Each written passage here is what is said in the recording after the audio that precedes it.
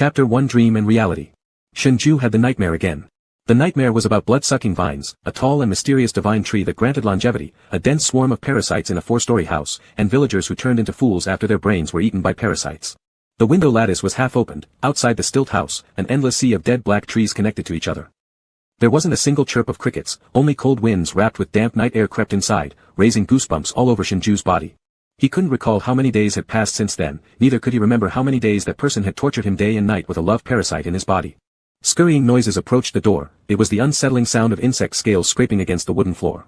Inside the room, pitch-black darkness enveloped everything. The sound crept through the cracks of the door step by step towards the bed position.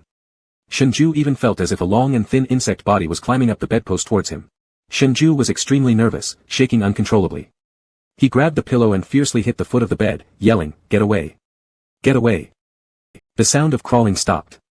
Shengzhai held his breath and carefully felt the bedding with his hands, but there were no insects at all. Just when Shengzhai was starting to relax, a sudden chill went down his waist. A cold snake coiled around his waist, its forked tongue flickering near his ear, hissing, hiss. Ah Ju.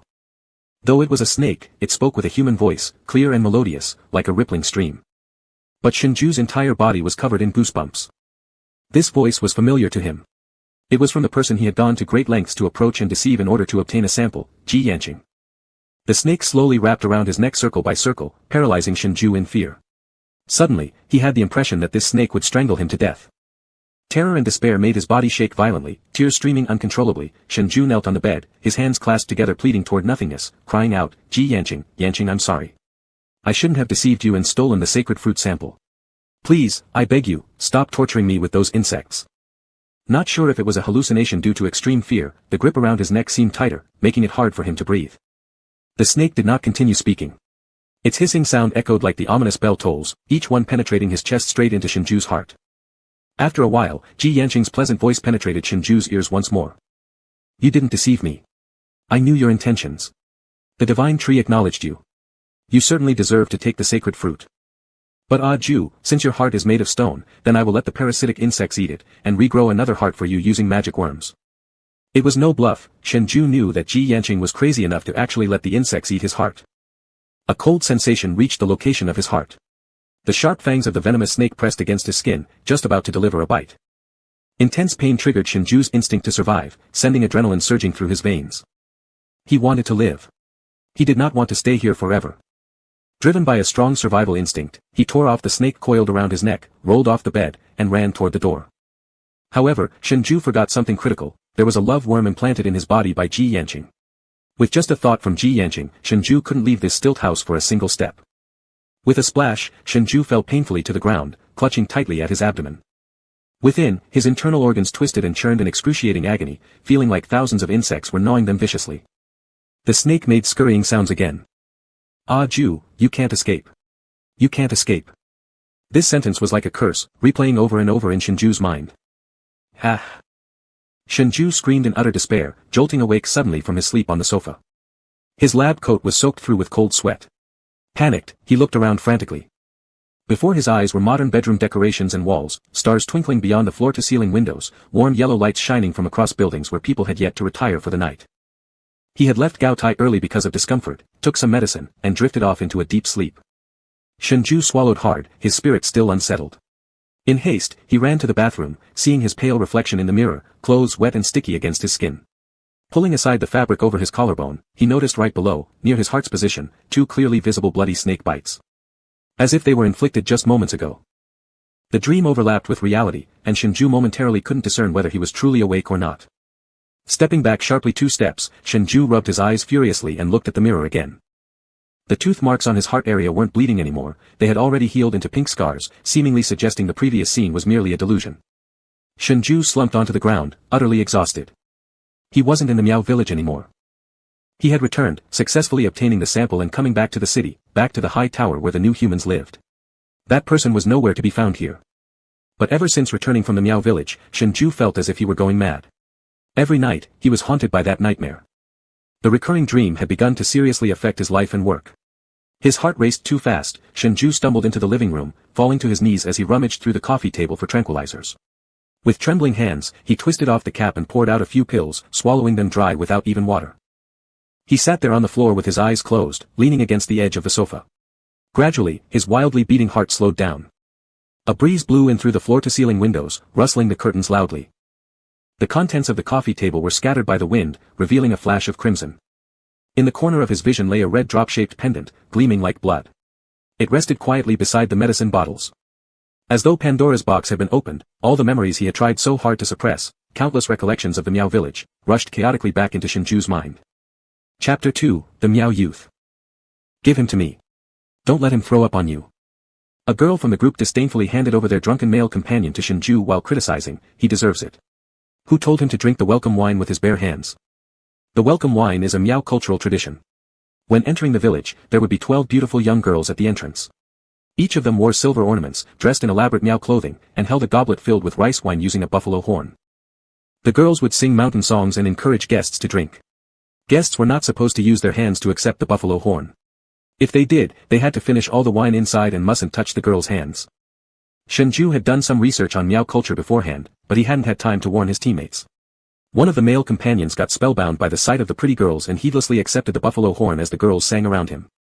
Well, now that was awkward. He didn't escape any of the 12 servings of welcome wine, forcing himself to swallow each one, eventually puking from the sheer amount. Shengzhu glanced around and asked, "Where's Abu?" Abu was their guide, who spoke a bit of Mandarin and was a fresh graduate. His responsibility was to translate and lead them to some realistic spots in the Miao village for selection. Including Abu, Shengzhu's team consisted of 8 people. One of the members said, the guide said he'd stop by his house on the way and come back after delivering something. Shengzhu nodded. Upon entering the village, the first thing that caught their eyes was various types of stilt houses, alongside many modern signs and shops. It was midsummer, the mountains teeming with mosquitoes and the temperature high. This period marked the low season for tourism, with only 1/3 of the usual number of tourists in the village. Shengzhu felt slightly disappointed. Initially, he thought he'd find an authentic and traditional Miao village brimming with rich ethnic characteristics. Instead, this place had been turned into a tourist attraction, littered with commercialized stores masquerading under the name of a Miao village. After a day of traveling, everyone was parched. Shengzhu said, "Everyone's worked hard. Let's set our stuff down for a moment and rest right here. I'll go buy us all some bubble tea." Shengzhu headed to a bubble tea shop decorated with Miao features and ordered a cup for everyone in the group. The bamboo-weaved sleeves on the teacups encased the middle part and featured a string of very Miao characteristic silver little bells. They jingled beautifully in the breeze, looking worth the steep price of 50 yuan per cup. Carrying 7 or 8 cups of bubble tea in hand was rather challenging. Shengzhu's hand began to ache as he juggled them, trying to shift the weight when suddenly, out of nowhere, he collided face to face with someone. Several cups of bubble tea splashed and fell to the ground all at once. As Shengzhu winced at the monetary loss, he immediately apologized, "I'm so sorry, so sorry. Are you alright?" However, as soon as he looked up, Shengzhu froze in place. Before him stood a tall, slim youth wearing a sleeveless cross-collar dark purple Miao costume. His exposed arms and wrists were adorned with silver rings, and the costume was embroidered with complex, intricate patterns and silver ornaments. His raven-black long hair cascaded behind him, with a narrow silver chain interwoven with purple and black tied across his forehead. Several strands of hair hanging down his chest were braided. His perfectly carved phoenix-shaped eyes were cold and frosty, a mole below the corner of his eyes, and his irises black as obsidian. His skin was porcelain white, and Shengzhu even noticed the delicate veins under the youth's pale handbacks. Each piece of silver jewelry enhanced the youth's otherworldly charm to perfection. Stunned, Shengzhu stared at the youth, momentarily forgetting to breathe. It took him several seconds before he snapped out of it as the youth's elegant eyebrows arched slightly in impatience. "Really, I'm so sorry. I wasn't watching where I was going. Did the tea spill on you?" The youth remained silent, fixing his gaze on Shengzhu's feet. Shengzhu followed his line of sight. On the ground lay a silver mask, meticulously crafted with silver tassels dangling on both sides of its ears. It was unclear what kind of animal figure it represented, yet it looked incredibly lifelike. The sound of metal hitting the ground, a tingling noise, must have occurred when they collided, likely caused by Shengzhu inadvertently knocking off the youth's mask. Hastily picking it up, Shengzhu carefully dusted off the mask and returned it to the youth, saying, "I'm sorry about that. Is it broken? I can compensate you if necessary." Shengzhu inherited his mother's features, his peach blossom eyes always gave others the illusion of being innocent and pure. However, those who knew Shengzhu well understood that this was merely one of his ways of disguising himself. The youth calmly regarded Shengzhu for a moment without uttering a word. As he took the mask from Shengzhu's hand, his slender, jade-like fingers brushed against Shengzhu's. Surprisingly, Shengzhu noticed the silver accessory hanging from the youth's waist twitched slightly under the sunlight. Thinking it was a hallucination, Shengzhu glanced again, but this glance made his hairs stand on end. It turned out that the ornament hanging from the youth's waist was not any ordinary accessory but a chameleon capable of changing colors. Before Shengzhai could recover, he noticed movement in the black tresses of the youth's hair. It was another decoration that had shifted slightly. This one was a silver-scaled snake with a tongue flickering as it stared at Shengzhai through round eyes. If you didn't pay attention to its flickering tongue, it could easily be mistaken for an ornate snake-shaped hairpin. Shengzhai watched in shock as the chameleon's skin transitioned from silvery white to deep crimson while the snake hairpin twisted into various curves, reconfiguring itself into another shape resembling a different kind of accessory. Adding to the spectacle was a centipede nestled on the youth's shoulder, hidden partially by his hair. It hadn't caught Shengzhu's eye initially. Ashen-faced, Shengzhai quickly withdrew his hand and took 2 steps back. He knew the villagers in tourist areas had the custom of raising venomous snakes and insects for performances for visitors. Given that this boy carried snakes with him, Shengzhai assumed he must also be one of those performing villagers. However, even knowing this intellectually, seeing it up close startled Shengzhai. Such uniquely colored lizards and snakes were unfamiliar to him and certainly didn't appear harmless. How young was this boy to already have such a dangerous line of work? Glaring at Shengzhai with disdain, the boy subtly tapped the red chameleon's head with his knuckles. The lizard seemed to receive some command, then gracefully slithered down alongside the silver snake and the centipede, vanishing into the grass beyond Shengzhu's gaze. Startled, Shengzhu's eyes widened. Did you send them away? Can they understand your commands? The boy remained silent, but Shengzhai quickly came to terms with the idea that animals understood the boy's commands. In this vast world, nothing is impossible, especially for Miao people known for their expertise in handling snakes and insects. Knowing some unique techniques for training snakes or lizards isn't particularly difficult to fathom. With the creepy-crawly creatures gone, Shengzhu's courage returned. From start to finish, the youth never spoke a word to Shengzhai, yet Shengzhai wasn't offended. In fact, he found this cold demeanor even more endearing. Perhaps the youth simply didn't understand Chinese. After all, the Miao have their own language. What struck Shengzhai most was how naturally clean and unblemished the youth appeared, completely unlike the contrived high and mighty types he had encountered in cities.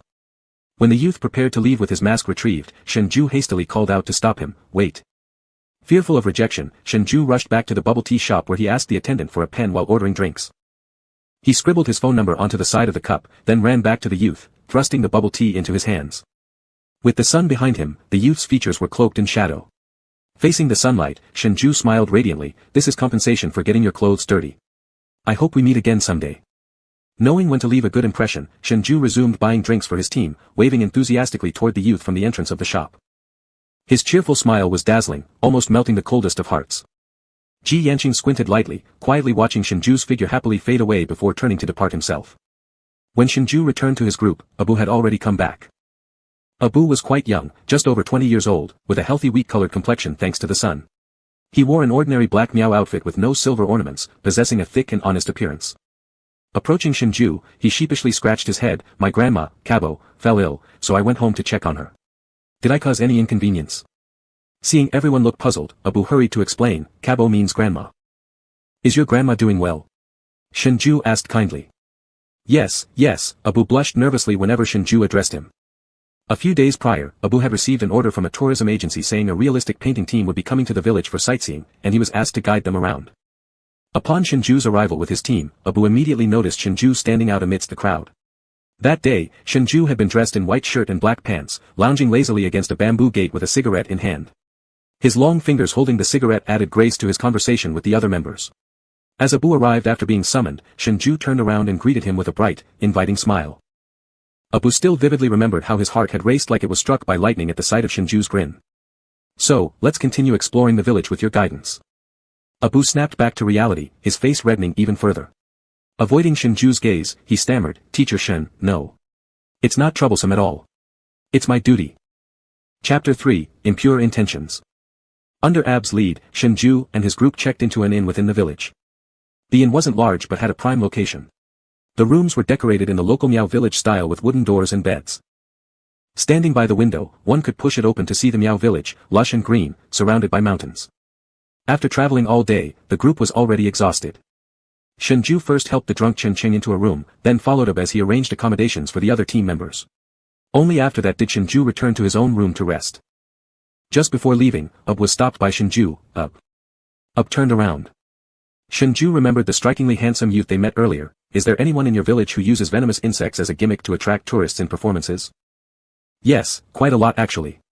Outsiders are curious about the mountains and find them mysterious, so here we have many people using snakes and spiders for performances. Shengzhai continued, then do you know who performs with a chameleon? He's tall, very handsome, and has a snake with him. The snake has peculiar silver-white scales. Such a snake must be rare. If Ab knew, maybe more information about the boy could be obtained. Ab thought seriously, every girl in our village is beautiful. Professor Shen, are you looking for someone? That much was true. Jiteng Village's climate and soil made everyone here look exceptionally attractive. It's not a girl. Ab became even more confused. Do you know his name? Shengzhai sighed. That boy didn't understand what he said, and hadn't spoken a word to him. How would he know his name? Never mind, thank you, Ab. Ab scratched his head, appearing very honest. I'll go ask my father, perhaps he knows the person you're looking for. Alright, thank you. After Ab left, Shengzhai finished his shower and sat at the window playing with his phone. After nightfall, mist began to rise outside the village, gently covering the distant mountains and forests, making everything hazy. The wet mist drifted indoors, feeling cool. On the windowsill stood a hanging basket plant, the mist gathering into droplets on its petals. Shengzhai reached out to touch those nearly falling transparent water droplets, when suddenly, a butterfly with a completely black body gracefully fluttered onto the windowsill. It circled the hanging plant for a moment before finally settling on Shengzhu's fingertip, slowly flapping its wings. Shengzhai was surprised to see butterflies in the village so late, especially such a beautiful one with colors and patterns rarely seen. Fearing it might fly away with any movement, Shengzhai quietly observed the butterfly. After staying on Shengzhu's finger for a while, Shengzhai carefully extended his hand toward the window, and the butterfly gracefully flew into the night. Shops in the village were still open, lit with colorful lights connected continuously. Tourists strolled around in small groups. Earlier that evening, he had written his phone number on a milk tea cup. If that boy was also interested in him, he would likely call or message upon seeing the number. But Shengzhai waited for a long time, receiving no messages or calls. He felt disappointed. Rarely had he encountered such a unique beauty. In the morning, a female teammate who often teased Chen Qing knocked on Shengzhu's door. She walked in and went straight to the point, asking, Dr. Shen, what do we plan to do tomorrow? They just let us pretend to be a documentary crew investigating this village, but we have no leads, and we can't just wander aimlessly, can we? This female teammate was named Zhouya, and she worked alongside Chen Cheng at Shenzhou's High Tower Research Institute. Their mission was to uncover the secret of why most villagers in Jiteng lived long lives so they could study it. With the rapid development of the era, technology progressed, yet human health regressed. In urban areas, life expectancy after middle age decreased significantly, living to 65 was considered old age. However, in this secluded mountain village, the average lifespan was over 150 years. High Tower served humanity, and as one of its top research doctors, Shenzhou had been dispatched to the village to search for factors contributing to the villagers' longevity, collecting any animal or plant samples that could assist in extending human life. The night breeze grew cooler, so Shenzhou closed the window. Don't rush. There must be a reason they sent us here so hastily. I've reviewed some materials before coming. The people in the village drink water from a natural spring long-term. Perhaps the water contains special substances. Let's ask Ab to take us to the spring tomorrow. Zhouya had only recently started working at the High Tower, with a straightforward personality. She originally thought the higher-ups were giving them a difficult task as punishment, but hearing Shenzhou's explanation put her mind at ease. Shenzhou grew up in the High Tower since he was a child, inheriting his parents' legacy from a young age and being groomed as the next researcher. He had worked in the High Tower longer than anyone else, stayed there for the most extended period, and naturally held the most influence among the team. Go back to sleep early. We need to set off early tomorrow morning. Shenzhou smiled and bid Zhouya to rest. After Zhouya left, Shenzhou glanced at his phone one last time, finding no messages or calls. He shook his head with a faint smile, turned off the light, and climbed into bed to rest. Deep within Jiteng Village, a stilt house hidden amidst a bamboo grove emitted the faint glow of a single kerosene lamp. The distant village bustled with bright lights, but this area remained lonely and dark. At the window ledge of the second-floor bedroom, there was a porcelain jar on the wooden table in front of Ji Yanqing. Inside the jar coiled a silver-white little snake and a crimson lizard. Next to the jar sat a cup of milk tea, which seemed entirely out of place in the room's rustic setting. A black butterfly fluttered in. Ji Yanqing raised a hand, and the butterfly landed obediently, as if summoned, on his finger. Ji Yanqing looked at it for a moment with downcast eyes, then placed it on the edge of the porcelain jar. The butterfly perched quietly on the rim. A small snake poked its head out of the jar, moving forward to rub against Ji Yanqing's wrist in a friendly manner. Ji Yanqing gazed downward with his long lashes shadowing his eyes. He lightly tapped the snake's head, not too softly, not too firmly, and his voice was as cold and damp as the thick mist outside the window. You scared him today. The little snake flicked its tongue, then nudged Ji Yanqing again. Ji Yanqing pulled out a dagger, cut his finger, and dripped blood into the jar. The snake and the lizard reacted as if they had smelled something delicious, plunging their heads into the jar to drink eagerly. Ji Yanqing also dropped a few drops of blood on the rim of the porcelain jar. The butterfly responded with excitement similar to the silver snake, stretching its proboscis eagerly to suck the blood like flower nectar. After a while, the silver snake and the butterfly were sated. The butterfly flew away, and the little snake crawled out of the jar again, coiling itself around Ji Yanqing's wrist in circles, serving as an ornament. Ji Yanqing glanced at them and warned sternly, "You're not allowed to do that next time." The white snake feigned death. Ji Yanqing squinted, looking in the direction the butterfly had flown, lowering his gaze as if talking to himself, or perhaps warning the little snake, "He is indeed special, but his intentions are impure. You shouldn't be interested in him." The little snake hissed twice, seemingly refuting Ji Yanqing. Ji Yanqing fell silent, stroking the lizard in his palm. His gaze shifted, landing on the cup of milk tea with a string of numbers written on it. Chapter 4, Encounter with the Youth Again. The next early morning. Abu arrived early, and Shengzhu's group was already ready to set off. Abu recommended several scenic spots to Shengzhu, asking where he wanted to go for realism. When Shengzhu mentioned wanting to head upstream of the spring to find better light and less frequented places by tourists, Abu's face turned pale as he quickly said, No, we absolutely can't go upstream." Shengzhu was confused, "Why not?" Abu looked reluctant and hesitant. "My father says the upstream is where the Sheng Miao live, they don't interact with us. The people from the Sheng village do not interact with outsiders, adhering to their own way of life, nor do they intermarry with outsiders. On the contrary, the Shu Miao do." A few years ago, when Jiteng Village hadn't been developed into a tourist spot yet, some people were in favor of opening the village to the public while others strongly opposed it. There was a deadlock between these two groups. Later, the ones who opposed it left the village and moved deep into the mountains, cutting ties with the developed part of the familiar Jiteng village. The remaining Jiteng then changed its name to Jiteng. Since then, Jiteng became the Shu village, downstream and developed for tourism, whereas Jiteng remained the Sheng village, located upstream. Abu seemed to remember something. "By the way, Mr. Shen, the person you asked me about earlier, I've inquired my father. You said this person keeps a silver snake and also lizards, right?" Shengzhu nodded. Abu's expression grew even more somber. "Mr. Shen, the person you encountered could possibly be from the Sheng village. We cannot enter their territory. Moreover, we don't know exactly where they live, but people from the Sheng village can freely come and go from anywhere. And after our increasing interaction with foreign tourists, for safety reasons, there are no longer anyone in the village keeping venomous snakes as pets. Even if there are any, the fangs have been pulled, and the venom glands removed, so they pose no danger anymore. Mr. Shen, you'd best avoid too much contact with them." Abu had never met a Sheng Miao himself, but the mysterious nature passed down through his elders' naturally ingrained reverence for the Sheng village within him. He struggled for words. "They are not easy to get along with." Recalling the excessively handsome youth, Shengzhu didn't pay much attention. With a smile, he said, "Since we can't go upstream, then please bring us to the downstream area instead." Seeing that Shengzhu wasn't insisting on going upstream, Abu sighed with relief and happily accepted. "All right, once you're all set, we can start immediately." Zhou cast a puzzled look at Shengzhu, failing to understand his intention of heading downstream. Shengzhu didn't offer much explanation either, only telling everyone to pack up their luggage and prepare to depart.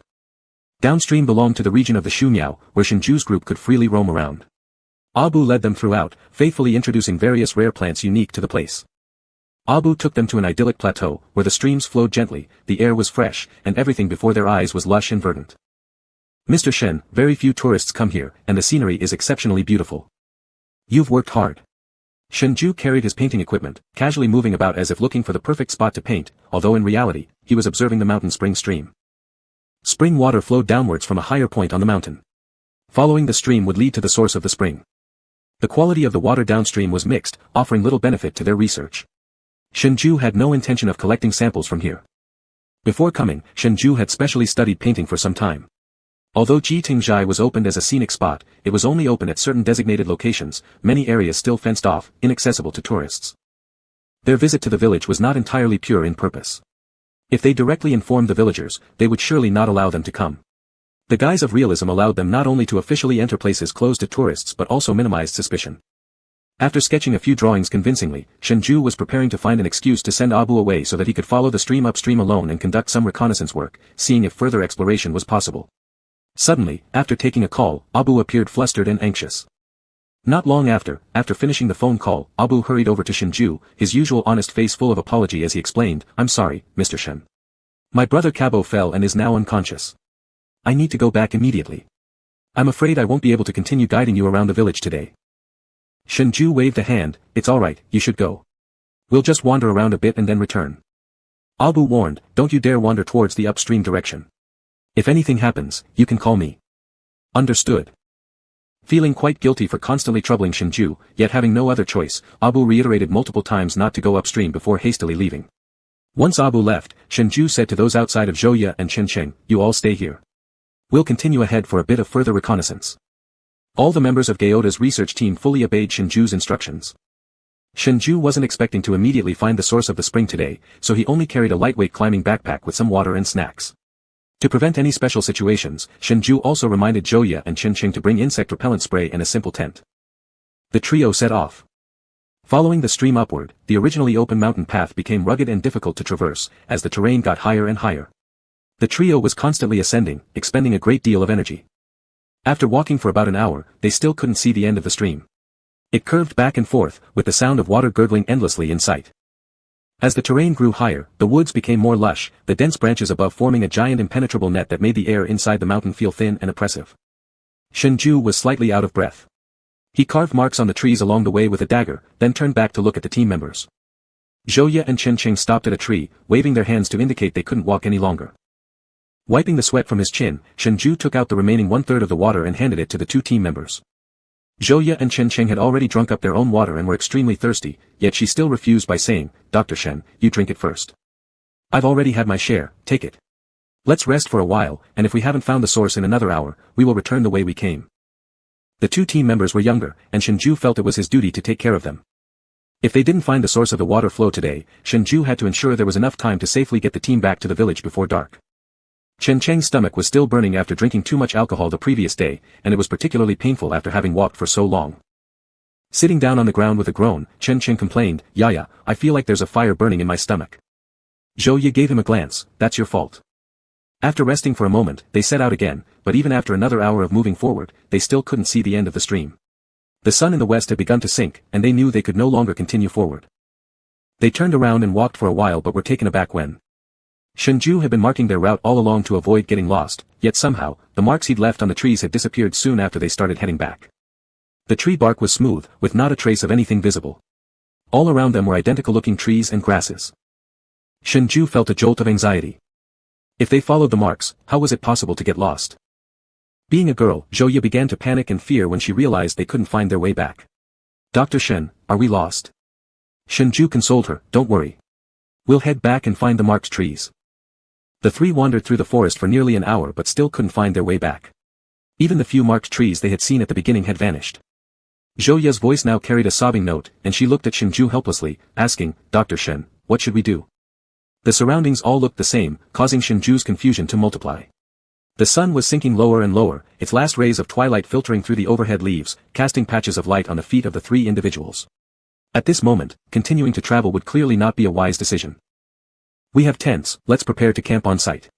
Once night falls, it won't be suitable to continue traveling in the mountains. We'll look for our way back tomorrow."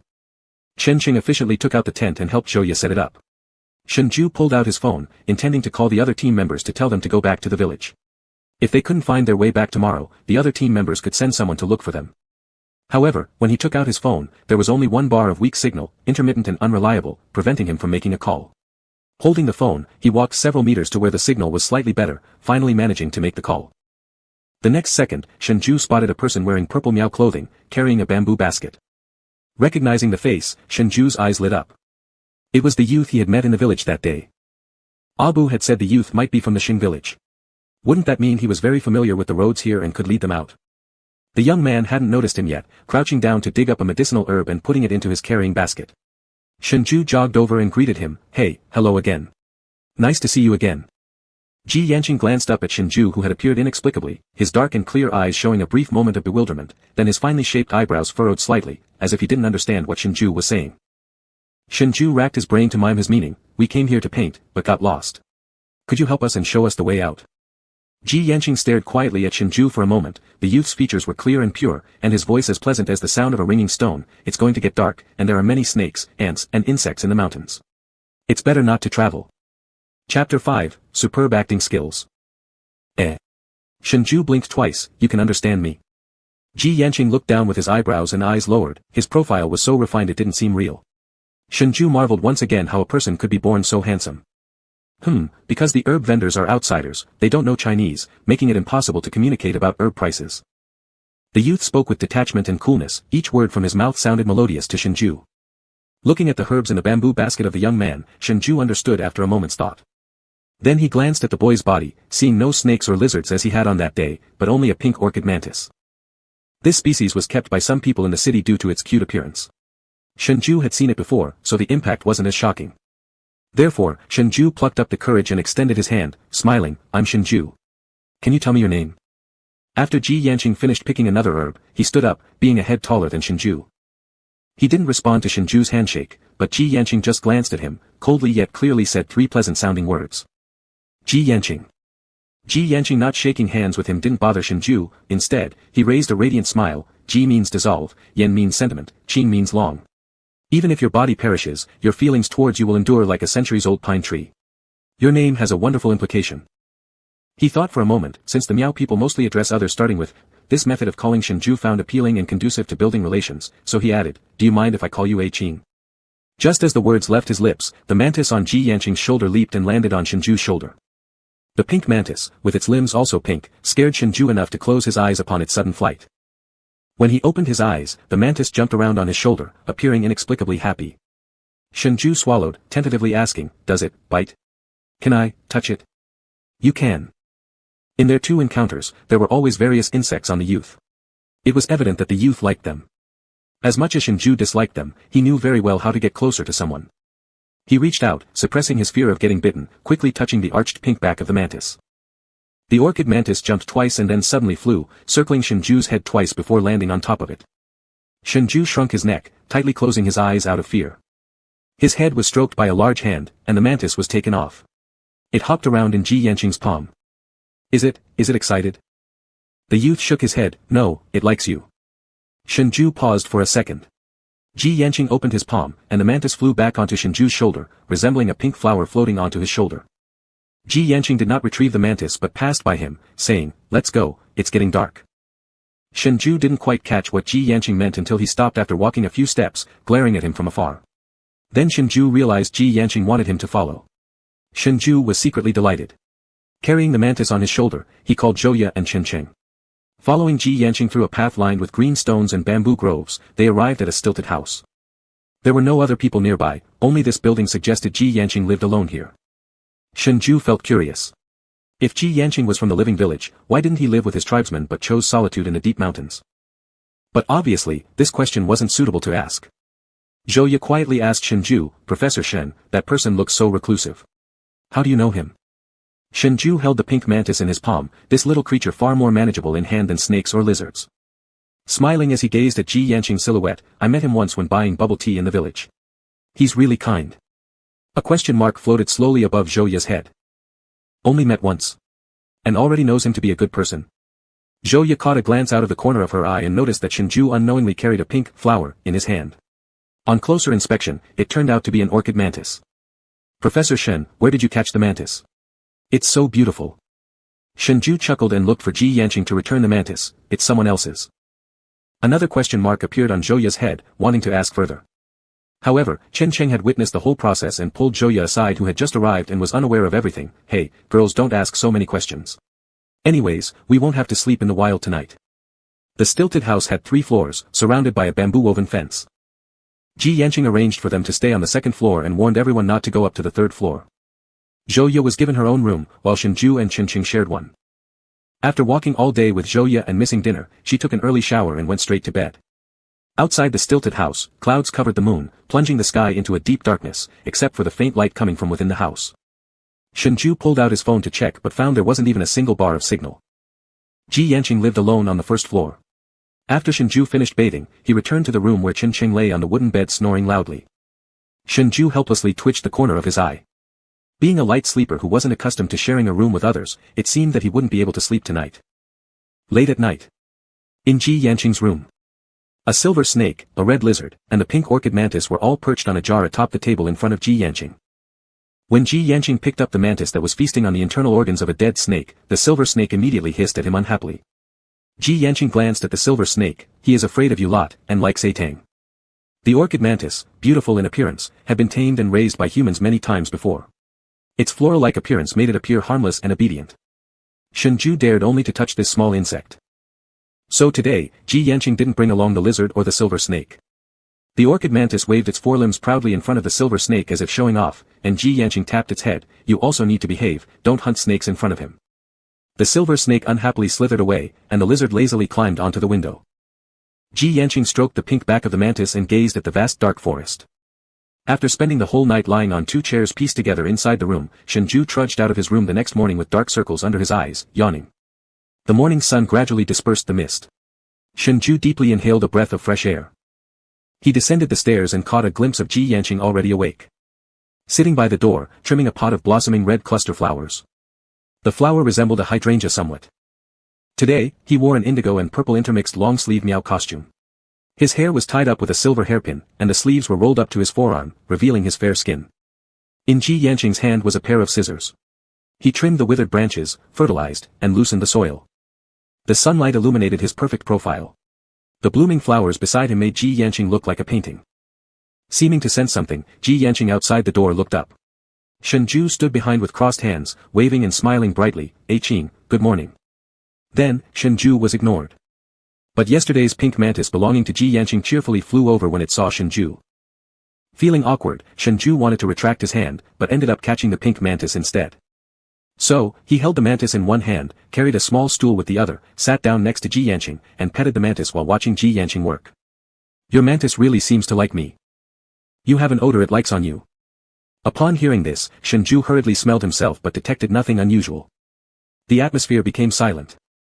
Shengzhai searched for another topic. "Is this flower also a medicinal herb?" "Yes, its roots and leaves can invigorate blood circulation and dissipate blood stasis." "Did you grow all these yourself?" Ji Yanqing didn't answer, so Shengzhai guessed aloud. "Do you dig up these herbs from somewhere?" "Upstream of the mountain spring. It has high terrain, ample sunlight, suitable for wild herbs." "Upstream, spring source, samples." Shengzhai paused. Ji Yanqing collected the pruned flower stems, then got up and walked out. Shengzhai followed closely behind, holding the mantis and wearing a pure smile full of anticipation. "Then surely the upstream scenery must be breathtaking, Qing. Are you planning to go upstream soon? We'd love to do some realistic sketches there. Could we join you?" After washing his hands, Ji Yanqing's delicate, jade-like fingers appeared as though they were pieces of artwork. Watching him do anything was aesthetically pleasing. He looked at Shengzhai and said, "No." Shengzhai startled, confused. "Why?" Ji Yanqing was brief. "You are tourists, you cannot go to the living village.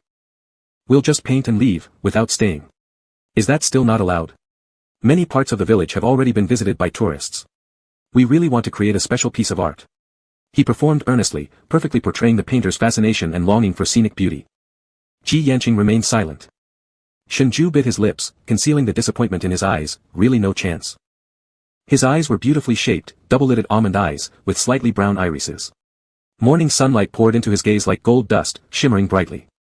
Yanqing Ji noticed a tiny red mole in the crease of Shengzhui's double eyelids, visible only when he blinked.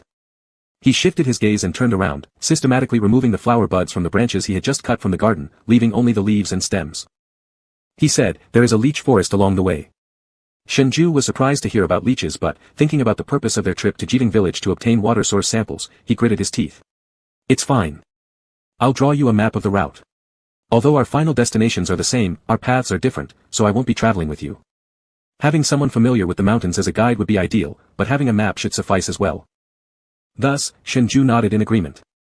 Chapter 6, Unexpected Encounters. After counting the three people's items, they determined that the food and emergency medicine would last for 2 days.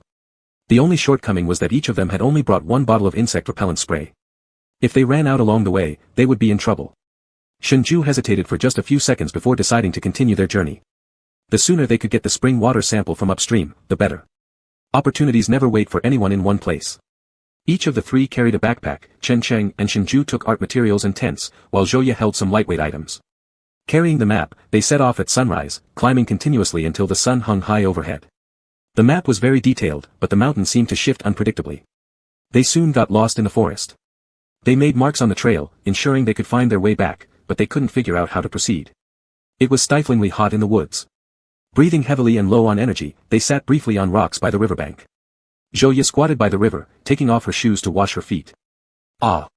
Suddenly she let out a scream, and Shengzhai rushed over immediately. "What happened?" With red-rimmed eyes, Zhouye pointed shakily at her calf. "Teacher Shen. Help me." On her calf were several long mountain leeches. Although small, these leeches could jump and secreted a numbing substance when biting, making it impossible to feel the bite. Those leeches greedily latched onto Zhouye's calves, sucking blood voraciously. Shengzhai lit a cigarette with swift efficiency, using the burning tip to scorch the leeches. Seeing this, Chen Qing immediately checked himself and found several engorged leeches on his leg that refused to let go. Cursing under his breath, he imitated Shenju and used a cigarette to burn them off. Teacher Shen, are there any more? Zhou Ye was almost crying. They had just passed through a swampy area covered with dense layers of leeches, on the ground, leaves, and grass everywhere, teeming with mountain leeches as far as the eye could see. Shenju instructed all three to wear hats and protect their ears, mouths, and noses, covering any exposed skin tightly, then quickly passed through the swamp. Looking up at the sun obscured by dark clouds, Shenju said, once the clouds disperse and the temperature rises, they'll likely become even more active. We need to hurry. No one needed to guess what being more active meant. Cold sweat broke out on all three, paying no attention whether leeches still clung to their legs as they focused on traversing the marshland. But they underestimated the mountain leech's resilience. Even Shenju found leeches in his shoes. After barely clearing the wounds from their bodies and passing through the leech-infested forest, the next stretch offered not a single tree, only a harsh, unrelenting sun beating down directly onto their heads, turning the ground into a giant steaming pot. Shenju's vision started to blur slightly, a prelude to heatstroke. Just as he was about to ask Zhou Ye and Chen Qing to find a shady spot to rest, Zhou Ye suddenly collapsed. Shenju hurried over. Chen Qing dragged her behind a waist-high rock. Shenju fetched water for Zhou Ye, who had succumbed to the heat. Are you alright? Zhou Ye's face was flushed red, her lips cracked, and her eyes remained tightly shut. Her body had lost too much water due to excessive sweating and was now trembling with cold. Shenju poured water into his hand and splashed it gently on her face and neck, trying to alleviate her symptoms. After inspecting her closely, he frowned and said, "This doesn't look like regular heatstroke." He crouched down, flipping Zhou Ye's palm upward, revealing a tiny but deeply pigmented red dot at her palm heel, where an unknown bug must have bitten her. It's a spider bite, Shenju identified instantly upon seeing the wound. Chen Qing was shocked and quickly rummaged through his backpack to find the antidote to administer to Zhou Ye. Fortunately, they had the correct suppressant drug for spider venom. After injecting the suppressant, Zhou Ye fell into a deep sleep. Standing up, Shenju announced, "The sun is about to set, let's camp here." Chen Qing nodded in agreement. With Zhou Ye injured, continuing wouldn't make sense. Although collecting samples was vital, Shenju felt some guilt for endangering his team members during this trip. Things had exceeded his original prediction. They still had one day left to reach their destination, but Shenju worried that Zhou Ye might not endure it. Samples were important, but the safety of the team came first. After settling the team members, Shenju went to gather firewood. Everything nearby was wet, so he ventured further away. After collecting a pile, he was about to leave when he noticed movement in a patch of nearby bushes. Thinking it might be a wild animal, Shenju immediately became vigilant. As he approached cautiously, however, he saw a corner of a purple robe. Upon closer inspection, it turned out to be Ji Yanqing. Ji Yanqing's foot was caught in a trap, and she was struggling desperately to pry it open. Shenju was startled. "Qing, how did you end up here?" Ji Yanqing's voice was weak, his lips cracked from dehydration. He said, "I accidentally fell into a trap set by hunters to catch deer while gathering herbs." Shenju hurriedly moved to rescue him. Fortunately, the injury wasn't severe. Ji Yanqing's Miao dress was thick enough at the hem, so the animal trap only grazed his skin, causing a little bleeding. Scattered around him were various herbs and a bamboo basket. "Isn't it a sign of destiny that we meet again? You gave us the route map, yet we still got lost.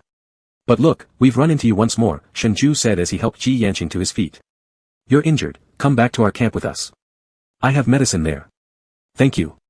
Ji Yanqing seemed exhausted from staying in the animal pit for too long. His face had turned slightly pale, and he didn't want to talk much. He had set out earlier than they had that morning, and judging by the sparse herbs in the bamboo basket, it was highly likely that he had been trapped in that pit for half a day. With the intense heat during the day in the mountains, and the depth of the pit, it was like being steamed in a pot, no one could endure such conditions. Bringing Ji Yanqing back to the camp, Shenju carefully took out a first aid kit and applied ointment on his leg. He then let Ji Yanqing stay in his own tent while he went to share space with Chen Qing.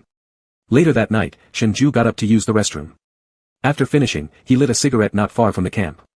He had just taken half a puff when the camp suddenly erupted in a piercing scream. Shenju crushed the cigarette butt and threw it into a water pit, then rushed back to the camp. However, his steps abruptly halted as goosebumps rose all over his body and a wave of nausea swept through him. The camp was surrounded by a swarm of spiders led by one large spider with a bright red body. These spiders were crazily crawling toward the tents in groups. Chen Qing was holding a torch and desperately trying to drive them away, standing next to Zhou Ye, who was running a fever and sleeping restlessly near the fire. "Chen Qing!" Shenju shouted loudly, sprinting back to his tent, which hadn't yet been invaded by the spiders. He grabbed 2 bottles of insect repellent spray from inside and threw them to Chen Qing before taking another bottle to create a path for Chen Qing and Zhou Ye by spraying on the ground. "Get out quickly!" Chen Qing focused on protecting Zhou Ye behind him, swinging the repellent spray to repel the relentless spiders, staggering out of the tent. Shenju remained busy, ordering Chen Qing to use the spray to block the spiders in front of them. He then grabbed the torch from Chen Cheng and took out portable gasoline from his backpack. He poured it around their feet in a circular safe area and immediately ignited it. The circle of fire safely enclosed them. Shengzhai was relieved that they were surrounded by plains without any plants, which wouldn't harm the forest. Moreover, there was a river beside them, a stroke of good luck amidst the misfortune. The cluster of spiders fearfully eyed the flames. Their densely crimson bellies glared menacingly at the three people encircled by fire, but they hovered around the perimeter, reluctant to leave. Shengzhu's chest heaved violently as he examined the team members, sighing in relief after confirming no one was hurt. However, just as he began to relax, a sudden thought struck him, and he immediately grabbed Chen Cheng to ask, "Where's Ji Yanqing? Did you see him?" Chen Cheng looked terrified, his face going white. "I don't know.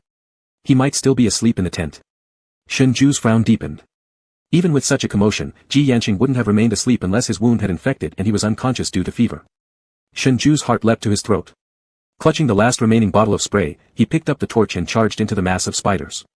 Behind him, Chen Cheng anxiously shouted, "Professor Shen, where are you going?"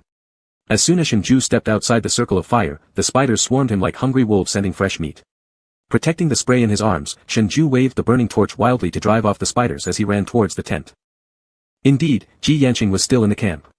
Standing by the fire, a group of spiders surrounded him, but unlike the frenzied ones chasing Shengzhai and his companions, these spiders showed no intention of attacking Ji Yanqing.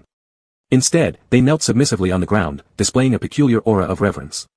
Through the flickering firelight, Ji Yanqing calmly met Shengzhu's eyes from afar. If Shengzhai had observed closely, he would have noticed the unnatural calm in Ji Yanqing's gaze compared to the crackling flames. At that moment, Shengzhai was solely focused on rescuing Ji Yanqing and failed to notice the strange composure Ji Yanqing displayed facing hundreds of spiders. Ji Yanqing. Shengzhai rushed to Ji Yanqing's side, handing him the last bottle of spray and grabbing his other hand to run. Shengzhu's palms were sweating profusely, and his hands were burning hot. Shengzhai used a single torch to blaze the way. Those spiders were no longer afraid of the torches, or perhaps they were just too hungry. The leading bright red spider was unafraid of the flames and risked burning 3 of its legs just to climb up Shengzhu's arm. Shengzhai felt a sharp pain in his neck and instinctively slapped it with his hand, grabbing the spider and throwing it forcefully onto the ground. Ji Yanqing's eyes dimmed. The poison quickly spread from an initial stinging sensation to large areas of searing pain radiating up to his shoulder. Just after pausing for a few seconds, the swarm of spiders came after them again. Shengzhai gritted his teeth, shaking his dizzy head. Aching, the spray. Ji Yanqing tossed the spray over to Shengzhai, who immediately dispersed the spiders closest to them. While Shengzhai drove away the spiders, Ji Yanqing quietly gestured with his right hand behind his back, lightly touching the tip of his index finger with his thumb.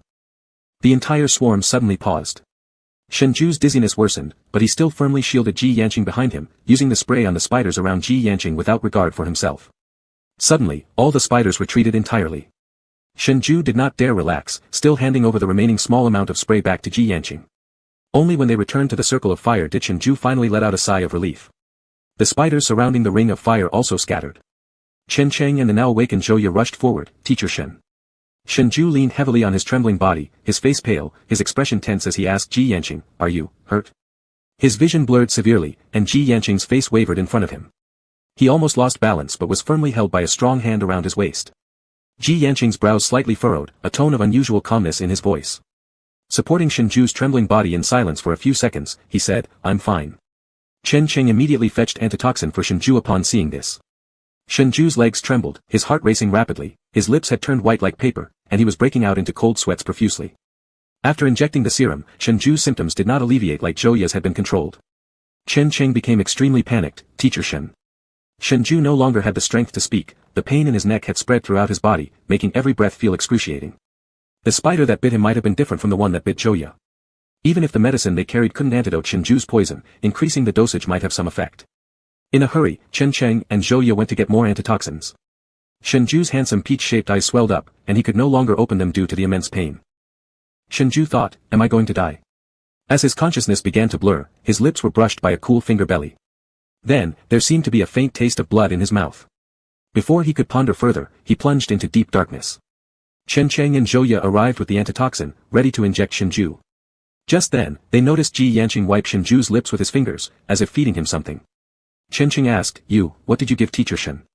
Ji Yanqing stood up and hid the hand that touched Shengzhu's lips inside his sleeve. "Herbs, which can detoxify."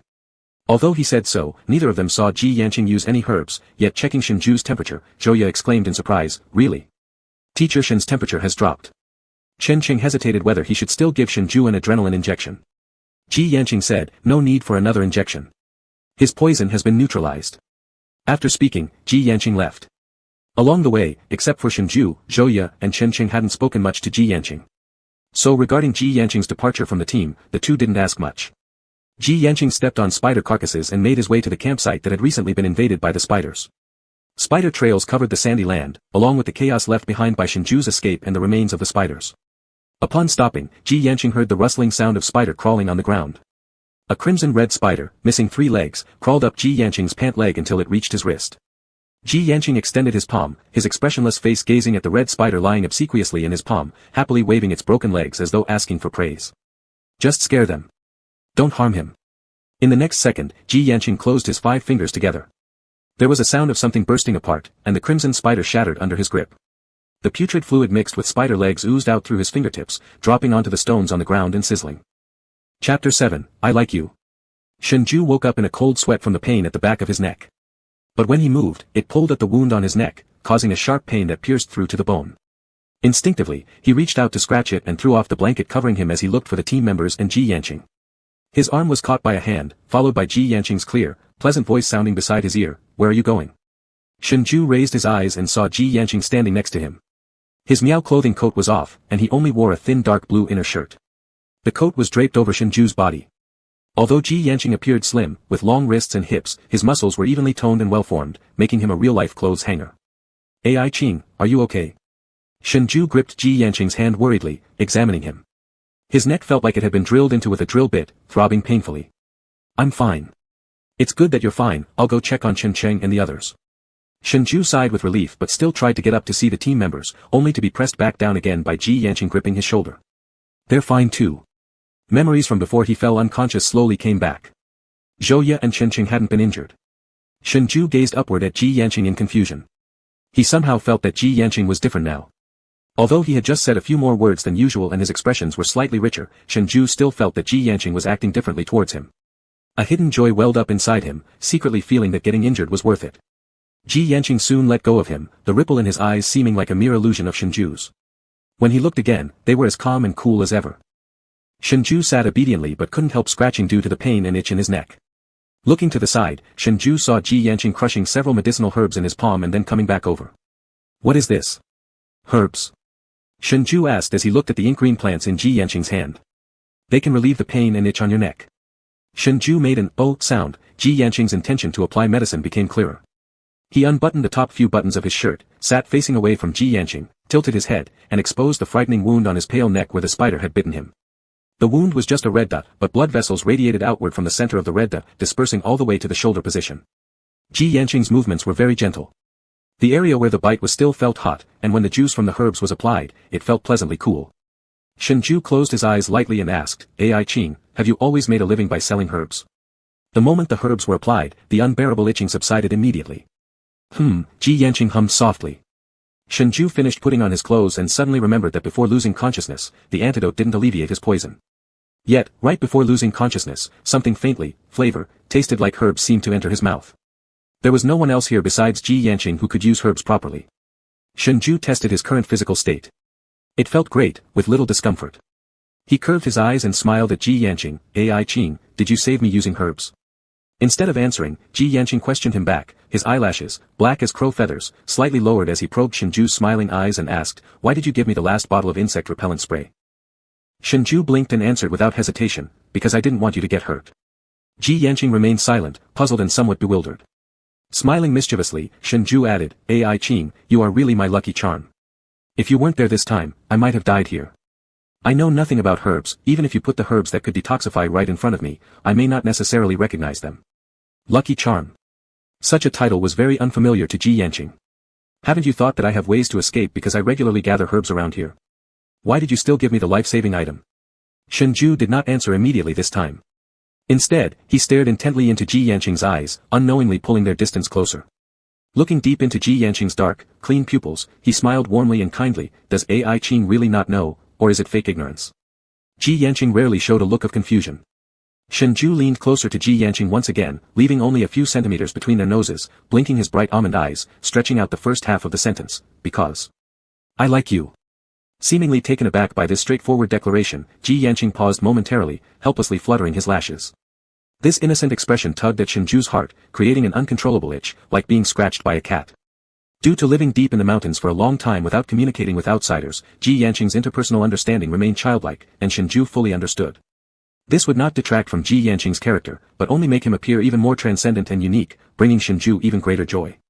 Ji Yanqing stared at Shengzhu's mischievous eyes, his own dark with thoughtfulness. People who came from the outside often used sweet words to deceive the young women in the village. His mother had already proven this by sacrificing her life. Shengzhu must have another purpose. What exactly was he after? The four spent the whole night inside the circle of fire, until the sky started to lighten as the gasoline ran out. The four finally returned to camp. By morning, Shengzhu had fully recovered. Zhouye, curious about what herbs Ji Yanqing had given to Shengzhu that had such a miraculous effect, wanted to ask for a sample to take back for study. But because of her current assistant status, it wasn't reasonable for her to request one directly. She approached Shengzhu and whispered to him, "Dr. Shen, I'm not sure what herb the Miao man gave you yesterday, but you're all better today. If we could bring a plant back for research, it'd be great. Since you two are friends, can you ask him for me?" Shengzhu smiled and nodded, "Sure." The three were busy tidying up their belongings when Ji Yanqing left for a while. In fact, Shengzhu was somewhat hesitant whether they should continue onward or not. The antidote and supplies were still enough, but the bug spray had dwindled down to only half a bottle. He worried if they kept moving forward, they might encounter the same insects again. While he was hesitating, Ji Yanqing returned. After meticulously informing Shengzhu about the road ahead, Ji Yanqing said he still wouldn't lead them any further. "You are close enough now. After leaving here, there won't be poisonous bugs anymore. Follow the direction I've provided and proceed for another li, you'll reach the river upstream." Hearing this, Shengzhu was a bit surprised. He had originally thought that since they accidentally saved Ji Yanqing, he'd surely choose to go with them so they wouldn't risk getting lost again. Unexpectedly, Ji Yanqing still declined to lead them. "Your wound has yet to heal completely. Are you sure you don't want to travel with us? There are matters in the village." Shengzhu knew that the village Ji Yanqing referred to was certainly not the Jiteng village they visited before, but rather the wild village that split ways from the settled Miao tribe, the Jiteng wild village. Since Ji Yanqing had some business, Shengzhu couldn't force him to stay. Before Ji Yanqing departed, Shengzhu stuffed several compressed biscuits and water into his hands. Finally, unable to hold back, he asked, "Ai Qing, will we see each other again?" Ji Yanqing did not respond, only looking at Shengzhu silently for a while. Well, then be careful on your way." Shengzhu's eyes brimmed with reluctance, his eyelids slightly drooping, exposing the tiny red mole hidden within his double eyelid fold. Without uttering a word, Ji Yanqing turned and left immediately. After Ji Yanqing disappeared, Shengzhu and the others set off again. Before departing, Shengzhu noticed something had been left behind in front of Ji Yanqing's tent. It was a covered jar, palm-sized, gray, with fine holes on the lid. Its contents were unclear but weighed heavily. Shengzhu picked it up and thought about opening it but then reconsidered. It was Ji Yanqing's personal item, and it would be disrespectful to peek into it. So, he slipped the jar into the outer layer of his backpack, deciding to return it to Ji Yanqing once they meet again. The three traveled smoothly, just as Ji Yanqing had predicted, no insects appeared. Zhouye cautiously removed a bit of the herb applied to Shengzhu's neck, putting it carefully into a sealed bag to take back for research. Shengzhu walked ahead, looking somewhat distracted. He wondered if he and Ji Yanqing would ever have another chance to meet after this departure. There was no signal deep in these mountains. He didn't know where the wild village was, and Ji Yanqing didn't seem like the type to use a mobile phone. How could they possibly run into each other again? The three proceeded uneventfully at first, but it wasn't long before they became lost again. After the last time Shengzhu got lost, he made a note to mark the trail more frequently, ensuring they wouldn't get disoriented again. However, upon seeing the bare tree trunks, the three couldn't help but feel a chill running down their spines. Shengzhing swallowed hard and said, "Dr. Shen, aren't we caught in a ghost loop?" Shengzhu scolded him, "Nonsense. You're a researcher at Gyoda, why are you suddenly superstitious? Keep looking. If it's not a ghost loop, then it's probably that Miao man intentionally deceiving us. He doesn't want to accompany us because he planned to let us get lost." In moments of extreme pressure and fear, humans tend to think irrationally. Shengzhing muttered. Shengzhu straightened his expression seriously, "He wouldn't deceive us. Stop saying nonsense and look for the markers properly." Knowing he was wrong, Shengzhing obediently looked down and searched. The three wandered around for half a day. As the sun sank westward, the light gradually faded. As they passed through a bamboo grove, Shengzhu tripped and fell, dislocating his leg in the process. The pain made him break out in cold sweat, and he could only walk with the support of Shengzhing. Finally, Zhouye spotted a glimmer of hope and excitedly called out to Shengzhu and Shengzhing, pointing at a village lit by lanterns below the mountain, "Dr. Shen, look. Is there someone living over there?" Not far away, there was firelight and cooking smoke, indicating that indeed people lived there. Reinvigorated with hope, the three gazed at the distant lights and moved forward. When the sky had fully darkened, the three finally reached the source of the firelight. It was an ancient-looking village. It deserved the description because the gate of the village was held up by two weathered wooden pillars, their surfaces roughened from years of wind and time. In the center of the gateway hung a cow's skull, its horns intact and its lower jaw ingeniously fixed to the gate. In the dark night, the faint starlight cast shadows, creating a stark contrast between the ghostly pale cow bones and the deep brown old wood. The hollow eye sockets of the cow's skull seemed to watch them with an eerie coldness. On either side of the gate were long wooden poles, each bearing tattered cloth banners embroidered with strange and unreadable patterns. As the wind blew, these banners snapped loudly, and the bright red design seemed alive, writhing and grinning grotesquely. Zhou Ye shivered and grabbed onto Chen Cheng's clothes, who also felt uneasy inside. But aside from this village, they had nowhere else to go. Though the atmosphere at the gate was ancient and unsettling, it was certainly better than staying out in the wild, where they risked insect attacks. Moreover, this village upstream might be where Ji Yanqing, one of the unassimilated Miao tribesmen, resided. Maybe they would see Ji Yanqing again. Let's go, this might be Shengzhai, we'll see if we can stay with the villagers for the night. If not, we'll try something else, Shen Ju suggested. Both Abula and Ji Yanqing had once warned them not to visit the raw Miao villages as they didn't welcome outsiders. But they had no better place to go now, so they couldn't afford to sleep in the open wilderness being bitten by poisonous bugs. They could only take a chance. If the villagers refused to host them, they'd think of another plan later. The three followed a pebble path leading into the depths of the village. Along the way, almost all the houses had tightly shut doors. Eventually, they encountered a middle-aged woman dressed in traditional Miao clothing. Before Shenju could explain their good intentions, she already looked terrified, dropping her hoe and muttering something incomprehensible in Miao before rushing away in panic. Shenju's leg throbbed in pain, his face pale, and they needed to quickly find a place to stay. Yet every door they knocked on remained closed, despite trying multiple houses. Only then did Shenju remember what Abula said, that the people in Shengzhai were mostly unwelcoming to strangers. Apparently, it was true. If only they could encounter Ji Yanqing here. Suddenly, a loud commotion came from behind them. Turning around, they saw the villager who had fled earlier now accompanied by a large group of people. Each person carried a torch, and at the front was an elderly man with gray hair, leaning on a distinctive wooden staff. With a gesture from the elder's cane, the crowd rushed toward them, tying them up instantly. Shenju tried to explain that they weren't bad people, but the language barrier prevented understanding. They were dragged and bound to stone posts in the center of the village. Back to back, the three were surrounded by bright firelight. Zhou Ye was close to tears. "Teacher Shen, why are they binding us?" The villagers buzzed with conversation, apparently discussing what to do with them. A beautiful Miao girl emerged from behind the elder. She wore silver ornaments on her head and neck, and a silver bell tied to her braid jingled as she walked. At her feet was a towering, pure white hunting dog known as a Shesi dog, a common sight among the Miao but rare in cities. The girl spoke to the elder in Miao, and he nodded before approaching the three to inspect them one by one. Her Shesi dog followed closely behind, sniffing each of them carefully, as if selecting food meticulously. Fearing dogs, Zhou Ye kicked her legs and cried, "Go away, get off me." The white dog sniffed around Zhou Ye and Chen Cheng before stopping by Shenju. With tongue wagging, it excitedly barked twice at the girl. The girl lifted her chin, giving the dog permission. It promptly lunged at Shenju's pants, biting and tearing wildly. Shenju's heart raced. With one foot injured, he could only use the other leg to kick the dog. But the white dog managed to rip apart the edge of Shenju's pants. In the struggle, a jar from the outer layer of Shenju's backpack dropped to the ground, rolling into everyone's view. There seemed to be something alive moving inside the jar, knocking against the lid and making a clattering sound. The next moment, Shenju watched helplessly as a completely silver-white snake pushed the lid open and crawled out, rising up and hissing aggressively at the Shesi dog with bared fangs. The white dog immediately let go of Shenju's trouser leg, tail tucked between its legs, and ran back to the Miao girl. A chill ran down Shenju's spine. He didn't know that the jar contained Ji Yanqing's silver snake. And he had been carrying it along the whole way. The Miao girl's expression changed. The silver snake stood upright, its vertical pupils coldly surveying everyone. The old man and all the villagers behind him looked astonished, muttering incomprehensibly among themselves. Shenju regretted not learning a few sentences of Miao before coming here. They couldn't understand a single word the villagers were saying. The elder said a couple of sentences to the Miao girl, who cast a deep look at Shenju before turning around with her Shesi dog and walking away. Not long after, the Miao girl returned with someone. Seeing the person, Shenju's eyes lit up. Zhou Ye and Chen Cheng also looked as if they'd found hope. As Ji Yanqing approached, both the leading elder and the Miao girl became more restrained in their expressions, standing silently by Ji Yanqing's side without speaking. A child accidentally dropped a wooden ball toy on the ground, which rolled toward Ji Yanqing's feet. The little boy chasing the ball bumped into Ji Yanqing's legs. The woman who hurried over knelt down and grabbed the child protectively, her face pale as paper, trembling involuntarily. Ji Yanqing simply squatted down, picked up the wooden ball, and handed it to the little boy. The boy reached out to take it but was quickly pulled back by the woman, as if touching some evil spirit. Ji Yanqing placed the ball beside the boy's feet and then walked normally toward Shengzhai. Because the distance was far and the woman was facing away from Shengzhai and the others, none of them could see how terrified her expression truly was. Shengzhai called out joyfully, "Aching."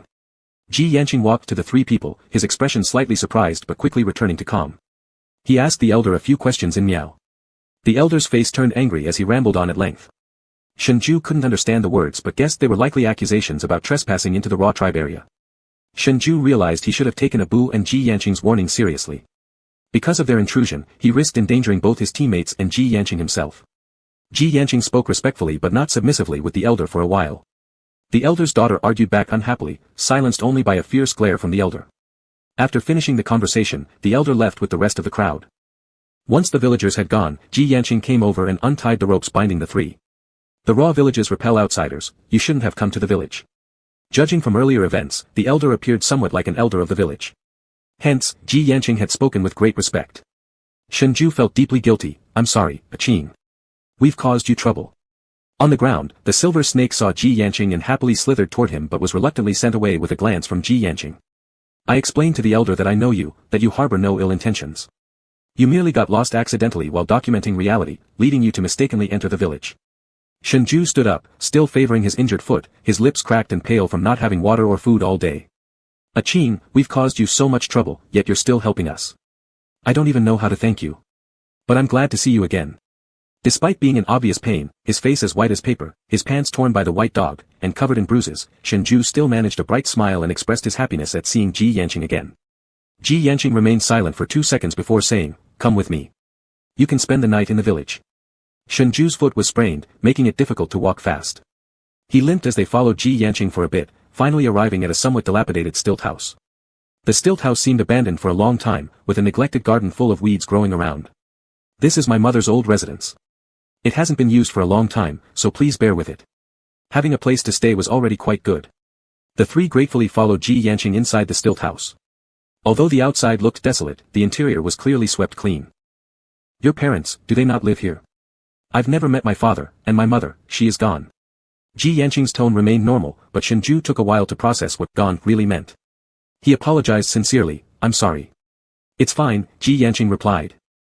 Chapter 8, You're Amazing. After Ji Yanqing had settled them down, she left. Shengzhai hadn't even managed to ask Ji Yanqing where she was going or if she would return. This stilt house was much larger than the one Ji Yanqing lived in deep within the mountain forest. It had 4 full stories and was the tallest stilt house Shengzhai had seen since arriving at the village. The inside was also very clean. He and his team were on the 3rd floor, each with their own room. Ji Yanqing was staying alone on the 2nd floor. The 1st floor was a large hall for receiving guests, while the 4th floor, as Ji Yanqing had mentioned similarly in her stilt house in the deep forest, was off limits. The three of them nodded in agreement, affirming that they wouldn't violate anyone's privacy. His twisted ankle hurt badly, and Shengzhai lay there, tossing and turning sleeplessly. Chen Cheng's snoring penetrated through the walls, reaching Shengzhu's ears. Shengzhai silently sighed in his mind, wondering how Zhouya could possibly fall asleep enduring Chen Cheng's snores. Shengzhai fumbled for his phone. It still had half its battery left, but there was no signal or power source in the village, rendering the phone nothing more than a decoration that could only tell time. The wallpaper was a randomly stolen shot that brought him joy every time he saw it. As he was lost in thought, there seemed to be some rustling sounds from the doorway. Thinking it was Ji Yanqing returning, Shengzhai, who couldn't sleep anyway, rose to his feet despite his limp, stepping out of the room and making his way to the courtyard. It was too dark outside, and Shengzhai couldn't see who was at the wooden door. He softly called out, "Qing." No response came, but the person outside seemed to be opening the door. "Is that you returning, Qing?" Shengzhai asked again. This time the door opened, but instead of Ji Yanqing, a white dog burst inside. That white dog was the same one that had bitten Shengzhai earlier in the evening. The white dog lunged directly toward Shengzhai. Startled, Shengzhai instinctively moved back, losing balance as his foot tripped over the threshold. With only one good leg, Shengzhai stumbled, suddenly losing control of his body's center of gravity and falling backward. A pain akin to a broken tailbone jolted through him, followed by an exacerbated injury to his twisted ankle. Shengzhu's face immediately turned pale from the pain. Sitting before Shengzhai, the white dog panted with its tongue sticking out, its eyes fixed on Shengzhai as though waiting for its master's command to pounce. The ringing of silver bells sounded, and the Miao girl from the evening stepped over the threshold and entered. "My elder sister said you don't understand Miao language, so I will communicate with you in Han." The girl's voice was clear, though her Chinese was far from fluent. Shengzhu's shocked pale face wondered how she could speak Chinese. But the girl gave no explanation. Instead, she looked Shengzhai up and down with a superior air, then huffed and lifted her chin high, warning Shengzhai, "You, leave the village immediately." Before Shengzhai could respond, a calm, icy voice came from behind her. "Zhuoran, what are you doing?" The white dog, which had been brimming with arrogance just moments ago, immediately tucked its tail and hid behind Zhuoran at the sight of Ji Yanqing. Ah Qing. Ji Yanqing was truly his guardian angel, always appearing right when Shengzhai needed help. Shengzhai tried to get up, but his lower body felt as if it were completely shattered. After several failed attempts, he awkwardly sat back down, offering a sheepish smile to both. Zhuoran's arrogance vanished like water poured over fire, instantly becoming subdued and even showing a bit of fear. Badaxian. They are outsiders, not allowed to stay in the village. Zhuoran switched to Miao language, which Shengzhai couldn't understand. Ji Yanqing coldly watched her, replying in Miao as well, her tone flat, "Get out." Zhuoran bit her lips as if wanting to say more, but upon seeing the orchid mantis on Ji Yanqing's shoulder arch forward slightly, she was forced to shut her mouth. With an angry glare at Shengzhai, she stormed off, slamming the door behind her. After Zhuoran and the white dog left, aside from the orchid mantis, a gecko and a silver snake skillfully descended from Ji Yanqing's body. The silver snake kept its distance from Shengzhai, curling up at the threshold and glaring at the two with disdain. The gecko slowly slithered to the garden fence outside and camouflaged itself in green. Shengzhai was confused. Why did that Miao girl seem somewhat afraid of Ji Yanqing? Was it his imagination? He remained lost in thought until Ji Yanqing approached and extended her hand. "Get up." Snapping out of his reverie, Shengzhai quickly handed his hand to Ji Yanqing's, using it for leverage to stand. In Ji Yanqing's hand was a piece of white cloth, smeared with brown herbal juice. She had Shengzhai sit back on the bed, placing his injured foot on her knee. She rolled up his pant leg and began applying medicine. Stunned by such unexpected care, Shengzhai helplessly called her name, "Qing." Ji Yanqing paused her movements, looking slightly flustered as she asked him, "Does it hurt?" Shengzhai didn't know how to describe his current mood. Yanqing had taken the initiative to apply medicine for him and even showed concern by asking if it hurt. It felt like the distance between them had suddenly closed, and Shengzhai was so happy he wanted to jump up and down, his lips curving into an unstoppable smile. "No pain." Ji Yanqing responded with a hum and fell silent again, her head bowed as she focused on applying the medicine. Shengzhai stared at the mantis, which tilted its head to look back at him. Tentatively, he extended his hand, and to his surprise, the mantis perched on Ji Yanqing's shoulder actually flew right into Shengzhui's palm. Overjoyed, he gently stroked the little creature, marveling at how it seemed quite understanding of human emotions. After some time of enjoying himself, Shengzhai began to feel a bit awkward about the silence and casually brought up a topic. "Yanqing, why do I get the feeling that the villagers are rather afraid of you?" He paused, reconsidering his words. "Not exactly afraid, but, it's more like they're avoiding you." More than just avoiding, it was like dodging a plague. "They are avoiding me." "Ah." Shengzhai was taken aback. "Why would they avoid you?" Ji Yanqing finished applying the ointment and said, "People from the living village cannot marry outsiders." "The living village doesn't marry outsiders?" "My father wasn't from here, and my bloodline isn't pure." Her voice was so low it sounded heart-wrenching. Shengzhai suddenly understood. It was because Ji Yanqing's mother had been with someone outside their community, leading to the birth of Ji Yanqing with an impure bloodline. In the minds of the living village people, such a mixed-blood child was seen as bad luck, an unfortunate harbinger of calamity. The villagers avoided Ji Yanqing just as they did any outsider, which explained why she lived alone. Based on what Ji Yanqing had said, Shengzhai pieced together his own assumptions. For someone like Ji Yanqing, growing up in this backward mountain village without the protection of her parents must have been extremely hard. He didn't know what to say, but gripped Ji Yanqing's hand in silence. "Yanqing." The empathy and compassion shining in Shengzhui's eyes were unfamiliar to Ji Yanqing, yet the warmth seeping through his palm into hers spread rapidly throughout her bloodstream, faster than the most virulent poison could. Ji Yanqing quickly pulled her hand away, surprising Shengzhai, who looked up at her. "Zhuoran caused you injury, and I will explain the situation to the elder. You can stay and recover before leaving." Shengzhai blinked, still needing the water sample and realizing staying longer would be a good thing. "Really? Will the elder agree?" "He will." If Ji Yanqing said they could stay, then it really meant they could. Though no one other than Ji Yanqing came to notify them, no one came to drive them out either. This must mean they were allowed to stay by default. Shengzhai gloated internally when another piece of good news arrived from Ji Yanqing. "The elder also knows Zhuoran came to see you last night and that you were injured. He agrees to let you stay temporarily. Moreover, the elder permits you to go upstream for observation, but you must not disclose the location or capture any images of the living village or its contents." Shengzhai thought he'd misheard. "Yanqing, you mean we can officially go upstream to observe? Did you personally speak with the elder for us?" "Yanqing, you're absolutely amazing." Shengzhai, forgetting his injury, jumped up and threw his arms around Ji Yanqing's neck in excitement. Chapter 9, Too Pure. Ji Yanqing firmly caught Shengzhai as he flung himself into his arms, his hand supporting the slender waist of the man. The warmth of the body in his embrace matched his own heartbeats through their chests. Ji Yanqing gently moved his hand from Shengzhui's waist to his shoulder, then softly pushed him away. Shengzhai let go with a slightly flushed face and looked up at Ji Yanqing, quietly defending himself. I was just too happy. Ji Yanqing turned his head aside, his ears faintly tinged with red. Shengzhai thought he had seen wrongly. Could Ji Yanqing possibly be shy? That was too pure. An itch stirred in Shengzhu's heart, but he knew better than to overstep. He didn't want to scare Ji Yanqing away or jeopardize what they had begun. When Ji Yanqing was about to leave, Shengzhai did not stop him, only gazed longingly at his retreating figure. Just as Ji Yanqing reached the doorway, Shengzhai called out to him. Aching. Ji Yanqing turned around, eyebrows raised in inquiry, silently asking why. Shengzhai gripped the quilt tightly, shaking his head with a bright smile. Nothing, thank you. Not long after Ji Yanqing left, Shengzhai fell into a particularly deep sleep, waking up only in the afternoon. Upon lifting the blanket to get out of bed, Shengzhai noticed a wooden cane by the bedside, leaning silently against the headboard. His heart swelled with joy upon seeing it. Holding the cane made by Ji Yanqing, Shengzhai yearned even more to see him. In the garden near the entrance, Shengzhai found Ji Yanqing. With his sleeves rolled up, he mended the weathered bamboo fence with vine strips. The warm sunlight cast a gentle glow on the beautiful man working intently. A sudden inspiration struck Shengzhai, and he took out paper and pencil from his bag, starting a quick sketch of Ji Yanqing right there by the door. Meanwhile, Ji Yanqing noticed Shengzhai sitting outside the door with his notebook and pen, diligently scribbling something down. The focused look on his face was clear, and so was the distinct scratching sound of the pencil on the paper. After watching for a bit, Ji Yanqing resumed his work. Phew, Shengzhai exhaled deeply, dusting off the pencil marks, raising the drawing toward the sun to admire it. The image of Ji Yanqing captured in the drawing had his hair tied up, his cuffs rolled, wearing his exquisite Miao attire, holding the vines, every detail vividly depicted. Satisfied, Shengzhai carefully put away the drawing into his backpack. During his sleep, all the weeds by the gate had been cleared.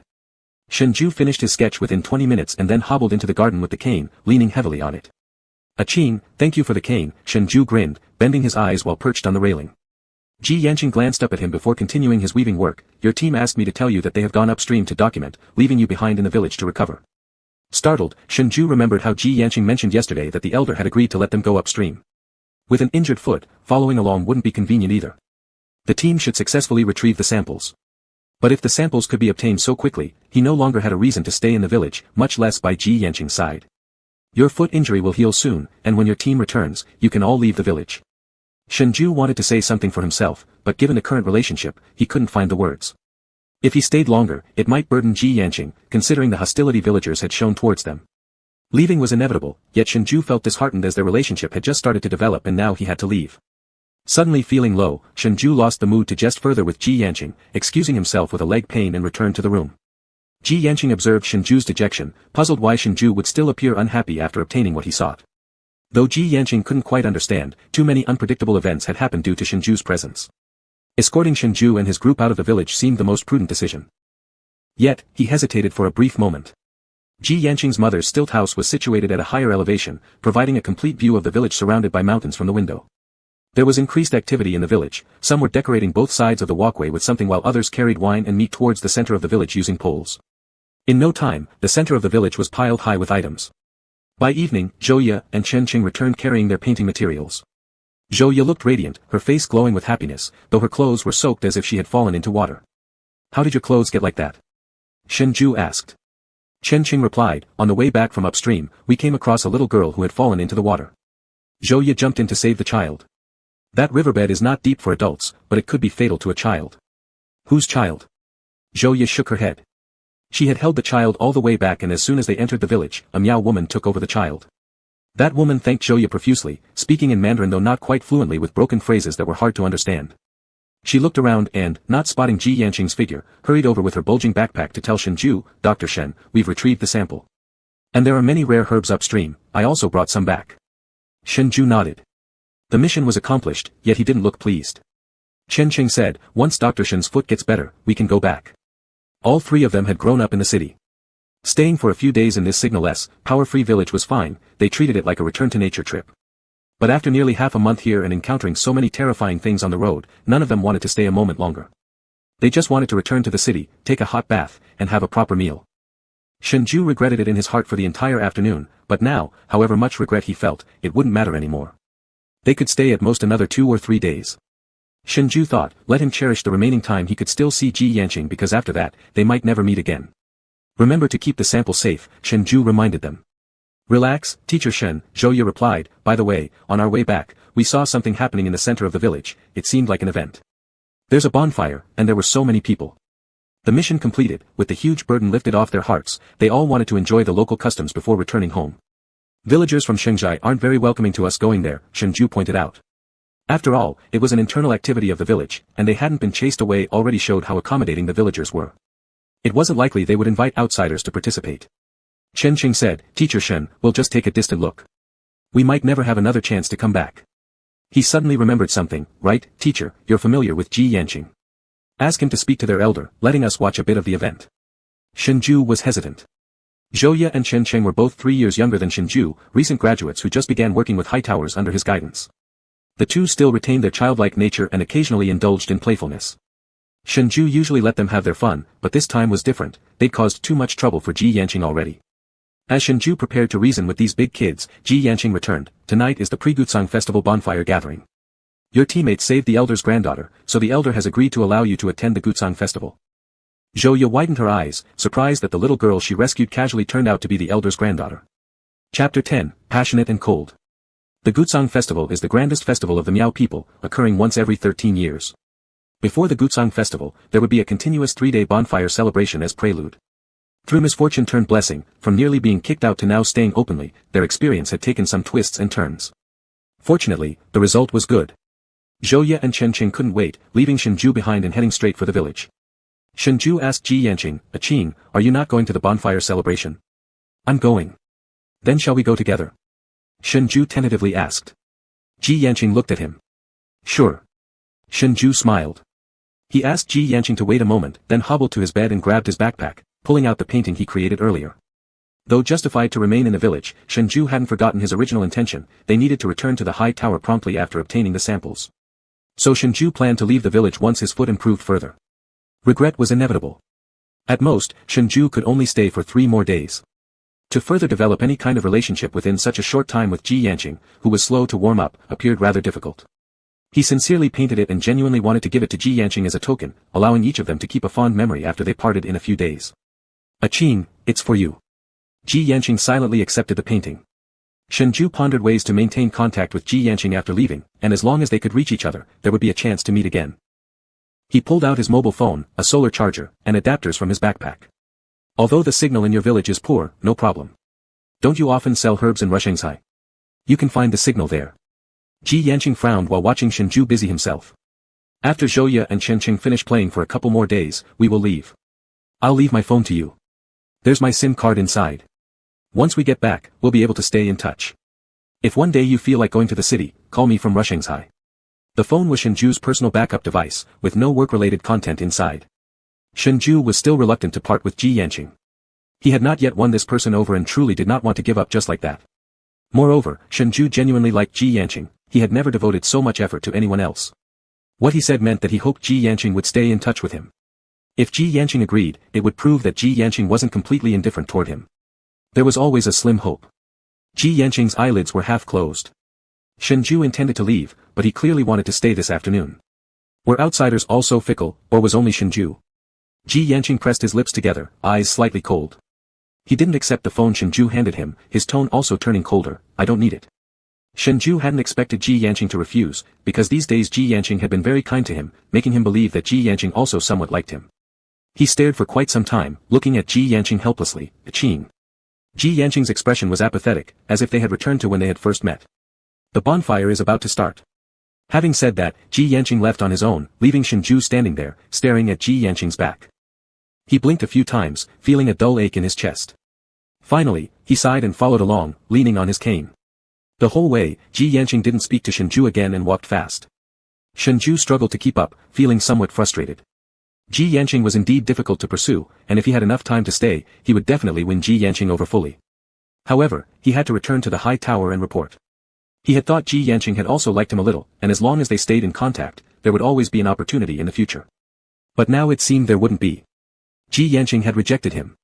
Shenzhou couldn't bear it, was far too unwilling. Just before reaching the center of the village, they passed by a house.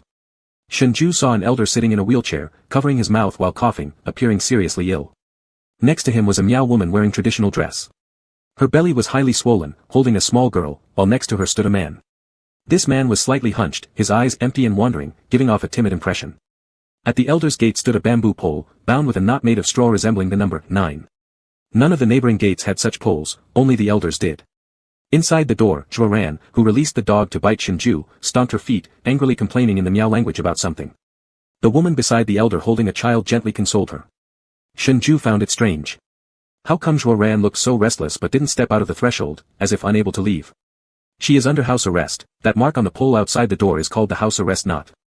Ji Yanqing gave Shengzhou an explanation at the perfect moment. Why is she under house arrest? Because she made a mistake. Shengzhou felt thoroughly confused. What mistake? Who put Zhuo Ran under house arrest? The elder. Teacher Shen. Zhou Ye ran over to Shengzhou. You've finally come. It's really fun up ahead. The woman beside the elder holding the child approached, bowing slightly to Zhou Ye and spoke hesitant Mandarin. Thank you for saving Yao. The woman looked young, almost like a teenage girl, entirely unlike someone who had already given birth. Zhou Ye waved her hands frantically. It's no big deal, no big deal. You've thanked me many times already. The woman's name was Zhuo Yi, the elder's eldest daughter. Zhuo Ran was the younger daughter. Zhuo Yi glanced at Ji Yanqing. Ji Yanqing's gaze remained as calm as a lake surface. Zhuo Ran quickly diverted her gaze and bowed to Shengzhou, saying softly, my younger sister doesn't know any better, apologies for offending you, brother. It's fine. Cough, cough, cough, the elder coughed violently. Zhuo Yi apologized with regret, quickly returning to the elder's side with the child in her arms. Shengzhou quietly asked Ji Yanqing, how do they all speak Chinese? Though their speech was rather awkward. Ji Yanqing indicated toward Shui Yi's husband, her husband is a Han Chinese. Shengzhou suddenly understood, looking at the man standing quietly nearby, always slightly hunched. The man was around 30, dressed in traditional Miao men's clothing, wearing a headscarf, with a vague expression on his face. Realizing something, Shengzhou asked again, but isn't it forbidden for Xingmiao people to marry outsiders? And what about that child? Why did Zhuo Yi marry a Han Chinese, and why did she have a child with a Han Chinese man? If an outsider is willing to give up life outside and stay in the village forever, then they can marry into the Xingmiao clan. The child was born to Zhuo Yi and her deceased former husband. That man chose to stay in the village permanently, and he became Zhuo Yi's second husband. Shengzhou momentarily lost his words, realizing the only reason someone would willingly give up everything and stay in the village for a lifetime was an all-consuming, profound love. Shengzhou didn't know about others, but if it were him, no matter how much he liked someone, he could never bring himself to live his whole life secluded in the mountains. Shengzhou was sentimental but also heartless. No one spoke after that, making the atmosphere awkward. Shengzhou asked Zhou Ye, where's Chen Qing? Zhou Ye replied, I don't know where he ran off to. There are so many young women out today, he probably went to flirt with one of them. Chapter 11, The Back Mountain Forbidden Zone. In the center of the square burned a blazing bonfire, surrounded by men, women, and children dressed in Miao costumes, holding hands as they danced around the bonfire, accompanied by lively music and laughter. This warm scene stood in stark contrast to the coldness shown earlier by the Shengmiao villagers. With the permission of the shaman, Shengzhou and his two companions were allowed to participate in the bonfire celebration. Older villagers still kept their distance from Shengzhou and the others, while some younger ones weren't hostile, yet chose not to interact much. Zhou Ye and Chen Qing enjoyed themselves freely, finding some roasted meat and wine somewhere. They found a spot to sit and watch the dancing men and women. Chen Qing's eyes widened, staring intently at the line of young girls. Zhou Ye disapproved of his lustful look and poured Shengzhou a cup of wine. He's such a disgrace. Teacher Shen, let's drink. All this is given to us by Zhuo Yi, who said she made it herself. Zhuo Yi was very grateful that they saved her daughter. After Zhou Ye arrived, she brought plenty of wine and food. Shengzhou followed Ji Yanqing to the center of the village and briefly met with the team before Ji Yanqing disappeared again. Looking around, Shengzhou couldn't find him. Teacher Shen. Zhou Ye still held her glass, noticing Shengzhou was daydreaming, she called his name again. Huh. Oh yes, let me try. The liquor was rice wine, usually not intoxicating. Shengzhou felt secure drinking it, but soon after finishing a cup, he began feeling dizzy and lightheaded. Zhou Ye turned red-faced from drunkenness, burping repeatedly. Oddly enough, despite consuming several cups, Chen Qing showed no sign of being drunk. The first day we came, I downed 12 cups of welcoming wine at once. This doesn't even faze me, Chen Qing proudly announced. You'd better help Zhou Ye back to our room. Shengzhou decided he wanted to walk around alone to sober up. Chen Qing asked, alright, Teacher Shen, can you manage on your own? No problem, I have my cane. Shengzhou tapped his wooden staff beside him. After Chen Qing left, Shengzhou picked up the trash on the ground and threw it into the bin. Then, leaning on his cane, he headed toward the back of the village. There was a small stone path leading deeper into the village. Walking idly along it, Shengzhou hadn't noticed how far away he'd strayed from the glowing center of the village. The rice wine was affecting him, though not enough to make him completely drunk. His mind was just slightly fuzzy and his body a little weak. The further he moved, the quieter it became. Tonight, the moon was exceptionally bright, with no grass nearby, only trees surrounding him. The moonlight filtered through the leaves above, casting dappled shadows on the ground. Sitting on a clean stone step, Shengzhai took out a cigarette, preparing to light it, when he suddenly heard footsteps nearby. Following the sound, he couldn't clearly see anything in the dim light, but faintly distinguished a few people abnormally carrying someone on a stretcher up the mountain. Almost every household had come out for the bonfire. Why would anyone choose to go up the mountain right now? Shengzhai thought it was strange and quietly followed them for a while. The four youths carrying the stretcher arrived at a large open area encircled by prayer flags. The area was larger than the central square of the village, surrounded by tall trees. If not looked for carefully, one wouldn't even notice such a place existed here. In the center of the flag stood a towering tree, unfamiliar to Shengzhai due to poor lighting, making its leaves and branches unrecognizable. Around the base of the tree spread stone slabs, each carved with patterns and colors. Unfortunately, it was too dark to discern any details. The sound of flowing water was nearby. Shengzhai hid behind a tree. Taking out his phone, Shengzhai adjusted the settings, zoomed in, and squinted to focus. High-tech electronic equipment perfectly compensated for human sight limitations. Focusing on the group, all four young men were wearing Miao costumes with unfamiliar faces. The person on the stretcher startled Shengzhai. It was none other than the elder they had seen just moments ago. At this moment, the elder appeared gaunt, his face pale, resembling a seriously ill man on the verge of death. The tree looked strange but had an inexplicable allure. Its trunk was massive, requiring several people to encircle it, with diamond-shaped leaves that were unusually large. Two of its branches resembled arms embracing something, a huge bud wrapped in countless leaves. What kind of tree bore such fruit? The group carried the elder to the front of the giant tree. One of them respectfully bowed to the tree, then took out a dagger and made a cut on the fruit, causing red juice to flow out. The person used a leaf as a container to collect the juice. Shengzhai watched as the man fed the juice into the elder's mouth. After feeding the juice, the four individuals quickly left without hesitation, carrying the elder down the mountain. Shengzhai pocketed his phone and hid again behind the tree. It was such a bizarre scene. What were those people doing? Was it some special Miao tradition? As Shengzhai pondered, hurried footsteps came from behind him. Shengzhu's heart dropped. Had he been discovered? But when he turned around, it was Zhuyi's husband. The man looked terrified and spoke incoherently, gripping Shengzhu's arms so tightly that his nails dug into Shengzhu's flesh. "You're from outside, you can leave." "She's waiting for me, she's waiting for me." Frowning in pain, Shengzhai didn't understand what the man was saying, but his expression appeared off. "Relax first. Who is waiting for you?" Shengzhai asked patiently. "It's me, and Miao." Zhuyi approached, leading her daughter with one hand supporting her nearly due belly. Her beautiful eyes gazed at the man as her red lips moved slightly. "Jiwen." The man froze, all his movements ceasing like a puppet being controlled. His gaze became vacant, just like how Shengzhai saw him for the first time. He slowly released Shengzhu's hand, dragging his feet back around lazily, as if soulless, bowing over step by step towards Zhuyi. In Miao language, Zhuyi told her daughter, Yao, take daddy home first. I have something to say to uncle. Auntie will come back soon." The little girl held Jiwen's hand and cheerfully led him away. It seemed like a perfect family picture, yet Shengzhai couldn't shake the odd feeling about the man's reaction. Yes, it was the man's response. Looking in the direction her daughter and husband disappeared, Zhuyi's eyes gradually revealed helplessness and sadness. Agu also noticed, "Jiwen, he's a bit abnormal. After my husband passed away, I met Jiwen and we fell in love very quickly." Zhuyi continued, Jiwen had once been a geologist, similar to Shengzhai, bringing a team to investigate the natural environment but got lost and stranded here where Zhuyi saved him. They quickly fell in love during their time together. For Zhuyi, Jiwen gave up everything on the outside and stayed in the village to marry her. However, not long after marriage, Jiwen unfortunately fell off a cliff while gathering herbs, hitting his head hard and becoming a fool. Tears welling up in her eyes, Zhuyi wiped the corner of her eye and smiled it off. That's all in the past. Things are good now, only sometimes does Jiwen lose his way. But don't worry, wherever he goes, I can always find him. It was undoubtedly a sorrowful love story. Agu, how did you end up here? This place is the sacred forbidden zone. No one can enter casually normally. Shengzhai wanted to say that he saw Zhuyi's father being carried here, but he knew little about the customs of the tribe. The elder seemed unwell when taken to the mountain, maybe it was a specific custom that shouldn't be asked about rudely. The Miao rice wine is too tempting. I drank a few bowls greedily and now I'm dizzy, wandering aimlessly without realizing where this is. There may be snakes and insects on the mountain at night. Agu, go back fast. Alright, you're pregnant. You should return home too, your daughter is waiting for you. Zhuyi smiled faintly and nodded. After Shengzhai left, Zhuyi's smile slowly faded, turning cold. She looked back at the big tree and stared meaningfully in the direction Shengzhai had departed. Chapter 12, Love Me. Down the mountain, Shengzhai felt even more dizzy. He hadn't expected the rice wine to have such strong effects, leaving him overwhelmed. Fortunately, though dizzy, his consciousness was still clear. What are you doing here? A cool voice rang out from behind. Ji Qing. Shengzhai turned back in pleasant surprise. Ji Yanqing stood before him, tall and elegant with striking features. Shengzhu's cheeks flushed red, his eyes unfocused, reddened because of the alcohol. The mole nestled between his double eyelids also appeared brighter and more alluring. Shengzhai grinned foolishly at Ji Yanqing and then stumbled over, hugging Ji Yanqing's waist like a koala.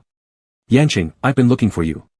Ji Yanqing furrowed his brows and caught Shengzhai, who was swaying unsteadily. The cane fell from his hand and rolled to the root of a nearby tree. There was a faint aroma of sweet rice wine on him. Ji Yanqing asked, did you drink alcohol? Shengzhai mumbled against Ji Yanqing's chest, yeah, just a little bit of rice wine, it doesn't get you drunk. Though saying it wouldn't get someone drunk, Shengzhai clearly wasn't in any normal state. I'll take you home. No. Initially, Ji Yanqing intended to support Shengzhai and send him home, but upon hearing this, Shengzhai became immediately upset, standing stubbornly in place and clinging tightly around Ji Yanqing's neck as if unwilling to leave. Ji Yanqing lacked experience in dealing with drunken people. Shengzhai seemed so unlike himself compared to how he usually was, it was an extreme contrast. You're drunk. No, I'm not. Shengzhai, still clinging to Ji Yanqing's neck, was almost hanging off of him. Suddenly, he cupped Ji Yanqing's face, getting close and aligning their noses with intermingled breaths. Then, pouting, Shengzhai leaned in to kiss Ji Yanqing's lips. Startled by this sudden move, Ji Yanqing instinctively turned away. The soft touch of Shengzhu's lips grazed his cheek instead, creating a loud smacking sound. Shengzhai. Ji Yanqing's breath caught, grasping Shengzhu's shoulders to maintain some distance between them. After being pushed back, Shengzhu's eyes immediately misted over with water droplets, blinking once before a large tear dropped down. Ji Yanqing froze in surprise. Shengzhai appeared extremely aggrieved, crying while asking, I've never liked anyone this much before. Can't you, Yanqing, like me just a little bit? Tears were unfamiliar to Ji Yanqing, something he had never experienced before.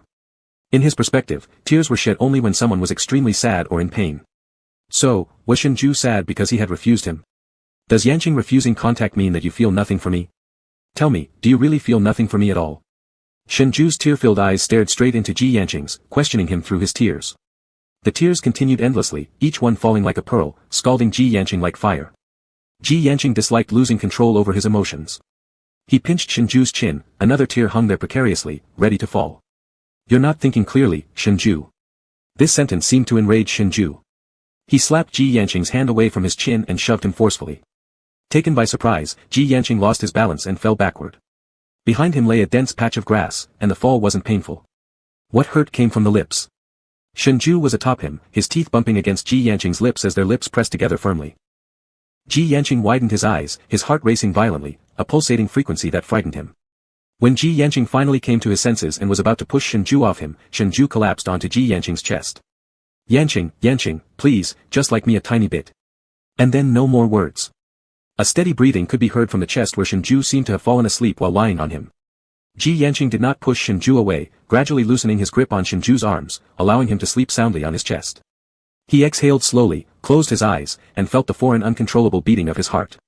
When Ji Yanqing woke up again, Shengzhai had already returned to the stilt house. Outside the window, the sun shone brightly, birds chirped joyfully, it was early morning the next day. Shengzhai still remembered being carried back all the way by Ji Yanqing.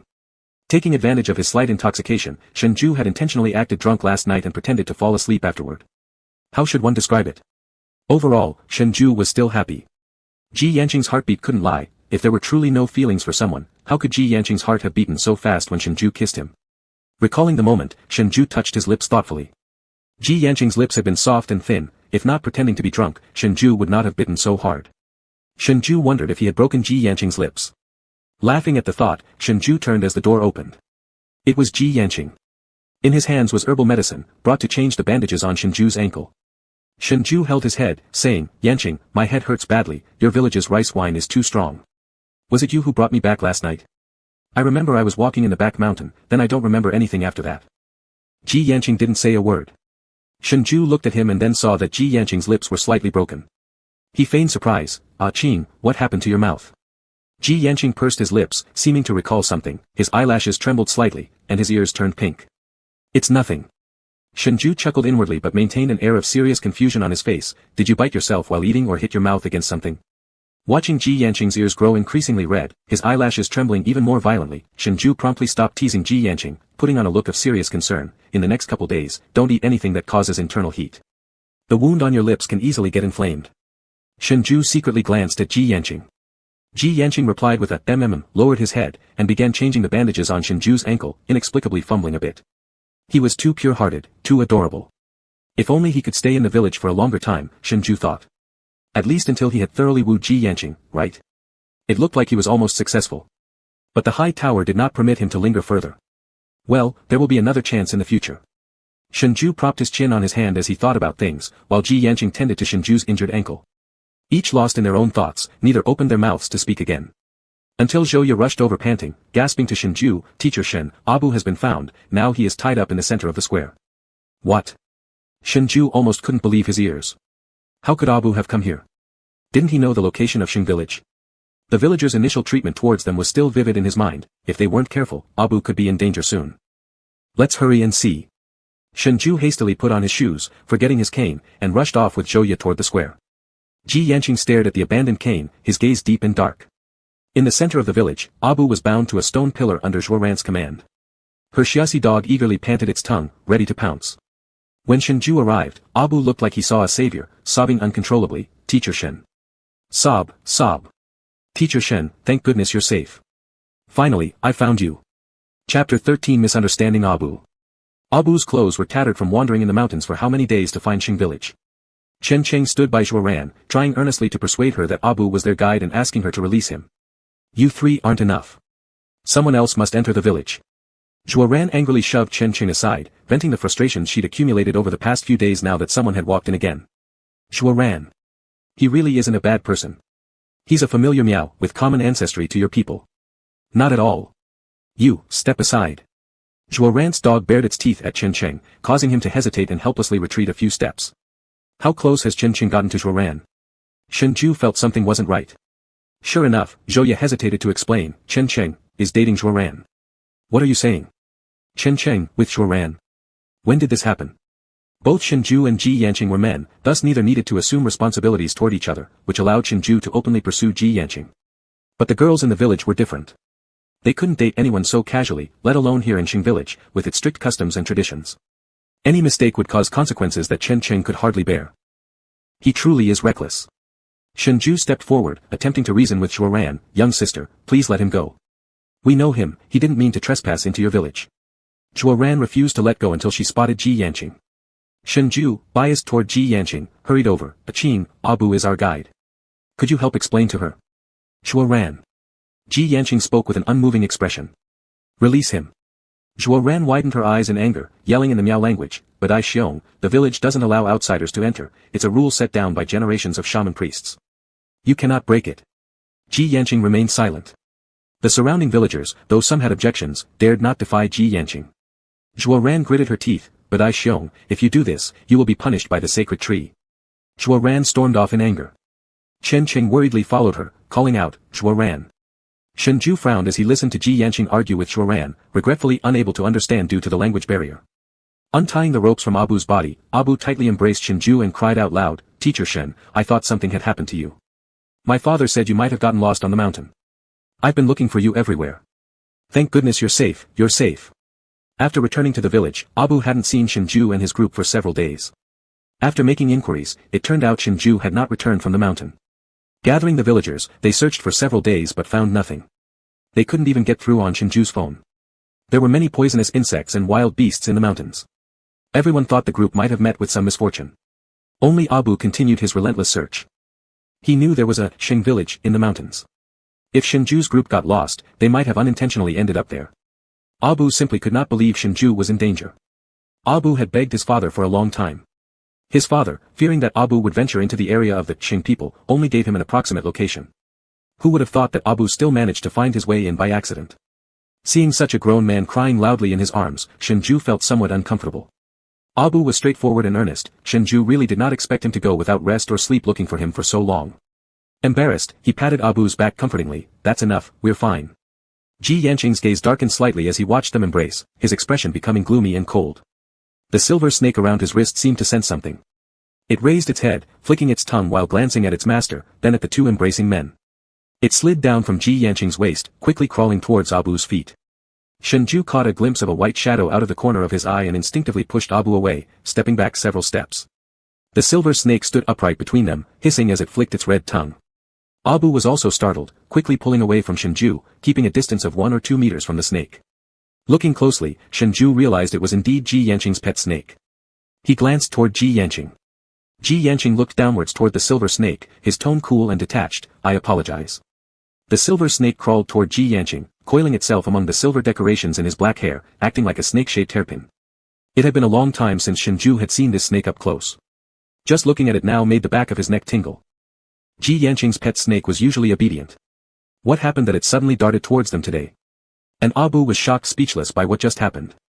Hearing about something and witnessing it firsthand are two completely different things. Instinctively, he pulled Shengzhai further away from Ji Yanqing and said anxiously, "Teacher Shen, he has a snake on him. Stay away from him." Ji Yanqing glanced meaningfully at Shengzhu's hand being pulled by Abu, saying nothing before turning away. Aching. Watching Ji Yanqing walk away, Shengzhai subconsciously wanted to chase after him, but Abu grabbed his arm. With a haggard face, Abu's expression was very serious. "Teacher Shen, we can't stay here."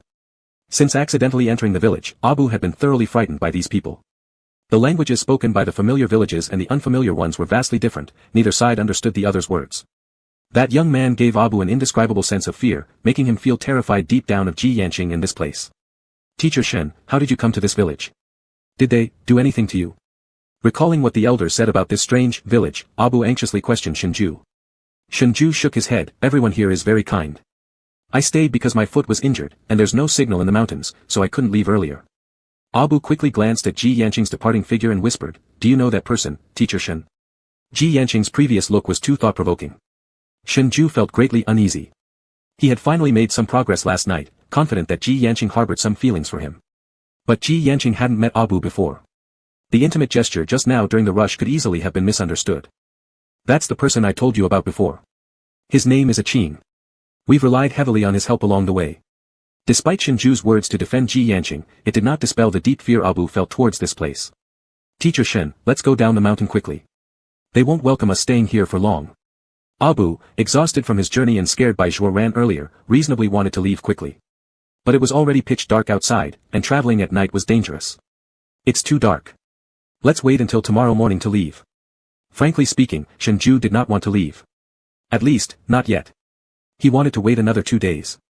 Hearing the undertone, Abu asked cautiously, "Is Teacher Shen not leaving with me?" Shengzhai explained, "Look at my foot, it's not fit for a long journey yet." Without hesitation, Abu replied, "I can carry you, Teacher Shen."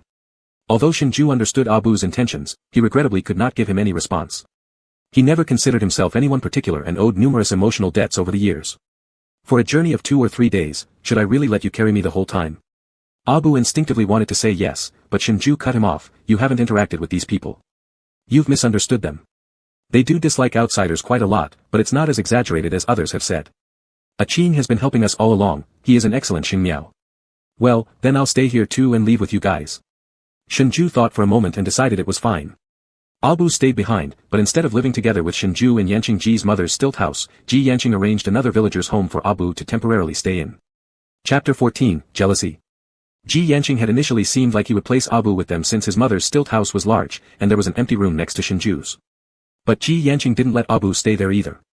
He was curious where Ji Yanqing had placed Abu, so he asked while Ji Yanqing was using the hanging stove to boil herbs, "Aching, which family did you arrange for Abu to stay with?"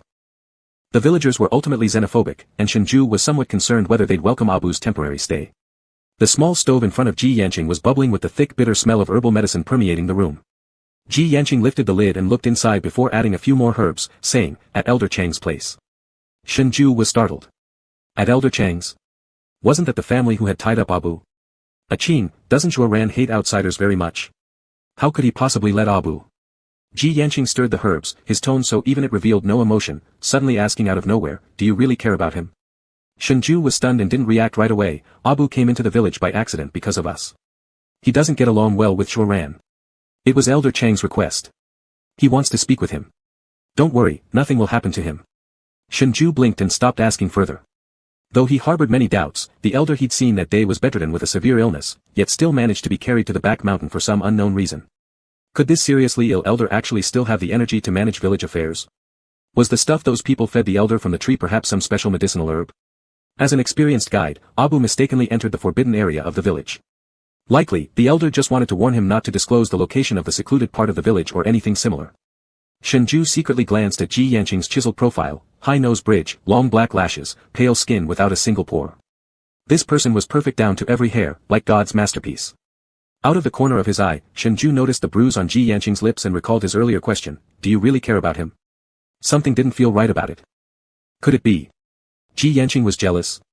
Although there was a great possibility that he might be overthinking and imagining things due to his own self-indulgence, the thought made Shengzhai unreasonably happy. He desperately wanted to lean close to Ji Yanqing's ear and ask if he was indeed jealous, but because of the silver snake on his wrist, he kept his distance and explained with a smile, Qing, Abu is my tour guide. Ji Yanqing remained focused entirely on the medicine pot, not glancing sideways, I know. There's nothing between me and him. I only like Qing. Ji Yanqing's stirring motion paused slightly, but he made no response. Without receiving any reply, Shengzhu's face slowly fell, looking dejected, I know Qing doesn't like me. That's okay, you don't need to respond, I like Qing anyway.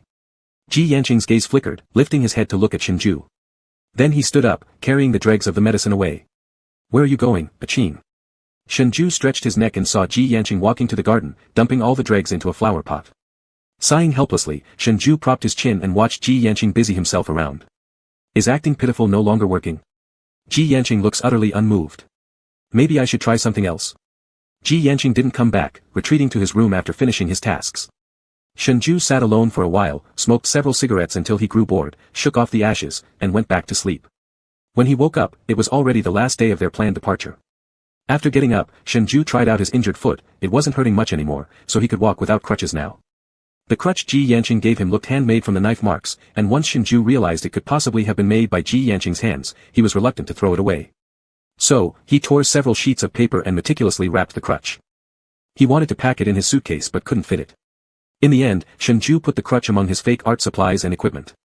Pleased with himself, Shengzhai patted the organized items into place when Zhouya knocked on the door. Teacher Shen, are you awake? Yes, come in. Zhouya pushed the door open and excitedly said, Teacher Shen, I heard from Zhuoyi that the village will host the Gu festival this afternoon. She said this is the most lively day of their Miao ethnic group, lasting for several days. Also, Zhuoyi mentioned that a sacrificial ceremony must be held first, and then the celebration can start. Teacher Shen, let's go too.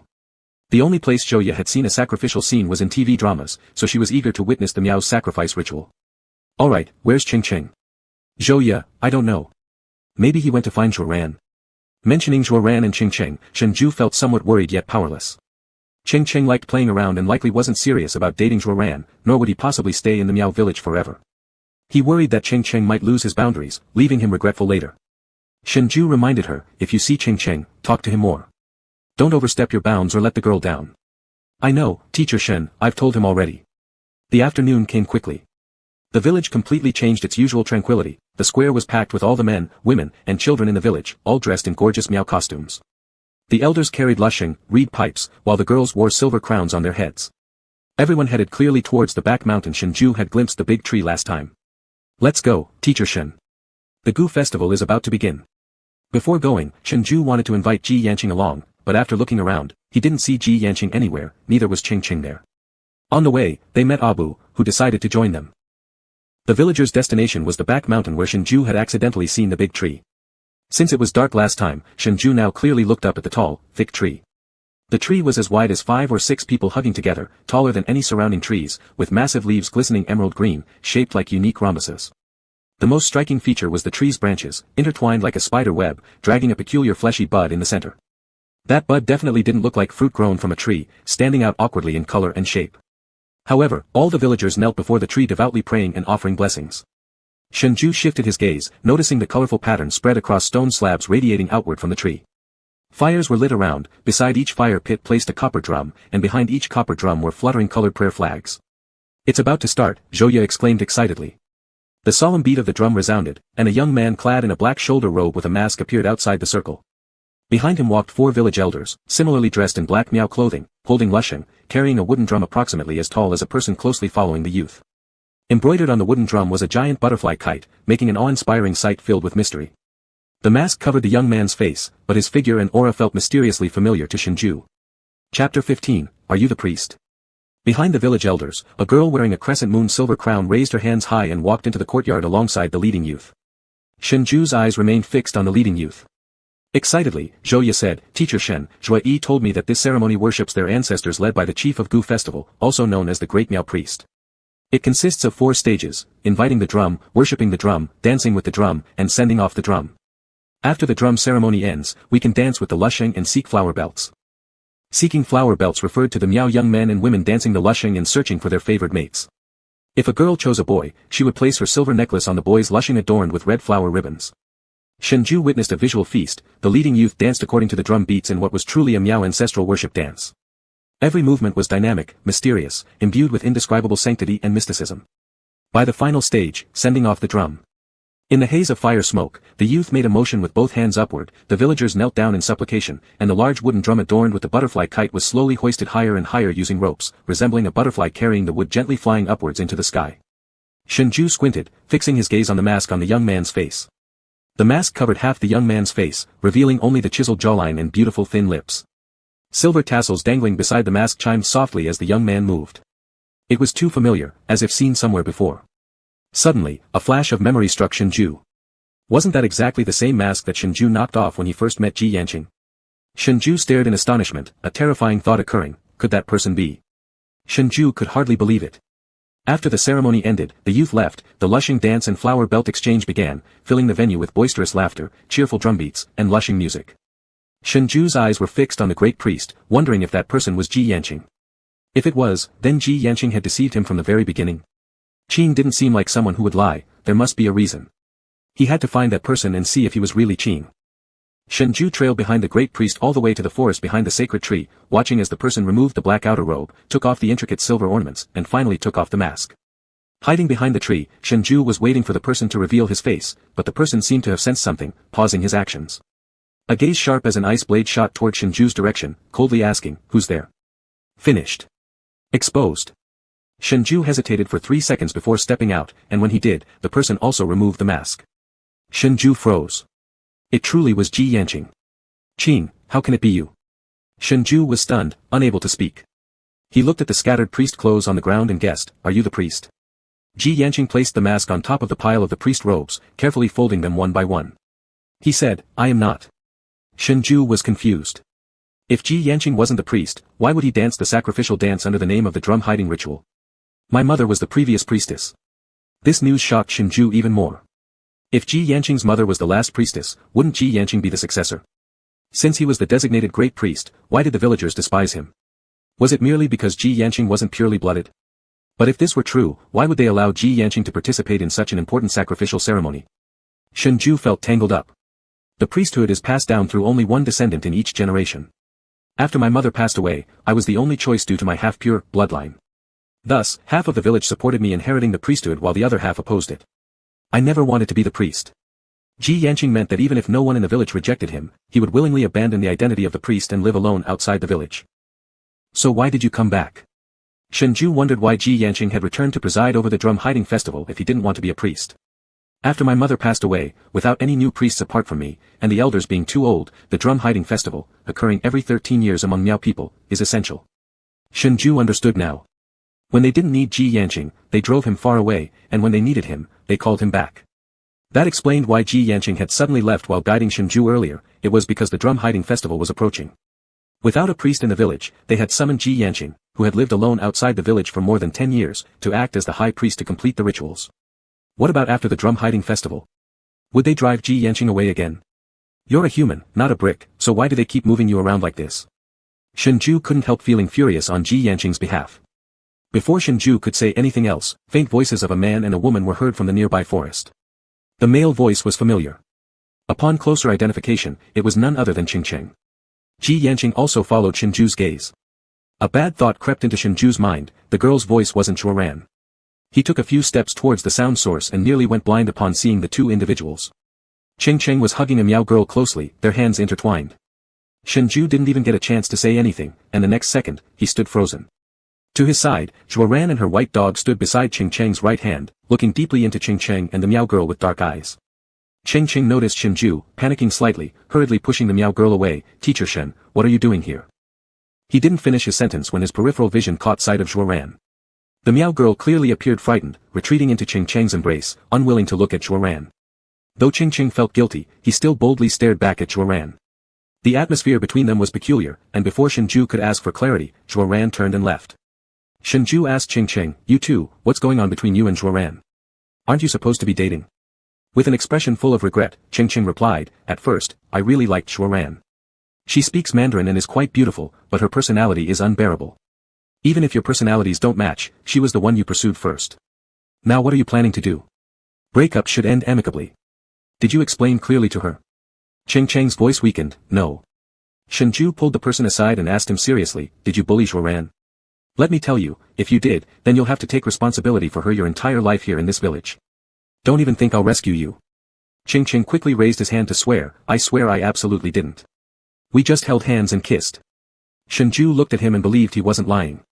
Feeling relieved but still furious, he smacked Ching's head. "It's also unacceptable to play with a girl's feelings. Go apologize to her properly. We're leaving soon, and you'd better not flirt around anymore." Shengzhai warned him with a headache. Rubbing his head, Ching replied, "Understood, Mr. Shen. I was just talking to a Ling." A Ling was the Miao girl Ching had hugged just now. Shengzhai wanted to knock his head again. How could they talk when the Miao girl couldn't even communicate with him in language? And did they really need to hug each other while talking? Ching, we're about to leave. Don't bother that girl anymore, and send her home safely." "Understood, Mr. Shen." Ching obediently sent the Miao girl away, and Shengzhai sighed with relief. Turning back, he intended to call Ji Yanqing to leave together. However, by the time he turned around, Ji Yanqing was already gone. Chapter 16 Double Poisoning. Back in the village, the drum hiding festival was still ongoing. The village was brightly lit with continuous music and dance. In the crowd, Shengzhai saw Ching. Zhuoran was standing in front of Ching. From afar, it seemed like they were having a conversation. Ching was apologizing to Zhuoran, saying things like they should part on good terms since it was his fault for bothering her first. After listening, Zhuoran smiled. Her smile was radiant and dazzling, extraordinarily beautiful. Ching paused for a moment, then he also smiled as Zhuoran handed him a cup of rice wine poured from a cow horn, saying that if he drank it, they would part well. Without hesitation, Ching grabbed the horn and drained it. It seemed like the two of them had settled their differences. The huge burden in Shengzhu's heart was finally lifted. Amidst the music and dances, Ching noticed Shengzhai, waving to him and shouting, "Mr. Shen," before running over to him. The alcohol made Ching's cheeks slightly red. His young and handsome face still bore some innocence. He cheerfully said, "Mr. Shen, I've reconciled with Zhuoran and a Ling. Zhuoran didn't blame me and said we could still be friends later. She even invited me to drink." Ching's voice suddenly stopped as he collapsed onto the ground, his face deathly pale, clutching his stomach and writhing in pain. Shengzhai startled, Ching, what's wrong with you?" Ching's whole body trembled, cold sweat pouring down, stomach ache, vomit. With those words, Ching spat out a mouthful of vile substances, splashing Shengzhai with his vomit. Faced with such filth, Shengzhai was shaken to his core. Ching.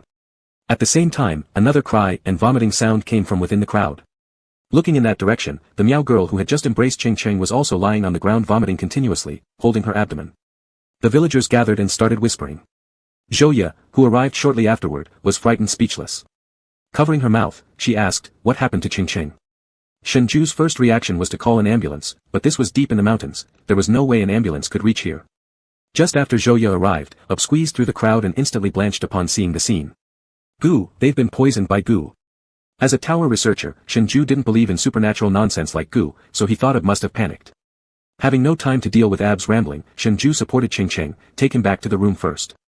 There are emergency medicines in our backpacks." Zhouya nodded and quickly helped support him. Upon returning to the stilt house, many Miao people were gathered at the door. The girl with symptoms identical to Ching had also been brought by her weeping parents to Ji Yanqing's mother's former place. Shengzhai swiftly found the first aid medicine and calmly injected Ching. Ching had already fallen into a coma, his face and lips as white as paper, and cold sweat continued to pour from his body. Seizing a moment, Shengzhai handed Zhouya a new syringe, "Take it to inject the girl outside." Zhouya nodded and took the medicine out. The drugs had analgesic effects. After 10 minutes, Ching's furrowed brows loosened, but he remained unconscious. The girl outside had symptoms exactly like Ching and was similarly unconscious after receiving the medication. Subconsciously, Shengzhai felt that Ji Yanqing might have a solution.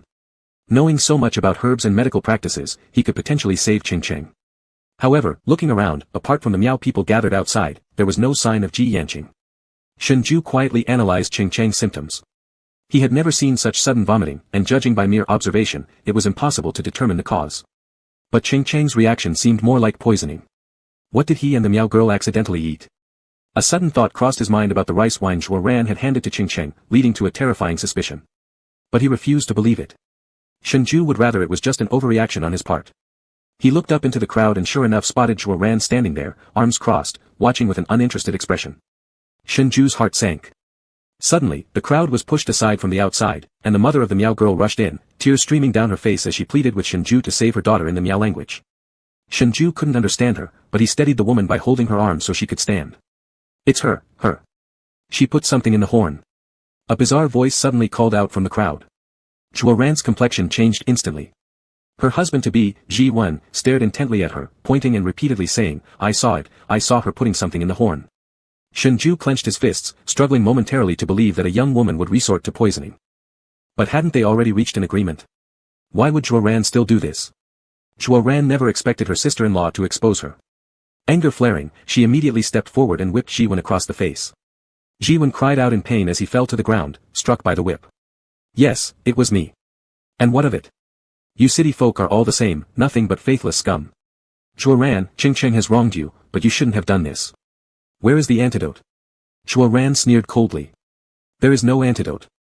The commotion finally drew the attention of the elder, who arrived promptly and slapped Zhuo Ran hard across the face. After exchanging a few words in the Miao language, Zhuo Ran angrily stormed away. The elder then gathered people to disperse the crowd surrounding the village, leaving only the unconscious Miao girl and her mother behind. Shengzhai silently asked the elder with his eyes whether there was any way to save them. The elder glanced at Cheng and helplessly shook his head, indicating that even he had no solution.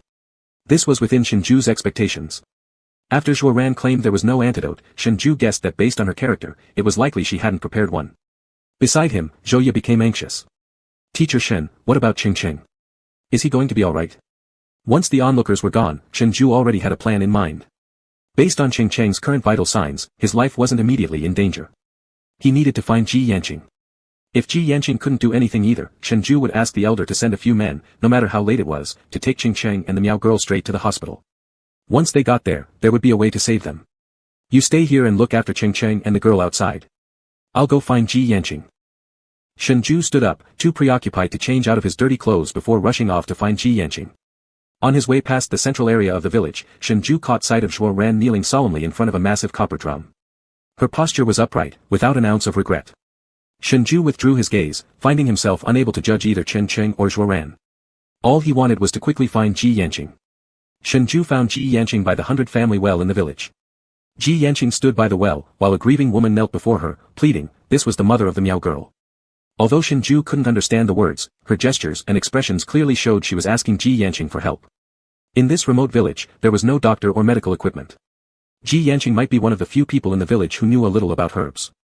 She was begging Ji Yanqing to save her daughter. Shengzhai once again felt the pressure on Ji Yanqing. When they needed her, she was their most important descendant of the high priestess. But otherwise, she was seen as an unlucky child born from a mixed marriage. How bitterly ironic. Ji Yanqing helped the woman stand and then noticed Shengzhai nearby. After exchanging a few words with the woman, she left gratefully. Once the woman had gone, Shengzhai approached and said, Yanqing. Ji Yanqing looked at him and said, I know what happened in the village. Was she here to beg you to save her daughter? Yes. Shengzhai paused for a moment before saying, can you really save them? Shengzhai had already made up his mind. If Ji Yanqing couldn't, he would immediately take Cheng and leave for the hospital that very night. Chapter 17, Unknown Fear. Yes. Shengzhai froze in surprise. Zhuo Ran poisoned them. Do you know what kind of poison they ingested? Ji Yanqing didn't explain what kind of poison Cheng and the others had been exposed to, but simply went back with Shengzhai, took a glance, and then left briefly. Soon after, Ji Yanqing returned, carrying several leaves placed on a small plate. Shengzhai immediately recognized the diamond-shaped leaves. They came from the sacred tree behind the sacrificial site. The tree's trunk and leaf shape were unique. There was no other tree like it in the entire village. Ji Yanqing had the unconscious Cheng and the Miao girl carried off the bed and laid flat on the ground. In Ji Yanqing's hand was a plate with half a bowl of red liquid that looked somewhat like blood, though Shengzhai wasn't sure. The leaves were crushed by Ji Yanqing and mixed with the liquid in the plate. Then she filtered out a red-green juice into two separate bowls.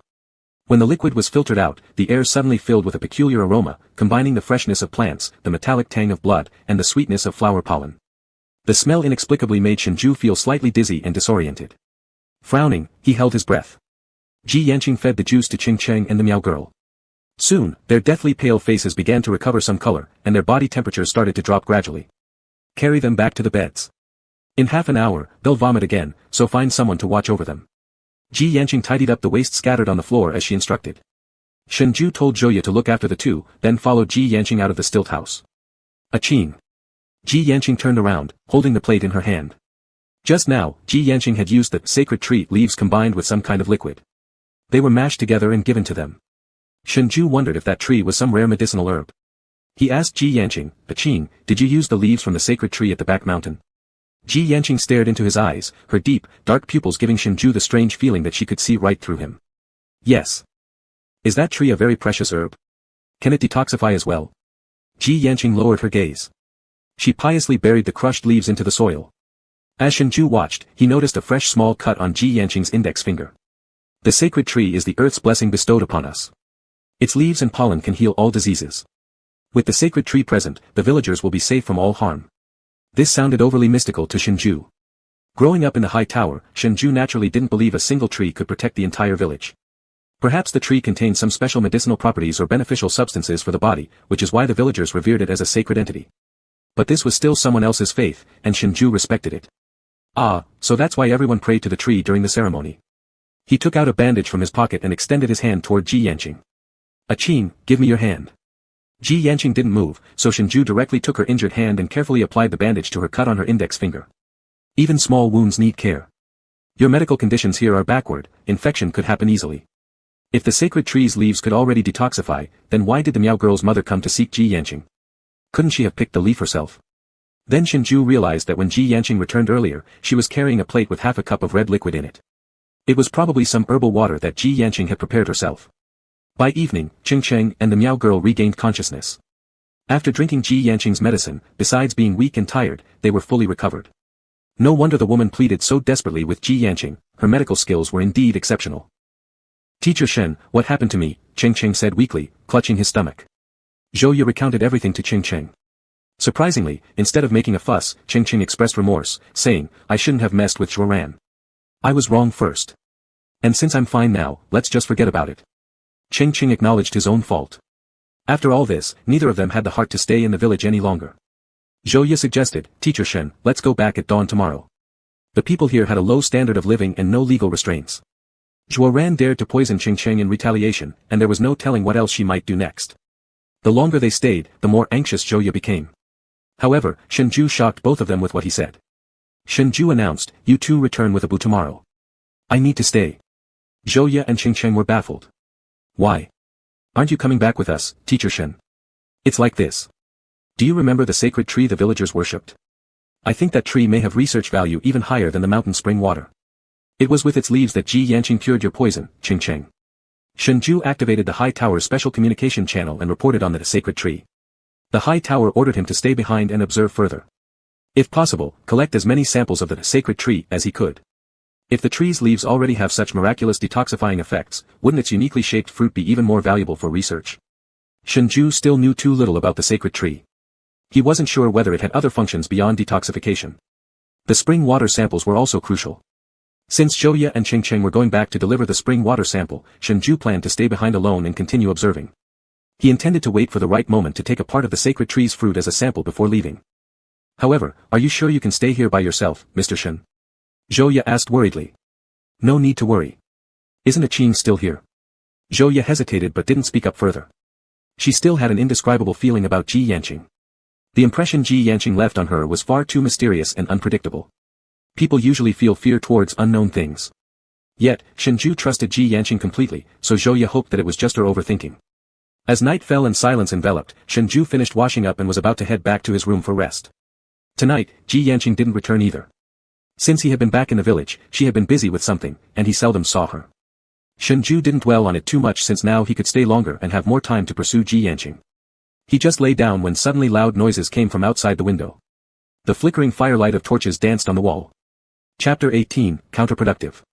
Outside, there were many voices mixing together in cacophony. Shengzhai pulled back the blanket and leaned out the window to look. Somehow, there were a lot of people gathered in the village, including Zhuai Yi. Next to Zhuai Yi stood the solemn-looking elder. The elder looked vigorous and healthy, showing no signs of the frailty he displayed only a few days ago.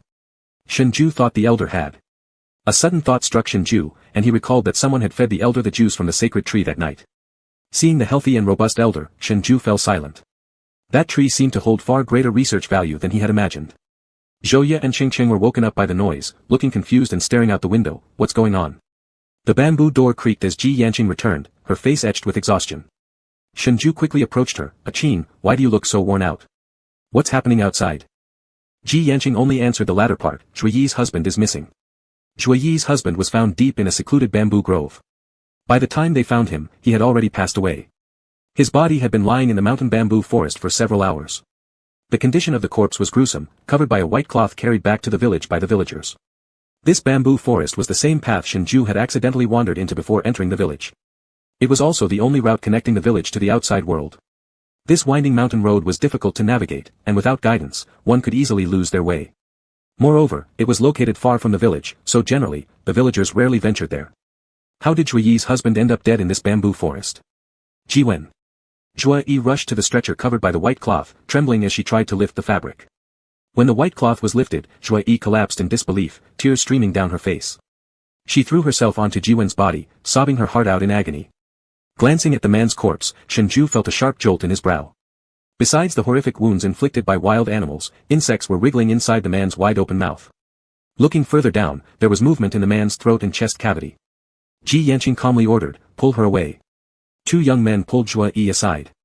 As everyone else avoided touching the gruesomely dead Jiwen, Shengzhai remained unfazed and stepped forward to touch Jiwen's abdomen. However, his arm was gripped by Ji Yanqing. Ji Yanqing frowned slightly. Her calm voice was reassuring though not overly loud, you don't need to go closer. Shengzhai paused for a moment, feeling the pleasant warmth and coolness of Ji Yanqing's hand, which made holding it comfortable. He smiled and fabricated an excuse, it's fine. I have a friend who studies forensic medicine. After being around him for so long, I learned a bit. Let me take a look. Ji Yanqing glanced once more at Jiwen's corpse, ensuring there was no danger, before releasing her grip. Shengzhai touched Jiwen's abdomen where the sensation of moving insects was strong.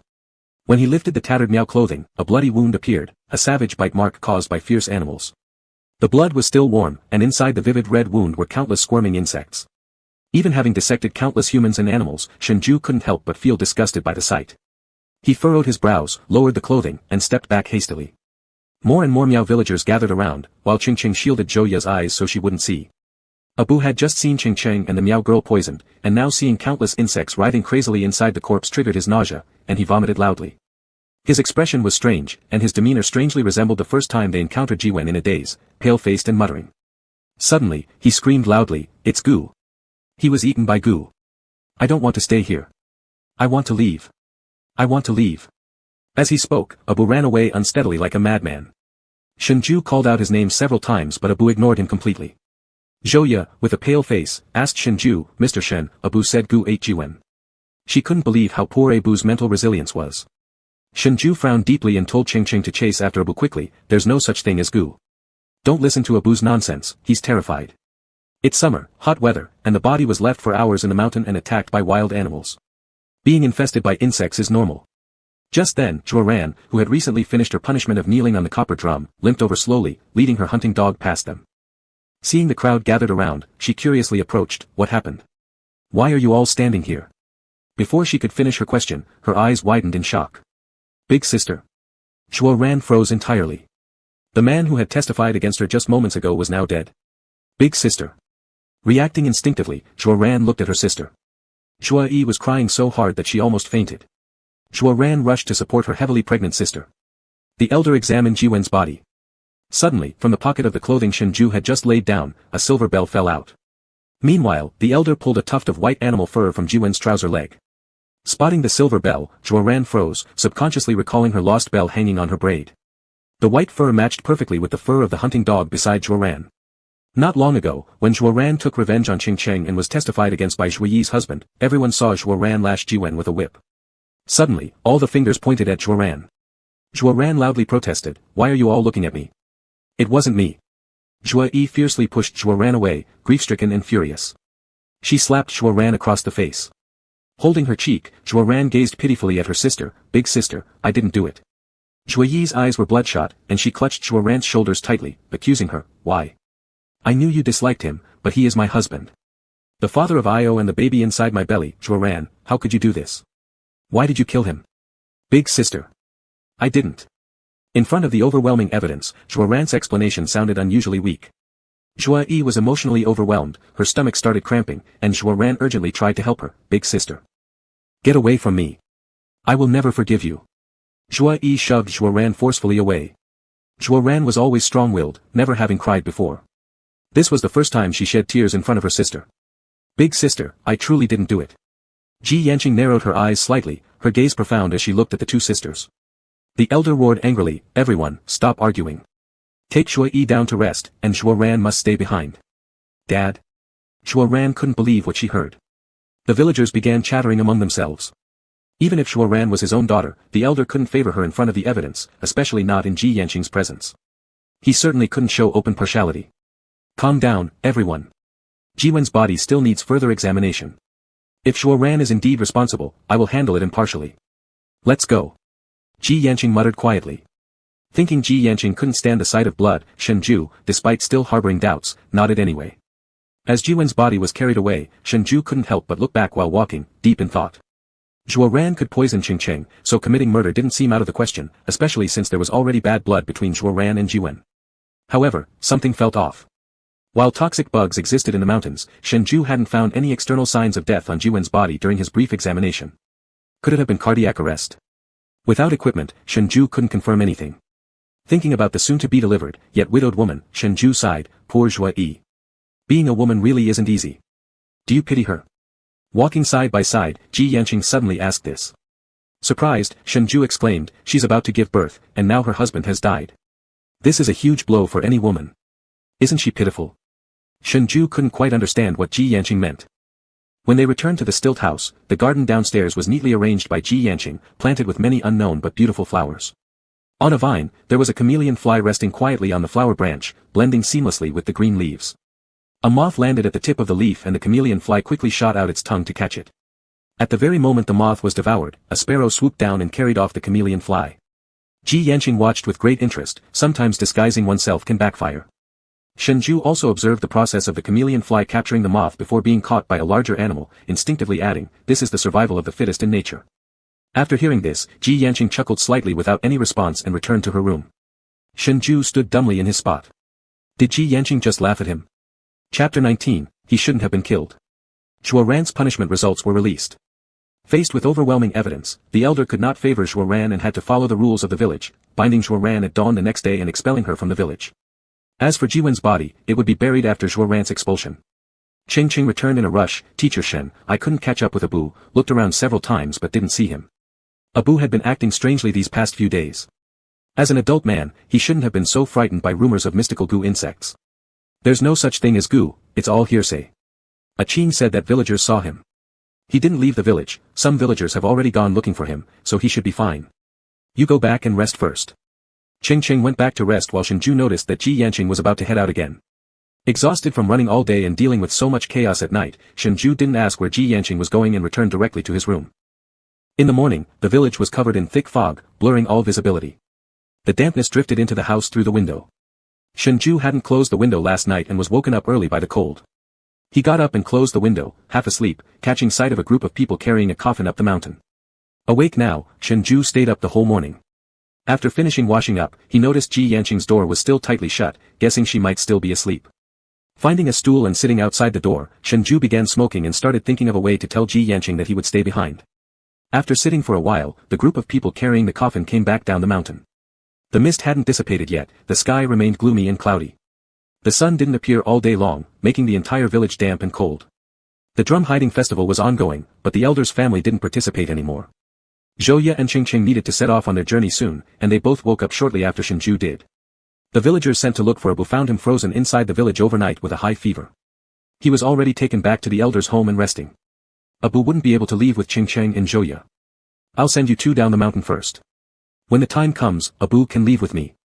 When they first arrived at the village, Ji Yanqing had arranged for a villager to escort them out. Before Zhouya and Qingqing left, both were blindfolded, and Shenzhou was only allowed to take them to the bamboo forest. Shenzhou understood that the villagers didn't want outsiders knowing the way, so they weren't shown the path while leaving.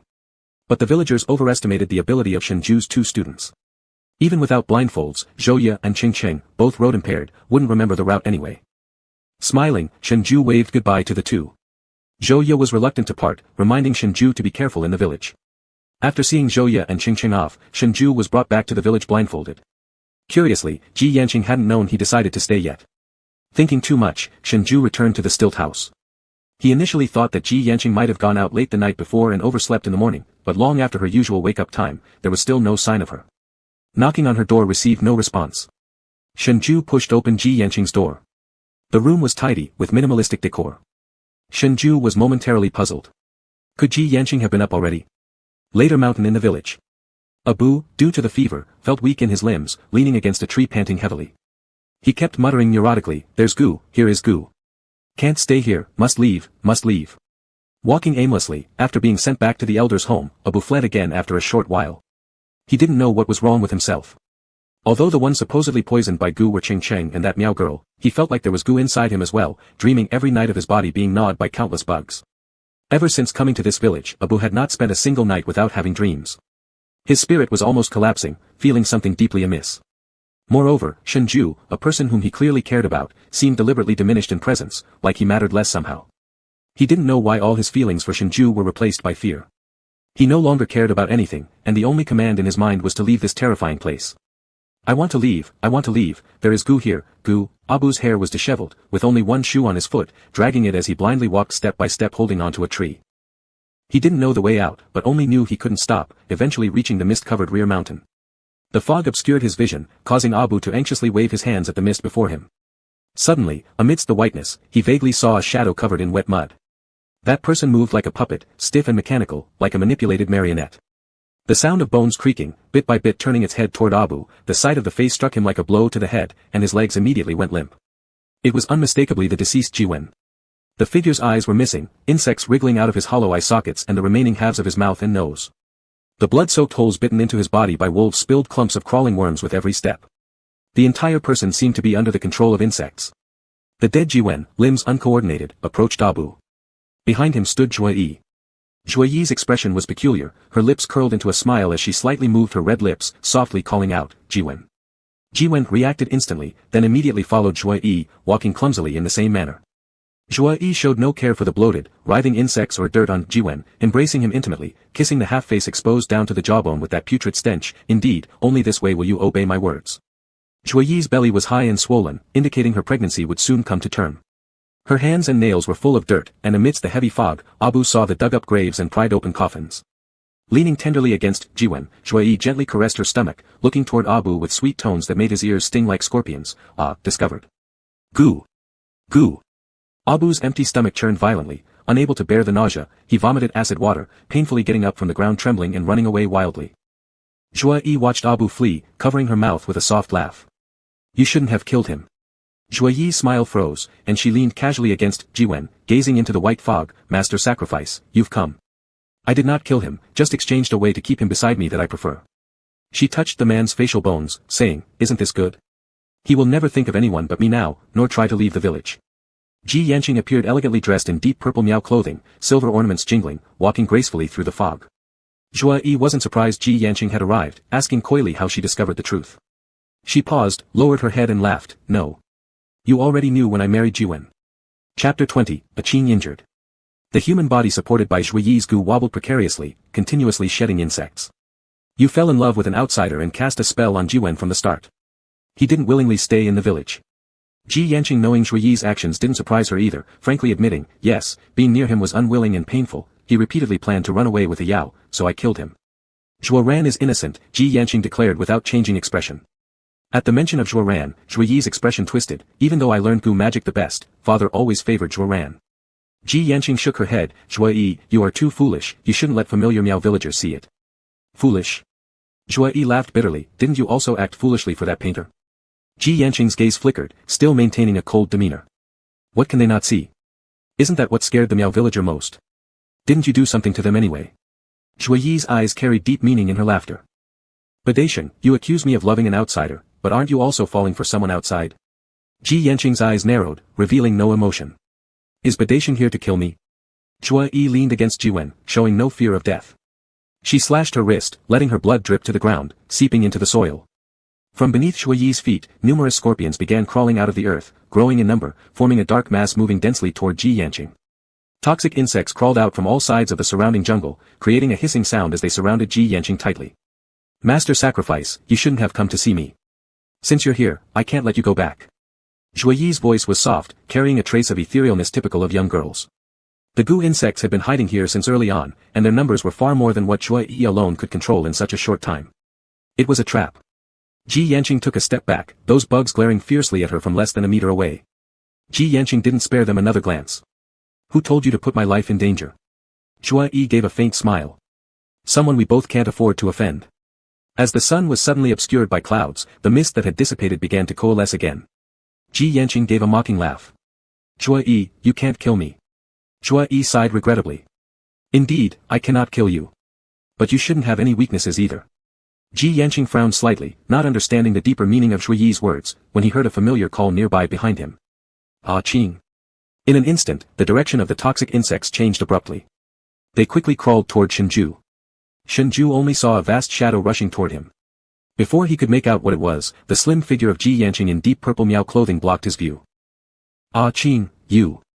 The muffled sound of steel-piercing flesh echoed. And then Shenzhou saw Ji Yanqing flinch slightly. The smell of herbs that usually smelled good on him wafted into Shenzhou's nostrils. When Zhuo Yi drove the dagger into Ji Yanqing's chest, he immediately seized her arm, while a white shadow flashed over his wrist. The silver snake struck swiftly and accurately, biting down on Zhuo Yi's neck. Zhuo Yi let out a stifled grunt as she grabbed her neck, her hands lost strength and she fell backward onto the ground. The tail of the dagger was still stuck in Ji Yanqing's chest, staining his shirt red with blood. Ji Yanqing, who already had a pale complexion, turned even whiter. He pressed his hand against the wound, his eyebrows lightly furrowing. Shenzhou's eyes widened as he hurriedly supported him. Ah Qing. Shenzhou was stunned. Zhuo Yi had managed to wound Ji Yanqing with a knife. Ji Yanqing's body began to sway. Zhuo Yi must have coated the blade with poison because Shenzhou's vision started blurring. Shenzhou caught Ji Yanqing as he collapsed, the dagger still lodged in his chest, and blood continued flowing from the wound. Ah Qing. Ah Qing. Shenzhou forced himself to calm down, trembling as he tried to avoid the wound while lifting Ji Yanqing onto his back. He desperately wanted to run back to the village but feared aggravating Ji Yanqing's injury, so he carefully sped up his steps. A warm wetness soaked through Shenzhou's clothes, it was Ji Yanqing's blood. The path down the mountain was difficult to navigate. The sky grew increasingly overcast, with more clouds gathering and raindrops hitting Shenzhou's face. Feeling Ji Yanqing's temperature drop, Shenzhou shouted as he walked. Ah Qing, don't sleep. All he could think about now was one thing, get Ji Yanqing back to the village and find someone to save him. The rain intensified, turning the muddy path slick and slippery. Shenzhou lost his footing, tumbling with Ji Yanqing down a small dirt slope.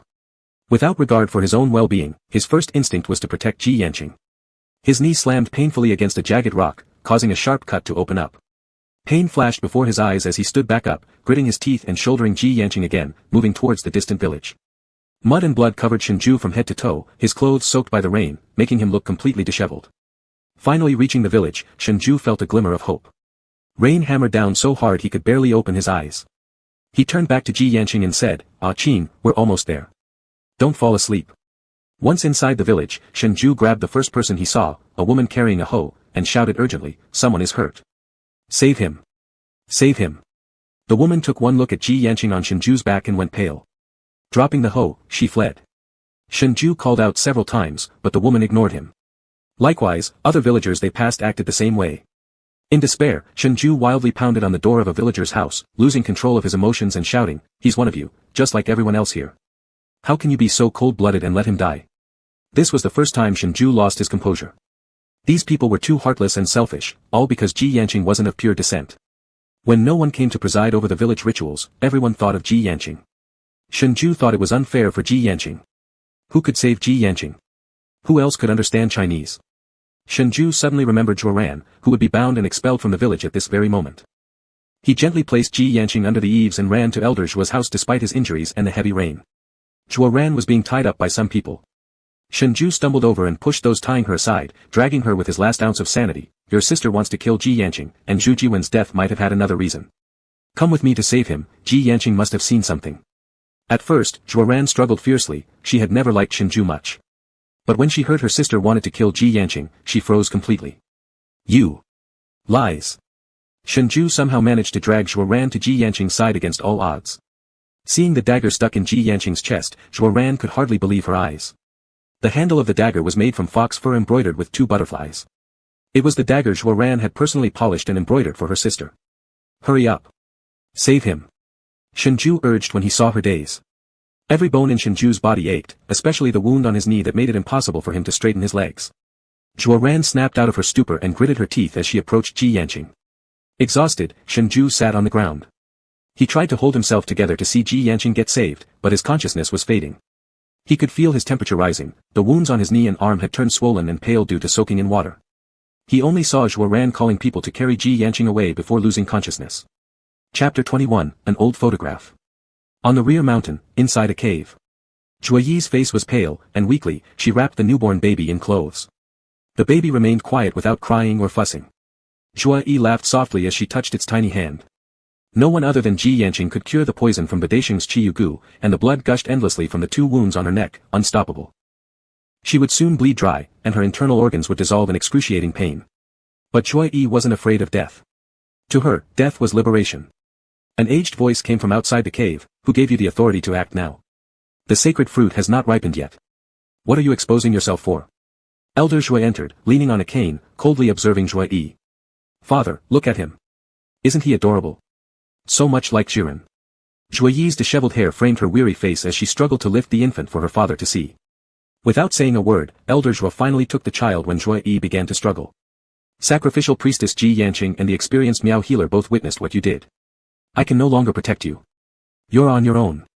With that, Elder Zhuo carried the baby with one hand and turned to leave. As Zhuo Yi dropped her arm back to the ground in exhaustion, she collapsed to the floor and laughed bitterly. Father, you truly favor my younger sister. Even while exiling her, you arranged everything perfectly for her in another village. Elder Zhuo paused briefly in his steps but walked away without turning back. Zhuo Yi smiled through her tears after he left. Not long after the elder's departure, a man dressed in black with a bamboo hat appeared in the cave. His voice carried middle-aged maturity, his stature moderate, but the bamboo hat obscured his face. Even so, his presence didn't surprise Zhuo Yi. The man squatted next to her and placed a thumb-sized insect into her blood-stained hand. It greedily sucked at the remaining blood until its belly swelled full, then crawled back into the jar held in the man's hand. He stood up and shook his head looking down at her. To sacrifice your life for a man who doesn't love you is utterly foolish. Zhuo Yi closed her eyes and remained silent. After the man left, Zhuo Yi lay amidst a pool of blood. In her left hand, she tightly gripped a pair of earrings given by Jiwen, and in her right, she clutched a short blade pressed into her neck. At the same time, in the residence where Ji Yanqing's mother lived. When Shengzhai awoke again, he found himself lying on a bamboo bed in his room. His head throbbed painfully from the fever, and his body felt utterly drained of strength. Struggling to sit up, the memories flooded back. Shengzhai attempted to get off the bed but fell back down due to the sharp pain in his leg. Looking at his knees, they were heavily bandaged, and scratches covered his arms and calves. Outside the window, the sun was setting, indicating it was already evening. Shengzhai endured the pain in his leg and got up to open the door. He locked eyes with a white dog about half a man's height. The white dog panted with its tongue out. Behind it stood Zhuo Ran. Seeing him, Zhuo Ran greeted awkwardly in her broken Mandarin, "You're awake. Where's Ah Qing? Is he alright?" Shengzhai immediately asked about Ji Yanqing. That day's scene still played vividly in his mind. Ji Yanqing's bloody form continued to send chills down his spine. He's fine. He has already woken up, Zhuo Ran replied. Thank you. Shengzhu's face lit up with joy, and without regard for his own injuries, he hurried to see Ji Yanqing. Ji Yanqing was in his own room, the wooden door slightly ajar. Shengzhai pushed it open directly, calling out, "Ah Qing." Ji Yanqing leaned against the bed, his upper body bare, with bandages wrapped tightly from his shoulder down to his chest. Near his heart, the bandage still faintly seeped with a bit of red. However, what startled Shengzhai was the tattoo of butterflies that seemed to cover almost all of Ji Yanqing's back. The butterfly's wings fluttered subtly with each breath, giving off an eerie sense as if it were about to come alive, yet exuding an indescribable allure. Ji Yanqing's handsome face, once radiant, now appeared pale as blood drained away. His legs were covered with a thin blanket, and he held an old book with a very ancient-looking cover, his gaze gently tilting toward the door at the sound of a voice. His eyes landed on Shengzhu's bandaged knee and various scratches on his hands and feet. Shengzhai humorously limped over to sit by Ji Yanqing's bedside, concern etched on his face as he inspected him. "Ah Qing, how are you doing?" Ji Yanqing's eyes, resembling tranquil lakes, steadily focused on Shengzhai as he responded, "I'm fine now." Shengzhai let out a sigh of relief. "Good, I nearly died of worry." He glanced at the lifelike butterfly tattoo on Ji Yanqing's back. It seemed as though the butterfly's eyes held some sort of magical pull, making Shengzhai instinctively reach out to touch it. "Will it hurt?" Ji Yanqing suddenly spoke, causing Shengzhai to quickly withdraw the hand that had reached halfway out. Shengzhai looked up and noticed Ji Yanqing staring intently at his knees, his dark, long lashes slightly lowered like crow feathers. Realizing Ji Yanqing was concerned about his wounds, Shengzhai became elated, no pain at all. Are you really okay? Shengzhai looked again at the stained bandage where blood soaked through and remained somewhat worried. Ji Yanqing patiently replied, yes. Recalling the moment when Zhuai lunged at him with a knife, not to mention whether seeing a large cluster of objects was due to his blurred vision, but that a person standing beside Zhuai back then was clearly Zhu Jiwen who had already been buried. A buried person dug up again, this fact alone was chilling. There must be an unspoken reason why Zhuai harmed Ji Yanqing, so Shengzhai calmed himself and asked, Ah Qing, tell me, have you discovered something that's why Zhuai wanted to harm you? It couldn't possibly be a coincidence that both Ji Yanqing and Zhuai showed up on the rear mountain simultaneously. Ji Yanqing moved his gaze away from Shengzhu's knee, closed his book, and handed over a crumpled, pale yellow, mottled photograph from his pillow side to Shengzhai. Shengzhai took the photograph, which looked quite old, showing two lovers leaning closely together in a very intimate pose, clearly a couple. The background scenery looked very familiar. On closer inspection, it was indeed one part of this village. The woman's face in the photograph was unclear, and the picture itself was crinkled as if someone had been clutching it in their hand for a long time, but the man's face belonged unmistakably to Zhu Jiwen. There were also a few words scribbled on the back of the photograph, though most of them were illegible. One could barely make out two names closely written next to each other along with a date. Zhu Jiwen's name could be identified, but the female's was obscured by bloodstains. A horrifying idea suddenly dawned on Shengzhai. He couldn't believe it and turned to Ji Yanqing, where did you get this photo? Last night, I went to the shrine where Zhu Jiwen's corpse was kept, and found that Zhu Jiwen had clutched this photo in his hand. That explained why Ji Yanqing hadn't returned last night. Shengzhai had already roughly pieced together the cause and effect of events. Are you suspecting that Zhu Jiwen was forced by Zhuai to stay behind, and that before meeting Zhuai, he had already had a lover? This wasn't Zhu Jiwen's first attempt to leave the village, but every time he tried, Zhuai would find a way to bring him back. This revelation struck Shengzhai like a sudden awakening. Zhu Jiwen had shown signs of mental instability. The strange remark he made when they encountered him on the rear mountain, you're an outsider, you can leave. She's waiting for me, now had a frightening validation. Shengzhai remembered how Zhuoran had poisoned Qincheng. Could it be possible that Zhuai, unable to endure her husband's persistent longing for his former lover despite his confusion, killed Zhu Jiwen out of hatred, covering it up as an accidental death during his disappearance? If that was true, then the personal belongings of Zhu Jiwen related to Zhuoran were intentionally planted by Zhuai to misdirect suspicion onto Zhuoran. Shengzhai broke into cold sweat, so, she knew you took the photograph from Zhu Jiwen's body, which is why she tried to kill you. Ji Yanqing's silence was the best confirmation for Shengzhai. There was a custom in the village that he had accidentally found online. A week after the burial of a deceased family member, their body would be exhumed for a memorial ceremony before being reburied. Zhuai must have remembered the photograph on Zhu Jiwen's body and dug up his grave to retrieve it, but failed to find the photo. Later, she learned that Ji Yanqing had already taken it. Chapter 22, Reversal of Circumstances. At this moment, outside noises could be heard from a commotion growing louder. The elder arrived with a group of people, ready to carry out the expulsion of Zhuoran. A few men took ropes to bind Zhuoran, who resisted fiercely. Her white dog barked loudly to protect her, but it was shut outside by the elder. It was very possible that Zhuoran had been wrongly accused. Shengzhai held up the photograph and stopped the binding. Shengzhai said that Zhu Jiwen's death was shrouded in mystery, and Ji Yanqing encountering Zhuai digging up the grave made the photograph irrefutable evidence. The best course of action now is to find Zhuai. The elder's eyes flickered slightly as he instructed others to look for Zhuai. Zhuoran seemed disbelieving, unable to accept that her own sister would harm her. Not long after, Zhuai's body was carried back. A dagger was embedded in Zhuai's neck, her hand gripping the handle. Judging by the position, it appeared to be a suspected suicide. Her reason for committing suicide was also reasonable, her husband didn't love her, and all her misdeeds had come to light. The village would no longer tolerate her. Shengzhai was startled when he saw Zhuai's lifeless body. Ji Yanqing only furrowed his brow slightly. Zhuoran reacted the most dramatically, crying as she ran to Zhuai's corpse, shouting for her older sister. Shengzhai noticed that Zhuai's belly, which should have been swollen, had deflated. But just yesterday when he saw her, her stomach was still distended. Had Zhuai given birth? What about the child? Judging from the dirt and dew on Zhuai's body, it was clear she had spent a long time on the mountain. If the child was abandoned there and not discovered by the villagers, its chances of survival were slim. The elder's expression changed subtly, and the villagers began to murmur. Suddenly, Zhuoran stood up, grabbing the collar of one man. Where's my sister's child? Why did only she come back? That man shook his head and said he hadn't seen the child. Go look. Go look. Several villagers went back up the mountain. Ji Yanqing was indeed injured, and Abu had witnessed it. A young man walked up to the elder and whispered something in his ear. The elder's expression darkened slightly as he gave further instructions. Not long after, Zhu Jiwen's shattered body was also brought back, the bugs that once covered his body now gone. The elder pulled out a silver needle and lightly pricked into Zhu Jiwen's long-stopped artery. A moment later, the needle was withdrawn, and its tip had turned black. Everyone except Ji Yanqing visibly paled. Zhu Jiwen had been poisoned before his death. Seeing the color of the poison, Zhuo Ran's face went white. This poison, Zhuo Ran had seen her sister use before. She had even begged her older sister to teach her, but Zhuai Yi refused, meaning only she knew how to use this poison. Sitting dazedly on the ground, she couldn't accept that her own sister had framed her. The elder put away the silver needle and instructed them to carry Zhuai Yi and Zhu Jiwen's bodies away. With a solemn and grieving demeanor, he announced the final verdict. Zhuai Yi caused Zhu Jiwen's death, and Zhuo Ran was falsely implicated, having no involvement in the matter.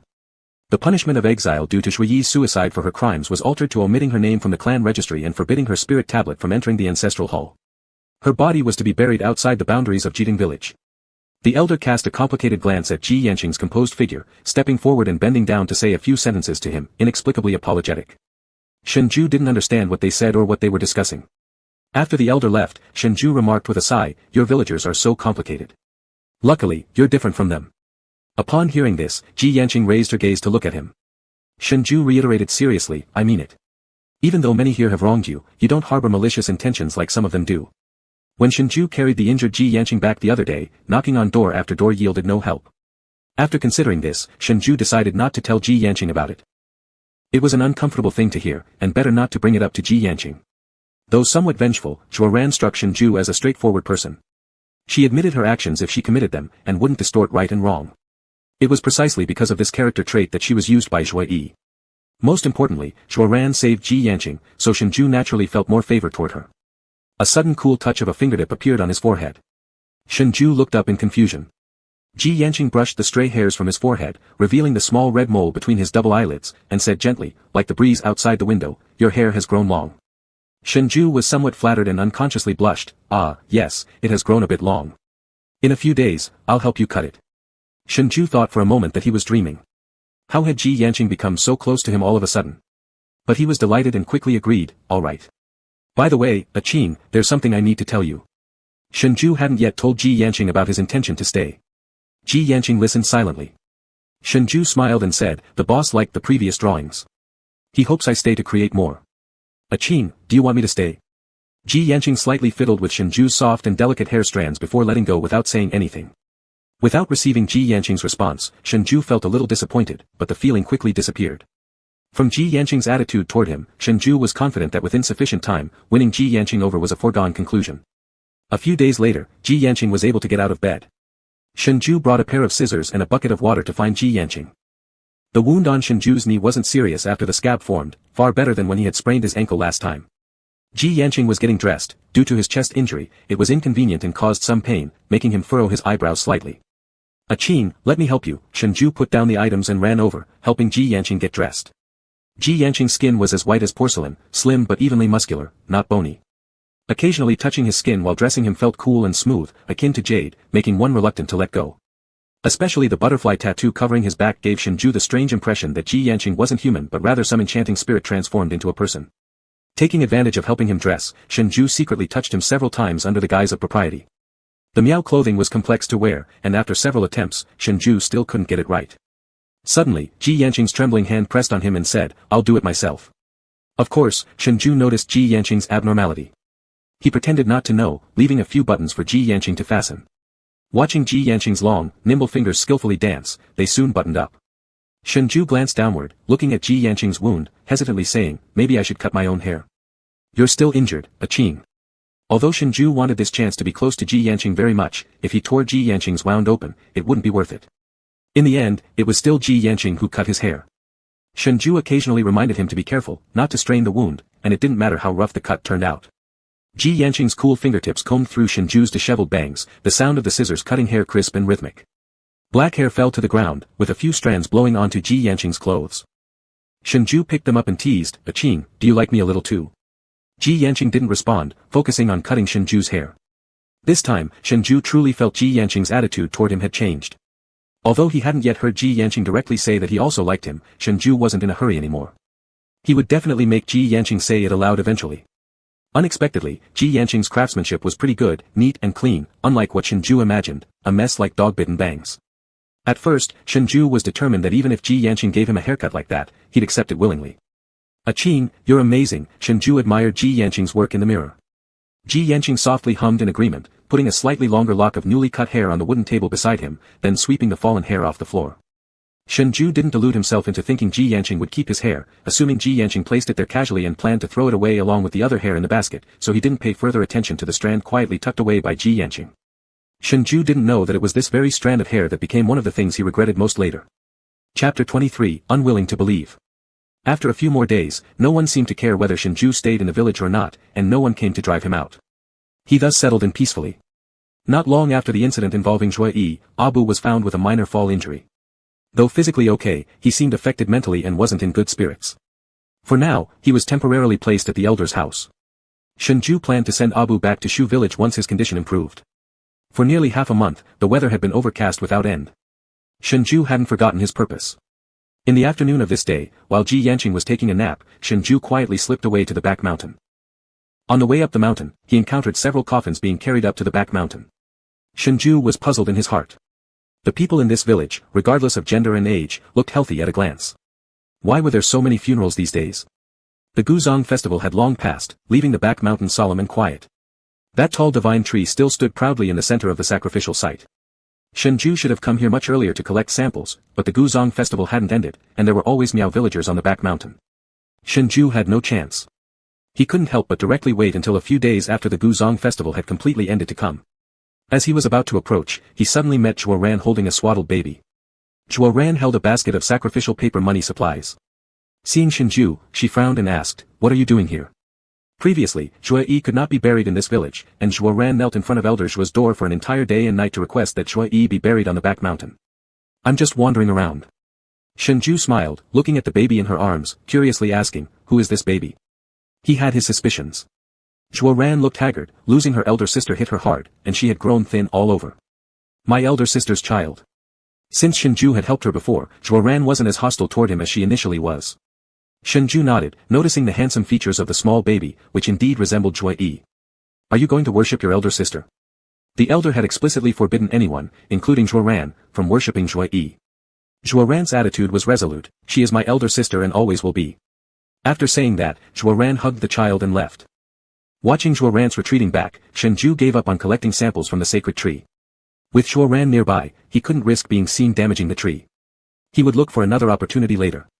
On the way, he found several ripe loquat trees. Ji Yanqing's injury had only just recovered, but due to the continuous cloudy weather recently, Ji Yanqing caught a slight cold and occasionally coughed a couple of times. Loquats can soothe a cough, so Shengzhai picked quite a few. Upon returning to the home where Ji Yanqing's mother lived, for some unknown reason, there was a crowd of villagers gathered outside the door, including Elder Zhua. What surprised Shengzhai was that, except for Elder Zhua, everyone else was kneeling. Shengzhai recognized among the kneeling people the women and villagers who had refused to help Ji Yanqing when she was injured. What were they doing? Shengzhai approached and found that Elder Zhua was conversing with Ji Yanqing. They were speaking Miao language, so Shengzhai didn't understand it, but from Ji Yanqing's slightly furrowed brows, he guessed it wasn't anything good, certainly not for Ji Yanqing. "Aching!" Shengzhai called out to her. Ji Yanqing turned to him. Elder Zhua was clearly unhappy with Shengzhui's sudden interruption, but since Ji Yanqing was present, he couldn't show any displeasure, remaining silent and standing to one side. "What are they doing? Why are they all kneeling? Are they asking you to do something again?" Ji Yanqing sat by the wooden table. Her overly beautiful face was now pale and weak. She coughed a few times, covering her mouth. The cold made her voice hoarse, making her sound especially pitiable. "They're asking me to serve as the priestess." Shengzhai recalled that a group of people in this village acknowledged Ji Yanqing as the priestess, such as Zhuoran. But there were also people opposing Ji Yanqing, whose bloodline was not considered pure, serving as their priestess. Elder Zhua's position was unclear. Shengzhai glanced at the villagers present who were now imploring Ji Yanqing, almost all of whom had previously kept their distance from Ji Yanqing, viewing her as a sign of misfortune. Ji Yanqing said something to Elder Zhua, who immediately opposed her, apparently trying to force her into a certain position. Shengzhai was so angry that if it weren't for the language barrier, he would have definitely cursed them out. Ji Yanqing looked at Shengzhai, "Do you think I should agree?" Shengzhai was caught off guard by her unexpected question thrown at him, and after thinking carefully for a moment, "Aching, is the priestess like the head here? If you become the real priestess, will people stop ordering you around?" Ji Yanqing gazed steadily at him, her thin lips slightly parting. "They won't." Shengzhai clenched his teeth, then accept. Rather than being regarded as bad luck, avoided, summoned when needed, and discarded otherwise, she might as well become their grand priestess, ensuring that no one dared say no to Ji Yanqing anymore. Ji Yanqing simply said yes and then whispered something incomprehensible to Elder Zhua, who was beside her, wrinkling his brow because he couldn't understand Chinese. A smile appeared on Elder Zhua's deeply lined face as he led the Miao villagers away. "Qing, I hope no one will dare to bully you in the future." Ji Yanqing's face was pale. She coughed lightly twice while covering her mouth. Perhaps feeling the open window too chilly, she quietly closed it with her hands as delicate as jade. At this moment, Shengzhai suddenly thought of what books often described, the beauty of an ill person, became vividly clear before him. "Where did you go just now?" Ji Yanqing asked. Shengzhai hesitated momentarily, feeling somewhat guilty. But his expression remained calm like a seasoned actor. He smiled, revealing two sharp tiger teeth, and waved the loquats in his hand which still had leaves on them. "I found several loquat trees in the village. This can be boiled into water, which soothes coughs." He winked at Ji Yanqing. "You know so much about herbs, Qing, don't you?" "I do." Shengzhai grinned. "Then wait for me. I'll boil some water for you." As Ji Yanqing looked at the curve of his smile, she softly said, "Thank you." Shengzhai twirled his eyes and deliberately leaned forward suddenly. Ji Yanqing covered her mouth and nose with her sleeve as if afraid of infecting Shengzhai. But Shengzhai didn't care. He pulled away Ji Yanqing's sleeve covering her mouth and nose, getting closer than ever, unsurprisingly hearing her abrupt and disordered breathing and the trembling eyelashes due to her panic. He said smugly, "If Qing really wants to thank me, how about liking me? Or giving me a kiss?" Ji Yanqing became short of breath and turned her head to cough. Her ears were red from either coughing or another reason. Before Ji Yanqing could respond, Shengzhai patted her back gently to help her breathe more easily and stepped back at just the right time. "What do you think, Qing? You should consider it carefully. I'll go make you the cough-relieving drink." After Shengzhai left, Ji Yanqing's coughing stopped. He pushed the window open again and watched Shengzhai earnestly figuring out how to use the hanging stove to cook the loquat water. Ji Yanqing stared at his busy figure, and a faint smile involuntarily appeared in his eyes. Realizing his mood just now, Ji Yanqing suddenly felt annoyed, and that trace of a smile disappeared immediately. His gaze turned cold, and he once again scrutinized Shengzhai deeply. Until he got certain results, Ji Yanqing would not give Shengzhai any response, nor trust in the love that Shengzhai declared without evidence. Chapter 24, Acknowledging Affection. Shengzhai's loquat water was effective. For 2 consecutive days, Shengzhai prepared freshly picked loquat water for Ji Yanqing. Ji Yanqing's cough improved significantly. Abu was also recovering well. Shengzhai and Ji Yanqing discussed sending Abu out of the village. Ji Yanqing arranged the same people who sent Chen Cheng and others to escort Abu away. With his eyes covered, Abu was taken out of the living area without saying goodbye to Shengzhai. Shengzhai didn't pay much attention. He covered his own eyes and was led by villagers back to the living area. Wherever they walked, Shengzhai left a bit of white powder on the ground under his feet. That powder turned colorless upon contact with air. It was a special marking powder developed by the Tower Research Group. He only brought a small amount. It was a valuable item that wasn't used unless necessary, and wouldn't disappear over a long period of time. It was originally intended for when they first got lost, but fortunately, they met Ji Yanqing, so this thing was saved for later. After returning to the village and having his blindfold removed, the glaring sunlight made Shengzhai unable to open his eyes. After waiting for a while, he gradually managed to open his eyes. The villagers brought him back to the settlement and then dispersed. Shengzhai looked around, realizing he was exactly at the back mountain. Seeing no one around, Shengzhai didn't want to miss this great opportunity, so he turned around and headed toward the giant tree. However, things didn't go according to plan this time. His specimen collection attempt would be foiled yet again. Because in front of the enormous tree, there knelt a Miao villager, crying and bowing their head repeatedly. The villager wore a white mourning headband. Shengzhai had seen this outfit many times. In recent days, many families in the village had experienced successive deaths. What exactly happened in the village? Why had so many people died within such a short period of time?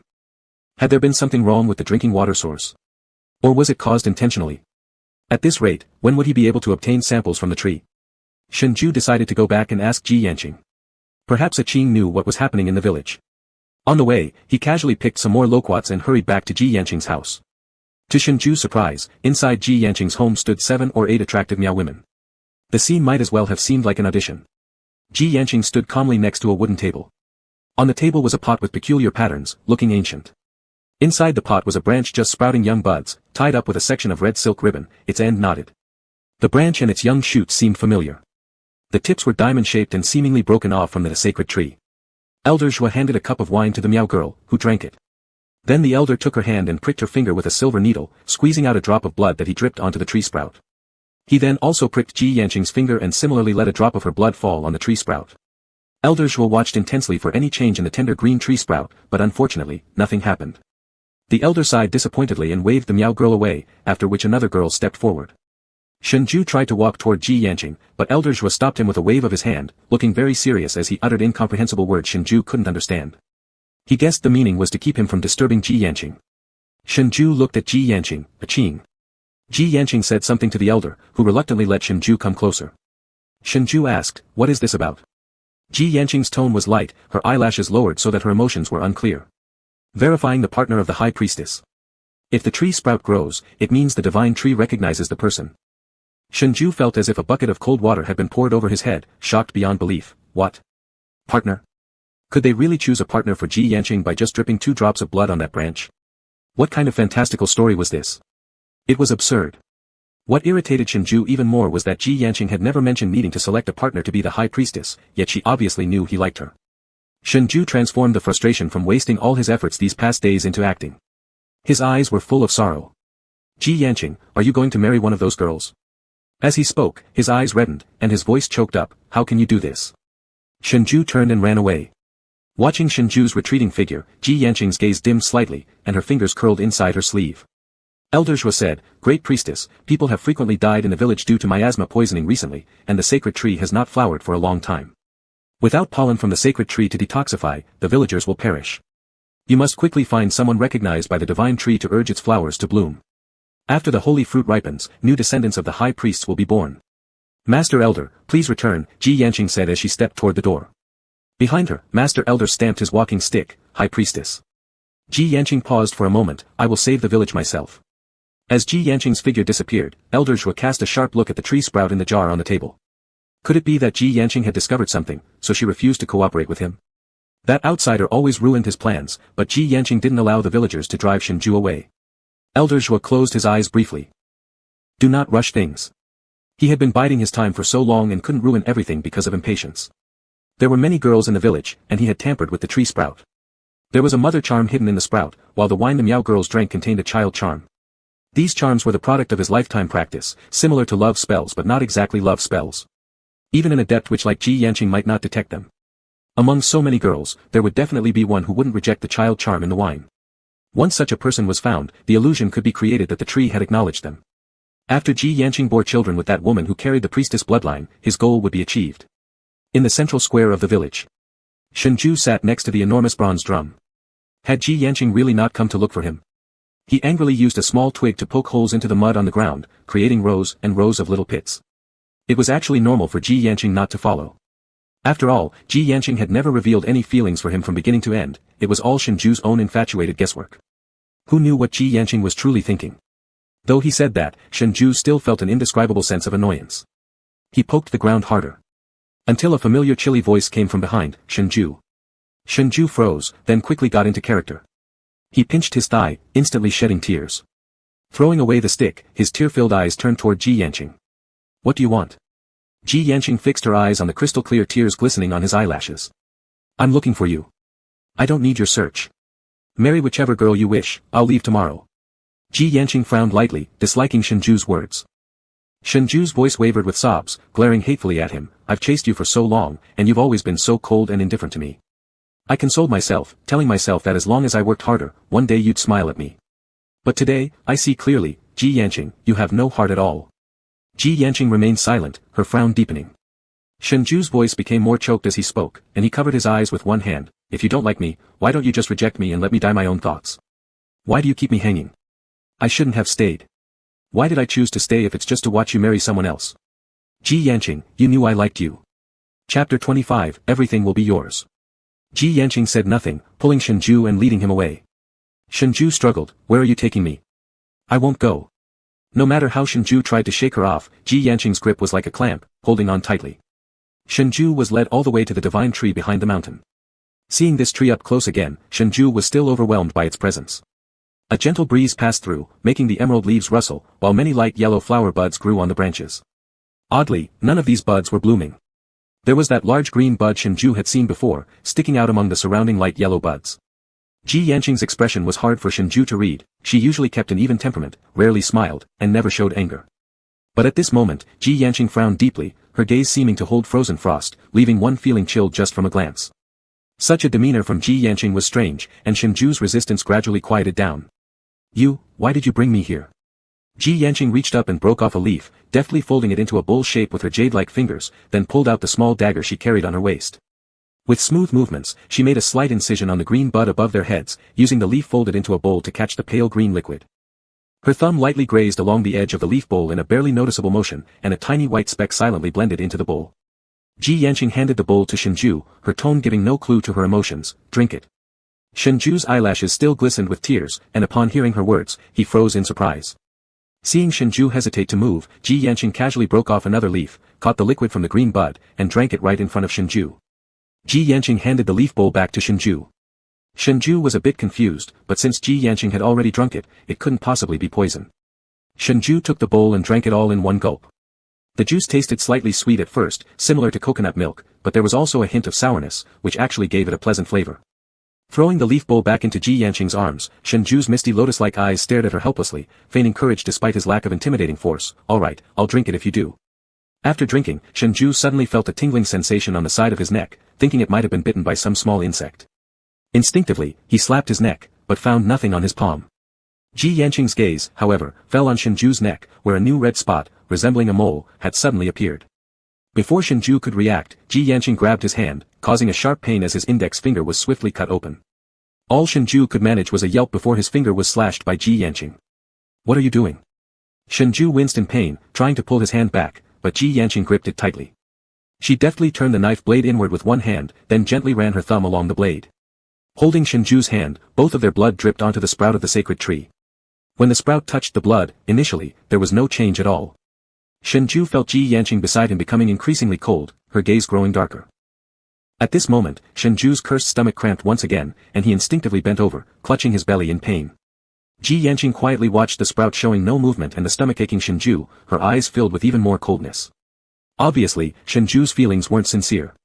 Once the love charm is planted, if the person shows false affection, they would soon experience intense abdominal pain as if thousands of worms were biting their insides. On the other hand, if the charm is genuine, the charm bug will remain dormant inside the host body, remaining harmless unless activated by the one who cast it. Ji Yanqing released her grip on Shengzhai coldly, her eyes like ice. However, Shengzhai, who should have been writhing in agony on the ground, merely muttered that he should have taken medicine earlier. After rubbing his stomach for a moment, his pain eased, and he straightened up. The red mark on his neck, which should have expanded into a spiderweb pattern as Shengzhu's abdomen ached, remained unchanged. Ji Yanqing's gaze changed, pulling Shengzhu's wrist and pressing two fingers against his pulse. The love charm inside Shengzhai was eerily quiet, and his abdominal pain turned out to be just a regular gastric spasm caused by the chill. What's wrong with you?" Shengzhai looked at her in confusion. Ji Yanqing's behavior today was too abnormal, and she inexplicably cut his hand. It then dawned on Shengzhai, wasn't what Ji Yanqing had just done similar to what Elder Zhua had done when validating the High Priestess companion with those Miao girls? While Shengzhai was deep in thought, the sprout, touched by their combined blood, began to show subtle changes. But compared to the sudden blooming of the flower bud when exposed to wind, this change was negligible. In an instant, all the flower buds on the tree that had originally remained tightly closed bloomed in unison, and a strange floral fragrance spread throughout the entire mountaintop. The mountain breeze swept past, scattering the petals everywhere. A pale yellow petal fell onto the braid hanging from Ji Yanqing's chest, complementing her silver ornaments and shining brilliantly. Shengzhai stared in shock, momentarily thinking his eyes were deceiving him. This scene completely surpassed any botanical growth rate he had ever learned to explain in his lifetime. "Am I dreaming?" Shengzhai dumbly looked at the sight of the fully blossomed tree, murmuring. Ji Yanqing was momentarily stunned as if confirming something. The coldness in her gaze, like morning mist enveloped by sunlight, slowly dissipated, replaced by a warm breeze-like gentleness. Her finger gently touched the corner of his eye. Shengzhai instinctively closed his eyes, and Ji Yanqing softly wiped away the teardrop clinging to his lashes. The gentle voice of Ji Yanqing near his ear was honey-sweet. "It's not a dream, Shengzhai. You're someone acknowledged by the divine tree." She apologized to him. "Sorry, it was my misunderstanding." What did being acknowledged by the divine tree mean? What kind of misunderstanding? What? Shengzhai felt as if his mind was about to crash under the waves of scented petals swirling around. After wiping his tears, Ji Yanqing gently stroked the pink mole between Shengzhu's right eye and double eyelid with her thumb. "I'm sorry, it's not as you thought. I've already told the elder I have someone I care for deeply. No matter how many tests are done, the sprouts of the divine tree will never react, and then you came back just in time." Such sudden tenderness was like a fiery wine that immediately intoxicated Shengzhai. He wanted to say something, ask why the whole tree bloomed instantly except for the biggest green bud, ask who the person Ji Yanqing said she belonged to was. But it was as if he had drunken too much, his head became dizzy, his limbs weak, and his ability to think completely diminished. Ji Yanqing steadied the unsteady Shengzhai. He could only stand shakily by holding on to Ji Yanqing's clothes and leaning against her. What's wrong with me? Ji Yanqing tenderly caressed his soft, delicate hair, speaking calmly. The juice of the immature sacred fruit has special effects. Shengzhai no longer had the rationality to ponder what Ji Yanqing referred to as the sacred fruit. All he felt was that Ji Yanqing's lips moving up and down were red and soft, looking like a succulent, juicy peach. Guided by an abnormally strong instinct, Shengzhai leaned forward to kiss Ji Yanqing. Unexpectedly, Ji Yanqing tilted her head to dodge. Unable to kiss Ji Yanqing, Shengzhai helplessly called out to her, "Qing, Qing." Ji Yanqing grasped his chin firmly, the desire flickering in her eyes struggling to be controlled. She forcefully compelled him, "Shengzhai, I need you to swear, you'll always love Ji Yanqing, and you'll never leave Ji Yanqing." How could Shengzhai maintain rationality? Whatever Ji Yanqing said, he repeated it frantically and hastily, "I swear, I'll always love Ji Yanqing, and I'll never leave Ji Yanqing." Getting the answer she desired, a hint of smile lit up Ji Yanqing's eyes. She held the back of Shengzhu's head contentedly, giving him a light kiss on the mole between his eyelids as a reward. "I understand. Please." Shengzhu was almost driven mad. Ji Yanqing soothingly stroked Shengzhu's nape. "All right, from now on, whatever you want, I'll give it to you." Under the divine tree, petals danced freely, and their two figures disappeared into the sea of flowers, blurred beyond sight. Chapter 26, I Can't Walk. The night sky was speckled with stars, the moon's pale glow coldly casting its light over the earth. Not far off, flickering firelight illuminated the area around the ceremonial vine village. The events from the afternoon seemed more like a dream. Lying amidst a sea of petals, Shengzhai was covered with Ji Yanqing's Miao-style outerwear. He and Ji Yanqing. His breathing rhythm became erratic as he pulled the coat over his head. Frankly embarrassing, though known for playing with emotions and having a reputation for promiscuity, Shengzhai hadn't actually been physically intimate with anyone before. For so long, he had pursued Ji Yanqing, assuming it was unreciprocated, one-sided love. Yet, Ji Yanqing apparently also harbored fond feelings for him. Born in the deep mountains, Ji Yanqing believed that as long as they both shared deep affection and were acknowledged by the divine tree, even things science couldn't explain were reasonable enough. He successfully won Ji Yanqing's affection, largely thanks to this very tree. As for why the blood-drenched sprout would undergo changes, once Shengzhai left here, taking a sample back to the tower for research, the reasons would become clear. Still the same old line, he didn't believe in ghosts or gods, nor did he believe in anything science couldn't explain. Awoke. Ji Yanqing's voice suddenly brought Shengzhu's thoughts back. His heart leapt unexpectedly as uncontrollable memories of certain indescribable moments flashed through his mind, his face immediately turning red. Ji Yanqing approached Shengzhai, holding a leaf folded into the shape of a bowl. The bowl contained about half a cup of clear water, and she was fully dressed. Shengzhai resembled a frightened quail, covering himself tightly with Ji Yanqing's outer robe. Of course, Ji Yanqing knew he had already woken up. Seeing his prolonged silence, she teased him with a smile in her eyes, "If you're still asleep, I'll go back alone." Hiding under the outer robe, Shengzhai listened carefully and indeed heard the sound of Ji Yanqing's footsteps retreating. How could she have sex with him and then leave him all alone on this mountain? That wasn't acceptable. To his surprise, when he peeked from under the robe, Ji Yanqing was still standing a couple steps away from him, a knowing smile in her eyes. The handsome youth, with elegant robes fluttering, and dark hair swaying gently in the mountain breeze, arched an eyebrow. "What, weren't you still asleep?" Shengzhai blushed furiously as he watched his unruly bedhead contrast sharply with Ji Yanqing's perfectly groomed appearance aside from the fact that she gave her outer robe to him. How could you just leave me here?" Shengzhu's expression conveyed his deep grievance. Ji Yanqing walked closer, pinched his earlobe teasingly, and handed him the bowl of spring water to drink. Shengzhai hesitated, licking his dry lips, fearing that drinking unboiled water might risk parasitic infection. "It's been boiled." Ji Yanqing understood his concerns and explained patiently. Indeed, Shengzhai saw the remnants of fire nearby and realized that Ji Yanqing had used a concave stone as a pot to boil the spring water. With no further worries, Shengzhai accepted the water and gulped it down in one breath. The spring water was refreshingly cold and silky, even better than the bottled mineral water produced by the tower he usually drank. "The sky is dark, let's go down the mountain." Ji Yanqing pulled the long outer robe around Shengzhu's body more tightly. Taller than Shengzhai, who was already 175 centimeters tall, Ji Yanqing's outer robe reached nearly down to Shengzhu's ankles, completely covering his whole body. Shengzhai felt a sweet sense of satisfaction in his heart, as if all the clouds had finally parted to reveal the bright moon. With his slightly red eyes, he glanced at Ji Yanqing and extended two snow-white arms out from the robe, looking pitifully at her through watery, tender eyes. "Qing, I can't walk." Predictably, Ji Yanqing agreed to carry him on her back. Shengzhai hugged Ji Yanqing's neck while clinging to her back, her steady footsteps carried them along the bumpy mountain path smoothly without any jolts. Moonlight scattered across the silver accessories in Ji Yanqing's hair, casting beautiful arcs of reflected light. "Qing." Shengzhai called her softly, breathing onto her ear. Have I successfully won you over?" Her warm breath tickled his ear, creating a pleasant tingling sensation. Instead of answering his question directly, Ji Yanqing told him, Shengzhai, stay. Shengzhai initially startled but then realized what those words meant, and his heart burst with joy. He tightened his grip around Ji Yanqing's neck and planted a firm kiss on her cheek. Qing, I really like you so much. I know. Carrying Shengzhai back to the village, they passed several Miao villagers whose expressions were filled with astonishment and strange looks. Particularly, the elder stepped forward furiously questioning Ji Yanqing in Miao language. Shengzhai became nervous because he couldn't understand their conversation, though from the elder's expression, he guessed it was not good news. Given the backward ideas here, it was understandable that such an event involving Ji Yanqing with a man might spark conflict. However, Ji Yanqing had now become the official village priestess, and no one had the right to criticize or judge her actions. Qing. Shengzhai called to her anxiously. In response, Ji Yanqing briefly replied and said something in Miao language to the elder before carrying Shengzhai back to the stilt house. After laying Shengzhai on the bed, Ji Yanqing said, rest, I'll be back soon. The elder still held considerable respect in the village, so Ji Yanqing probably needed to discuss matters with him. Worry struck Shengzhai as he grabbed her arm urgently. Qing, will the elder make things difficult for you? Ji Yanqing gently pried his fingers loose from her arm, saying firmly, don't worry, it will be fine. Then Ji Yanqing left. At the elder's house. The elder's face bore a stern look, and upon seeing Ji Yanqing approach, he immediately angrily questioned her, why did the divine tree suddenly bloom? Elder Shua, I have already informed you that I have someone I care for deeply. When the divine tree blooms, it signifies that it has recognized the person suitable enough for the bloodletting test. What? You've already brought someone to the divine tree for verification? Elder Shua almost thought he had misheard her.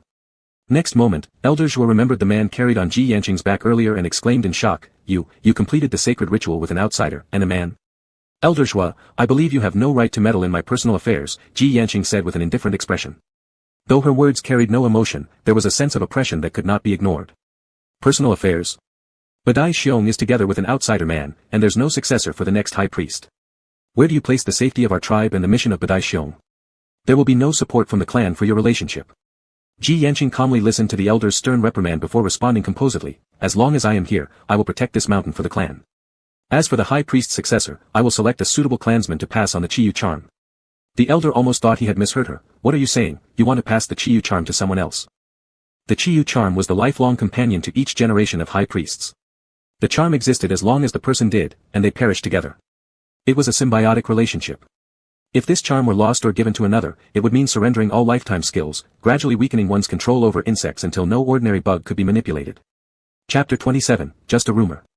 After Ji Yanqing left, Elder Shua pondered alone in the courtyard for a long time. Ji Yanqing's actions shattered his plans, the sacred fruit had not yet ripened, and as a high priestess, she already completed verification with a man. The divine tree blooming solved the poison fog in the village, ensuring that no one would die from the toxins for 20 years. However, whoever the tree acknowledged must marry the priestess and bear a child to become the next priestess. A newborn successor must be placed inside a mature sacred fruit to coexist half-sealed with insects for half a month. If the child survived after half a month, he would be trained as the future Badai Xiong. The planned priestess successor was supposed to serve him, but now everything was ruined by Ji Yanqing. Elder Shua gripped his wooden cane tightly. No, his plan cannot be ruined. He'd spent his entire life planning, already disrupted once by Ji Yanqing's mother, and it absolutely couldn't be destroyed again by Ji Yanqing. The old man's clouded eyes flickered with intelligence. He came to the backyard, whistling by placing his finger at his lips. Soon, a fully white homing pigeon flew through the dark night and perched on Elder Shua's arm. Elder Shua stared into the bird's blood-red eyes. Tell my elder brother what has happened today in the village and ask him for help. The pigeon tilted its head, reflecting the elderly face covered with wrinkles in its eyes. Once Elder Shua finished speaking, the bird flapped its wings and soared into the air. At Ji Yanqing's mother's residence. Inside the stilt house, Shengzhai hadn't gone to sleep. He kept glancing out of the window, wondering if Ji Yanqing had returned. Why did it take so long? Was the elder making things difficult for Ji Yanqing? It should not happen. Ji Yanqing was the high priestess. No matter how dissatisfied the elder might be, he shouldn't do anything too harsh to her. While deep in thought, faint footsteps and the clear ringing of silver bells sounded downstairs. Shengzhai immediately got out of bed to greet Ji Yanqing, forgetting to put on his shoes. Sure enough, Ji Yanqing returned. Shengzhai rushed to the door. Qing, did the elder mistreat you? There were many rules in the village. What if the elder implemented some special punishments against Ji Yanqing? Worried, Shengzhai examined Ji Yanqing carefully. Ji Yanqing stopped him. I'm fine. What did the elder say? Why did you stay there so long? Seeing Shengzhu's genuine concern reflected in his brows, Ji Yanqing raised her hand and comfortingly pinched his earlobe. Don't worry, it's fine. Are you really okay? Shengzhai lowered his head. I'm glad you're alright. Sorry, if it weren't for me, you wouldn't be reprimanded by the elder. Ji Yanqing remained silent, softly pinching his soft ears. It tickled, and Shengzhou instinctively shrank his neck to avoid it. Thinking about something, Shengzhou worriedly said, "Qing, I'm a man. Being with me means you'll probably get criticized." "You." Shengzhou wanted to ask if Ji Yanqing would blame him for dragging her into this mess, but she cut him off with a calm tone that was now slightly softer and firmer. "I will protect you." Shengzhou's heart skipped a beat. He grew up in the tower from a young age. The tower was revered by everyone as a symbol of human advancement and scientific brilliance, but was also a cold, merciless steel structure. To find solutions to reduce the lifespan of new humans, various anatomical studies were conducted daily there. On animals, plants, and humans. Living people, dead bodies. Both of Shengzhou's parents were top researchers in the tower, and he'd heard many people talk about him. There were many people who flattered, envied, or harbored ill intentions, but not a single person had ever said they would protect me like you. Therefore, Shengzhou couldn't help but feel a twinge of guilt toward Ji Yanqing. "What are you thinking about?" Ji Yanqing moved her hand from his ear to his chin, gently pinching it and tilting his face toward hers, revealing a hint of dissatisfaction for how Shengzhou occasionally zoned out while talking to her. This expression, contrasting with her usual cold demeanor, made Ji Yanqing appear much more vibrant. Shengzhou dispelled the random thoughts in his mind, responded with a smile, and leaned forward on tiptoe to wrap his arms around Ji Yanqing's neck, planting a soft kiss on the corner of her lips. "It's nothing." Ji Yanqing embraced him at the waist, her gaze murky as it lingered on Shengzhou's neck, where a sudden red spot echoed the mole between his eyebrows. After being together with Ji Yanqing, Shengzhou did not encounter the concentrated opposition from all the villagers as he had imagined. Everyone went about their own business. The village remained peaceful except for the occasional strange, fearful yet reverent looks cast in their direction when Shengzhou and Ji Yanqing went out together. No trouble arose. In the early morning, Ji Yanqing was watering the flowers and plants in the garden, and Shengzhou sat by the edge of the garden, holding his chin and watching Ji Yanqing work with an infatuated look. Ji Yanqing was just too beautiful. Shengzhou had never met anyone who perfectly matched his preferences. Her appearance leaned toward the gorgeous side, her Miao ethnic costume complemented with silver accessories only added mystery without looking feminine. Shengzhou had heard quite a few novels and rumors about how people in the Miao territory were good at witchcraft. But he always treated them as jokes, listening briefly before dismissing them. He suddenly remembered a popular online meme from a certain period: people in the Miao territory have striking appearances, skilled in witchcraft, and even better at bewitching hearts. So Shengzhou jokingly asked Ji Yanqing, "Qing, I heard that people in the Miao territory are adept at love spells. Tell me, if you secretly placed one on me, would the village chief be upset?" Ji Yanqing stared intently at Shengzhou's smiling, loving eyes, her clear voice as soothing as a babbling brook. "That's just a rumor." Shengzhou nodded in agreement, grinning mischievously. "Even if there were such things as love spells, Qing wouldn't need to put one on me, because I will always like you, and my feelings will never change." Ji Yanqing remained silent, continuing to water the flowers, while Shengzhou switched hands to support his chin as he admired Ji Yanqing. He thought that it might take him a very long time, longer than all his previous relationships combined, before he got tired of Ji Yanqing. It wasn't that he necessarily needed romance, but he used constant dating to fill the void inside himself. As Shengzhou appreciated the profile of the young woman, something cool suddenly touched his lips. The fruit came from a palm-sized plant, its bright red hue resembling a gemstone. Shengzhou blinked and opened his mouth to take the fruit Ji Yanqing offered. When she pulled back her hand, he playfully nibbled her fingers. Predictably, Ji Yanqing blushed, squinting her eyes at Shengzhou as though playing dumb. "Is it a fruit?" Ji Yanqing turned her face away, the finger Shengzhou had lightly bitten tingling with heat. She handed him several more of the fruits, her eyes avoiding Shengzhou's as she said, "A medicine to relieve bruises and scars." It was medicinal herb then, not wild fruit. His knee had been scratched by a rock the last time. Since then, Ji Yanqing had been treating the wound daily, and after a few days, it healed well, forming a scab. Shengzhou obediently nodded. Chapter 28, Forever Unchanged. Deep into the night, Elder Zhuo's residence. A snow-white homing pigeon perched on a wooden table within the courtyard. Elder Zhuo picked up the pigeon, untying a small wooden cylinder from its leg. When he opened it, the cylinder revealed an inconspicuous compartment containing a rolled-up letter. After reading the content of the letter, Elder Zhuo's previously cloudy eyes became sharp instantly. He burned the letter, holding the tiny wooden container and returned indoors. Soon after, cloaked in a black robe, Elder Zhuo clutched a soundly sleeping infant and hurriedly walked toward the rear mountain. Under the divine tree, Elder Zhuo carved an opening in a green bud using a dagger, large enough to place the baby inside. He then uncovered part of the blanket wrapped around the child and pressed the little wooden cylinder against the baby's lips momentarily until the insects inside crawled into the baby's mouth. Afterward, he placed the infant within the green bud. Shengzhou had a dream. In it, he saw himself at the age of 10. Every year, Shengzhou spent his birthday alone. Having gotten used to it, even on his 10th birthday, when his parents were still working in the tall tower, Shengzhou found it ordinary. As usual, he returned home after school from the tower's affiliated school, passing by a trash can near the school, where he heard a faint cry of a cat. It was a just-weaned, orange kitten with wet fur all over its body, pitifully crawling around by the garbage can. Shengzhu's family did not allow keeping pets because Shengzhu's parents had told him, your future job will be dissecting and studying animals, don't build too much emotional attachment to them. At that time, young Shengzhu still didn't fully understand what his parents' words meant, but he obeyed silently. The little kitten was an unexpected event, yet Shengzhu brought it home. Worried about being found out by his parents, Shengzhu raised the kitten in the rarely used basement utility room. However, after bringing the kitten home, his parents never returned. His daily needs were taken care of entirely by the household asen, a type of robot. In today's human society, with leaps in technological development, the quality of life is improving rapidly, and asen housekeeping robots have become an indispensable helper for every household. His parents not coming back home allowed Shengzhu to breathe a sigh of relief. Day by day, the kitten grew, becoming obedient and affectionate. It especially loved Corn and would curl up in Shengzhu's arms as he did his homework. Shengzhu gave the kitten a name, Corn.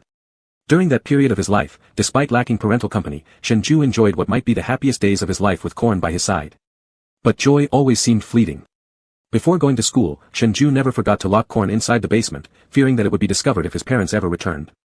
He was so cautious, yet Corn was eventually found by his mother, who came home one day to fetch some documents. It was a gloomy rainy day. On his way home, young Shengzhu bought Corn, which the little cat adored, holding it close against his chest while running home. Arriving at the door, the robotic voice of the asen greeted him coldly, welcome home. But upon seeing inside, Shengzhu froze in shock. Dressed in her white coat, his mother's expression mirrored the coldness of her attire. On the coffee table in front of his mother lay the small, orange cat, now without any warmth, looking as though it had merely fallen asleep. Still warm from the corn Shengzhu had guarded in his arms on the way home, he dropped it with a thud, watching as it rolled away across the floor. Recite the prohibitions I've told you, said Shengzhu's mother as she crossed her legs, her eyes devoid of any emotion, looking at Shengzhu like he was a malfunctioning machine. If a machine malfunctions, it must be corrected. As though stripped of his soul, Shengzhu stared blankly at the corn he had rescued and nurtured, mechanically reciting, first prohibition, do not keep pets, second prohibition, do not form unnecessary feelings toward any animal, person, or living entity, third prohibition. Shengzhu continued reciting until he had finished the 79 prohibitions, and only then did his mother stand up, taking the documents and leaving. After his mother left, Shengzhu stood there motionlessly for a long time, his legs growing numb. Eventually, when his legs became stiff and unmovable, he collapsed to his knees. He crawled painfully to Corn's side, hugging Corn's already cold body tightly into his embrace. When Corn died, Shengzhu did not cry. Neither did he cry while burying Corn in the backyard garden. The next day, after finishing the meal prepared by the robot and getting ready to go to school as usual, before leaving, Shengzhu instinctively went to the basement to say goodbye to Corn, only to find it gone forever. And finally, he broke down and cried. He erupted completely, smashing the robot, the basement furniture, the sofa where his mother had sat, and the coffee table where Corn's body had once lain. That day, he skipped school, sitting for a very long time by Corn's small grave. Over and over again, he apologized to Corn, I'm sorry, I'm sorry. Shengzhu, wake up. Shengzhu suddenly jolted awake, tears streaming down his face, hands trembling, and breathing erratic. He gazed fixedly at his trembling hands, remembering how those hands last held Corn's cold body and smashed things violently, reopening the deeply buried memories that the dream had painfully resurrected. The person lying beside him rose. Then, his body was embraced into Ji Yanqing's arms filled with a subtle herbal scent, as Ji Yanqing faced him head-on and gently patted his neck to soothe him. Don't be afraid. Ji Yanqing's steady and clear voice gradually calmed Shengzhu. He hugged Ji Yanqing's waist, burying his face deep in his chest. His hoarse voice evoked sympathy, Ah Qing. I had a nightmare. Ji Yanqing asked him, what did you dream about?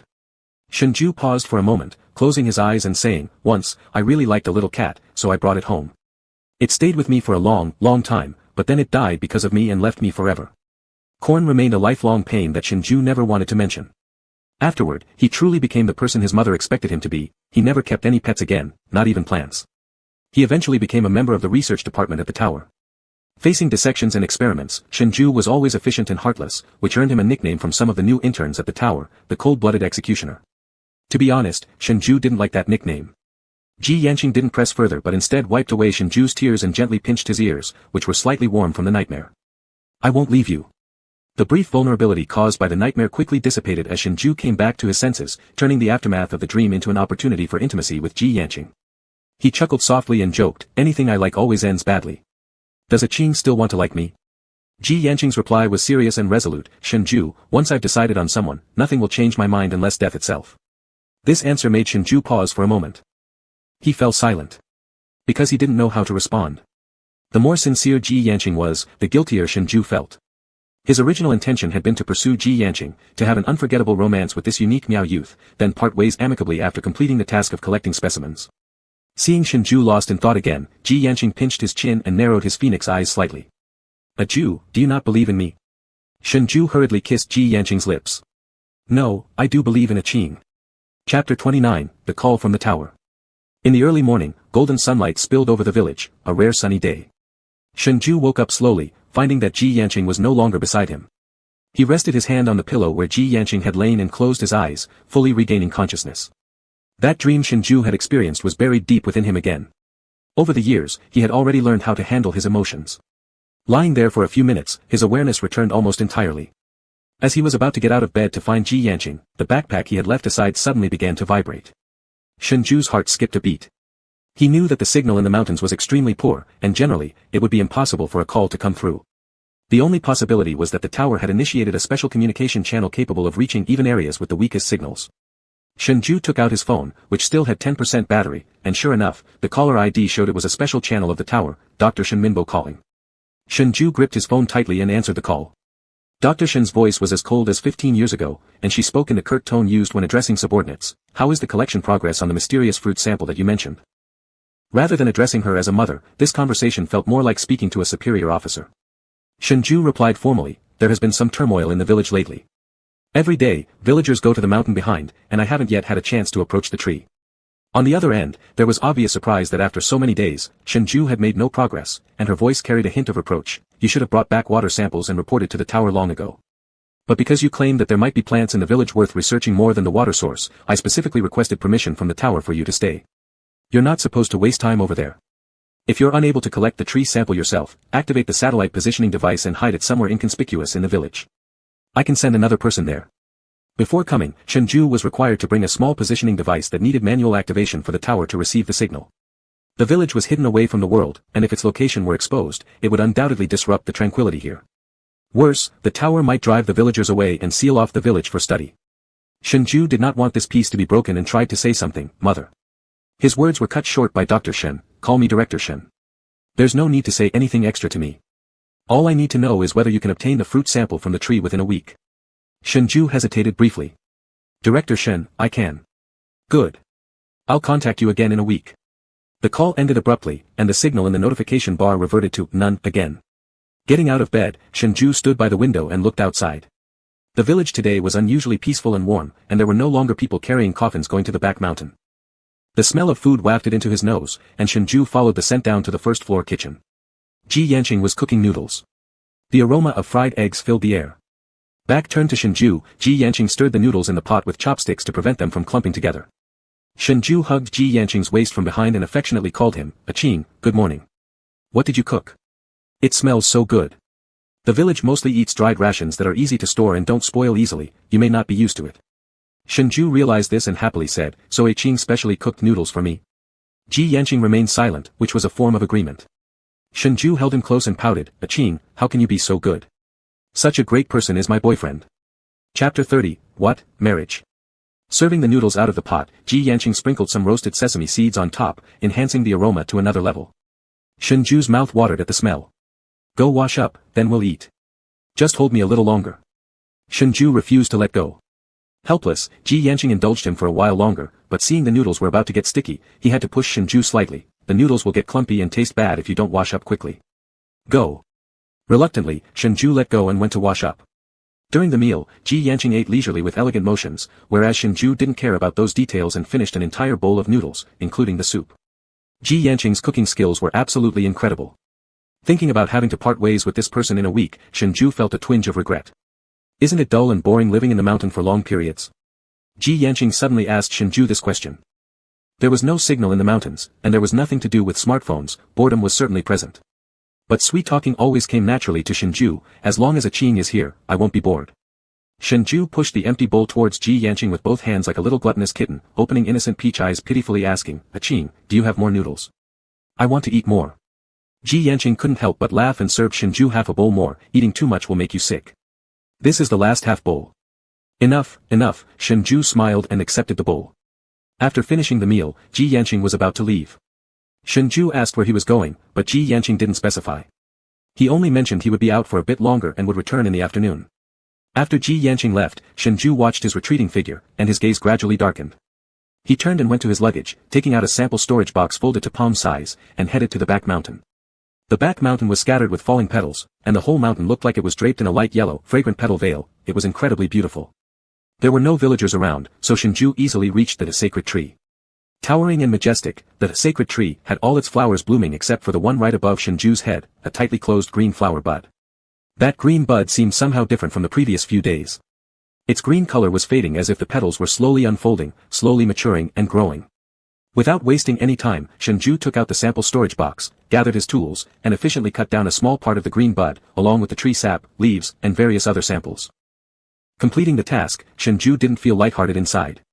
Similar to when he obtained the water sample before, his heart ached over the impending farewell. Shengzhai shook his head, not letting other thoughts interfere with his focus. Once the samples were stored safely, Shengzhai returned to the village. By the time he got back to the stilt house, it was already past 1 p.m., and Ji Yanqing hadn't returned yet. He waited a bit longer until hearing footsteps near the door. Ji Yanqing had come back, holding a set of deeply embroidered, intricate purple Miao traditional clothing, luxurious and festive looking. Clearly, this wasn't everyday wear but rather formal attire suited for special occasions. And judging by the size, it obviously wasn't something Ji Yanqing could wear. Confused, Shengzhai asked Ji Yanqing, "Qing, who does this set of clothes belong to?" Ji Yanqing replied, "Yours." Shengzhai was momentarily stunned, "Mine?" "Ji Yanqing, your wedding gown." Wait. Did he hear that correctly? Wedding gown. Wedding. This was made by Grandma Shi from the village. Each new couple in the village goes to Grandma Shi to custom make a set of Miao wedding gowns. Grandma Shi is a person blessed by the divine drum, and the Miao wedding gowns she crafts ensure harmony and lasting love throughout the lives of the newlyweds. You've already passed the test under the sacred tree, you're my partner. We should get married. Chapter 31, Do Not Regret. Shengzhai touched the splendid Miao wedding gown, marveling at the intricate hand embroidery at the front of the dress. Every stitch depicted vivid images, a masterpiece requiring far more than just a day or two to create. "Qing, why do you suddenly want to marry me?" Shengzhu's heart raced. His mother gave him a week to finish the task, he definitely had to leave. How could he stay in the village and marry Ji Yanqing? And according to the custom of Jiteng Village, if an outsider wants to marry someone from the village, they must give up everything outside and stay in this mountain for life. His mood changes were all captured by Ji Yanqing. Seeing him staring at the Miao wedding attire, Ji Yanqing explained, "Grandma Shi's eyesight isn't good, so she didn't embroider my piece." "Qing, are we really, just going to get married like this? Isn't it a bit too fast?" Shengzhai felt a little lost. Having been recognized by the sacred tree, naturally one must wed the shaman. Today is just for you to try on the clothes. Are you perhaps worried that after marrying me, you would have to stay in the village forever? Shengzhai was startled and instinctively defended himself. "No, I do willingly agree. I'm just worried that people might oppose us getting married here." Ji Yanqing remained silent. As he didn't speak, Shengzhu's uneasiness grew stronger. Ji Yanqing looked down at him with a soft gaze, "A Jew, don't lie." Suddenly, Shengzhai bit his lips and stopped speaking, silently locking gazes with Ji Yanqing. He gently pinched his ears in a tender, consoling gesture and softly said, "As long as your heart stays unchanged, you can return to your world. No matter how far or how long you go, I will wait for you to come back." Shengzhu's heart suddenly leaped. He didn't expect Ji Yanqing to say these words to him. Humans' hearts are flesh-made. How could Ji Yanqing's sincere affection not stir emotions? Ji Yanqing let Shengzhai try on that splendid Miao wedding dress. The garment was heavy, yet perfectly fitted Shengzhu's body. Ji Yanqing pulled out a silver headpiece from somewhere and carefully placed it on Shengzhu's head. The hanging tassels partially covered his face, and Ji Yanqing produced another pendant from somewhere, a blood-red droplet-shaped charm with a color resembling pigeon blood rubies. It smelled faintly aromatic up close and reflected flowing arc light under the light. Shengzhai looked down at the pendant on his chest in surprise. "What is this?" Ji Yanqing stared deeply into his eyes, touched his earlobe, leaned down with slightly lowered eyelashes and said, "It's my mother's possession, capable of warding off evil spirits and disasters. It will protect you from poisonous insects." "Is this pendant really so magical?" Shengzhai repeatedly examined it back and forth. The color and shape were indeed unique, even the fragrance was special, it made for a pretty fine pendant. As for warding off evil spirits and pests, Shengzhai figured he'd just take that with a grain of salt. This pendant belonged to Ji Yanqing's mother and was passed down to him. Did Ji Yanqing simply give it to him? "If we become spouses, apart from Grandma Shi, no one else in the village will bless us. Would you resent me?" Shengzhai thought, such a sincere person like this, he might never encounter another one in his life. There wouldn't be any blessings from the villagers, even if he agreed, it was merely a way for them to deepen their bond, without any legal significance. Ji Yanqing had also mentioned that he would allow him to leave the village as per its customs. The pendant on his chest felt like it turned into a branding iron, scorching Shengzhu's heart through the skin.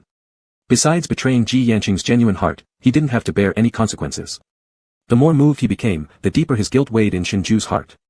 He hoped Ji Yanqing wouldn't continue saying those touching things anymore. He wished Ji Yanqing would retract some of his sincerity, so when he left, his sense of guilt would be lighter. He wanted to cut short this emotional moment. So Shengzhu wrapped his arms around Ji Yanqing's neck, stood on tiptoe, and kissed him, pushing him onto the bed. The headpiece was heavy, but Ji Yanqing firmly held Shengzhu's silver crown while letting Shengzhu urgently peck and kiss his chin, then gently took off the silver crown for him. Amid the lips' friction, the pendant on Shengzhu's neck fell onto Ji Yanqing's chest, becoming even brighter and more vivid in color. Shengzhu mumbled softly, "Qing, I don't blame you. You're so kind, how could I ever blame you?" He couldn't stop feeling guilty. That being said, once we become spouses, we'll be partners for life. Shengzhu, don't regret. By the time it ended, it was already deep into the night. Shengzhu was sound asleep beside him. The pendant hung naturally around Shengzhu's neck, while the Miao wedding outfit and silver ornaments were carefully set aside by Shengzhu. Ji Yanqing propped his head up and gazed at Shengzhu's sleeping face, playing with his hair. Strands of jet black hair dangled from Ji Yanqing's shoulder, brushing lightly against Shengzhu's cheeks, tickling him and making him stir restlessly in his sleep. Ji Yanqing smiled softly and gently brushed away the lock of hair disturbing Shengzhu's rest. Then Shengzhu instinctively hugged his waist, buried his face in Ji Yanqing's cool chest, muttering unclearly, "Qing, Qing." Ji Yanqing caressed his neck and replied gently, I'm here." Shengzhu seemed to have really hurt her, he nestled his head closer and fell into a quiet sleep. The red mark on the neck appeared even more alluring, due to its location close behind the ear. This mole had yet to be discovered by Shengzhu. Ji Yanqing's thumb lightly stroked the spot twice where the love charm resided. "Adieu, may your heart remain steadfast." Outside the window, the moon shone bright against sparse stars, cloaking everything in silence. Happy times always passed too quickly. In the blink of an eye, the week's deadline set by the tower for Shengzhu was down to 1 day.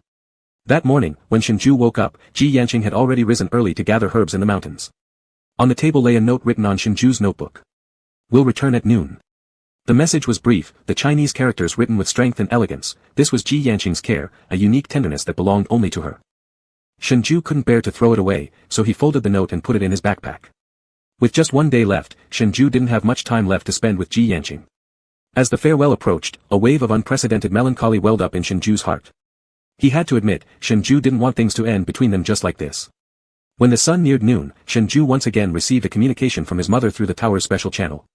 The meaning of this call was simple. His mother asked if Shengzhu had obtained the sample. If not, he still needed to report back to the tower tomorrow. There was also a request: before leaving, Shengzhu must activate and place the tracker somewhere in the village. After the call ended, Shengzhu sat outside the door and smoked half a pack of cigarettes. How should he explain this to Ji Yanqing? Should he directly say they were breaking up, or fabricate some fictitious reason that he would come back? Thinking back on the moments they'd shared, none of those ideas appealed to Shengzhu. Ji Yanqing treated him sincerely, and Shengzhu didn't want to treat Ji Yanqing as he had done with previous romantic partners. Ji Yanqing was different. What to do? What exactly could he do? Shengzhu, troubled, stuck a cigarette between his lips and scratched his scalp hard with both hands. Suddenly, a pair of feet appeared before him. Ji Yanqing's voice came from above, tinged with concern. "Something troubling you?" Shengzhu froze, then quickly looked up. Ji Yanqing stood there with a bamboo basket on her back, frowning at the pile of cigarette butts underfoot. "You don't usually smoke." Indeed, Shengzhu had never smoked in front of Ji Yanqing. One reason was to maintain his image in Ji Yanqing's eyes, the other was because he feared she might dislike the smell of cigarettes. Now caught red-handed by Ji Yanqing, Shengzhu awkwardly pulled out the remaining half-cigarette from behind his back and crushed it out, offering a forced smile and pale excuse. I really don't smoke usually, truly." Even to himself, his explanation sounded weak. Since he hardly smoked, 1 go and half a pack were gone, so he tried discreetly stepping on a few butts in an attempt to make the number of cigarette butts on the ground seem less overwhelming. "Adieu, you're troubled." Ji Yanqing spoke insightfully. Shengzhu pressed his lips together, fell silent momentarily, then said quietly, "Qing, I'm going back to my city, for a very long time." Ji Yanqing didn't appear surprised, she simply responded with a faint Shengzhu shook his head. "It could be 3 or 5 years before I come back, it's such a long time." "Qing, I can't bear to leave you behind, will you come with me?" Chapter 32, Here We Part. "You come with me to my city. Your daily necessities, accommodation, all will be arranged properly for you." Looking into his anxious eyes, Ji Yanqing slowly shook her head. "Adieu, I am the shaman, and it is the shaman's duty to guard this mountain for life. I cannot leave, but you may go back, without hesitation." Shengzhu frowned in distress, wondering why Ji Yanqing couldn't understand. Even the best relationship could wear thin after 5 or 10 years apart, yet now, when Shengzhu had finally decided to take Ji Yanqing to live in the city with him, she declined. "The people here haven't treated you well. You're with a man now. What will you do alone once I leave? Why won't you come with me?" Ji Yanqing remained silent for a long while, so long that Shengzhai started to feel uneasy, worried whether Ji Yanqing had overheard his phone call. "Qing, can you promise now that you'll wait for me? If I get busy with work and don't return for 7 or 8 years, can you really wait for me that long? Look, feelings fade with time. No one would wait around empty-handed for 7 or 8 years. By then, I might not even remember your name anymore." Shengzhai attempted to use logic to show Ji Yanqing that if she stayed in the village, they wouldn't stand a chance. Ji Yanqing's dark eyes gleamed like a deep lake whose surface betrayed no ripples but hid immense turmoil beneath. He finally spoke, making Shengzhu's heart tremble. "If I don't go with you, will you forget me?" Shengzhai was stunned. His hesitation seemed to be an implicit acknowledgement. Ji Yanqing stopped looking at him and turned to leave. Realizing his guilt had been exposed, Shengzhai stood there dumbfounded for a minute before reacting and running after her, but in that 1 minute, Ji Yanqing had already vanished. Throughout the evening, Shengzhai never saw Ji Yanqing again. He thought all afternoon and made the painful decision. If Ji Yanqing wouldn't go with him, there was nothing Shengzhai could do about it. Ji Yanqing was already special and patient enough for him, he even thought of asking her to follow him to the city so she wouldn't feel sad being left alone. But Ji Yanqing insisted on staying in this mountain. Although it was true he liked Ji Yanqing, all his work and social life were in the city. He couldn't throw away his entire life just for Ji Yanqing and stay in this deep mountain forever. Maybe others would say Shengzhai could simply come to visit when he had time, avoiding the need to break up. No. Jiteng's village was far from the city, and the journey here took 3 days without even counting the 2 days required to hike through the mountains to reach the village. Shengzhai thought, since the situation couldn't be changed, he might as well cherish the remaining time they had together.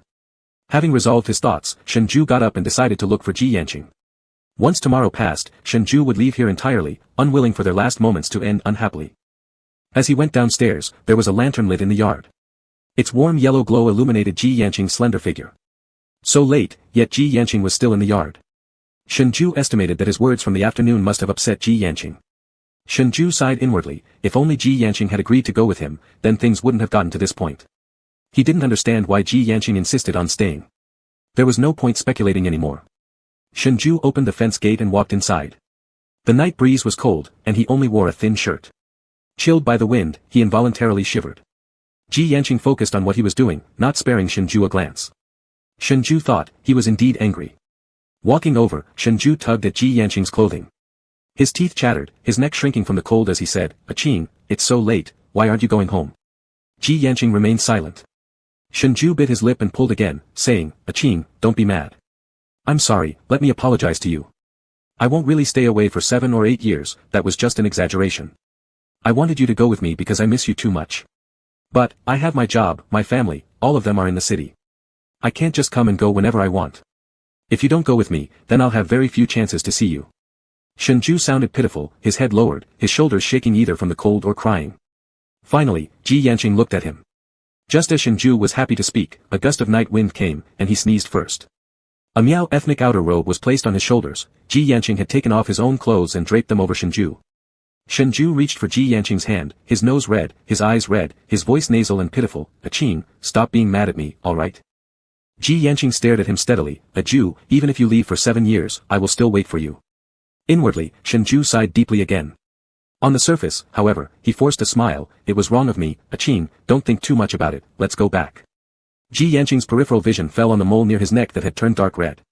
"Qing, I'm so cold, can we go back?" Shengzhai jumped into Ji Yanqing's embrace, circling his arms around his waist and cajoling him. The night was deep, quiet. After a stormy session in the wooden stilt house, Shengzhai opened his eyes and looked at Ji Yanqing lying unusually sound asleep beside him. On one side of the bedside table lay an empty cup that contained the sedative Shengzhai had slipped in earlier. Ji Yanqing's eyes were closed, his long lashes casting a small shadow beneath his eyes. Shengzhai gazed silently at him for a long while before slowly moving. Tonight's Ji Yanqing had been more aggressive than ever. Bearing the pain in his waist, Shengzhai quietly climbed off Ji Yanqing's body, dressed himself, and picked up his black backpack. Inside the backpack was the sample from the divine tree he had collected, along with a drawing he once painted for Ji Yanqing. After considering, he decided to take it as a keepsake. Everything else, he left behind. Before leaving, Shengzhai reluctantly looked at the sleeping Ji Yanqing. He approached to tuck the blanket around him tighter and whispered gently, "Qing, I'm sorry. Since you don't want to come with me, and I cannot stay, we can only part here. You're so good, someone who truly cares about you will surely come along in the future. Don't meet someone as irresponsible as me again." Having said that, Shengzhai wrapped himself in the moonlight and silently closed the bamboo door behind him, his figure disappearing into the deep night. After he left, Ji Yanqing, who was supposed to be sound asleep, opened his eyes. As if he had expected it all along, he closed his eyes once more and whispered disappointedly, "A Jew, you cannot renege on your words." Shengzhai walked under the moonlight for a long time through the village until he reached the bamboo forest, the only path leading to the outside world. The pale light of the moon filtered down through the canopy, faintly illuminating the ground beneath his feet. Shadows of bamboo leaves swayed gently in the wind. Unbeknownst to Shengzhai, a cloud slowly drifted over the moon, and the surrounding light began to fade away until it became pitch black, making it impossible to see even one's hand before their eyes. Shengzhai pulled out his phone from his backpack and turned on the flashlight using the last 7 bars of battery life. Then, he quickly entered the bamboo forest. It was darker within the bamboo forest, and the weak glow from the phone was the only source of light. Shengzhai searched for the white powder he had sprinkled earlier and followed it to the end of the bamboo forest. Just before stepping out of the forest, Shengzhai remembered something. He retrieved the tracking device from his pocket. He stared at it for 2 seconds, then threw it forcefully against a rock nearby. With a crisp metallic ding, the tracker shattered into 4 or 5 pieces and was rendered completely useless. This village should remain peaceful as it always was, untouched by any disturbances. It was the one thing Shengzhai could do for Ji Yanqing, his final action to honor his promise. Carrying a sense of regret, Shengzhai left the bamboo forest without looking back. Chapter 33, No Longer Trusting You. Strangely, even though it was past 5 in the morning, there was no sign of the sun rising. The horizon glowed a hazy grayish-white, while the mountain forest remained shrouded in darkness. Shengzhai carried just enough water and food to get him out of Jiteng Village. After trudging through the mountains half the night, his water supply had already run dry. He decided to rest near a large banyan tree that required 2 people to encircle it fully. Setting down his heavy backpack, Shengzhai sat directly on the ground. He took out the empty water bottle and tilted his head back, draining the last drop into his mouth. He wiped his chapped lips with his dry hands. There were no sources of water nearby, and lighting a fire was out of the question. Even after traveling far, he still feared being discovered by the villagers of Jiteng. During his brief rest, Shengzhai inadvertently fell asleep. Though he had only intended to sit for a few minutes to catch his breath, exhaustion overtook him, and he dozed off, a dangerous act in the mountains where poisonous insects could easily bite him unawares. Shengzhai woke up startled, breaking out in a cold sweat as he checked his body for any poisonous insects. But just a moment later, a snake slithered down from the tree trunk above. Its tail was coiled around the branch while its body dangled right in front of Shengzhui's face. Shengzhui's hair stood on end, and he hastily retreated, his face pale. Looking closely, the snake's scales reflected faint silver white in the dim light. Could this be Ji Yanqing's silver snake? The silver snake flicked its red forked tongue, motionlessly staring at Shengzhai. There was no doubt, it was Ji Yanqing's pet snake. Shengzhai felt uneasy under its piercing gaze. Remembering that it understood Ji Yanqing's words, he tentatively addressed it, "Big brother snake, please let me pass. I've never offended you. Go back to your master." The silver snake emitted a couple of hisses but did not yield an inch. Swallowing hard, Shengzhai quietly squatted down, picked up a stick behind him, and prepared to make a bold move. However, as soon as he spoke, a rustling sound came from not too far away, someone stepping on dry leaves. At first, there was only one set of footsteps, but soon it became many. Shengzhui's heart raced as he glanced around frantically. Unbeknownst to him, torches' lights were gradually closing in from every direction. Bad. His heart sank like a stone. Ignoring whether the silver snake might attack him, Shengzhai grabbed his backpack off the ground, waved the stick wildly, and bolted. The silver snake didn't chase after him, instead, it turned its head and calmly watched Shengzhui's retreating figure. From deeper within the bamboo grove, a figure emerged step by step. The sound of silver bells jingling softly harmonized with the crunch of dried leaves underfoot. Ji Yanqing stopped beneath the tree where Shengzhai had rested just moments ago. The silver snake slid down from the branch and obediently coiled around Ji Yanqing's wrist. Ji Yanqing lowered his gaze, and his emotions remained inscrutable. Breathless, Shengzhai was drenched in sweat, his heart pounding like drums about to burst from his chest. Surrounded, Shengzhai found himself trapped within a circle of villagers carrying flaming torches, layer upon layer surrounding him.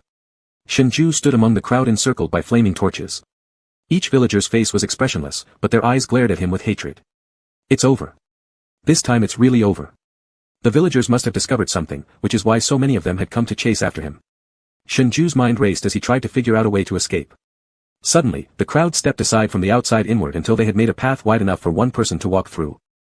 The sound of silver ornaments tinkling grew nearer from beyond the crowd, and Ji Yanqing gradually came into view. His beautiful phoenix-like eyes were now filled with frost, glaring icily at Shengzhai from afar. Shengzhai felt his heart sink. How did Ji Yanqing end up here? Didn't he drink the sleeping draught that Shengzhai had slipped him? How could he? Shengzhai suddenly caught his breath. He remembered that although he had watched Ji Yanqing drink the water, Ji Yanqing had gone out afterward. What if Ji Yanqing had spit the water out again? Then it wouldn't have taken effect.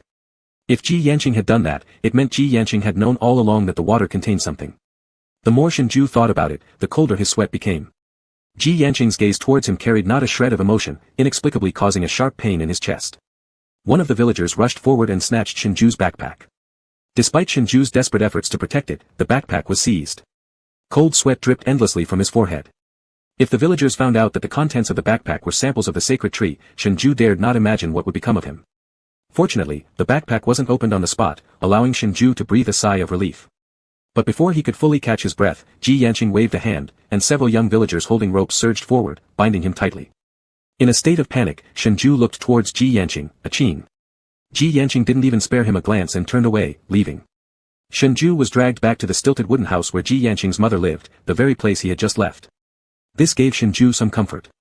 He was still bound with his hands tied behind his back, the prolonged pressure causing numbness and loss of blood flow. Once they brought him back to the house, they locked the bamboo door from the outside. Shengzhu closed his eyes for a moment, forcing himself to calm down. He wondered whether Ji Yanqing had heard the words he had spoken before leaving. Judging by Ji Yanqing's expression, he probably had. At that time, what was Ji Yanqing thinking? Was he disappointed in Shengzhu for staying beside him only to get the sacred tree samples with sweet talk? Truly, Shengzhu's intentions when approaching Ji Yanqing initially were impure. It was his fault. Ji Yanqing had every right to hate him.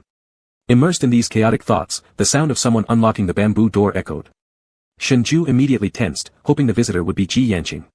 He wanted to explain everything to Ji Yanqing, apologize, and perhaps leave the sacred tree samples behind, asking Ji Yanqing to plead on his behalf with the villagers so they might let him go. Sure enough, the visitor was Ji Yanqing.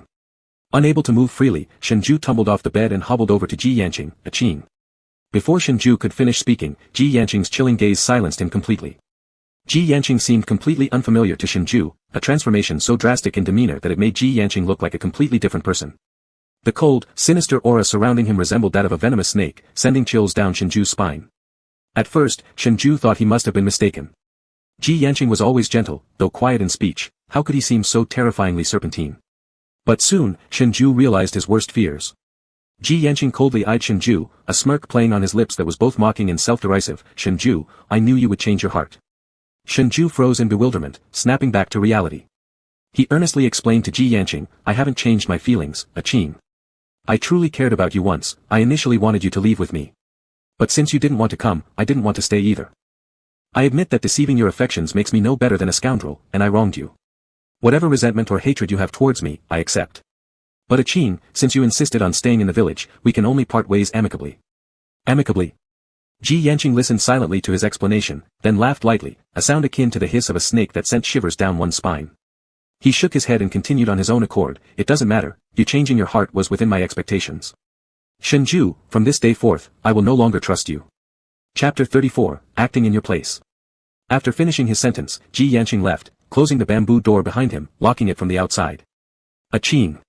Shengzhu banged the door with his shoulder, calling out to him anxiously. The footsteps outside grew fainter and fainter, no matter how hard Shengzhu shouted, Ji Yanqing did not come back. Ji Yanqing said he would no longer trust Shengzhu, which Shengzhu could understand. But why hadn't Ji Yanqing let him go, instead locking him in this room? What was his intention? Was he going to punish Shengzhu according to the village's rules? Would Ji Yanqing really do that to him? His hands, tied for so long, had lost all blood circulation, and a numbness spread from his forearm up to his shoulders. Shengzhu tried looking around the room for something to cut the ropes, but there were no sharp tools in sight. His attention fell on the ceramic teacup on the table. He rushed over, knocking the table down. The cup fell to the ground, shattering into pieces, spilling tea and water everywhere. Seeing this as a chance, Shengzhu knelt down and picked up one of the fragments. With great difficulty, he used it to saw through the ropes binding his wrists behind his back. Finally cutting through the ropes, Shengzhu collapsed onto the ground, gasping for breath and shaking his tingling arms. Just as he prepared to get up, a flash of black and purple caught his eye, the Miao wedding attire hung solemnly nearby, its silver crown resting atop. Shengzhu froze. This outfit brought back some memories of Ji Yanqing. Just the night before, he had worn this garment Ji Yanqing gave him, deceiving and coaxing Ji Yanqing to be intimate. A sudden stabbing pain gripped his chest. After a brief moment of silence, Shengzhu continued searching for a way to escape. They had broken their relationship completely, and all past feelings had left a crack. Shengzhu and Ji Yanqing would never reconcile. There was no way he would stay here to await death helplessly. He had to leave. With the door blocked off, Shengzhu approached the window and peered outside. It was too high to jump, and below lay a stony path covered with small stones. Jumping might not kill him, but his legs would certainly be useless afterward. Too smart to attempt an immediate leap, Shengzhu closed the window in frustration, glancing around the room. There was only one sheet on the bed, tying it together wasn't enough, and even if he could use it to descend, the fragile window lattice wouldn't hold the weight of a grown man like himself. That left only one option. Staring at the bamboo wooden door, Shengzhai stepped back a few paces, then surged forward to kick it open with all his strength. Before he reached it, however, the door suddenly opened by itself. Shengzhu's kick missed entirely, and he tumbled to the ground painfully, gritting his teeth. Two robust Miao youths stood in the doorway. Without saying a word, they roughly grabbed Shengzhai by the nape of his neck and threw him back into the room.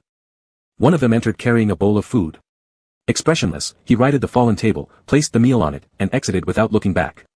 Shengzhai lay on the bed with his ribs aching, unable to move for quite some time. Click. The bamboo door was locked again from the outside. Shengzhai was stunned. Was he under supervision? Had Ji Yanqing sent these two men to watch over him? Still disbelieving, Shengzhai couldn't accept that Ji Yanqing would have him restricted like this. Now he had no way out, so he paced restlessly in the small room. He hoped Ji Yanqing would come. If Ji Yanqing came, Shengzhai could communicate with him. Ji Yanqing couldn't imprison him forever. All day long Shengzhai waited. Aside from the Miao men who delivered water and food, Ji Yanqing did not return once. Language barriers made it impossible for Shengzhai to ask the men to relay messages to Ji Yanqing. Even worse, his backpack was taken away. It contained the samples and the only phone that could connect with the tower. Now Shengzhai was effectively locked up like in a jail cell. As the days dragged on, his patience and willpower slowly dwindled. Shengzhai spent 5 entire days in this cramped room, and his emotions finally neared the breaking point. He was losing his mind. Why didn't Ji Yanqing return yet? Would Ji Yanqing truly keep him locked in here indefinitely? The sound of the lock turning rekindled hope within Shengzhai, but it wasn't Ji Yanqing who entered the room. It was the same Miao man who delivered his meals every day, standing vigilant as always. Suddenly enraged, Shengzhai darted toward the doorway in an attempt to escape, only to be effortlessly restrained by the man, who hoisted him over his shoulder. The hardness of the man's shoulder pressed against Shengzhu's stomach, inducing a strong wave of nausea. Acid rushed up, and Shengzhai involuntarily vomited all over the man's back. The man frowned slightly, carried Shengzhai back to the bed without a word, and resumed his post at the entrance like an unyielding guard stationed outside. Shengzhai had vomited, and there were traces of filth around his mouth. He turned over, pressing his hand against his aching stomach, his face pale as he struggled to regulate his breathing. After a long while, the pain in his stomach persisted, racking him with spasms that made it almost impossible for him to get up. When the footsteps outside the door appeared again, Shengzhai lacked the energy to determine whether they belonged to one of the Miao men guarding him. Drenched in cold sweat from the pain, he couldn't even lift his fingers. Closing his eyes, Shengzhai endured wave after wave of cramping agony. Even when the bamboo door creaked open, he didn't bother to look up but continued lying still, clutching his stomach like a lifeless corpse. Ji Yanqing noticed the hand gripping his own stomach. After realizing no sound came from Shengzhai, Ji Yanqing prompted him to open his eyes. What Shengzhai saw was the strikingly beautiful yet cold face of Ji Yanqing adorned in purple Miao robes and heavy silver ornaments. As though injected with newfound strength, Shengzhai forced himself off the bed despite his pain, bending over as he clutched at Ji Yanqing's sleeve with a raspy voice. Ah Qing, you can't keep me locked up, it's illegal. You've probably seen the samples already, I don't need to take them with me. Let me go. I promise I won't say a word about this village. Shengzhai tried negotiating with Ji Yanqing once more, believing the empathetic man wouldn't be so cruel. With a chilling calmness, Ji Yanqing looked down on him and responded with an icy gentleness. Shengzhai, it's impossible. The instant words left Ji Yanqing's lips, Shengzhai collapsed inwardly. Ignoring the pain in his stomach, he shoved Ji Yanqing forcefully. The prolonged confinement had left Shengzhai teetering on the brink of mental collapse. In despair, Shengzhai screamed at Ji Yanqing, I've told you I'll leave the samples. Why are you still keeping me? Unmoved, Ji Yanqing remained unshaken by Shengzhu's breakdown. Exhausted from his outburst, all that was left of Shengzhai was sheer helplessness and despair. His violent movements exacerbated the pain in his stomach, leaving his lips pale and drenched in sweat. He couldn't even stay bent anymore.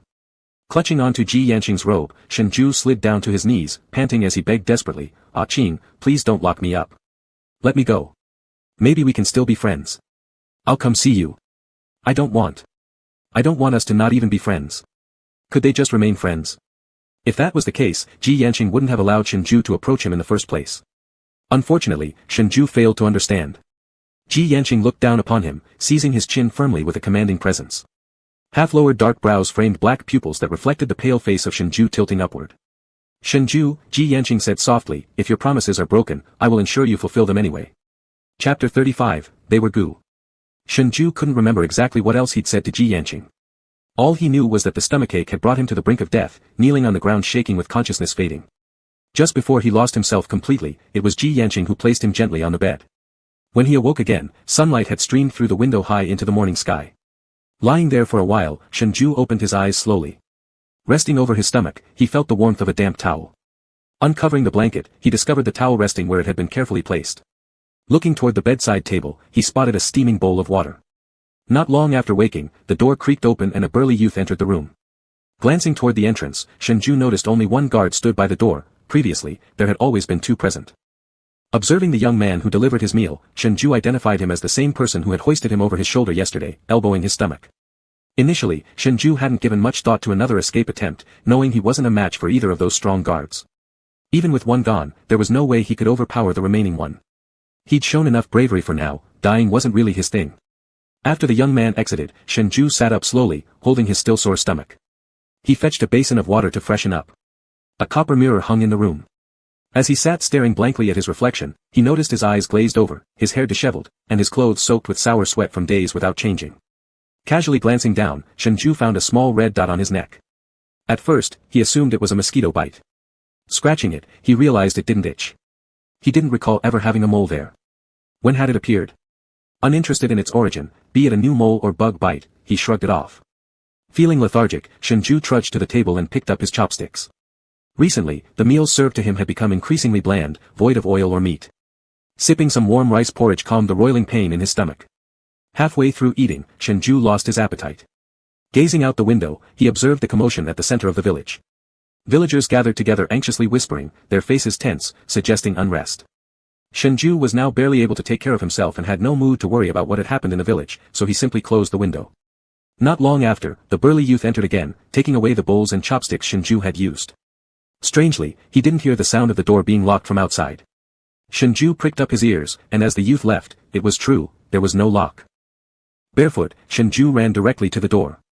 The young man was gone, the bamboo door wide open. Sunlight poured through without obstruction, warming his face and filling the room. He felt a secret thrill inside but dared not linger. Quickly stepping onto the staircase, he headed upstairs. But soon Shengzhai lost any hope for escape. Although it was the second floor, it wasn't much lower. Shengzhai still couldn't escape. Unwilling to accept this, he looked around. If going down was impossible, then the only choice was up. Upstairs was the forbidden fourth floor Jiyanqing once mentioned, a place they weren't allowed to go randomly. For so long, Shengzhai had never ventured there. He wanted to check if there were tools on the fourth floor that could help him. The layout of the fourth floor was largely similar to the lower levels. At a glance, there was a long bamboo corridor with 3 adjacent empty rooms.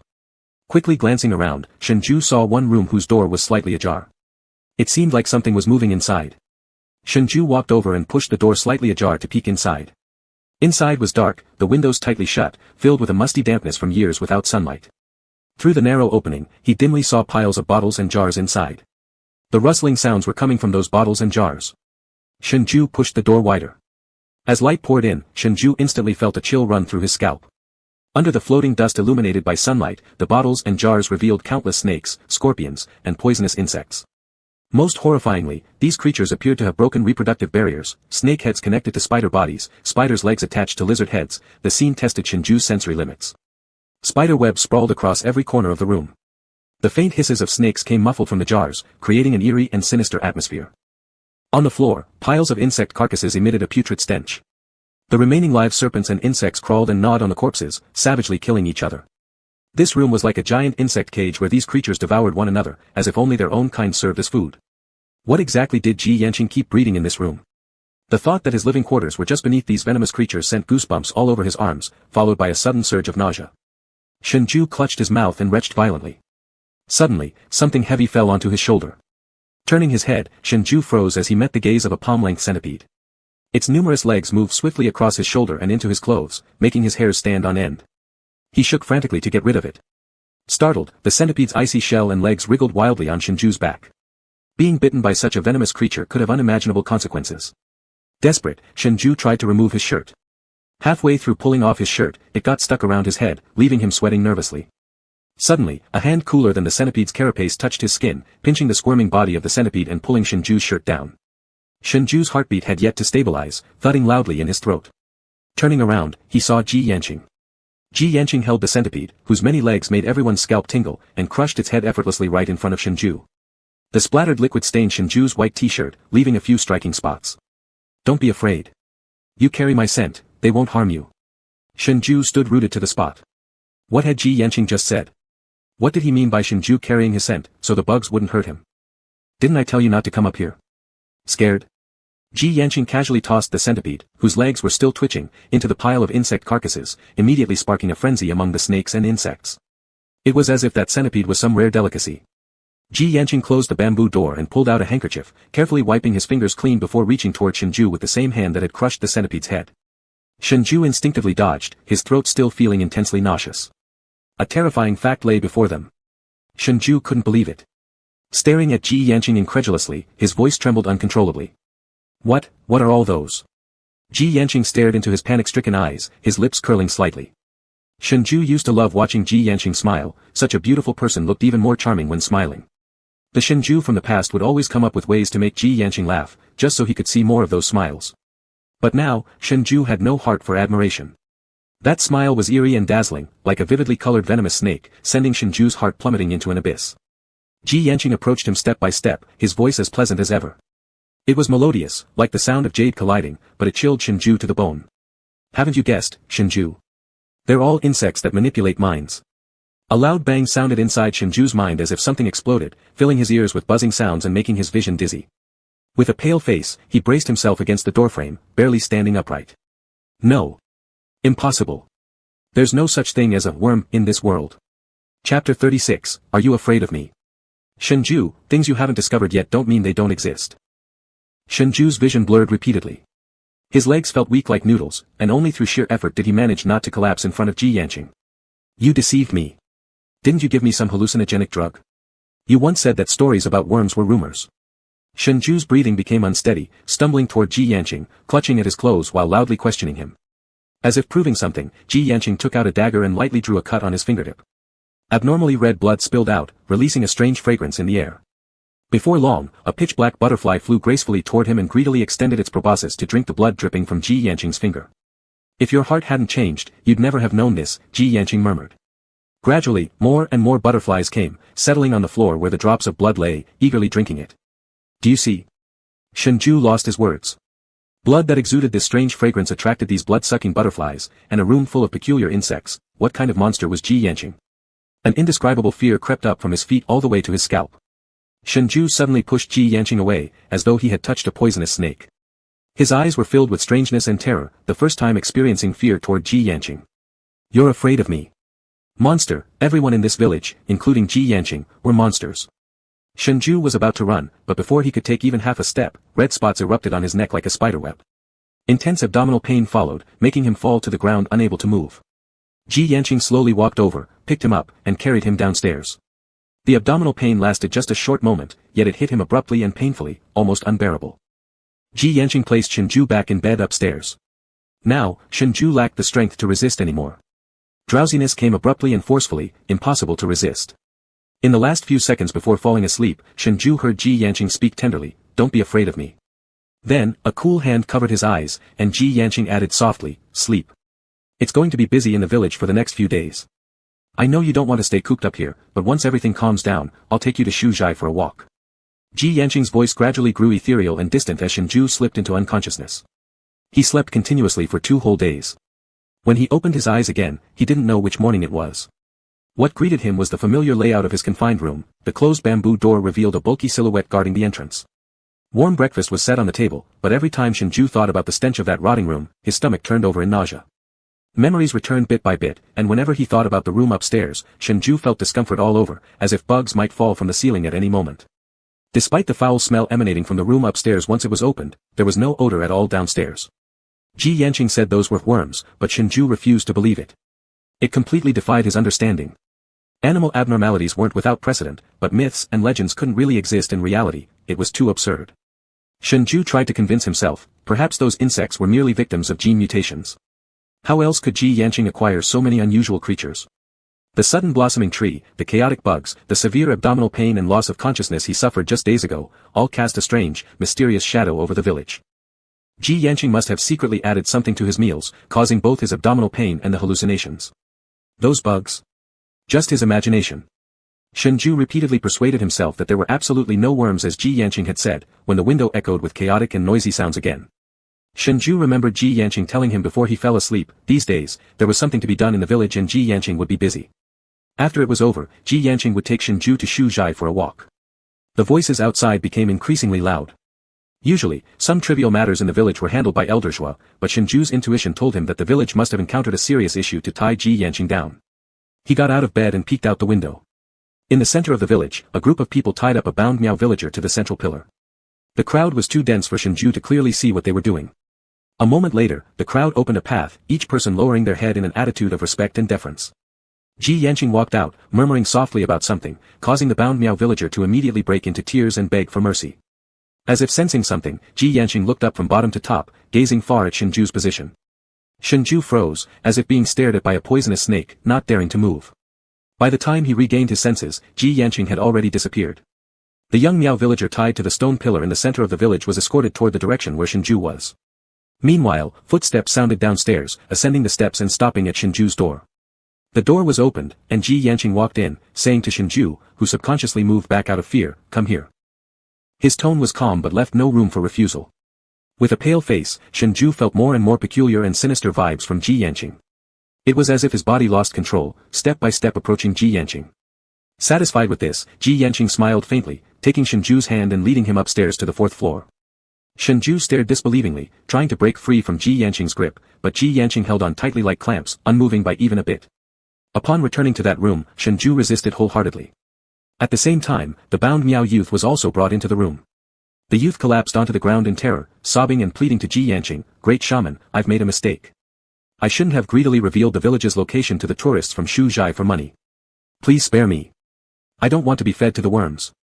The villagers escorting the youth appeared angry, berating him in Miao dialect for something unknown. Unmoved, Ji Yanqing just led Shengzhu's cold hands, against his resistance, and pushed open the door Shengzhu refused to open. Some things, you need to see with your own eyes before you believe, before you're afraid, and dare not lie. To witness with one's own eyes. What did Ji Yanqing want him to witness personally? To make him believe what? What exactly was the crime of the youth kneeling on the ground? Ji Yanqing signaled, and the villagers forcibly pushed the youth into the room. Ji Yanqing also hugged Shengzhu stiffly and entered. The sound of snakes slithering past his feet, the squirming of insects, the grotesque sight of deformed spiders, all these made Shengzhu wish he could gouge out his eyes. The villagers disregarded the youth's plea and blindfolded him, pressing him aside. A middle-aged man picked up a pot and approached Ji Yanqing. Ji Yanqing never took his gaze off Shengzhu's face for a moment. He extended his arm, and the middle-aged Miao man cut his forearm with a dagger, using the pot to catch the blood flowing out. At the instant the strange fragrance filled the room, all the insects became restless, rushing madly towards the source of the scent, yet keeping a respectful distance from Ji Yanqing. The insects displayed both fear and desire. That absurd witchcraft explanation seemed verified, chilling Shengzhu's blood completely. His face turned deathly pale. Shengzhu tightly closed his eyes, standing rigidly on the spot. Suddenly, Ji Yanqing covered his eyelid with his thumb, gently rubbing the position of his mole, commanding, "Shengzhu, open your eyes." Chapter 37, Devour Half. Shengzhu terrifyingly discovered that whatever Ji Yanqing said, his body obeyed, making this eerie feeling cause his heart to race wildly. His eyes unwillingly opened, forced to stare directly at the kneeling youth on the ground. What wrong did he do? What will you do to him? Why do I have to watch, Ji Yanqing? I don't want to watch.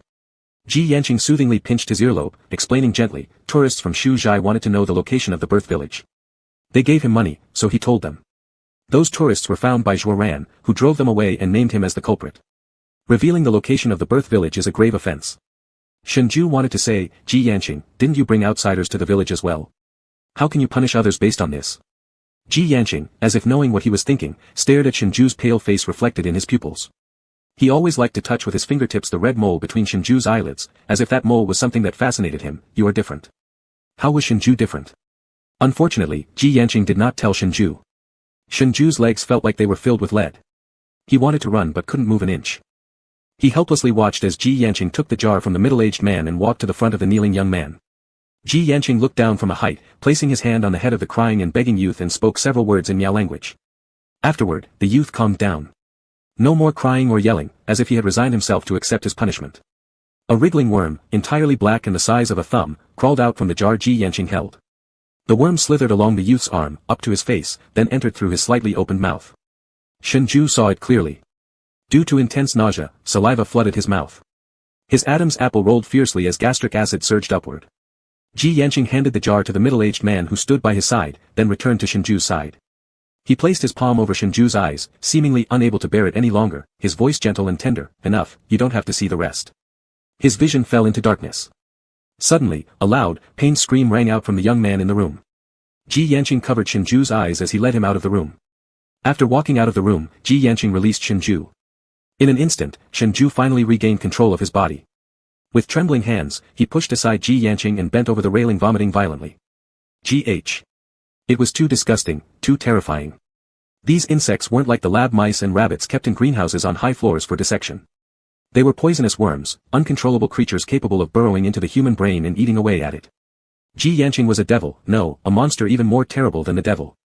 Through the door crack, the young man lay on the ground, whether alive or dead was unclear. Shengzhu's face turned ghostly pale as he lifted his gaze toward Ji Yanqing. For some inexplicable reason, Ji Yanqing's face seemed blurred as if in a hallucination or dream, transformed into a pitch-black, horrifying shadow. On the third floor of the stilt house, Shengzhu's room. Zhuo Ran guarded beside Shengzhu, repeatedly wiping the cold sweat off his forehead with a damp towel. Due to fever and nightmares, Shengzhu slept extremely restlessly, furrowing his brows tightly while mumbling unintelligible words in his sleep. Ji Yanqing pushed the door open, and Zhuo Ran looked at him, saying, "He is still running a fever and hasn't woken up.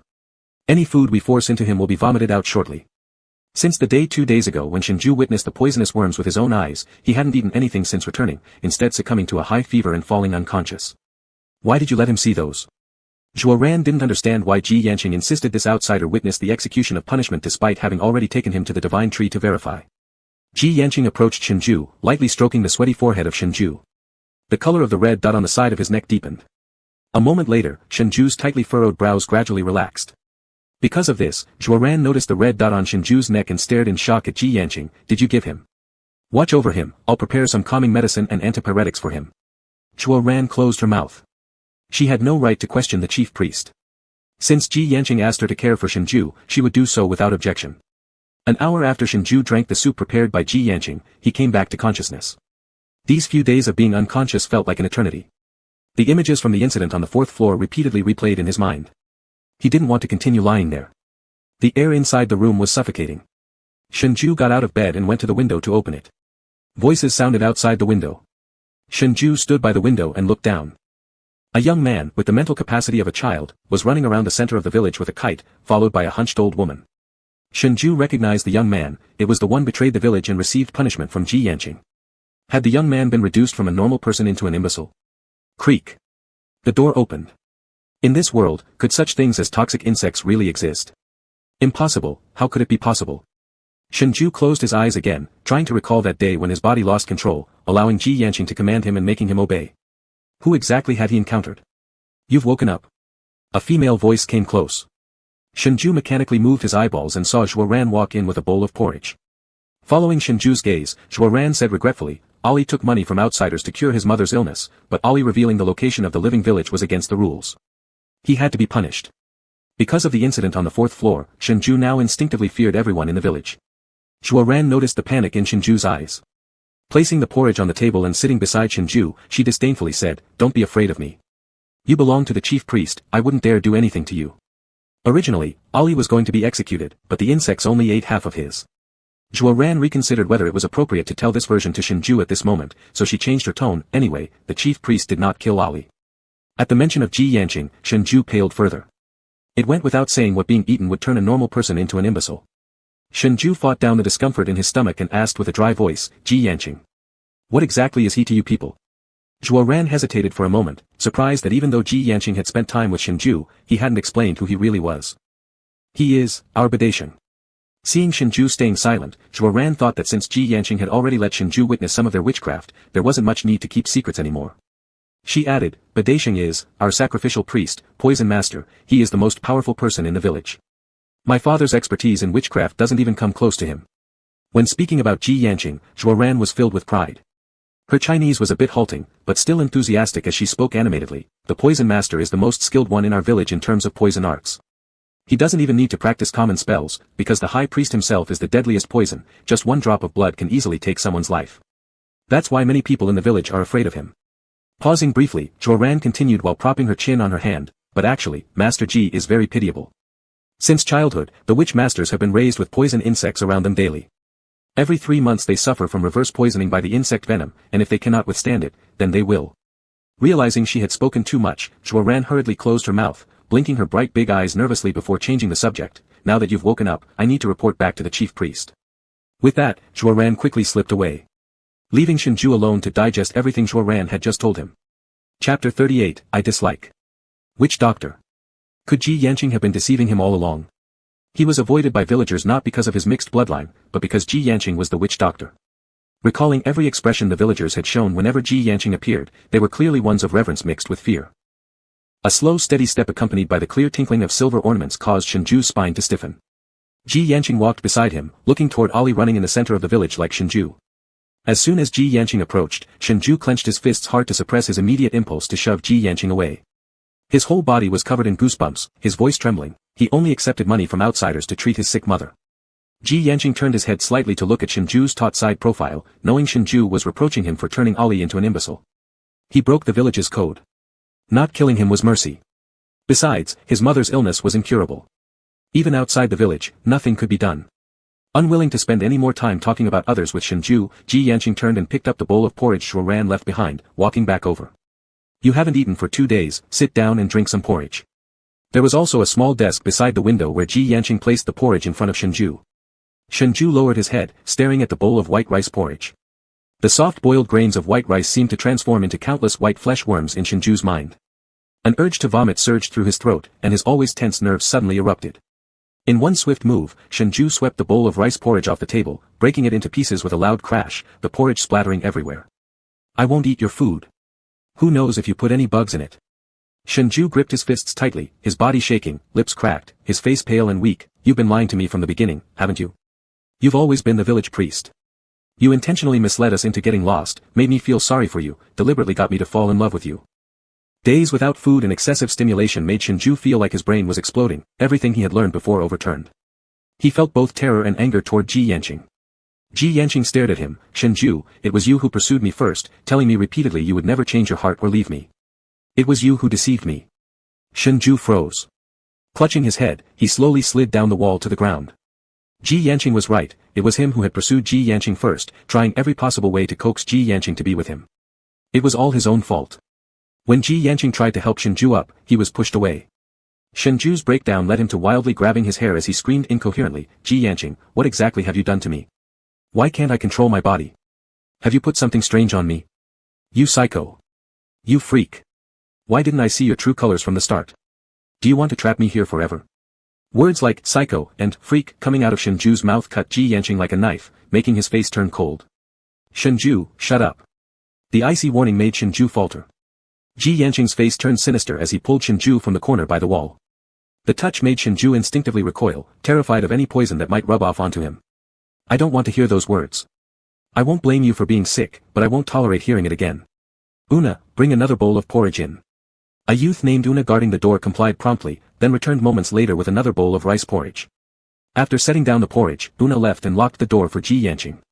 Ji Yanqing forcibly sat Shenzhou down on a stool and scooped a spoonful of porridge toward Shenzhou's mouth. Shenzhou, eat.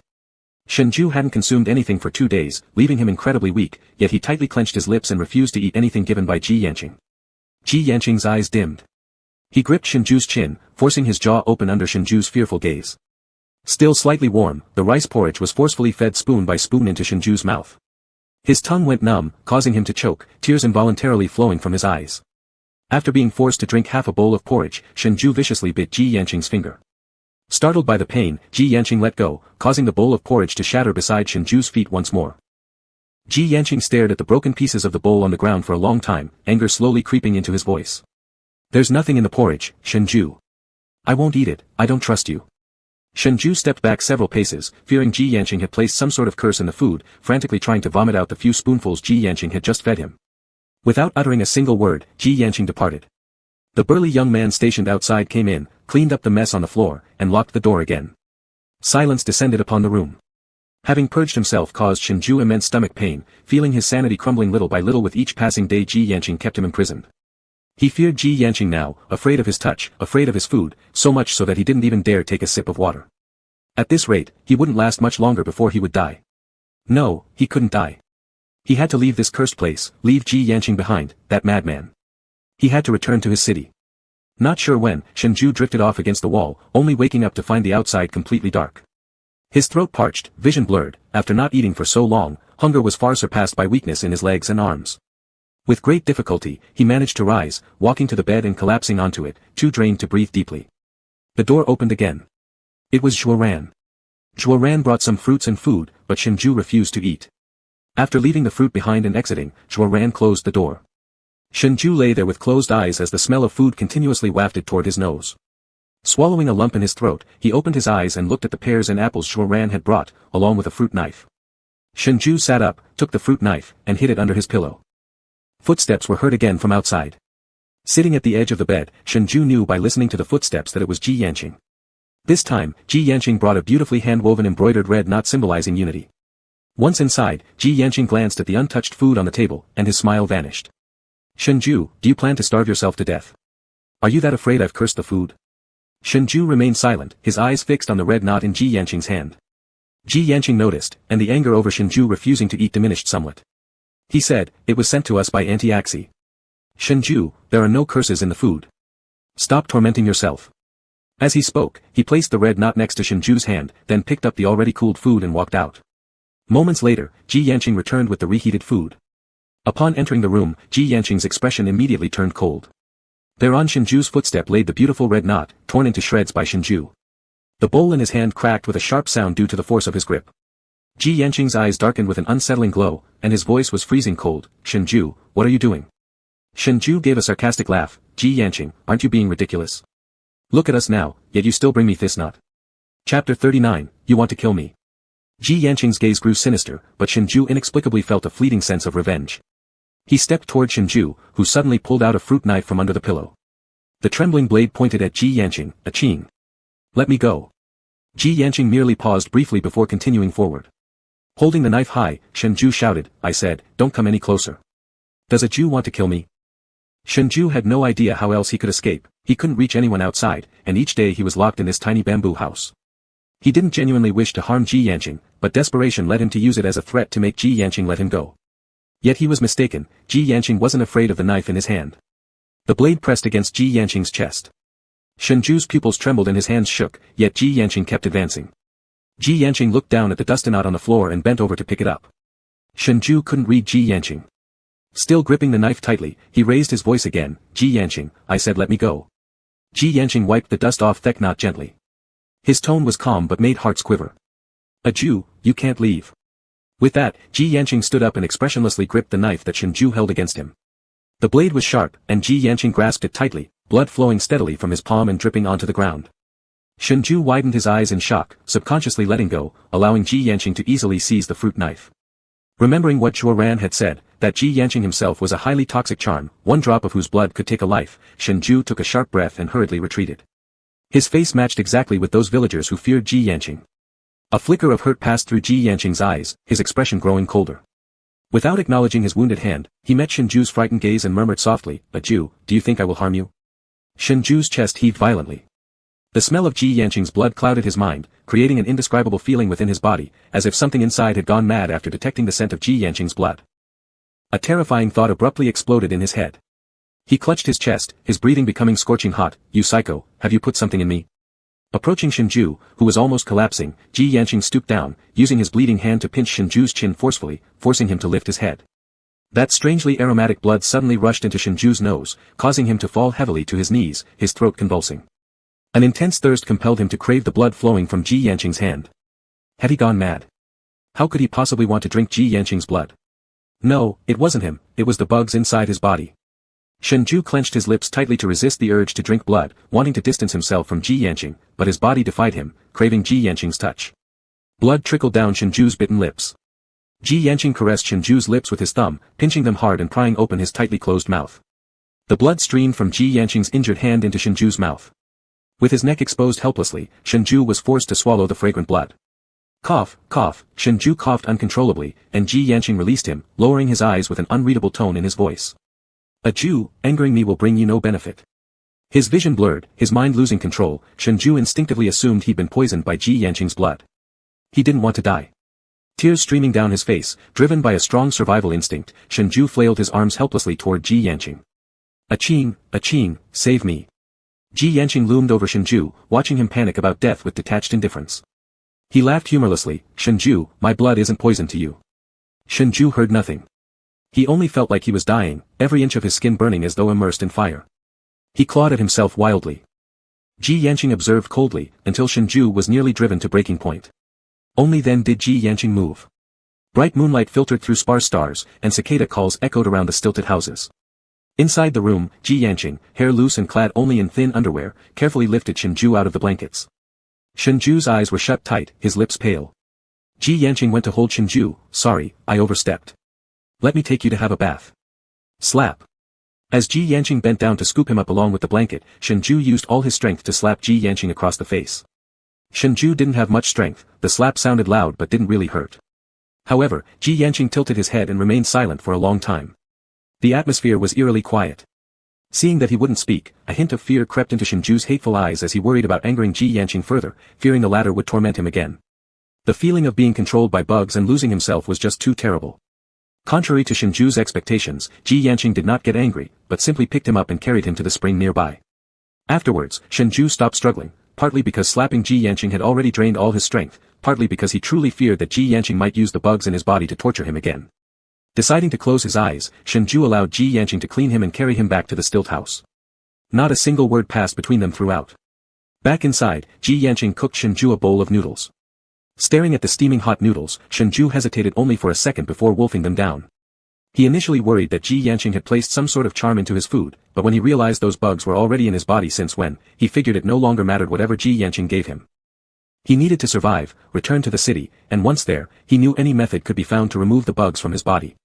The precondition, however, was that he mustn't starve to death beforehand. Seeing that Shengzhai was willing to eat, Ji Yanqing's expression softened slightly, reminding him, eat slowly, your stomach can't handle too much. Ignoring the advice, Shengzhai continued eating without responding. The next morning. Because of Ji Yanqing, Shengzhai hadn't slept well the previous night. When Ji Yanqing woke him, Shengzhai turned irritably, asking him to stop bothering. Jew, get up. We're going to Shengzhai.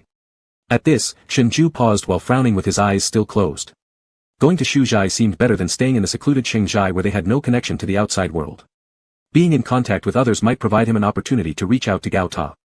Business in the village has finished, Ji Yanqing added. I promise to take you to Shengzhai for a break. Would you like to go? Sitting up stiffly with soreness all over his limbs, Shengzhai glared fiercely at Ji Yanqing and muttered grumpily, fine, let's go. True to his word, Ji Yanqing took Shengzhai to Shengzhai. He booked a guest house there, planning to stay for 2 days with Shengzhai. Chapter 40, Groveling. With the tourist season approaching, there were gradually more visitors in Shengzhai than when Shengzhai first arrived. What do you feel like eating? Ji Yanqing asked Shengzhai, who kept his head bowed. Without thinking, Shengzhai replied, nothing. Ji Yanqing said nothing. Shengzhai also didn't care and behaved as though ready to throw everything away recklessly. The more Ji Yanqing disliked something, the more Shengzhai wanted to oppose him. If he had known Ji Yanqing's real nature from the start, Shengzhai swore he would never have involved such a crazy person. As they walked past a bubble tea shop, Ji Yanqing stopped and called to him, Jew, wait for me here. Looking up, Shengzhai saw Ji Yanqing heading towards a popular bubble tea store with a long queue. That store looked very familiar, it was the one Shengzhai bought drinks from for his team, and then later spilled on Ji Yanqing during their first encounter. Would Ji Yanqing really buy something with such a long line? After Ji Yanqing joined the queue, more tourists lined up behind him. Shengzhai noticed a few modernly dressed young women gathering around Ji Yanqing, animatedly holding their phones talking to him. This scene reminded Shengzhai of when he met Ji Yanqing for the first time, these women clearly charmed by his looks. If only they knew how terrifying Ji Yanqing truly was, would they still ask for his phone number? From the crowd, Ji Yanqing glanced at Shengzhai from afar, making brief eye contact. Shengzhai quickly averted his gaze. Ji Yanqing didn't continue staring either, seeming merely to ensure Shengzhai was still there. Ji Yanqing resumed queuing. His lean and tall figure became increasingly distant. Shengzhui's gaze flickered, quietly taking a few steps back. Then he tapped a man standing ahead, who was focused on playing with his phone. Excuse me, may I borrow your phone to make a call? Turning around, the man's furrowed brows relaxed when he saw Shengzhui's face. Shengzhai wore the Miao costume prepared by Ji Yanqing today, a pale purple that complemented Ji Yanqing's dark purple outfit. Combined with Shengzhui's heart-shaped face and charming almond-shaped eyes, it drew everyone's attention effortlessly. The man's uncomfortable gaze swept over Shengzhai from head to toe. A plump face broke into a smile as he handed his phone to Shengzhai, saying, sure. Shengzhai said, thank you, and immediately dialed his mother's number at the high tower. As he made the call, the man kept staring at him intently. The ringing tone droned on, but no one picked up. Shengzhai was in a hurry, silently urging her to pick up while sneaking glances at the bubble tea queue, noticing it was almost Ji Yanqing's turn. The user you are calling is temporarily unable to connect. Please try again later. Shengzhu's heart sank halfway. He had never memorized numbers except for his own and his mother's. He desperately tried recalling any other numbers he could remember, then suddenly noticed Ji Yanqing buying the bubble tea, squeezing through the crowd toward him. Shengzhu hurriedly returned the phone to the man, saying, "Thanks." As he moved to leave, the man suddenly grabbed his wrist. Confused, Shengzhu turned back only to see the man smiling and asking, "Aren't you one of them?" Shengzhu furrowed his brow, "One of who?" "Come on, stop pretending. I knew it when I saw you, aren't you a zero type?" Ji Yanqing was getting closer in Shengzhu's peripheral vision. Shengzhu cursed under his breath, "You're an idiot," before trying impatiently to free himself from the man's grip. "I'm not, let go." The man refused to let go. "You're very pretty, just my type. Let's exchange contacts so we can meet up later." "Ah. What are you meeting about?" Ji Yanqing's cold voice rang in Shengzhu's ear. Shengzhu froze, then heard a sickening crack as bones broke.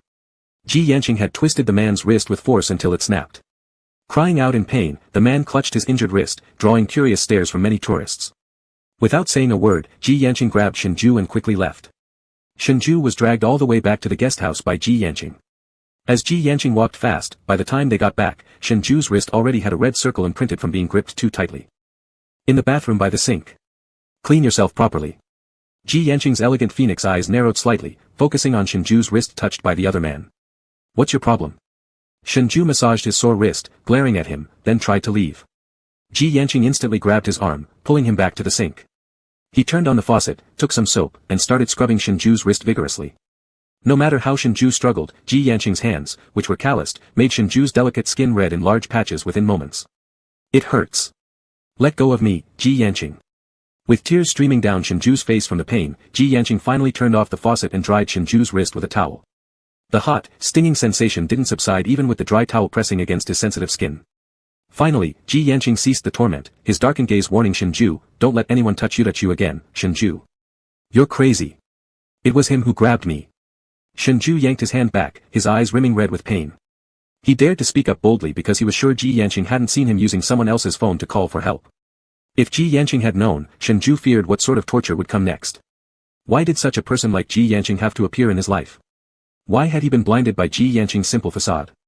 Ji Yanqing stared at the faint red mole that appeared every time Shengzhu blinked, regretting bringing Shengzhu along. Shengzhu's almond-shaped eyes were too beautiful, they gave off a helpless innocence when lowered and an alluring allure when tilted upward. Whoever glanced at him couldn't help but lose their heart. Ji Yanqing reached out, caressing the slightly downward-turned corner of Shengzhu's eye with his fingertips, revealing a deep possessive desire in his darkened eyes, one that Shengzhu had never seen before, as if Ji Yanqing wanted to devour him whole. "Shengzhu, if you flirt with others again, I'll lock you up in the stilt house forever." Shengzhu's pupils trembled violently, his spine chilled. His teeth chattered, his voice trembling, "Mad. Madman." Fear alone could make Shengzhu obedient. Sometimes, Ji Yanqing had to threaten Shengzhu with words, preventing him from thinking of escaping. He lowered his hand, instead holding onto Shengzhu gently. Shengzhu felt uncomfortable inside but didn't dare to pull away. He was taken out by Ji Yanqing again, this time not heading to the crowded central shops but rather the quiet residential area where the Shengzhai villagers lived. Fewer tourists ventured there, and the atmosphere was tranquil. Shengzhu followed quietly behind Ji Yanqing, keeping his head bowed and silent. Once out of Shengzhai, Shengzhu didn't want to return, but Ji Yanqing stayed close to him without letting him out of sight. Would he ever have a chance to escape? Perhaps after Ji Yanqing fell asleep. However, Ji Yanqing always slept lightly and would wake up at the slightest sound. This plan was obviously not very feasible. Thinking back to the scene where Ji Yanqing had once punished him with a love-inducing poison, Shengzhu couldn't help but feel a chilling fear rise from within his bones. He didn't want to relive the feeling of losing himself, being manipulated by poisonous insects, or begging Ji Yanqing for mercy like a dog. Chapter 41, Do You Care That Much? As they walked deeper into Shengzhai, houses of the villagers surrounded them. Since the Miao village had been converted into a tourist attraction, its inhabitants were more open to the outside world than those in Shengzhai where Ji Yanqing lived. Though there were still many stilt houses, each home was connected with electricity, and signal towers stood nearby. Among clusters of stilt houses were also modern-style buildings every now and then. Passing an older stilt house, the gate on the first floor was wide open, faint voices arguing inside could be heard. "Father, Teacher Shen is still over there, we can't leave him." Another aged voice responded sternly, "No. Don't you remember how you were brought back? Abu, even though you're not my biological son, I treat you as my own. I can't let you risk your life again. Father." Most people in Shengzhai spoke Chinese. Hearing that familiar voice, Shengzhu wanted to take a peek inside when a figure stormed out, both parties startled upon seeing each other. "Teacher Shen." Abu looked at Shengzhu in disbelief. "Abu? Teacher Shen, how come you?" Abu's words halted as he noticed Ji Yanqing standing next to Shengzhai. Surprise filled his eyes. Ji Yanqing's expression revealed no emotion as he nonchalantly took Shengzhu's hand and said, "Shengzhai, let's go." Shengzhai glanced back at Abu one last time. Abu, feeling as if his throat had been squeezed shut, couldn't utter a single word. In that final look, Shengzhai was asking for help. Watching Shengzhai being dragged away by Ji Yanqing, Abu tried to regulate his breathing. He already knew who Ji Yanqing was and that it was he who had cast the nightmare-inducing charm on Shengzhai. His father had warned him that Ji Yanqing was a witch doctor, not someone to trifle with. But Abu had never bothered Ji Yanqing, it was Ji Yanqing who targeted Shengzhai right from the start. People from Shengzhai were fanatical and practiced sorcery. Once they desired someone, they wouldn't tolerate others coveting them, not even a single glance. If someone was inflicted with the love charm, there would be no escaping the clutches of their captor, willing or unwilling. Teacher Shen had just asked for his help. Could it be that Ji Yanqing had indeed poisoned Teacher Shen with the charm? At this thought, Abu's face paled momentarily, clenching his fists tightly while staring at their retreating backs, making up his mind. No matter who Ji Yanqing was or how fearsome he might be, Abu could not sit idly by as Teacher Shen fell prey to danger. Deep within Shengzhai. Although Ji Yanqing had booked a hotel, he ended up taking Shengzhai to a stilt house hidden deep within the forest near Shengzhai instead of checking in. This house belonged to Ji Yanqing personally. It was spotless, seemingly often cleaned. Being far from human habitation, Shengzhai began to panic. He feared that Ji Yanqing might lose his temper here in the wilderness and unleash some unknown insect to bite him to death. If that happened, calling out to heaven and earth would bring no salvation. Mentioning insects, Shengzhai subtly glanced at Ji Yanqing's hair, recalling how after the failed escape attempt, he hadn't seen the silver snake or the gecko ever since. Lost in thought, Shengzhai remained silent for a long time. Ji Yanqing gave him a sideways glance before handing over the 2 cups of bubble tea. The packaging of the bubble tea was as appealing as ever, adorned with skillfully woven bamboo sleeves and decorated with distinctive Miao silver bells at the bottom. Reluctantly accepting the tea, Shengzhai wondered silently whether Abu had understood his message. In Shengzhai, regardless of Ji Yanqing's mastery of poisons, there was no way he would expose anything dangerous among so many people. The reason Shengzhai had agreed to come along was because he believed there would be more opportunities to escape in crowded places. Here, the only person he knew was Abu, the only one who could possibly help him. Setting the bubble tea aside absent-mindedly, Shengzhai muttered, "Too sweet, I don't want to drink." Ji Yanqing paused silently for a moment before his tone suddenly turned cold, "Seeing Abu made you quite concerned." The tone was too cold, colder than the night dew outside, freezing Shengzhai with a shiver. He looked up to see Ji Yanqing's eyes as dark and abyssal as black holes, seemingly ready to suck him in. Recalling the torment from that night, Shengzhai dared not look at him anymore and very tactfully picked up a cup of bubble tea, inserting the straw before sipping it quietly. The sweetness level was just right, it was the flavor Shengzhai liked. Ji Yanqing hadn't touched his own cup of bubble tea, he merely stared down at it. Shengzhai didn't understand what could be so interesting about staring at a cup of bubble tea for such a long time. The main reason he felt uneasy was because Ji Yanqing had been silent for far too long, making the atmosphere weird and hair-raising. "Why didn't you stay at the hotel? Why come here?" "To fetch some mature herbs, your knee scars haven't healed yet. We'll stay one night here and return to the hotel tomorrow." Finally, Ji Yanqing made another move.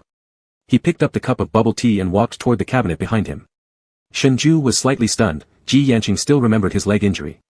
With a creak, the wooden door of the cabinet opened. Ji Yanqing took out a small jar and retrieved a round item resembling a red bean. Placing the object into the bubble tea, he then put the bubble tea inside the cabinet. With his back to Shengzhai couldn't tell exactly what Ji Yanqing was doing, only finding his action of placing a cup of bubble tea in the cabinet somewhat bizarre. Ji Yanqing closed the cabinet door, locked it, and pocketed the key without explaining his behavior. Then he took the change of clothes and went to freshen up. After Ji Yanqing left, Shengzhai increasingly felt something wasn't right. Locking it? Just for a cup of bubble tea? Was it really necessary to lock it, or did he fear Shengzhai might drink it secretly? No, since Ji Yanqing was suspicious of him, there must be some hidden secret inside. Could it be his backpack? There was a mobile phone in the bag that could connect to the tower. If that bag really existed, it would make sense why Ji Yanqing was being so careful. Biting on the straw, Shengzhai resolved, discarded the bubble tea, and headed to the room where Ji Yanqing was taking a bath. There were hot springs everywhere on this mountain, and the spring water stayed warm all year round. Ji Yanqing cleverly pieced together a bamboo pipe nearby, creating a natural showerhead, making bathing quite convenient. A bamboo screen separated the bathing area, and inside, the warm water mist swirled faintly, showing shadowy outlines. The clothes Ji Yanqing had changed out of were hung on the tall bamboo screen. Shengzhai tiptoed over, found the pocket of Ji Yanqing's clothes, and pulled out the key. Inside the bamboo screen, the sound of running water could be heard clearly, but Ji Yanqing hadn't noticed anything. Returning to the room, Shengzhai quickly opened the cabinet door. And then Shengzhai was dumbfounded. Inside the cabinet, instead of the backpack he expected, there was only a black pot, a sketch portrait he had drawn for Ji Yanqing, and a cup of bubble tea labeled with a phone number.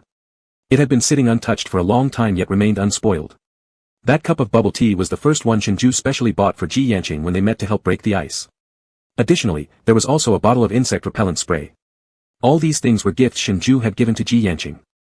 Chapter 42, I'm sorry to you. A Jew. Shengzhai stiffened immediately, feeling sweat crawl down his back. Holding the key in his hand, he wasn't sure whether to close the cabinet door or leave it open. He then awkwardly smiled as he turned around. If I say I'm curious why you locked the bubble tea, would you believe me? Ji Yanqing had just finished bathing, with his long wet hair draped loosely over his shoulders. He wore only a loose shoulder-exposing undergarment, his narrow waist contrasting with his long legs, his flat abdominal muscles sleek and well-defined, presenting an overall pleasing sight. Regaining his senses, Shengzhai inwardly cursed himself for being easily mesmerized by Ji Yanqing's beauty again, forgetting who Ji Yanqing truly was. Swallowing involuntarily, Shengzhai curled his fingers, waiting for the verdict.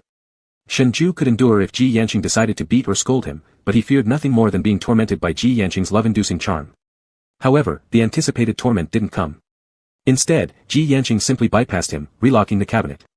The usual elegant herbal scent accompanying him drifted into Shengzhu's nostrils. The familiar fragrance evoked many past memories, leaving Shengzhai momentarily dazed. After closing the cabinet door, Ji Yanqing fetched a clean t-shirt and shorts for Shengzhai, telling him, go wash up. Silently accepting the clothes, Shengzhai was surprised that Ji Yanqing hadn't scolded him for opening the cabinet secretly. He was getting more and more confused about Ji Yanqing. All the items inside the cabinet that Shengzhai had once gifted to Ji Yanqing were carefully preserved.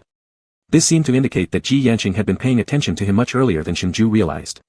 After their relationship broke apart, Shengzhu's initial reaction indeed was to fear Ji Yanqing. However, during their later interactions, though Ji Yanqing was obsessive and insane, his feelings toward Shengzhai were even more evident in their persistence. Wasn't it because Shengzhai knew that Ji Yanqing loved him that he acted so fearlessly? He even slapped Ji Yanqing on that day. After washing up in a daze, Shengzhai sat at the edge of the bed lost in thought.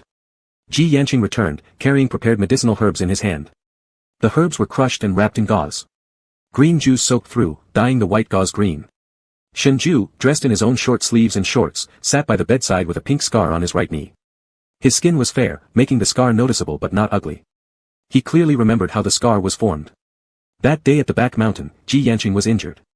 Under the heavy rain, Shengzhai carried him all the way down the mountain before falling and getting this injury. He also remembered that no one from the village wanted to save Ji Yanqing. It was only after he ran to find Zhuo Ran that Ji Yanqing was saved. Back then, his heartbeat was so fast, so hurried. It almost leaped out of his chest. He feared Ji Yanqing would die, he dreaded never seeing Ji Yanqing again. The feeling of panic still felt fresh in his memory. Ji Yanqing squatted in front of Shengzhai, lifting his calf to straighten his knee. Then, layer by layer, he wrapped the medicine-filled gauze around Shengzhu's knee. Apply it continuously for half a month, and there won't be any scars. Ji Yanqing worked carefully. His head slightly tilted down as his delicate profile emerged. His long hair was simply tied with a ribbon, strands dangling to tickle Shengzhu's foot as he moved. Shengzhai didn't know what came over him, feeling inexplicably weighed down with heaviness in his heart. How had things between him and Ji Yanqing turned into this? Perhaps it had been wrong from the beginning, when he insisted on dragging Ji Yanqing into his plans. When he successfully lured Ji Yanqing in and obtained the sample, Shengzhai tried to jump off and escape like he planned, only to discover that Ji Yanqing had chained him to the spot. So now, the situation Ji Yanqing was putting him in was entirely due to Shengzhu's own doing. Had it not been for him, Ji Yanqing might have already married a local girl from the village, built a normal family, and even had children. Ultimately, everything was Shengzhu's fault, and he could blame no one else. Clutching the bedsheet, Shengzhai mentally prepared a few sentences before tentatively calling out, "A Qing." Ji Yanqing looked up at him, the black pupils reflecting Shengzhu's slightly regretful face. Shengzhai bit his lips, finally mustering up the courage after blushing red, "I'm sorry." He tried to make his expression and tone sound as sincere as possible so Ji Yanqing would believe that he truly realized his mistake. Hearing this, Ji Yanqing furrowed his eyebrows and remained silent. Taking a deep breath, Shengzhai gathered his courage and stared into Ji Yanqing's deep eyes. "A Qing, I've wronged you. I admit my intention from the very start was your sacred tree at the back mountain. But I didn't take the sample, so there's no real loss on your side. Whatever compensation you ask from me, I'll give it to you as long as you let me go." Pausing for a moment, he glanced at Ji Yanqing's unchanging expression before continuing, "Can you remove those bugs inside me and set me free? You know how much I fear the insects you've raised. There's no way I can stay and interact with you like we used to. Who knows when you'll feel unhappy and plant another unknown charm in my food. A Qing, please let me go. We can still be friends in the future." After hearing his plea, Ji Yanqing gazed at him for a long while. Long enough to make Shengzhu's heart race again. Only then did Ji Yanqing speak. Shengzhai, is your heart made of stone? Is it why it can't warm up, why it changes so easily? Shengzhai was startled. As they locked eyes, both were silent. Shengzhai told Ji Yanqing to let him go, but did he ever think about who started this relationship in the first place? He gave Shengzhai numerous chances, and it was Shengzhai who repeatedly pursued him, begged him to like him too. On that day under the sacred tree, had Ji Yanqing not confirmed Shengzhui's sincerity using a love charm, he wouldn't have accepted Shengzhui's affection. He gave Shengzhai exactly what he wished for, his whole heart, and fell in love with Shengzhai. And yet here was Shengzhai, saying to let him go. Ji Yanqing couldn't understand how Shengzhui's promises and confirmed sincerity changed so quickly. The atmosphere grew too silent. In Ji Yanqing's eyes, Shengzhai saw emotions he couldn't decipher. Those ink-like depths concealed far too much. It seemed as though they might burst forth any second, overwhelming everything. But Ji Yanqing simply closed his eyes and reopened them, regaining composure. He said, Shengzhai, vows cannot be broken. With that, Ji Yanqing stood up and walked out. Shengzhai was stunned, realizing that after all his pleading, Ji Yanqing still refused to let him go. Infuriated, Shengzhai shouted at Ji Yanqing's retreating back, Ji Yanqing. You're being unreasonable. Ji Yanqing ignored him. In a fit of rage, Shengzhai kicked the stool beside the bed, sending it crashing far away with a loud clang. Late at night, Shengzhai tossed and turned, unable to sleep. At first, Ji Yanqing had wanted to share a room with Shengzhai, but Shengzhai declined. He joked inwardly, how could he plan an escape if he slept in the same room as Ji Yanqing? Ji Yanqing didn't insist, but before leaving, he cast a meaningful glance at the wide-open window in Shengzhui's room. Shengzhai felt uneasy, wondering if Ji Yanqing had caught on to his plan. However, Ji Yanqing merely reminded him, it will be cold at night, remember to close the window. Then he went to the room next to Shengzhui's. Shengzhai waited until the moon hung high in the sky, but no one came. Ji Yanqing always kept regular hours, so at this point, he was likely sound asleep. But Shengzhai dared not move quietly anymore, vividly remembering the last time he tried to escape. He knew how light Ji Yanqing's sleep was. The sound of the bamboo door opening echoed again, making him even more cautious. Anxious, Shengzhai peered out the window. Hadn't Abu realized his intention from his look? Just as Shengzhui's thoughts wandered aimlessly, a paper bundle was thrown into the room through the window. Chapter 43, The Last Chance. Shengzhai looked down and saw Abu standing below, waving to him. Then, pointing to the ground, Abu gestured for Shengzhai to pick up the tossed paper. Picking up the paper, Shengzhai stretched it open. It read. Mr. Shen, my dad will find a way to distract Ji Yanqing in an hour, then I'll come back for you. After reading the note, Abu waved once more and silently ran off. Clutching the note, Shengzhui's heart thudded loudly as he unconsciously glanced at Ji Yanqing's room. The door there remained tightly shut, as though Ji Yanqing was completely unaware of Abu's visit. Every second of waiting was excruciating for Shengzhai. A while later, a middle-aged man appeared near Ji Yanqing's home. Shengzhai watched as the man knocked on the door downstairs. After knocking 2 or 3 times, noises came from the neighboring room. Ji Yanqing got up, Shengzhai heard the door open and then Ji Yanqing's footsteps pausing outside his own door, seemingly checking whether Shengzhai was sleeping. Terrified, Shengzhai quickly climbed back into bed, burying himself under the covers without daring to move. Fortunately, Ji Yanqing only lingered for a few seconds before going downstairs to answer the door. Once he left, Shengzhai leaned out the window again to see who was visiting Ji Yanqing. It was Abu's father. Abu's father muttered a few words to Ji Yanqing. From a distance, Shengzhai couldn't hear clearly, but he saw Ji Yanqing nodding, and indeed, he followed Abu's father toward the familiar village. Did Ji Yanqing know Abu's father? What did Abu's father say that could get Ji Yanqing out so late? Half excited and half curious, Shengzhai didn't have much time to think about it. As Ji Yanqing's figure disappeared into the distance, a hushed shout came from beneath the window, Mr. Shen. Mr. Shen. Mr. Shen, hurry down. Shengzhai nodded, hastily putting on his shoes without grabbing the coat despite the cold, rushing downstairs. Dressed only in short sleeves and shorts after taking a bath, the temperature difference between day and night was severe in the village. As soon as Shengzhai stepped outside the stilt house, the cold air froze him to the bone, giving him goosebumps. Seeing Shengzhai, Abu grabbed his hand and sprinted eastward. Uncomfortable with the unexpected touch, Shengzhai thought this wasn't the time to be fussy. He had to leave before Ji Yanqing returned. Running through the forest at night, they stopped only when they reached a black car parked by a narrow road. Bent over and panting heavily, Shengzhai asked, "What did your dad tell Ji Yanqing? Why did he follow him?" Abu pulled out the car keys and thrust them into Shengzhui's hands, urging him to leave immediately. "My dad is Eldershua's cousin. Back when the tribes were split, my dad chose to stay in the familiar village, while Eldershua moved to the unfamiliar one. I made my dad ask Ji Yanqing some questions about Eldershua." Shengzhai was surprised. So Eldershua was Abu's father's cousin. That explained why there had been no fuss when Ji Yanqing placed Abu under Eldershua's care, revealing this hidden family relationship. If so, then Abu's father calling away Ji Yanqing made sense. My dad visited the unfamiliar village when he was younger, roughly knowing the route. The last time I went to find you, it was because my dad gave me directions. Mr. Shen, we can't delay any longer. People in the unfamiliar village are known for their magical charms, and as a witch doctor, Ji Yanqing is even more terrifying. You absolutely cannot stay behind. Hurry and go. Abu urged Shengzhai to get in the car. Shengzhai looked at him gratefully, took the keys, and sincerely said, Abu, thank you. But if I leave, what if Ji Yanqing realizes it was you who helped me? The moon hung high above, casting its glow on the insect sounds all around. On his simple face, Abu displayed a pure smile. He said, Mr. Shen, don't worry about me. My school starts the day after tomorrow, and I'll be heading out early tomorrow morning. Shengzhai wasn't unaware of Abu's feelings for him, but he truly couldn't reciprocate. He padded through his pockets searching for anything valuable that he could give Abu as a token of gratitude, but all he found was the watch tied around his wrist. It was the only gift Shen mother had ever given him, due to an incorrect date noted in her calendar, and also the only present Shengzhai ever received. It was also his sole possession. A watch. The watch was worth over 10,000, making it the only thing Shengzhai could offer Abu to express his thanks. He removed the watch and pressed it into Abu's hand. You've helped me so many times. I have nothing on me, except this watch which still holds some value. Please take it. Abu tried to decline. No, Mr. Shen, I don't need your things.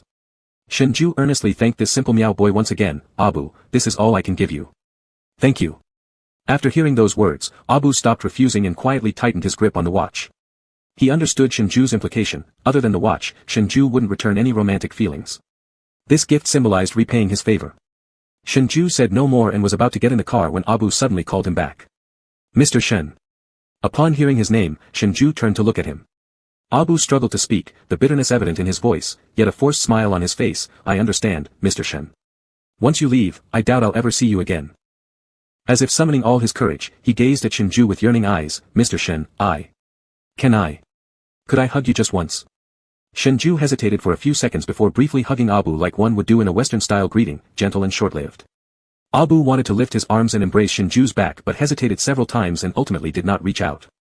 By the time Shengzhai ended their brief and polite embrace, the moment had slipped away forever. Mr. Shen, goodbye. Abu clenched the watch tightly as he hid his emotions and bid farewell to Shengzhai.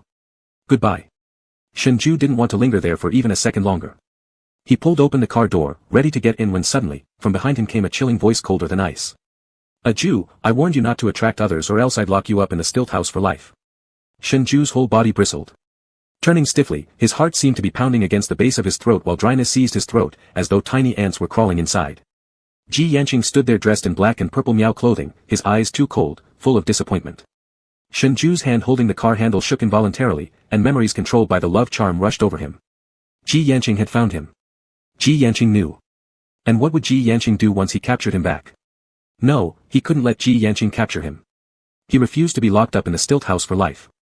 Seeing Ji Yanqing, Abu also went pale. Still, he picked up a wooden stick from the ground, standing resolute in front of Shengzhai despite the futility of his action. Mr. Shen, go quickly.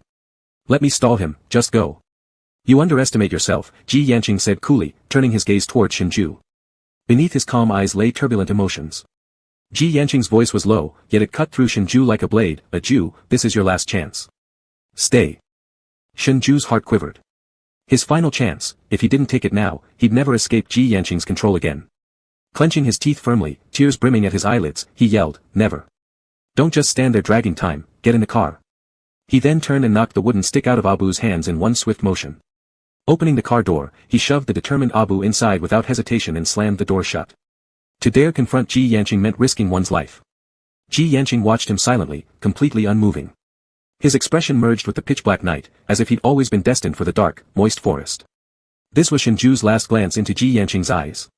Daring not to hesitate, Shengzhai gritted his teeth, sat in the driver's seat, started the car, and sped off, leaving behind swirling dust and exhaust fumes.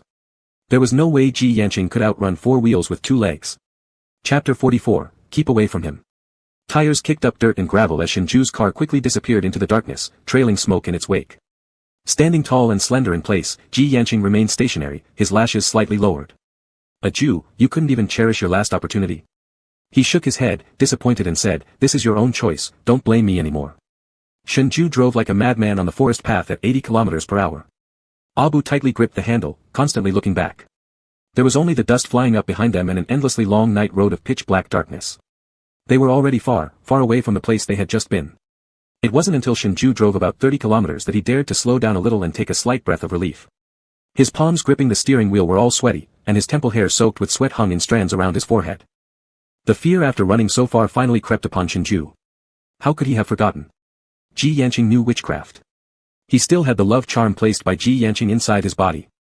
If Ji Yanqing had used the bugs inside him again to torture him just now, would he have been able to escape? A sudden chill ran through Shengzhu's heart. Something was wrong. Ji Yanqing could have easily used witchcraft to make him stay but did nothing and simply watched him leave. No, something definitely wasn't right. Shengzhai didn't believe Ji Yanqing would suddenly develop conscience and let him go. Squeak, after the car tires crushed something with a crackling sound, the brakes screeched hard, causing both people inside the car to lean forward due to inertia. Shengzhai, restrained by the seatbelt, got his ribs squeezed hard. Abu, on the other hand, was thrown forward into the front seat. Abu panicked as he got up and looked around. What's wrong, Mr. Shen? Did you run over something? Shengzhai clutched the steering wheel tightly, cold sweat rolled down from his forehead to his chin. I didn't step on the brake. Abu froze for a moment, a bad premonition climbing onto his heart immediately.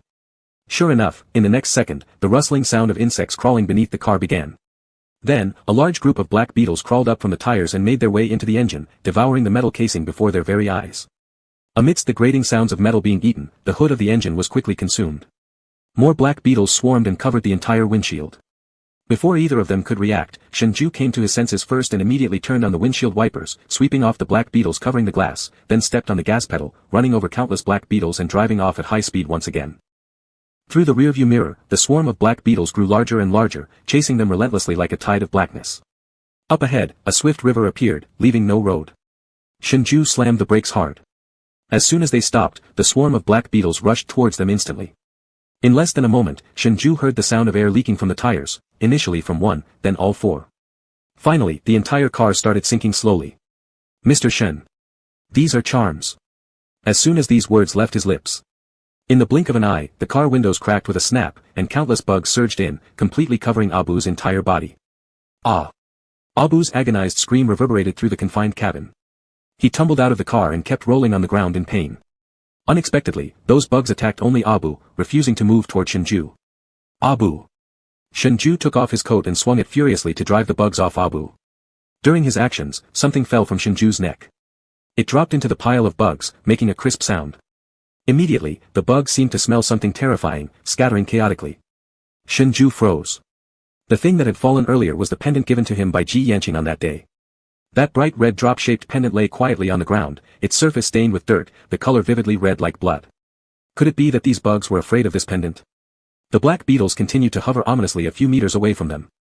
Without time to think, Shengzhai picked up the pendant and hurriedly went to support Abu. Fortunately, Abu only sustained minor injuries.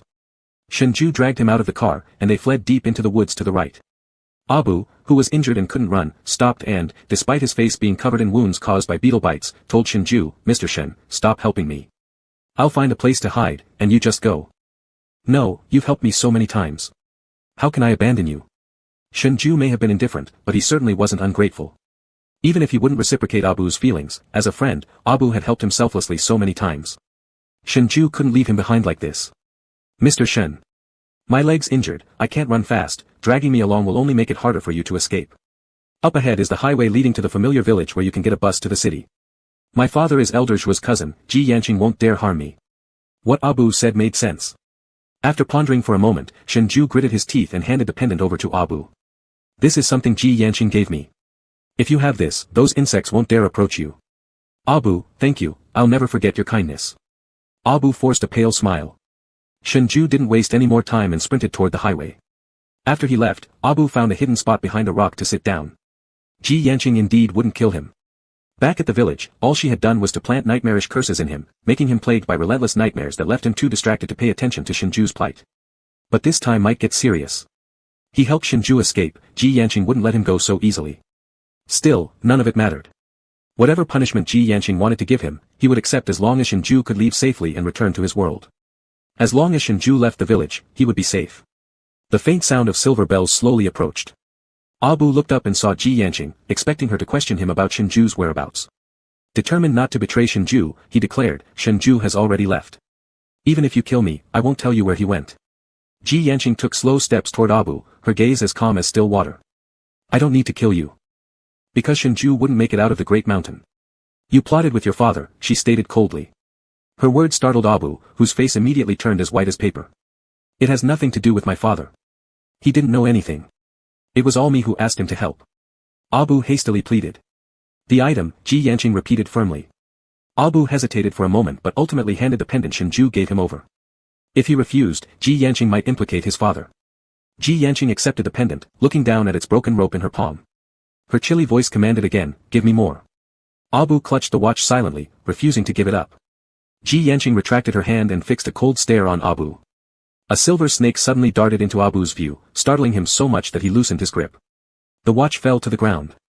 Abu instinctively tried to retrieve it, but Ji Yanqing was quicker and picked it up first. Return it. As Ji Yanqing stood up, she stuffed both items into the folds of her sleeve.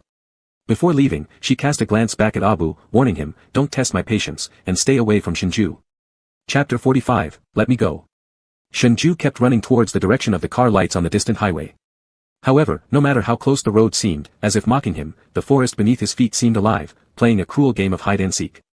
Try as he might, he couldn't break free from this labyrinthine forest. His strength gradually waned. Shengzhui's legs started losing control, and his steps became slower and heavier. He eventually tripped over a thick parasitic vine coiled around a tree root jutting from the soil, crashing to the ground. The vine came alive, tightly wrapping around Shengzhui's ankles. With alarming speed, it grew and multiplied, binding both of his legs together. He was utterly immobilized. Gasping for breath, Shengzhai kicked wildly at the vines constricting his feet. The next sight almost paralyzed Shengzhai entirely. Swarms of snakes, ants, and venomous insects emerged from the bushes and grasses. Crawling, slithering, and lurking with ravenous greed, they fixated their predatory eyes on Shengzhai, inching closer with every passing second. Shengzhui's heart plummeted like a stone sinking deep into despair. The vines now encircled his waist and continued climbing upward, tightening mercilessly. His chest began to feel squeezed, each breath more difficult than the last, filling his lungs with an unbearable sensation of suffocation. From the shadows of nearby trees, a feral dog with glowing green eyes slunk forward. Its back arched in preparation to pounce, saliva dripping endlessly from its open mouth onto dead leaves below. As the dog lunged forward, terror engulfed Shengzhui's soul. It was over. Why did you give my gift to someone else? As this voice cut through the darkness, the ferocious hound was struck as if by some invisible force, curling up in pain before collapsing lifelessly to the ground. The swarm of creatures, ready to devour Shengzhai, were repelled by some terrifying aura, scattering in a blink. The corpse of the dog writhed slightly, and a silver snake slid out from under it. The snake then climbed a nearby tree where Ji Yanqing stood before crawling along her shoulder to her wrist. With composed strides, Ji Yanqing walked upon the vine roots. Despite being plants, the vines emitted ear-piercing screams resembling the sounds of humans choking to death. Everywhere Ji Yanqing stepped, the vines screamed once and lost all vitality. The remaining vines wildly thrashed as they detached from Shengzhai and shrank back into a tall maple tree, standing still afterward. If not for the fact that Shengzhai had nearly been strangled to death by this vine just now, he would have never believed that a vine could possess awareness. How many more unknown terrors were hidden in this man-eating jungle? Shengzhui's face was utterly drained of blood, as if someone had taken away his 3 souls and 7 spirits. He stared blankly at Ji Yanqing. Shengzhai couldn't even breathe anymore. Only his heart pounded abnormally. No, Ji Yanqing was far more terrifying than this man-eating mountain. There wasn't much expression on Ji Yanqing's cold, beautiful face as she rehung the pendant around Shengzhui's neck. The sudden chill of the pendant instantly brought Shengzhai back to his senses. Like someone who had held their breath for too long suddenly inhaling air, he began to breathe heavily. Ji Yanqing patted his back gently. Her actions were tender, but her words sent shivers down one's spine. If you wear this pendant, you'll still have a chance to get out of here. But you gave it to someone else. The pendant, did you see Abu? For an instant, Ji Yanqing's gaze turned frigid. A Jew, why don't you learn? You, Shengzhai gritted his teeth, eyes turning red as if he wanted to say something. Suddenly, his body felt strange, the familiar sensation of being manipulated by goo insects returned. He curled up on the ground, feeling as if ants were crawling all over him, or like he was being fried on an oil pan. Ji Yanqing had used the love curse again to torture him. In agony, Shengzhai rolled and writhed on the ground, reaching out a trembling hand toward Ji Yanqing, unable to bear it any longer. Aching, please, don't do this to me. This is your punishment for deceiving me so many times. Ji Yanqing stood up, watching him with icy detachment, showing no intention of offering help. Later, Shengzhai had no memory of how Ji Yanqing took him away or how long she tortured him with the goo. When he woke up, his mind was blurred as his eyes opened to find himself back in the same cold, damp stilt house. Someone was guarding the door, he couldn't take a single step outside. Every day after that, Ji Yanqing would come. Shengzhai didn't know how Ji Yanqing managed it, but every time she came, he felt like he wasn't himself. Ji Yanqing's embrace became his only remedy. Shengzhai wished he could rip himself open and pull out the goo insect inside him that always obeyed Ji Yanqing's commands and tormented him. That day, Ji Yanqing's silver snake slithered into Shengzhu's room, coiled around his neck, and repeatedly questioned him in Ji Yanqing's voice about why he had changed his feelings. Shengzhai couldn't tell if he was dreaming or if this was real. Lost between dream and reality, Shengzhai could only be consumed by endless fear and despair. The mental torment far outweighed physical pain. Unable to bear the torture, Shengzhai clasped his hands together and knelt to the void, crying, Ji Yanqing, I'm sorry, I shouldn't have tricked you and stolen the saint fruit sample. Please, stop torturing me with these bugs. But the snake tightened its grip, trying to strangle him to death. Ji Yanqing's voice rang in his ears, sounding like the tolling of hellish bells, each word striking against Shengzhu's heart. You didn't deceive me. I know your intentions. The divine tree has acknowledged you, naturally, the saint fruit belongs to you. Since your heart is made of stone, I'll let the goo devour it and grow another one for you. The snake bit through the skin over his heart as if ready to consume it alive. The fear of death triggered a surge of adrenaline in Shengzhai. In a fit of madness, he fell off the bed and tried to run outside, but excruciating abdominal pain caused him to collapse after only a few steps. Vomiting from the pain, he broke out in cold sweat and started shaking violently. A pair of icy hands lifted him up.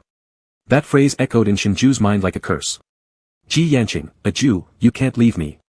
Pulling himself out of fragmented memories. Shengzhai lay back on the wooden bed, closing his eyes in agony, his heart heavy with desolation and despair. He knew that this time, he might never leave here. Ji Yanqing wouldn't let him go. Where exactly was that unnamed bug inside his body? Dragging his stiffened body, Shengzhai gritted his teeth and struggled to stand in front of a bronze mirror. He stripped off his clothes, searching for any signs of the goo insect hiding somewhere within his body, but he couldn't see anything, and he couldn't find it. Other than the two deep, bloody holes left by the snake bite on his chest, everything else on his skin seemed fine. The wounds had scabbed over, and the dark red of the scabs eerily mirrored the pendant hanging from his neck. Every time Shengzhai looked at the pendant, he thought of Ji Yanqing. He didn't know how Abu was doing, and Ji Yanqing wouldn't let him ask. Every time Shengzhai inquired about it, Ji Yanqing would get angry. Shengzhai irritably scratched himself. Suddenly, a sudden red spot on his ear caught his attention. He had noticed this before but didn't pay much attention to it. Now, it seemed clear that this red mark was neither a mosquito bite nor a mole. Chapter 46, The Death of Abu. He wondered if this could be where the bug was located. That red spot, as if sensing something, turned bright red. The next moment, Shengzhu's body became abnormal again. Whenever Ji Yanqing came near, the goo insects inside him would immediately become restless and uneasy. Shengzhai panic-stricken retreated as footsteps approached the door. Ji Yanqing came in holding a bowl containing a greenish-brown substance on leaves. Shengzhai stared at him in terror. Without saying a word, Ji Yanqing stood by Shengzhu's bed and said, "A Jew, come over." Shengzhai instinctively shrank further back, shaking uncontrollably. He was truly afraid of Ji Yanqing now. "Come over." Ji Yanqing's tone grew heavier. Shengzhai trembled, and tears started to flow first. Seeing the fear in his eyes, Ji Yanqing softened a bit. "It's just for changing the medicine." The snake bite wound on his chest ached faintly. Ji Yanqing must have used some kind of method because, after being bitten by the snake, Shengzhai hadn't been poisoned. As Ji Yanqing sat down beside the bed, Shengzhai tensed up completely, staring at Ji Yanqing both startled and fearful. Over these few days, Shengzhai had lost a significant amount of weight. Ji Yanqing reached out, her slightly cool fingertips touching his sharp jawline, softly saying, "A Jew, you've lost weight."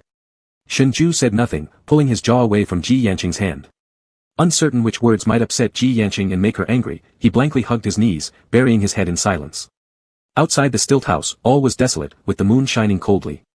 Inside, the two remained silent. Ji Yanqing's voice carried an air of sadness. "A Jew, we shouldn't be like this." Shengzhai simply covered his ears and closed his eyes, resisting Ji Yanqing in this way. Just when the silence prevailed outside the stilt house, suddenly, there was noise below. A familiar male voice loudly called out Ji Yanqing's name in Chinese, followed by the murmurs of the villagers speaking Miao language. It seemed that quite a few people had gathered downstairs for Ji Yanqing. Their quiet atmosphere was interrupted.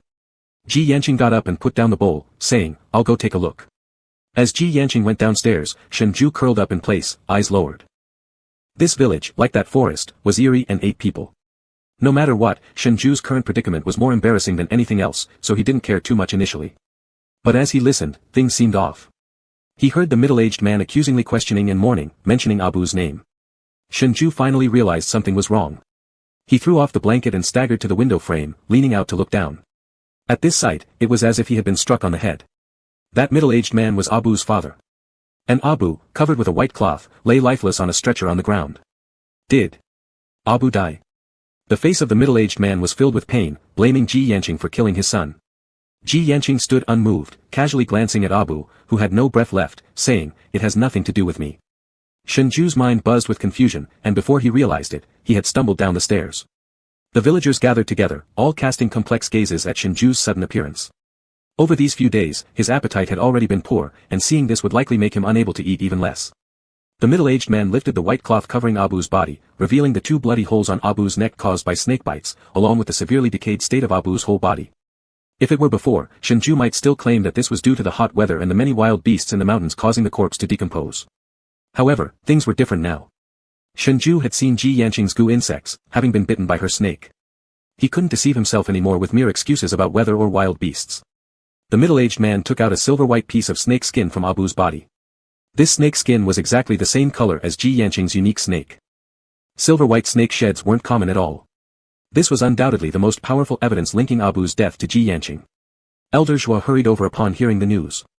Upon seeing the dead Abu and the silver-white snake skin in the middle-aged man's hand, his expression slightly changed. He dismissed the gathered Miao villagers, yet everyone had already seen the silvery white snake skin, a sure sign belonging to the high priestess goo-infected snakes.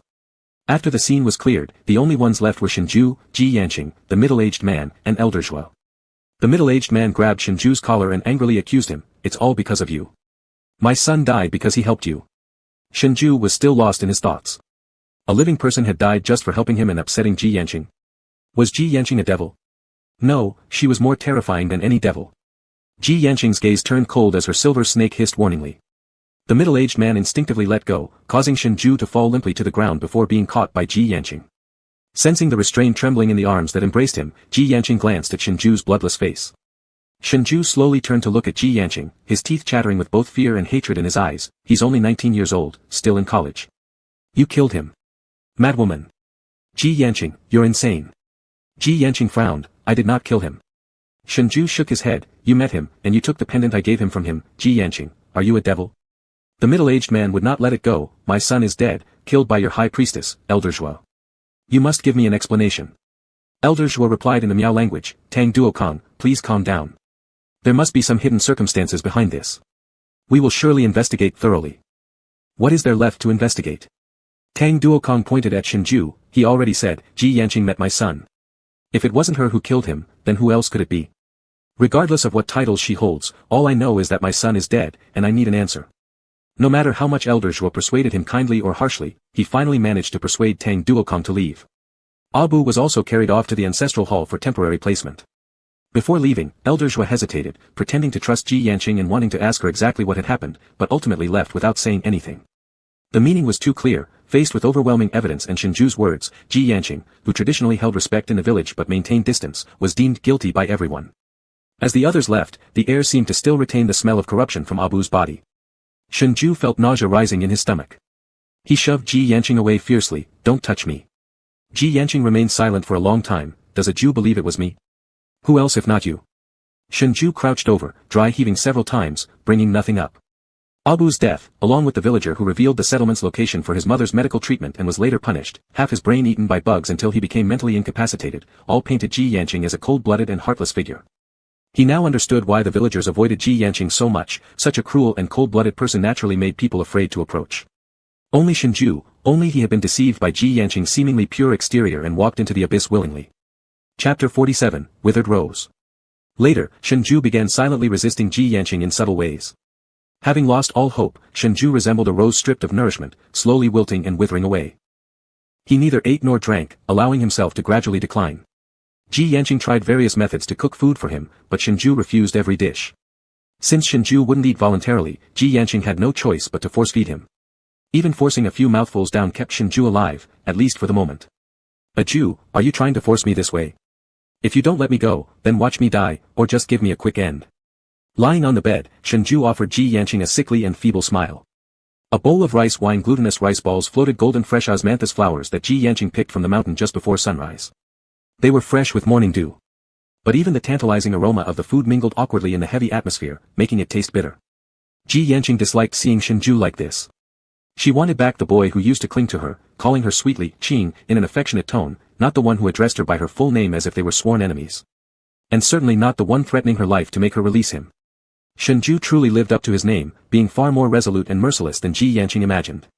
He firmly believed she wouldn't let him die and continued exploiting her feelings for him. Once again, Shengzhai repeated, "Qing, if you won't let me go, then kill me." At the same time, Shengzhai noticed that Ji Yanqing's fingers clutching the bowl turned pale from the effort. He chuckled faintly. "What, did I upset you again? Are you going to torture me with goo insects?" "Ji Yanqing, I suddenly thought of something." He struggled to prop himself up, his pale face lifting with a broken smile as he asked Ji Yanqing, "When did you cast the love charm on me? Was it when I was lost? Or even earlier?" Shengzhai lowered his head, lost in thought, murmuring softly, "Perhaps you cast it on me during our first meeting. That must be why I was so infatuated with you, like I drank some love potion and pursued you fervently. So, it was your love charm all along." Shengzhai guessed maliciously. After days of captivity, coercion, fear, and witnessing Ji Yanqing's cruel, terrifying nature, all the initial affection Shengzhai once felt for her was now completely buried beneath harsh realities. Ji Yanqing momentarily froze, then a frosty layer formed in her eyes. Shengzhai knew exactly which words would hurt her most. She tightly gripped Shengzhu's slender wrist, her gaze flashing faintly. "Shengzhai, no." Shengzhai gave her a casual glance. "No what?" Ji Yanqing looked deeply into Shengzhu's heartless eyes and spoke clearly. "I didn't cast the charm on you during our first meeting." This was unimportant to Shengzhai, he just wanted to vent the pain accumulated over these many days by accusing Ji Yanqing this way. Upon reflection, Ji Yanqing initially had a rather lukewarm response towards him, so it seemed unlikely that she would have cast a love charm on him upon their first encounter. However, this didn't alter the fact that Ji Yanqing had still placed a charm on him at some point. "So what?" Ji Yanqing stubbornly reiterated, "Your feelings for me were genuine from the start." "Hardly so," Shengzhai continued. "Didn't you already know? The only reason I stayed wasn't for you, it was to obtain samples from the sacred tree behind the mountain. Yanqing, there's no use deceiving ourselves anymore." Shengzhai paused after speaking too much, gasping slightly before continuing through coughs with a bitter laugh. "Of course, if you're willing to let me go, I wouldn't mind pretending to stay in a loving relationship with you for a few more days." Ji Yanqing's grip on the bowl finally failed, shattering it with a snap under increasing pressure. Boiling hot rice balls and wine soaked into her pale hand, quickly turning it red. The cracking sound startled Shengzhai momentarily, realizing belatedly that his barrage of words might have angered Ji Yanqing. Thus, he quietly closed his mouth. Ji Yanqing's gaze lowered, her dark eyelashes obscuring her emotions, making it unclear what she was thinking. The love charm had been placed during the test at the sacred tree to verify Shengzhu's sincerity. If Shengzhai had originally been feigning his affection, she wouldn't have accepted him. At that time, Shengzhai would have only suffered abdominal pain, and Ji Yanqing would have promptly undone the charm, leaving them without further interaction. But back then, there was no reaction from the charm within Shengzhu's body. This proved that Shengzhu's liking for her, even if minimal, had been real. So why had things changed so fast? Was it due to Abu's death for unknown reasons? Ji Yanqing didn't know how to break this current stalemate between her and Shengzhai, feeling hesitant and speechless. "The death of Abu is not related to me. I'm tired." "Leave," Shengzhai turned aside, signaling his unwillingness to communicate further, also disbelieving Ji Yanqing's words.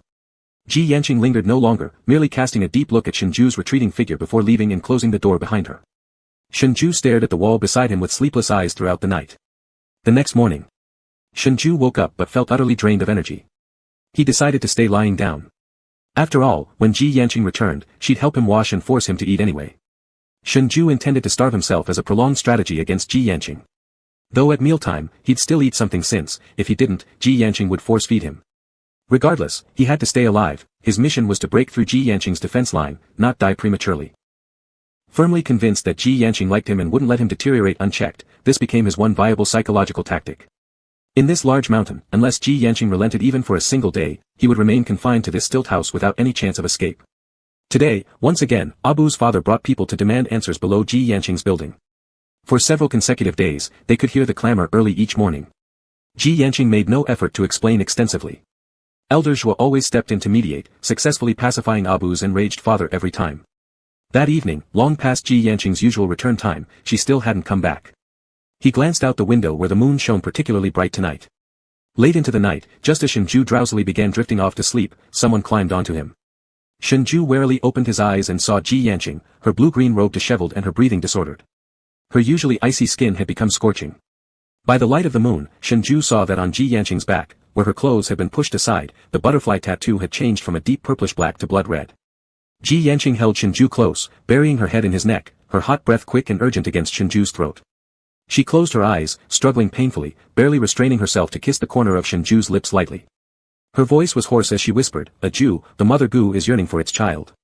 The affection Gu separates into mother and child Gu, the mother resided within Ji Yanqing's body, while the child Gu lived inside Shengzhai. The full moon was almost here, and the goo poison inside her would soon turn retaliatory. With this backlash affecting her body, the mother goo became restless and agitated. The mother goo could control the child goo, just as the child goo could calm the mother goo. So whenever Ji Yanqing experienced the goo poison's retaliation, only Shengzhai could console her. But Shengzhai refused. When Ji Yanqing approached him, the child goo within Shengzhai immediately sensed the proximity of the mother goo, becoming unsettled at once. Realizing something was wrong, Shengzhai pushed Ji Yanqing forcefully away. Chapter 48, Goo Poison Retaliation. Ji Yanqing's intention was clear, she needed Shengzhai. Shengzhai clenched his lips tightly, suppressing his discomfort as he tried his best to reject Ji Yanqing's advances. A flicker of hurt crossed Ji Yanqing's stormy gaze, but it seemed as though she regained some measure of reason. She exhaled deeply several times. Closing her eyes briefly, she then gently tucked the blanket up to Shengzhu's shoulders. Her voice, low and raspy, murmured, "Since you do not wish it, I will not force you." Shengzhai continued to watch her vigilantly. In the darkness of the night, Ji Yanqing's body trembled subtly. Struggling with immense restraint, she said to Shengzhai, "Whatever sounds you hear, do not go to the 4th floor." Afterwards, Ji Yanqing shakily left the room, climbing the stairs. Shengzhai heard the sounds of her ascending, followed by the door of the goo house opening and closing upstairs. Moments later came Ji Yanqing's muffled, tormented groans, suppressed under layers of suffering. What happened to Ji Yanqing? Shengzhu's heart beat rapidly at first, gradually calming, as guilt gnawed at him for even caring what had happened to Ji Yanqing. Upstairs, every movement was subdued, as if Ji Yanqing was trying hard not to disturb Shengzhai. The sounds grew weaker over time until they eventually ceased altogether. Tossing and turning restlessly, Shengzhai forced himself not to think about Ji Yanqing. If Ji Yanqing was so capable, how could anything possibly happen to her? Still, his heart refused to settle. Shengzhai, who initially thought that Ji Yanqing merely wanted intimacy, realized now she hadn't acted upon those intentions. Annoyed, he threw off the blanket, blaming all his worry for Ji Yanqing solely on the affection goo she'd cast on him. Certainly, it must be the accursed insect making his thoughts tangled. Borrowing the faint light of the moon, Shengzhai ascended the steps again, returning to the goo house on the 4th floor. As he stood in front of the door, unease crept through him. His hand hovered over the doorknob hesitantly for a long moment before finally deciding to push it open. Daring not to breathe too loudly for fear of startling the insects within, Shengzhai quietly stepped inside. The room was dimly lit. Looking around, Shengzhai found Ji Yanqing huddled in the corner. Ji Yanqing's head hung low, her torso naked. Numerous poisonous bugs covered her body, their bites forming countless wounds as they greedily drank her blood. Shengzhai broke out in goosebumps, trembling as he called her name hesitantly, Ji Yanqing. Ji Yanqing moved slightly, raising her head weakly toward Shengzhai. Her once smooth black hair was now disheveled, drenched in sweat and blood, sticking limply to her pale face. As Ji Yanqing shifted, the swarm of bugs slowly dispersed, revealing her wounds healing visibly, one after another. It was an eerie, yet gruesomely bloody scene, extremely unsettling on a visceral level. Shengzhai leaned heavily against the wall, standing unsteadily. Ji Yanqing, half-naked with only a dark purple skirt of male Miao attire wrapped loosely around her lower body, advanced toward Shengzhai step by slow step. Her current appearance resembled a devil crawling out of hell, terrifying enough to make Shengzhu's heart race uncontrollably. Instinctively wanting to flee, Shengzhai found his legs paralyzed, rooted firmly to the spot. "Didn't I tell you not to come?" Ji Yanqing's voice sounded weaker than ever before. She took a few steps toward Shengzhai and lost her strength, collapsing into him. Shengzhai instinctively caught her, as Ji Yanqing fell into his embrace. Her skin turned icy cold, and under the moonlight, the butterfly tattoo on her back appeared as if alive, shimmering a vivid indigo. What happened to you?" Shengzhai rigidly supported Ji Yanqing. Ji Yanqing gave a faint chuckle, her voice soft and insubstantial. "Is a Jew concerned about me?" Shengzhai remained silent, denying outright, "No. If it weren't for the affection you cast on me, I wouldn't care whether you lived or died." Ji Yanqing was quiet for a few seconds, leaning against Shengzhai with a tone of helplessness tinged faintly with an illusory plea. "A Jew, please don't say these things that hurt my heart." Shengzhai shut up again. After bringing Ji Yanqing back to the 3rd floor room, Shengzhai stopped paying attention to her. She had slept for about an hour and then woke up. After waking up, she found herself covered with the blanket Shengzhai had placed over her. He didn't just throw her on the floor but arranged her comfortably on the bed.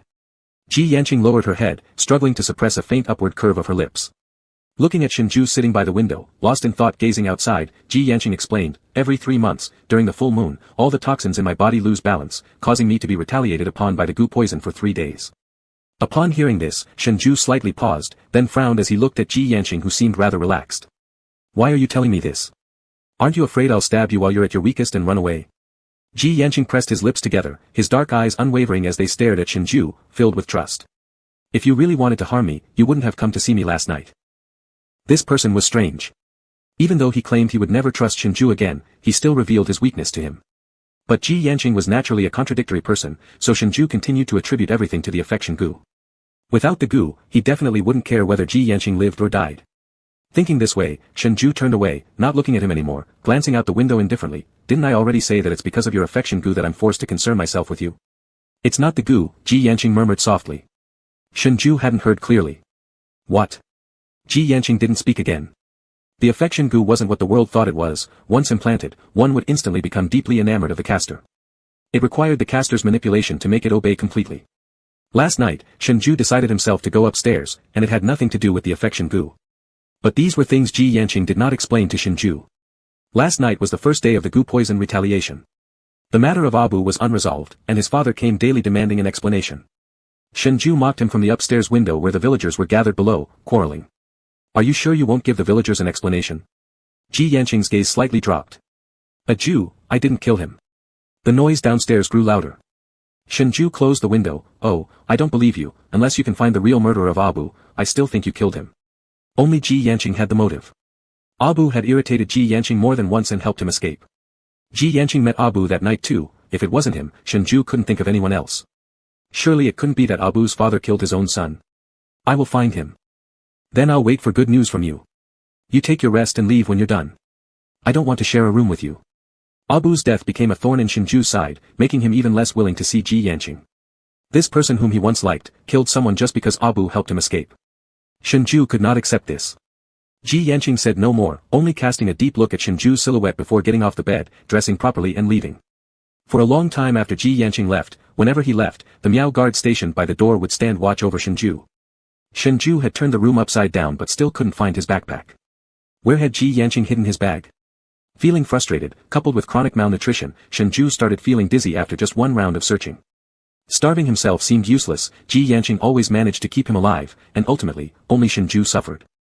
He sat on the stool both annoyed and troubled, drinking tea into his starving stomach. Suddenly, there came a dull sound of something heavy falling outside the door.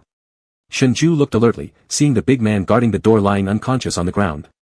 Then Abu's father walked in. Chapter 49, Help me with something. Shengzhui's gaze watched vigilantly as Abu's father entered. The big man lying unconscious at the door raised questions about why Abu's father, carrying Ji Yanqing, came to find him. Abu's father was not tall, around 160 centimeters, wearing a black traditional Miao male outfit. There was a scar on his face crossing from his eyebrows to his eye, adding a ferocious look to his features. His appearance didn't resemble Abu's. Recalling the conversation overheard passing by Abu's house before, Abu was not his biological son. Abu's father went straight to the point, his aged voice steady and deep. Don't worry, I'm not here to cause you trouble. I know you're being held captive by Ji Yanqing, and I know you've been affected by his affection goo.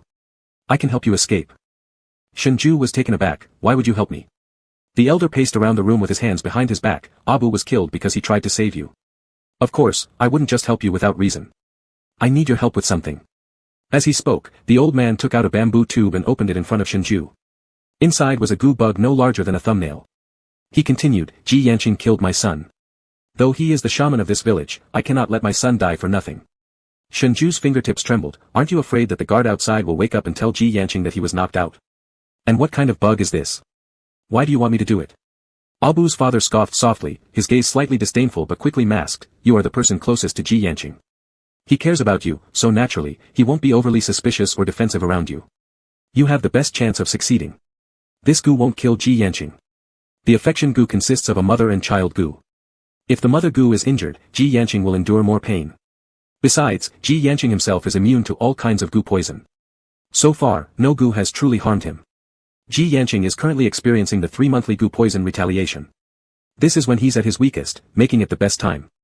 All you have to do is place this goo near Ji Yanqing during his retaliation period and wait for the 3 days to pass. Without the threat of Ji Yanqing's affection goo, you'll be able to leave easily. Shengzhai hesitated. He wanted to leave desperately. If someone else had come to discuss this plan with Shengzhai, he might not have agreed, but this was Abu's father, a father who had just lost his son. Ji Yanqing was already a toxic being, such a small bug likely wouldn't affect him much. Perhaps, with this bug, Shengzhai could eliminate the hold the affection goo had on him and escape from here, away from Ji Yanqing. His expression didn't escape Abu's father's scrutiny. Placing the bamboo tube on the table in front of Shengzhai, he said, you don't need to worry about the guard outside. When he wakes up, he won't remember anything, just as if he had dozed off. Abu's father did not explain why the guard wouldn't remember anything. After finishing his instructions, he left quietly. Standing upstairs, Shengzhai watched as Abu's father met elders who were passing by downstairs. They exchanged a few words in low voices, and Shengzhai couldn't make out what they were saying. Minutes later, both walked away. Not long after they left, the big Miao guard outside got up from the ground. Shengzhai saw him scratch his head, clearly confused as to why he had suddenly fallen asleep sitting on the ground.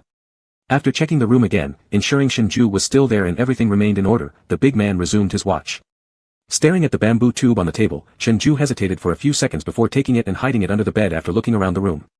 Because it was Abu's father, Shengzhai believed there was credibility to his motives. This was the most suitable opportunity and the only way for him to leave. Ji Yanqing had mentioned the goo poison retaliation would last 3 days. Yesterday was the first day for Ji Yanqing. Tonight and tomorrow night presented Shengzhai with his chances. Shengzhai wanted to leave desperately. Once hope appeared in a desperate situation, one grabs onto it without thinking twice. With the decision made, Shengzhai felt both anticipation and restlessness. He couldn't help but wonder, what if he failed? What if Ji Yanqing captured him again? What if the bug proved completely useless?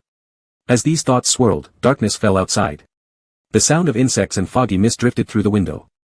Shengzhai was chilled to the bone, breaking out in goosebumps. Looking up at the moon, he saw it concealed behind layers of clouds, not a single ray of light penetrating through. Anxiety gripped him. Without the moon, would Ji Yanqing still be vulnerable to the goo poison retaliation? As he was lost in thought, sounds came from downstairs, followed by footsteps ascending. Outside the window, the clouds dispersed, revealing a bright and clear moonlight. It bathed the floor in a silvery gray glow as if the surface had been lightly plated with silver. Ji Yanqing entered carrying food. Standing by the window, half of his body bathed in moonlight, he looked gentle, his eyes smiling, his mood evidently cheerful. He softly said, "A Jew, come over." Tightening his fists nervously. As soon as Ji Yanqing spoke, his whole body froze. His smile froze, and his skin felt as if it were being crawled on by countless ants. He looked up at the moonlight breaking through the clouds, his brow furrowed tightly.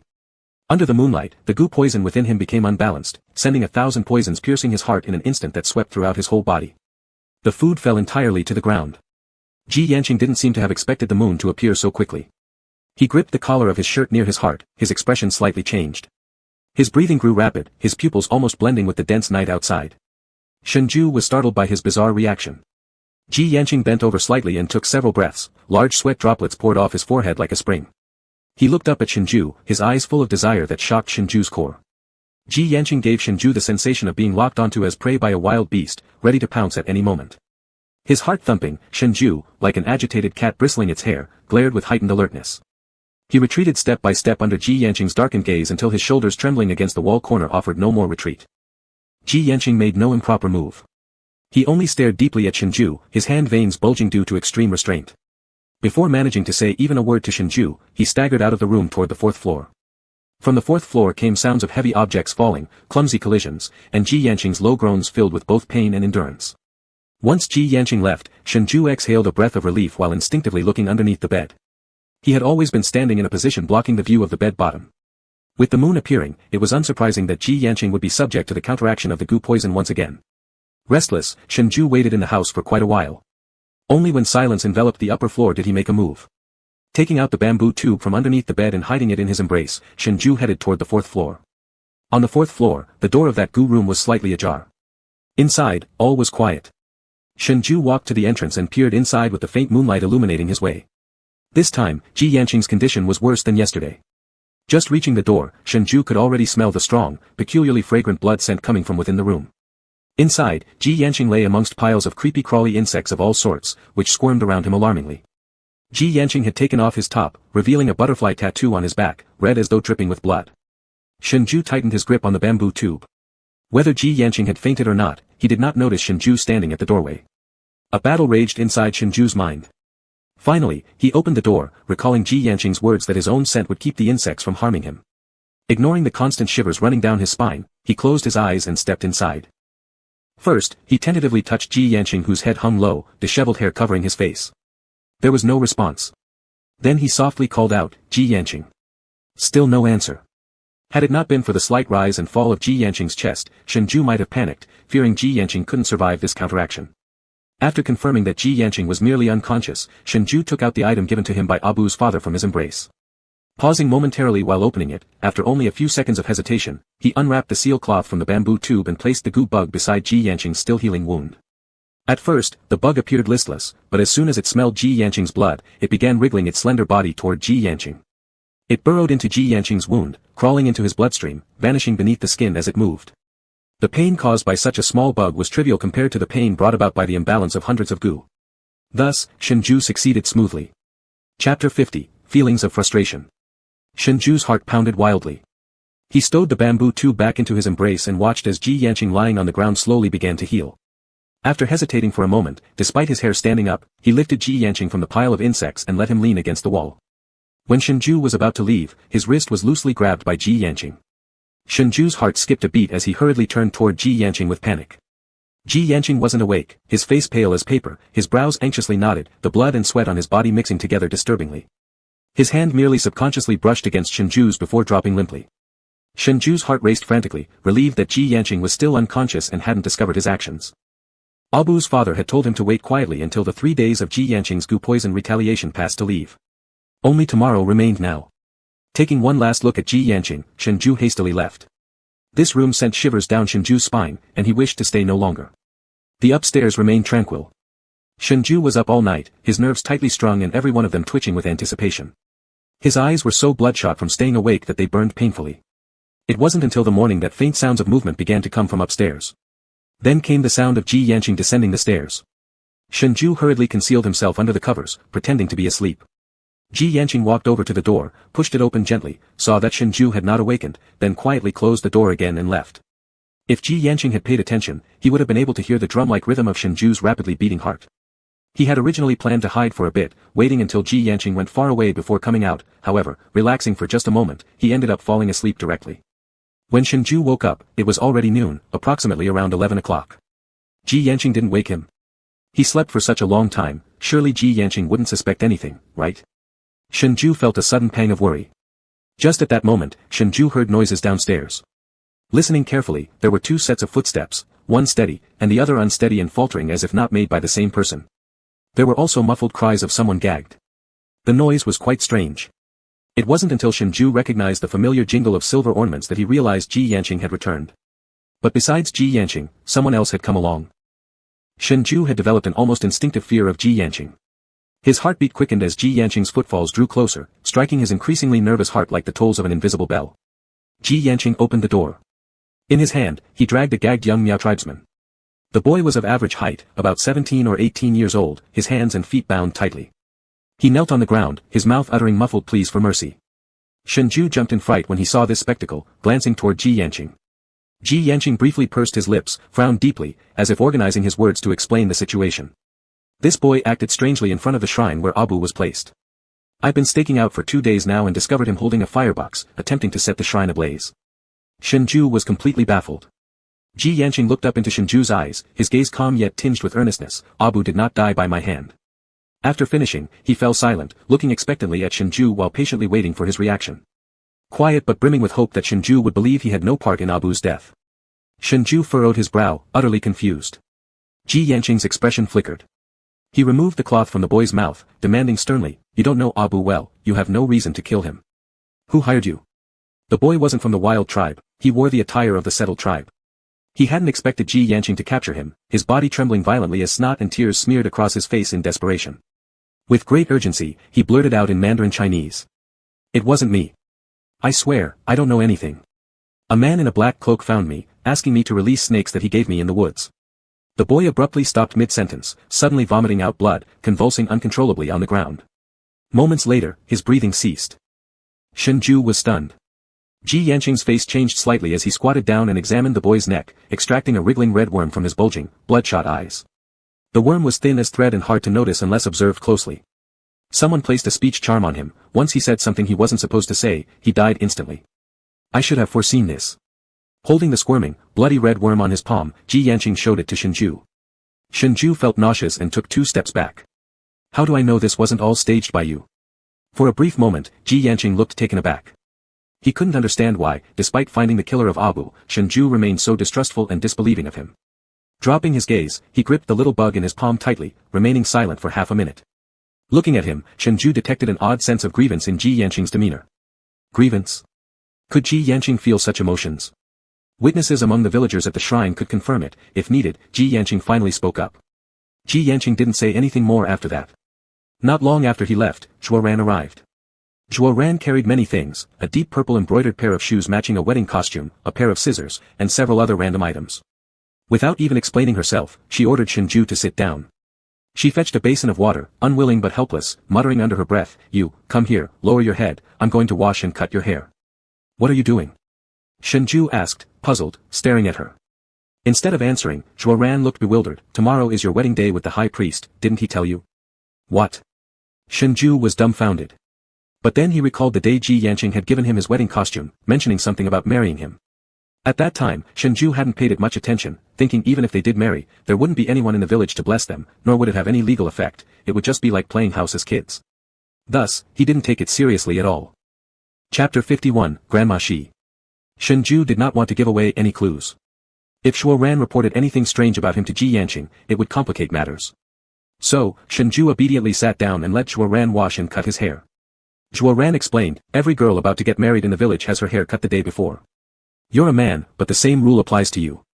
Shengzhai responded absent-mindedly, "I know, it's your custom. Just do it." Zhuo Ran probably thought Shengzhai was boring.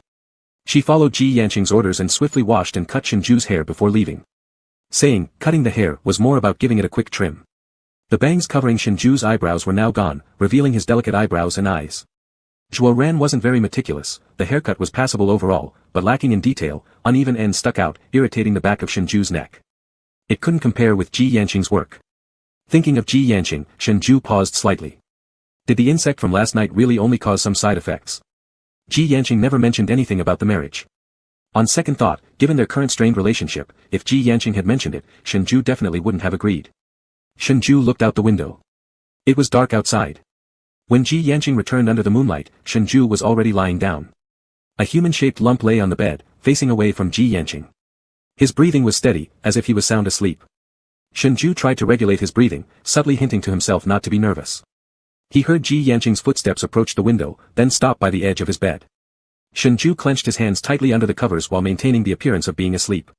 Something seemed to be placed beside him on the pillow, and after doing so, Ji Yanqing quietly left. After Ji Yanqing had left, Shengzhai opened his eyes and looked toward the pillow. He froze. Next to the pillow was the broken, heart-to-heart, knot Grandma Shi had given Ji Yanqing, which Ji Yanqing had later given to him.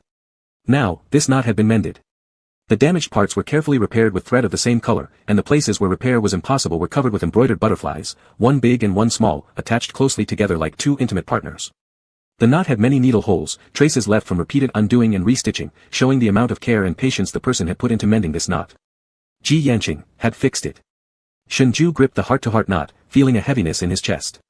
Suddenly, he shook his head fiercely, driving away any wavering feelings in his mind. He had seen the multitude of insects on Ji Yanqing's fourth floor. He himself being a witch doctor meant that such an insect would not jeopardize Ji Yanqing's life. How powerful was Ji Yanqing's love insect? Even at this moment, Shengzhai still worried unnecessarily for Ji Yanqing. With that thought, Shengzhai placed the heart-to-heart knot back in its place and got up from bed. If the insect given to him by Abu's father had taken effect, tonight would be Shengzhui's chance to leave. He went to the door, ready to go outside to check the situation. As soon as he opened the door, however, he collided directly with Ji Yanqing standing at the doorway. Caught off guard, Shengzhai, already feeling guilty inside, immediately stood frozen. Ji Yanqing merely appeared a little surprised by Shengzhui's awakening and then pulled him up normally, saying, "Since you're awake, follow me to a place and meet someone." Shengzhui's brain went blank. Hadn't they said today was the third day of the Venom's counteraction? Hadn't they said that once the moon came out, Ji Yanqing would no longer be able to prevent himself from leaving? Why does everything seem normal with Ji Yanqing now? Shengzhui's palms were full of sweat. Ji Yanqing noticed something wrong and stopped, looking at Shengzhai, asking gently, "Your palm is sweating a lot. Are you uncomfortable?" Ji Yanqing looked to be in a good mood, his brows soft and his voice concerned. "You. Where are you taking me?" Shengzhai found that his voice trembled uncontrollably.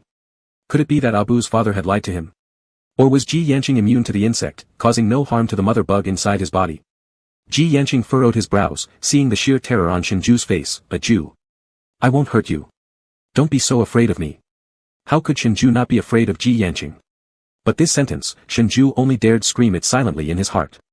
Seeing Shengzhai lowering his head without speaking, Ji Yanqing sighed softly and helplessly. Tomorrow is the day of autumn establishment, with abundant harvest and happy villagers. It's the most auspicious day in the village. We'll get married tomorrow. Tonight, we are going to visit Grandma Shi. She wants to see you. Shengzhai hesitated before speaking, your toxin. Ji Yanqing seemed a bit surprised that Shengzhai didn't react much upon hearing about the wedding, perhaps thinking Zhuo Ran had already told him. The latter half of the sentence was swallowed back by Shengzhai, who was truly anxious, asking Ji Yanqing about the counter-effect of the poison. It wasn't like handing over his head to Ji Yanqing while feigning concern and asking why he hadn't suffered from the counter-effect of the poison, or how come he could still move freely under the moonlight. Ji Yanqing noticed, actually Shengzhu's reaction tonight was a bit odd. But tomorrow was their wedding day, he didn't want to spoil what little hard-won peace there was between them. He knew Shengzhai was constantly thinking about leaving. But he wouldn't let Shengzhai leave. Now Shengzhai and Ji Yanqing were like a kite, no matter how far Shengzhu's heart flew away, Ji Yanqing always held the string firmly. So, Ji Yanqing could tolerate all of Shengzhu's rebellious actions. As long as Shengzhai stayed, those minor outbursts, to him, were painless. He would be content guarding this person. The promises Shengzhai couldn't keep, he was willing to make them for Shengzhai. Ji Yanqing looked up at the bright moon and explained gently, the third day's backlash happens after the moon disappears. Upon hearing this, Shengzhai also looked up. The starry night was dotted with twinkling stars, the full moon shone brightly, with no cloud in sight around it. After the moon disappears. How can the moon disappear on a clear night? Let's go, Grandma, she must be waiting anxiously. Ji Yanqing took Shengzhu's hand and quickened his pace slightly. Shengzhu's mind was in chaos. But more than anything, an overwhelming despair akin to a barren desert enveloped him. This insect was probably useless for Ji Yanqing. If this method didn't work, he didn't know who else could save him and help him escape Ji Yanqing and this mountain-devouring people. He couldn't hide his sorrow, mechanically being led by Ji Yanqing to a short stilt house. The stilt house was different from the ones they passed along the way, as if preparing for something joyful, red lanterns hung outside. Around the building, flower beds were cultivated, filled with flowers of various colors, showing that the owner loved flowers. Shengzhai noticed that among the flowers, there was a cluster of red flowers similar to hydrangeas he had seen at Ji Yanqing's place. Pushing the bamboo fence open, an old woman with gray-streaked hair, slim figure, wearing a headscarf and Miao clothes, busy putting down the broom and leaning on a walking stick came to greet them. Grandma Xi's face lined with years of life showed a kind smile, her wrinkles adding more benevolence. Ah Qing. You've come. Grandma Xi spoke in the Miao language, which Shengzhai couldn't understand. For the first time, Shengzhai saw Ji Yanqing smiling at someone other than himself, the smile was slight but sincere. Aunt. Ji Yanqing respectfully called her. Grandma Xi happily turned to look at Shengzhai, pulling his hand and leading him inside, saying, what a handsome boy, I like you very much. Shengzhai felt lost, both because he didn't understand, and because his mind and heart were too chaotic to focus on anything else. He knew it would easily raise Ji Yanqing's suspicion, but he was so desperate, so desperate. Did he really have to stay here in this mountain until death? Grandma Xi scrutinized Shengzhu's not-so-good complexion and said a lot with concern. Ji Yanqing gently interrupted her, Aunt, he doesn't understand Miao language. Grandma Xi realized this and turned to ask Ji Yanqing, you're getting married, why isn't this boy happy? He is sick, feeling unwell. Grandma Xi nodded understandingly, telling Ji Yanqing to take good care of Shengzhai. Then she glanced at Shengzhai, not belonging to this village, wanting to say something but eventually transformed it into a kind smile and blessed, since Ah Qing likes you, I like you too. Speaking, Grandma Xi pulled out a bracelet from her pocket and handed it to Shengzhai, this is Aunt's gift for meeting you, dear child, be good to our Ah Qing, it's not easy for him to meet someone he likes. Shengzhai was bewildered, he had no idea what the bracelet Grandma Xi gave him meant. Chapter 52, He Spat Blood. Ji Yanqing held Shengzhu's refusing hand and slipped the bracelet onto his wrist. Saying to him, this is Grandma Xi's meeting gift to you. Aunt likes you and hopes you will be good to me. Chilled to the bone, Shengzhai had no desire to utter a single word more. The bracelet on his wrist was heavy and oppressive, feeling much like a pair of shackles, having been placed there by Ji Yanqing's own gentle hands. He could tell that Ji Yanqing treated Grandma Xi differently, but he didn't have the heart to think about what the relationship between them might be. All he knew was from this day forward, each passing day would bring him the same despair as this moment. Without realizing, a cloud floated near the moon, slowly concealing its glow. Shengzhu's response finally caught Ji Yanqing's attention. Furrowing his brows, Ji Yanqing inquired, what's wrong with you? If not for the hope that had existed once, Shengzhai wouldn't feel so devastated now, but the extinguishing of that only spark left him completely shattered. Yanqing, even if I die, will you still refuse to let go of me, down to my ashes? Shengzhai wildly raked his hair, both desperate and reluctant to accept the fate laid out before him yet powerless to do anything about it. Grandma Xi was startled and quickly questioned Ji Yanqing in the Miao language, anxious about Shengzhu's condition. The cloud fully blocked the moon. As the moonlight disappeared suddenly, Ji Yanqing barely managed to grab Shengzhu's hand that was roughly pulling at his hair, furrowing his eyebrows while trying to speak. However, before words came out, blood spewed from his mouth first. Ji Yanqing then painfully gripped his chest and collapsed into a half-kneeling position. His eyes, staring at Shengzhai, filled with disbelief. Soon after, all traces of color faded from his lips. Grandma Xi hurried to support Ji Yanqing. Shengzhai was stunned. Ji Yanqing opened his mouth as if to say something, but another mouthful of blood erupted instead. Panicked, Shengzhai took 2 hasty steps back. Everything happened too suddenly, so the disappearance of the moon Ji Yanqing mentioned referred to the vanishing of the moonlight. He coughed up blood. Was it the insect causing Ji Yanqing to bleed? But Abuhu's father clearly said that this bug would not lead to Ji Yanqing's death. What on earth was happening? Shengzhu's mind, already confused, felt like a bucket of concrete had been poured inside it, leaving him without the ability to reason. Grandma Shi tearfully ran outside looking for help, while Shengzhai stood frozen in place like someone stripped of their soul, helplessly watching Ji Yanqing collapse before his eyes. Ji Yanqing's body hit the ground hard, and among the flowers blooming nearby, that cluster of hydrangeas was pressed under his cheek. His blood seeped through his purple Miao attire adorned with silver jewelry, attracting numerous butterflies whose wings flitted around greedily, savoring the sweet taste of the strange-smelling blood. They alighted on the ground, Ji Yanqing's neck, and the corners of his mouth. Yet bizarrely, there was an unsettling beauty to the scene. The sound of approaching voices grew louder. Startled, those butterflies flew away, except for a few brave ones that remained perched on Ji Yanqing's bloody lip corner, who lay unconscious. Many people arrived soon. Although surrounded by loud clamor, Shengzhai seemed unable to hear any of it. Dizziness overwhelmed him as he lost control of his legs and fell onto his knees. Did he kill Ji Yanqing? Trembling with uncertainty, Shengzhai hesitantly extended his hand toward Ji Yanqing's artery, afraid to even breathe. A pulse greeted him, warm, steady. Ji Yanqing was alive. Just as he touched Ji Yanqing's skin, someone violently yanked him up off the ground and bound him tightly with ropes, turning him into something resembling a wrapped bundle. Like a rusted and slow-moving machine, Shengzhai turned his head towards the crowd, only to lock eyes with Abuhu's father. Abuhu's father walked to where Shengzhai had just knelt, checking Ji Yanqing's pulse for him. Then, he said something to Elder Zhua and dug through the blood on the ground near Ji Yanqing, revealing a red worm. After showing the worm to Elder Zhua, Abuhu's father pointed at Shengzhai, accusingly declaring, he stole the shaman's poison. It was him who harmed the grand shaman. Confusion struck Shengzhai as he realized he'd fallen into a trap, immediately protesting, no. It was you who gave me the insect. Furious, Elder Zhua ordered some people to carry Ji Yanqing away and glared heatedly at Shengzhai. Shengzhai anxiously followed the group carrying Ji Yanqing, his eyes never straying. Standing beside Elder Zhua, Zhua Ran was livid. You're lying. Yesterday, father was together with Uncle Du Kong. She rushed to Shengzhai, fists clenched, incredulously questioning, the grand shaman is set to marry you tomorrow, why would you do such a thing? Shengzhu's face paled. He wondered, was this due to the love charm? Why did his heart feel so choked up at this very moment? No, that's not how it is. Shengzhai struggled against the ropes, desperately staring at Abuhu's father. Why did you deceive me? How could I ever steal Ji Yanqing's charm? Even if I did, how would I know how to use it? He regained a small bit of his composure, quickly organizing his thoughts about the doubts surrounding the incident. Who would have thought that Abuhu's father gave a derisive laugh and said, that day I went to the grand shaman for answers. However, the shaman wasn't home. You were upstairs, and when I left, I met Elder Zhua. You overheard my conversation with Elder Zhua about how using the mother charm of another love poison could create a mutual repelling reaction, thereby seriously injuring someone who carries such a charm. Ji Yanqing didn't suspect you. His 4th floor was where he stored his charms. Given that your body had a child charm inside it, it would naturally resonate with other mother charms, allowing you access to them. Shengzhu's mind buzzed. He didn't understand why Abuhu's father was framing him. But on that day, Abuhu's father indeed visited him, and he did encounter Elder Zhua as he left. They spoke for quite some time downstairs at Ji Yanqing's house. The villagers who happened to pass by stood up to testify, solidifying the fact that Shengzhai overheard the conversation between Abuhu's father and Elder Zhua, then stole Ji Yanqing's charm to harm him. Elder Zhua and Abuhu's father were relatives. Though Abuhu's father usually spoke Chinese, Elder Zhua understood parts of the language despite being more familiar with Miao. The critical details were spoken by Abuhu's father, and everyone believed Shengzhai naturally obtained this important information. All present shared this conclusion. Suddenly, Shengzhai became the center of blame. Elder Zhua issued an order. The young men holding Shengzhai heard the command and dragged him away toward the mountain rear. Let me go. I didn't do it. No matter how much Shengzhai protested, there was no convincing the others otherwise. Bound tightly in ropes, he was taken to a large cave. The pit was 5 or 6 meters deep, and Shengzhai was lowered into it while tied up. Once he hit the ground, the ropes above were cut. Surrounded by pitch darkness, unable to see his hands in front of his face, the damp and cold environment weighed heavily upon him. With his arms and legs still bound, it was incredibly difficult for him to struggle and sit up. Footsteps outside gradually faded. Shengzhai gave up calling for help and managed to sit upright against the wall using his elbows.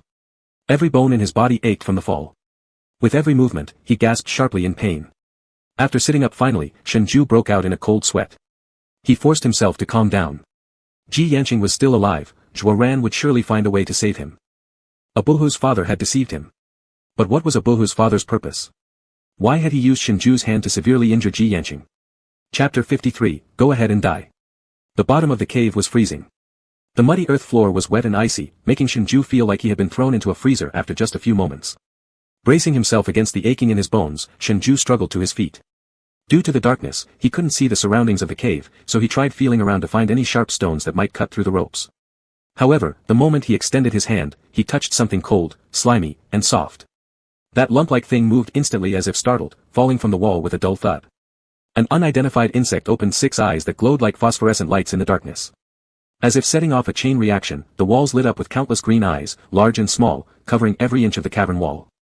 These glowing eyes all focused on Shengzhu crouching in the corner. Shengzhu's scalp tingled, and he immediately broke out in goosebumps.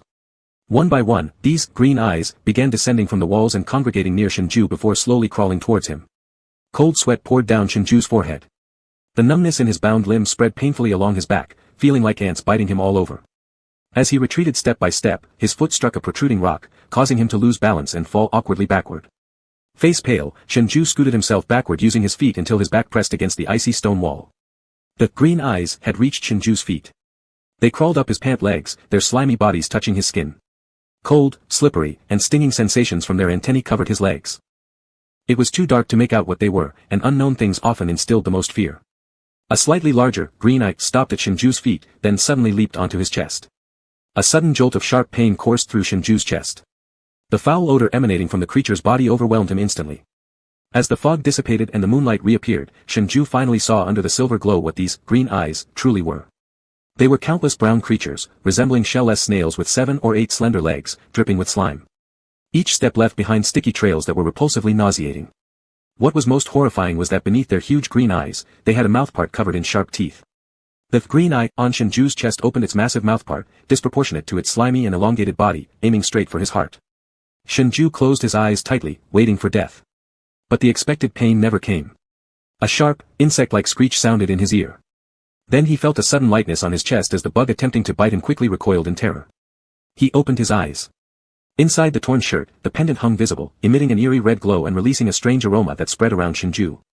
The surrounding green eyes, as if sensing some terrifying presence, scattered hastily, staying far away from Shengzhu. Shengzhu froze. This pendant, Ji Yanqing had said, was a relic of his mother, used to ward off evil spirits and keep poisonous creatures at bay. Like before with Abuhu, and now again here, no insects could approach him. This pendant had once more saved Shengzhu. A complex array of emotions swirled within Shengzhu. Just then, noises came from outside the cave, followed by a rope ladder being thrown down from above. Someone was coming down. Shengzhu became alert.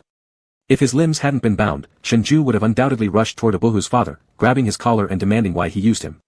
After descending, Abuhu's father was surprised to see him still alive.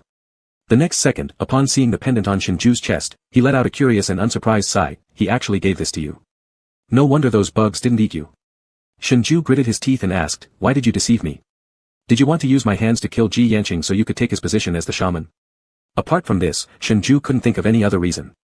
Abuhu's father shook his head. No, I already said, I won't kill Ji Yanqing. Moreover, my skills aren't enough to end his life. That charm will only hurt him slightly.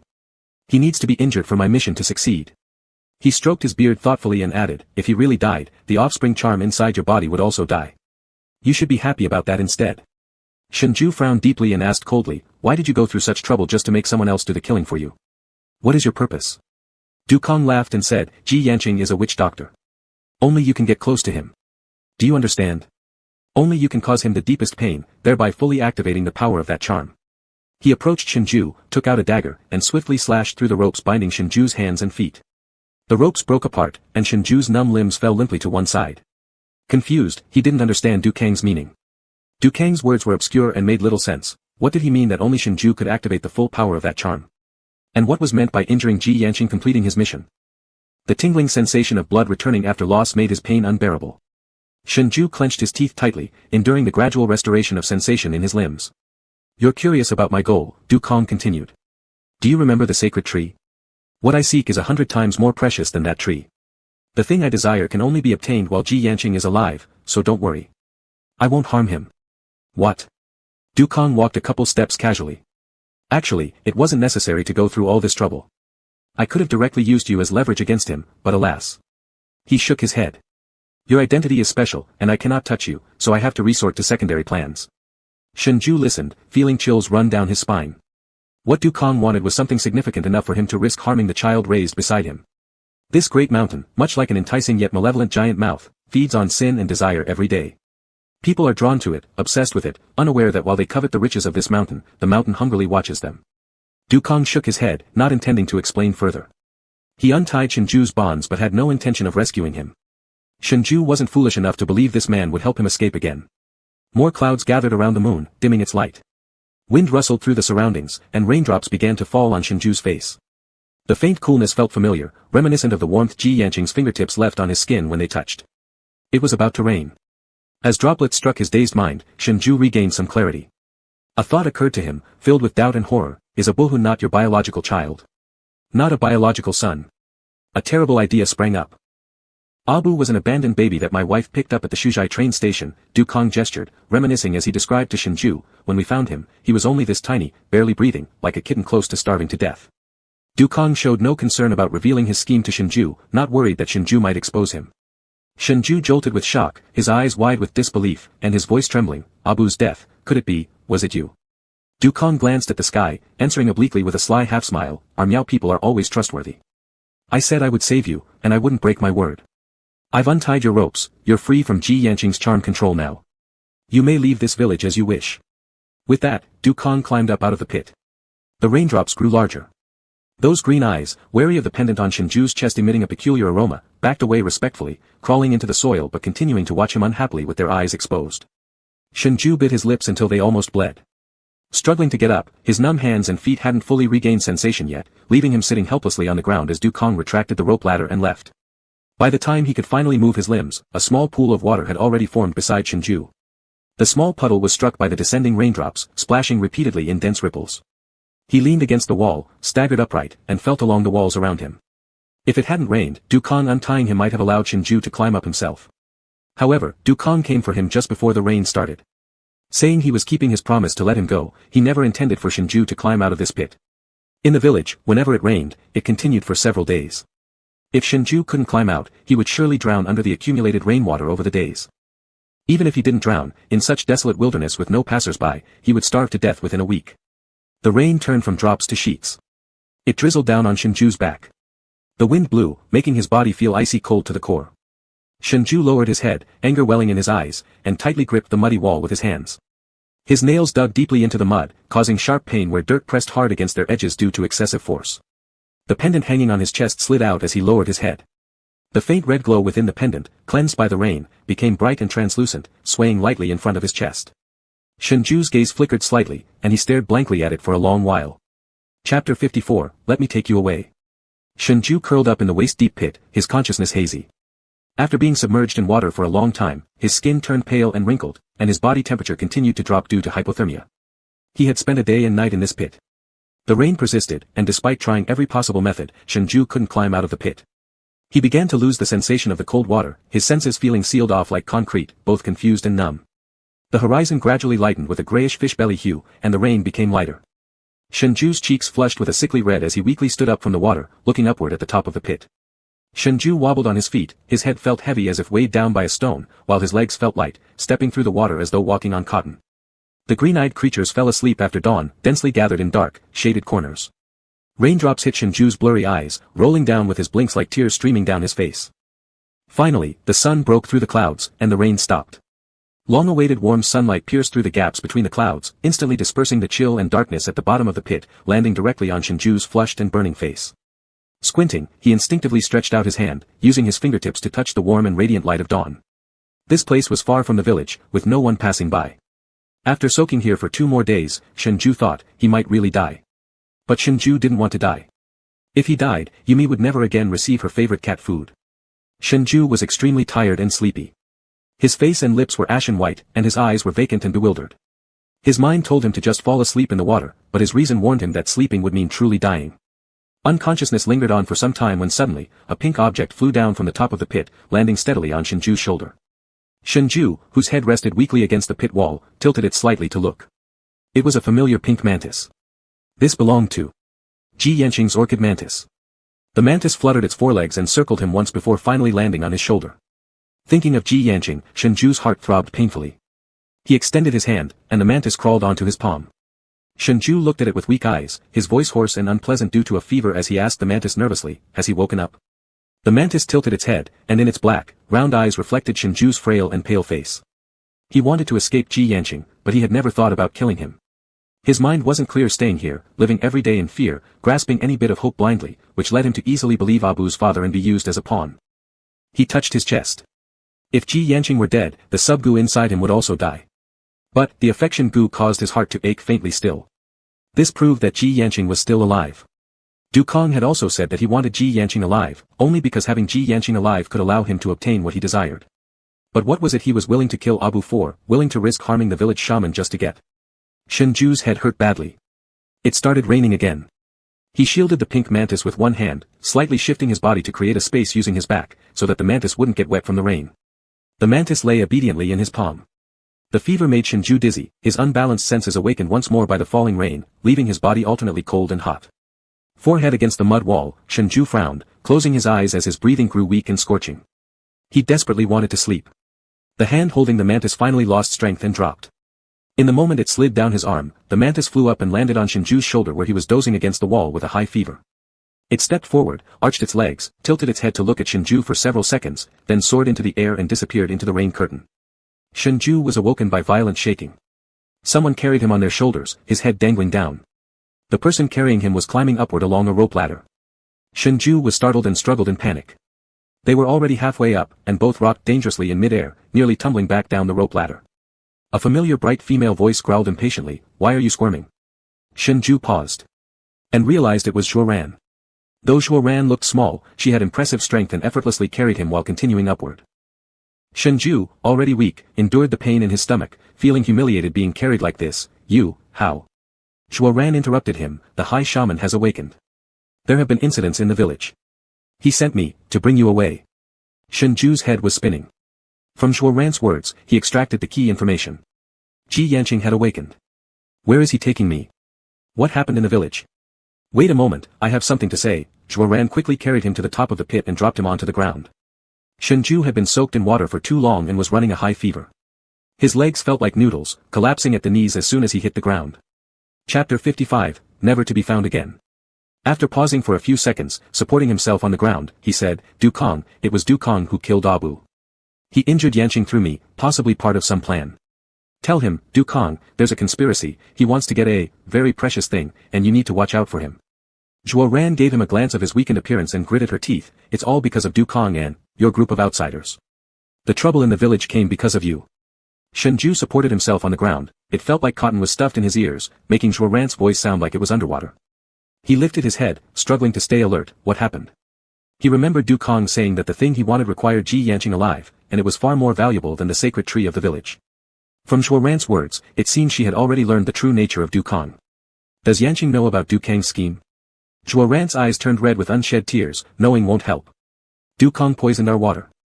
Now in the village, no one can dispel the poison. Du Kong is gone. Why do we even let you outsiders in? You're all liars, but I Xiong fell for you, and thus willingly let you deceive him.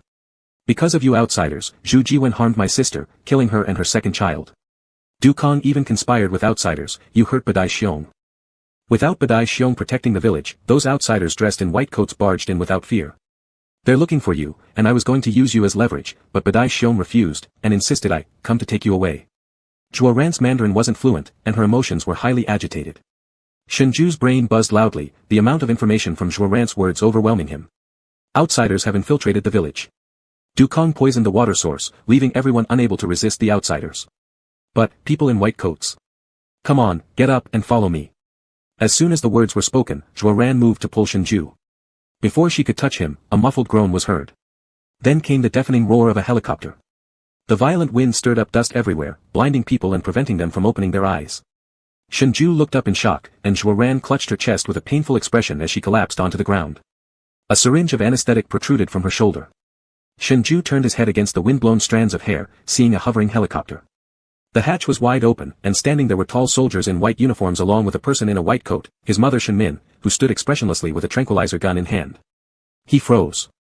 Had the Gao Tower actually arrived? Were the people Du Kong colluded with part of the Gao Tower? After putting away the tranquilizer gun, Shen Min descended gracefully from the helicopter onto the barren mountaintop, walking elegantly toward Shenzhou. The tranquilizer quickly took effect, rendering Zhuo Ran unable to move or speak. Mother. Shen Min only glanced coldly at Shenzhou before striding past him to kneel in front of Zhuo Ran. Her pristine white coat trailed on the ground, getting muddy. Smiling gently, her peony-like eyes resembling Shenzhou's appeared harmless as she questioned Zhuo Ran, "Tell me, aside from that tree, what else valuable is here worth studying?" Zhuo Ran clenched her teeth tightly, unable to move a single finger. Unfazed, Shen Min gestured backward, summoning cold-faced soldiers armed with plasma guns and carrying sample storage boxes. The most important samples have already been collected. This area hasn't been fully explored yet. You too, take the storage boxes and gather everything, including but not limited to any flora or fauna that might help our research. Shenzhou noticed something was off. When he had left with the samples initially, he hadn't activated the tracking device, so how did the Gao Tower find this place? Shen Min paused briefly when addressing Shenzhou while the soldiers helped him stand up from the ground. Shen Min finally looked at him and replied with icy rebuke, "Do you think I only gave you one tracking device?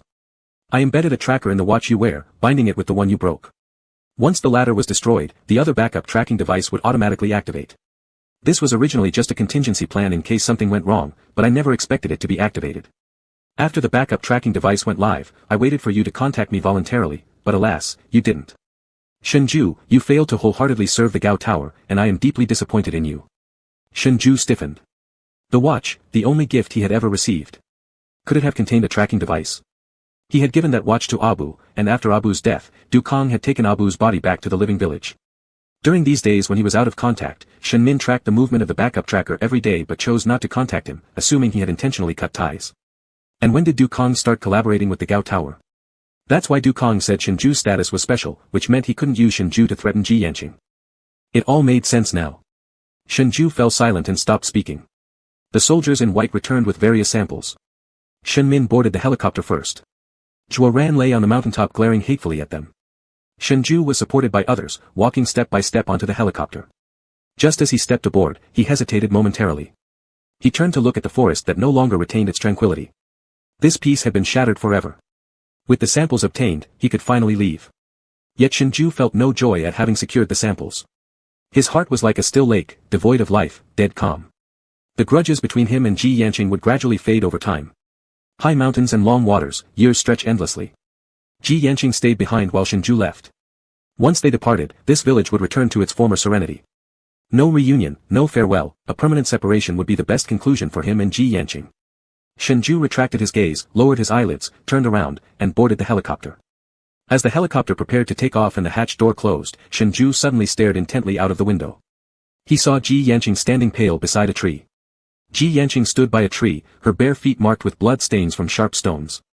She wore a thin undergarment against the chilly air, and her jet-black hair flowed loosely, its strands mingling with silver accessories that fluttered in the wind.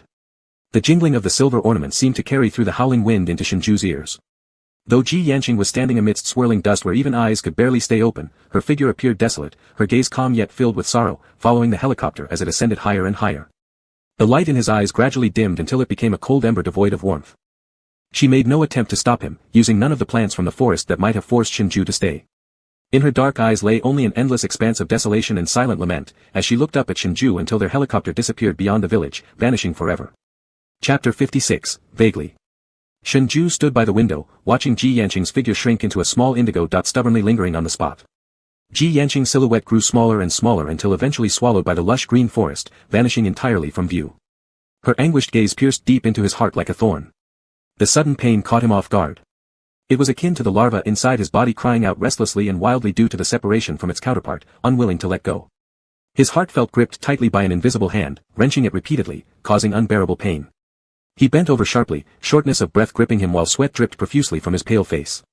The ache made his entire body tremble violently, and his vision went white. Shen Mother merely frowned slightly without any response.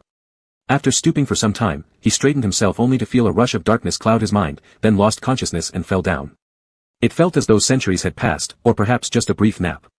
When Shenzhou opened his eyes again, he saw the pungent smell of disinfectant, the deathly white hospital walls glaring back at him.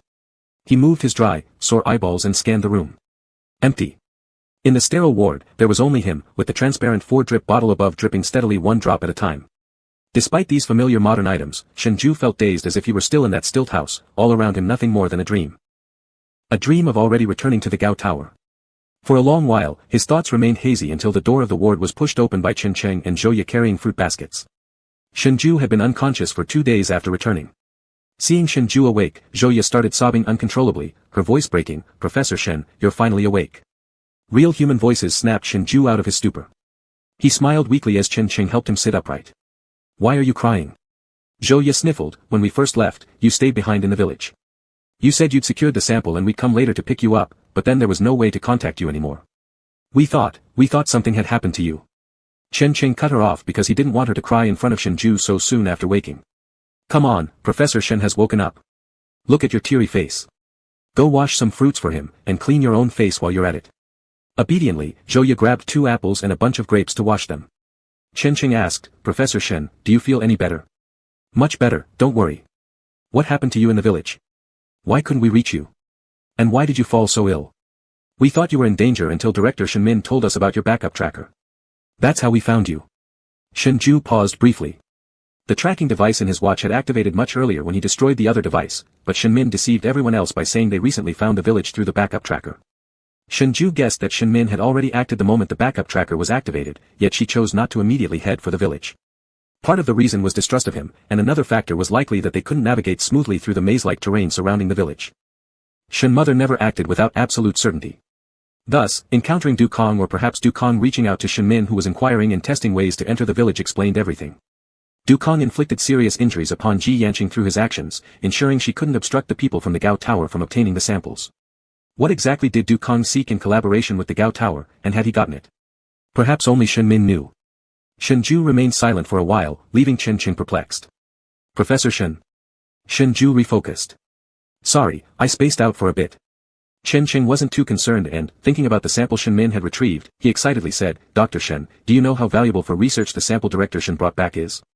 That green bud we saw on the holy tree, Director Shen brought it back. Its sap contains a very special active substance that can greatly increase human immune cells. That's just the value we found from a small tissue slice. With more time to study, we'll surely discover even more useful results." Shenzhou furrowed his brows slightly. Green bud, Director Shen brought the entire bud back. He had only taken a small part of the sample, but never expected Shen Mother to bring the whole bud back. Shenzhou frowned deeply and remained silent for a long time. Chen Cheng noticed his frequent absent-mindedness and sensed that something was off with Shenzhou. Shenzhou looked weak, lacked energy, and seemed lost in thought. This made it hard for Chen Cheng to express the real purpose of his visit. "Dr. Shen." Shenzhou looked at him. "What's wrong? Do you have something to say?" Chen Cheng hesitated, looking very troubled. He finally decided after a while, firmly stating, "Dr. Shen, it's fine. You should rest for a few more days. I'll talk to Director Shen again. Your physical condition isn't good yet, so how can you return to duty at the Gao Tower tomorrow?" Shenzhou blinked slowly as if reacting sluggishly and smiled nonchalantly. "I'm almost fully recovered. I can be discharged. Tell Director Shen I will return to my department on time tomorrow." Chen Cheng disagreed. Shenzhou's complexion didn't look like someone ready to leave the hospital. "Dr. Shen. It's fine." If Shen Mother hadn't allowed him to be discharged, Shenzhou would have been surprised. Being discharged would give him some time to gradually return to the life and rhythm he once had. He also needed work to help him get back on track. "All right," Chen Cheng said helplessly, "then I'll go process your discharge." "Good." After Chen Cheng left, Zhou Ye returned with washed fruit. Shenzhou ate a few pieces of apple. On her way back, Zhou Ye had learned about Shenzhou's plans to be discharged from talking with Chen Cheng. Although she wasn't entirely supportive, since Shenzhou's mother was their boss, they didn't feel qualified to plead with Director Shen. In the hospital, children were flying kites. A purple butterfly kite, its string broken, got caught in a tree near Shenzhou's window. He watched as a father used a long stick to try and retrieve the kite, lost in thought. The color of this butterfly reminded Shenzhou of the one that appeared when Ji Yanqing collapsed in blood during the ceremony. Unconsciously, Shenzhou stared blankly at it. Zhou Ye called out to Shenzhou several times but received no response. Zhou Ye gazed at Shenzhou's vacant eyes, her words trailing off abruptly. Shenzhou seemed different since his return, though she couldn't exactly put her finger on what had changed. It was as if a piece of his soul had been lost, leaving him silent and unfocused. In conversations, he often drifted away. Zhou Ye didn't know what Shenzhou had endured alone after they left in order to obtain the sample, but it was definitely not a pleasant experience. Since Shenzhou didn't want to talk about it, she didn't press further. She gently asked, "Dr. Shen, you've been lying down for days. The discharge procedures will take a while. Why don't I push you outside for a walk? The weather is beautiful today." The butterfly kite was finally retrieved. Shenzhou's wandering gaze slowly focused as he processed Zhou Ye's suggestion after 2 seconds, nodding, "Okay." The breeze was mild, and the warm sunlight felt comforting on the skin, bringing long-awaited warmth and dryness. Jiteng Village experienced perpetual rainy weather, and the mountains were mostly sweltering until late autumn when it cooled slightly. In the city, even the onset of autumn still brought summer-like temperatures. Chapter 57, Withdrawal Symptoms. Seeing Shengzhai lost in thought again, Zhou Ye sighed helplessly and pushed his wheelchair through the hospital grounds. In the hospital's courtyard, many people were visiting family or pushing bedridden loved ones outside to enjoy the sun during the pleasant weather. There were few elderly in the hospital, most patients were middle-aged individuals who had fallen ill early. Their gaunt figures were accompanied by young children in their late teens or early 20s. This situation had persisted for over a decade, and more people continued to suffer shortened lifespans, while the number of people living to old age decreased steadily. No one knew what pathological changes occurred in the human immune system, nor what caused them. Shengzhu's thoughts had wandered off again. Out of the corner of his eye, a flash of purple robes accompanied by the tinkle of silver ornaments darted past. Shengzhu's whole body stiffened as if he'd been immobilized by a spell, forgetting even to breathe as he stared blankly at a certain corridor. Purple Miao ethnic clothing. Zhou Ye noticed Shengzhu's condition was far from good and followed his line of sight, asking curiously, "Dr. Shen, what did you see?" Shengzhu's fingertips couldn't help but tremble, his hands grew cold and shook, those instinctive reactions embedded in his body now worsening like dominoes toppling over one after another. Miao robe. What? Dr. Shen, what's wrong with you? I saw, the purple Miao robe. Shengzhu's nerves buzzed uncontrollably, and the panic brought on by Ji Yanqing instantly enveloped him from head to toe. The feeling of suffocation was like being trapped inside an impenetrable wall. Miao robe? Zhou Ye glanced around. No one is wearing a Miao robe here. Shengzhu's face turned pale, and he couldn't stop trembling. It wasn't possible, how could Ji Yanqing have come looking for him? He didn't even know where Shengzhai lived, and besides, that mountainous region had no modern transport, so it would be hard to leave easily. Shengzhai squeezed his arms tightly, forcing himself to calm down. The sensation of being controlled by Ji Yanqing was deeply etched into his bones, even something vaguely similar to Ji Yanqing could trigger memories of those desperate days spent in a dark, damp stilt house without sunlight, enduring pain while pleading for mercy. Ding-ling-ling. That array of bell sounds came again. Shengzhu's nerves jolted, and he unconsciously looked toward the source of the sound. It turned out to be two girls dressed as anime characters in purple ancient gowns, their bracelets making the bell sounds. Apparently, the two girls had just returned from a comic convention. They carried many materials in their hands and held a fruit basket, visiting a hospitalized family member. As his chaotic heartbeat gradually steadied, Shengzhai let out a slow breath of relief. Dr. Shen. Are you alright? Zhou Ye was almost about to call for a doctor. I'm fine. Push me back, Chengqing should be done processing my discharge, said Shengzhai, shaking his white face slightly. Still, the sight of the two girls' outfits made his heart pound with residual fear. After the discharge was arranged, Chengqing drove Shengzhai home. Shengzhai lived near Gao Tower. Every staff member belonging to the Gao Tower was allocated either dormitory space or individual housing here. On the road, Chengqing asked worriedly, Dr. Shen, why don't you rest a few more days at home? You can discuss it with Director Shen, he shouldn't really be so unreasonable. Shengzhai smiled, solving the issue of human lifespan reduction is urgent, and I'm already fine, so don't worry. Chengqing wanted to say more, but seeing Shengzhu's determined attitude, he chose not to press further. Dr. Shen, then I'll see you tomorrow, rest early, Zhou Ye instructed as she bid Shengzhai farewell before leaving. Alright. Shengzhai got off the car, waving and smiling. Once they were gone, the fake smile Shengzhai had worn all along finally crumbled. He sat outside his door tiredly without immediately reaching for his keys. He wanted a cigarette but realized there was none in his pocket. He went to a roadside convenience store and bought a pack, returning to sit outside and lighting one. Just after taking a puff, he began coughing violently, it had been too long since he last smoked. While in the Miao village, Ji Yanqing didn't like Shengzhai smoking, so he rarely touched them, and later when locked up by Ji Yanqing, there had been no cigarettes anyway. Smoking now only felt chokingly painful as the smoke scorched his throat. Wrinkling his brows and enduring the discomfort, Shengzhai managed to finish half a cigarette before dragging his weary body up and using his key to open the door. Everything in his home remained exactly as it was when he left, furniture covered in dust-proof cloths, monochrome black and white interiors, and a vast emptiness. Despite having grown accustomed to such solitude, Shengzhai hesitated briefly, taken aback. Unconsciously, he'd become used to being with someone else. Returning to his previous lifestyle caused him a kind of indescribable withdrawal reaction. He frowned. Confused and disliking this sensation, he pondered for a moment and decided perhaps it was because the juvenile parasite, Zigu, had left its mother host, Mugu, which was why he was affected, feeling restless and unable to concentrate. After cleaning the room and showering, Shengzhai noticed a red pendant hanging from his neck. This pendant reminded him of Abho who had passed away, and of various incidents with Ji Yanqing. At the time, he should have handed it over to Shuo Ran to return to Ji Yanqing but instead brought it back with him. He gripped the pendant for a long time, then removed it, placing it into a sealed bag he would bring to the research center at Gao Tower the next day. Seated on the bed, Shengzhai finished typing the last word of his application on his laptop, glanced at the time, 11 p.m., closed the computer, and turned off the light. Tossing and turning, Shengzhai didn't fall asleep until around 4 or 5 in the morning. As soon as he drifted off, he began to dream. He dreamed of the Miao village, of Abho leading them to tourist spots, and of Ji Yanqing. The dreams were chaotic, snippets of past events flashing through his mind like fragments pieced together haphazardly. He dreamed of Ji Yanqing kissing his eyes and of himself vowing never to leave Ji Yanqing. Then later in the dream, he saw the deceased Abho. Abho's face was deathly pale, his body decomposing with 2 bloody holes from snake fangs on his neck. The disordered dreams caused Shengzhai to sweat profusely. Before the alarm clock went off, the last dream sequence involved the young man on the 4th floor who had been half-eaten by bugs in a dark goblin house, transforming into an imbecile.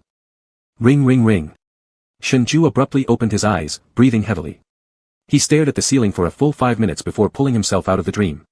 The alarm was still ringing. Shengzhai finally reached out and turned it off. His eyes felt unbearably sore, and the fatigue brought on by insomnia and nightmares made him appear extremely listless. He massaged his slightly aching temples and slowly calmed down. Even though he was back, why was he still always dreaming about the past? He glanced at the time. 7:30 a.m. It was time to go to Gao Tower. After washing up, Shengzhai picked up the pendant and headed toward Gao Tower. Standing in the middle of the city, Gao Tower resembled a steadfast guardian. Its silver nanometal exterior was like the tough armor of a general.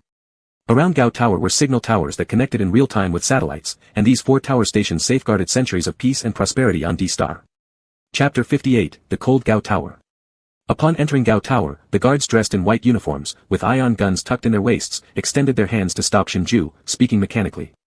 Please show your employee ID. Shengzhai handed over his identification. The guard checked it, placed his right fist on his left shoulder, and gave him a respectful salute. Dr. Shen, please verify your iris, and you will be allowed inside. This was a mandatory procedure when entering or leaving Gao Tower, something Shengzhai had long grown accustomed to. Shengzhai stood by the door, which scanned him. A mechanical female voice announced, iris verification successful, no dangerous items carried, physical condition good, Dr. Shengzhai, welcome to Gao Tower. As the mechanical voice finished speaking, the metal doors gradually swung open inward. True to its name, Gao Tower was a tall, imposing 100-story tower. Each level was a separate department, and the operation of each level influenced the entire D-Star. Levels 1 through 10 belonged to the military. They had dedicated elevators and passages. People from other levels did not have access to the military floors or any irrelevant sections. Shengzhai entered the elevator, which automatically scanned and verified his identity, then selected the floor. The research department was near the top, on the 90th floor. With a ding, the 90th floor arrived. Stepping out of the elevator, Shengzhai found himself surrounded by bustling white figures all around the 90th floor. Shengzhai immediately headed to the inspection department. The person responsible for inspections was a 20-something intern who had worked under Shengzhai for some time. Later, due to his reluctance to dissect corpses, he requested to transfer to the non-living object inspection department. The boy's name was Li Sheng. Short-statured and somewhat chubby with curly short hair, he had a pleasant personality. Initially leaving the anatomy department was because he couldn't bring himself to harm animals like mice or rabbits. Li Sheng looked up from his work upon seeing Shengzhai and greeted cheerfully, Dr. Shen, you're back. Shengzhai nodded and handed him the sealed bag containing the pendant, saying, help me examine this thing. What is this? Li Sheng accepted the pendant but Shengzhai held onto the bag for a moment without letting go immediately. Li Sheng used a bit of force to tug it free, then carefully inspected it. He couldn't identify what it was. The pendant had a hard exterior, yet there seemed to be liquid shaking around inside, resembling a gemstone but also not quite one. It was unusually attractive. What is this, Dr. Shen? It's pretty interesting, looks like stone but doesn't feel entirely like one. Where did you get it? Shengzhai stared blankly at his empty hand. He lowered his arm. Someone gave it to me. It can repel insects. Li Sheng was surprised, unraveling the seal and holding the pendant. He took out a light-transmitting flashlight to inspect it closely. Are you saying this rock can repel insects? What kind of insects? Mosquitoes or flying insects? Shengzhai remained silent, watching the pendant being examined repeatedly in Li Sheng's hands. Seeing his silence, Li Sheng gave him a curious look. Dr. Shen. Shengzhai snapped out of it, curling his fingers and speaking absent-mindedly, it repels all kinds of insects. I've got something else to do, so I'll leave first. As Shengzhai had already left the inspection department, Li Sheng was left with more questions about the pendant but no one to answer them. Dr. Shen looks kind of strange. Li Sheng scratched his head in puzzlement and went on to test the pendant. After leaving the inspection department, Shengzhai headed for his mother's office. In his hand was a paper application form. On it was the body checkup application report he wrote last night. Personnel at the research level of Gao Tower were regularly checked every year, and the instruments here were the most advanced. For checks outside the designated times or disease-related health checks, approval from Shen Min was required. He knocked on the door to the office. A female voice came from inside, "Come in." Shengzhai entered. His mother was wearing glasses and reviewing sample research reports recently brought back from the Miao village. She glanced up at Shengzhai and asked, "What is it?" "Director Shen, I need a full-body examination." Shenmin continued her work without looking up, asking, "Why?" Shengzhai thought that since Shenmin had already interacted with Du Kong, perhaps she knew about the yet-to-be-explored use of poisons in the village. He said, "I've been poisoned by insects, there's a bug in my body. I need an examination or surgery to remove this insect." Shenmin finished approving a report, pushed her glasses up, her peach blossom-shaped eyes devoid of any warmth. The softest eye shape gave off the coldest impression. "You're hurt physically, not mentally. Do you know how much unnecessary funds are wasted each time the high tower's inspection equipment starts up? You say you have parasites? Alright, I'll believe that, but being poisoned by insect eggs? Shengzhai, you're Gao Tower's top researcher, your brain hasn't broken down, has it?" Shengzhai frowned. Shenmin's reaction was completely unlike someone who knows the existence of witchcraft using poisons in Jiteng Village. So what agreement did she and Du Kong reach? Did Du Kong not tell Gao Tower that people in the living village could use poisons? Seeing Shengzhai contemplating, Shenmin said, "Since you've stayed in the village so long, it's hard to avoid parasite infections. I can approve the inspection. Go directly to the physical examination department." "Mother." Shenmin disliked the term Shengzhai used, furrowing her brows and ready to correct him when she heard him ask, "What condition did you offer Du Kong for him to agree to lead you to the village?" Shenmin stared at Shengzhai for a moment, as if deciding whether to inform him.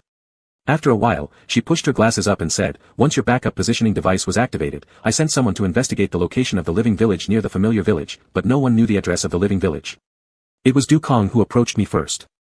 He said he could assist us within the living village, helping us smooth relations with the villagers so they wouldn't obstruct our collection of samples. He also said he knew your identity and could use you to injure their shaman. Once the leader is incapacitated, the villagers would naturally lose their sense of direction.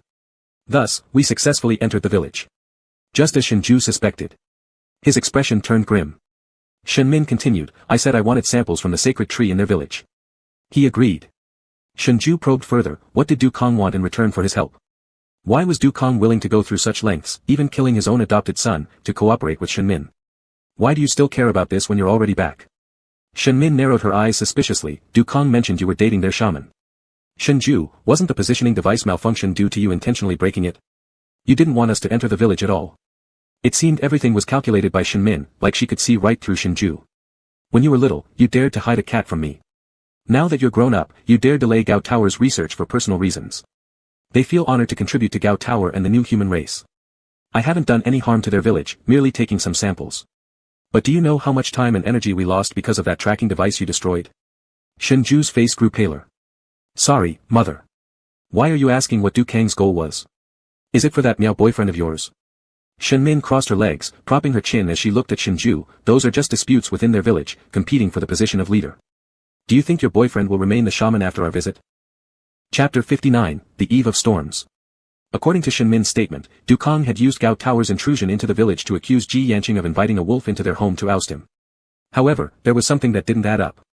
Zhuo Ran had mentioned that Du Kong had fled, but if he truly desired the position of the priest, why would he expose himself? There must be some other unknown reason here. What could be more valuable than the sacred tree? Shenmin looked at Shengzhai, who seemed to be lost in thought, and said, "I highly doubt whether you can continue working on A1 project with this state of yours." A1 referred to the green bud Shenmin brought back from the Miao village, the strange fruit borne by that tree. So far, they'd obtained some small beneficial results from the bud slices, and Shenmin planned to continue her deep research into it. Shengzhai had always been in charge of research projects of a higher level. Shenmin never doubted his ability, but she was very dissatisfied with his personality. In Gao Tower, if one could not maintain an indifferent attitude towards everything, then one had no qualifications to take on a top-level position. Such individuals should just work in the inspection department doing tedious inspections of non-living objects. Go for the examination. A1 is extremely precious and cannot tolerate even the slightest error. All personnel participating in A1 research must undergo comprehensive physical examinations. Anyone whose physical condition isn't perfect will be excluded and replaced with new people. After saying that, Shenmin lowered her head and continued with her work. "That's all. You may leave. Remember to send me the email with your test results. If it's unsatisfactory, find yourself a substitute." Shengzhai remained silent as he quietly exited Shenmin's office. The physical examination department was conveniently located on the 89th floor below their building. Shenmin had already signed the electronic application form. After showing his ID, Shengzhai went through the standard procedures to finish a set of health checkups. He explained to the examiner that there was a bug inside his body but did not know exactly where or what type of creature it was. 2 hours later, the test results came out. The person who examined him was a foreigner with blonde hair and blue eyes, about 40-something years old. His wife was from D-Star, and after marrying her, he applied to reside permanently on D-Star, and also transferred his job to the D-Star Gao Tower. The man spoke fluent Chinese. He held the X-ray film up against the light, furrowing his brow. In the radiograph, near Shengzhu's heart in a blood vessel, there was indeed a bug. The bug was small, and its color couldn't be discerned clearly in the black and white film. After working in the field for so many years, the man had never seen a parasite grow in a blood vessel near the heart. Furthermore, it did not harm the host's physiological functions or organs. This was the first time Shengzhu had seen the tangible image of the bug inside his body. After a brief bout of tingling scalp, he accepted this reality without further elaborate explanations that the bug was no ordinary parasite. People of Gao Tower wouldn't believe anything unless they saw it with their own eyes. It was like Shengzhu's former self. The blonde man told Shengzhu, "Goodness me, I have never seen a bug like yours. Moreover, it isn't fixed in one place. Look at this X-ray." The man picked another sheet from the table, pointing at the lung area. "Here, it has moved near the lungs." The underlying meaning was clear: surgery would be dangerous because you don't know where it might go next. Plus, since it was a kind of bug they've never encountered before, there were too many uncertainties. Since the man had never come across this kind of parasite, along with feeling stumped, he also developed a common illness among scholars, an intense interest in newly discovered pathologies. "I could try to test your blood first. Through some medication methods, we can suppress its activity. Once it stops moving and reaches a safe location for surgery, we can proceed," the man suggested. Shengzhu nodded. He was someone raised in a high-tech environment. Even though he knew how powerful Ji Yanqing's poison was, he still chose to depend on and trust technology to help remove the bug from his body. The blonde man drew some of Shengzhu's blood and conducted a series of chemical analyses and collections. He also inquired where Shengzhu had been and what kinds of food and water sources he'd consumed. If Shengzhu could provide any food or water that carried infection risks, it might help the blonde man create the suppressing drug faster. After thinking for a moment, Shengzhu went to the sample storage and took some raw water samples from the village. Before leaving, Shengzhu asked the man for a bottle of sleeping pills. Having finished the physical examination, he returned to the 90th floor. Aside from some high-level research projects, Shengzhu's daily routine also included training new interns. They had just graduated, naive yet curious about everything. There was a huge difference between dissecting cadavers in school and actually dissecting live subjects when they came to Gao Tower.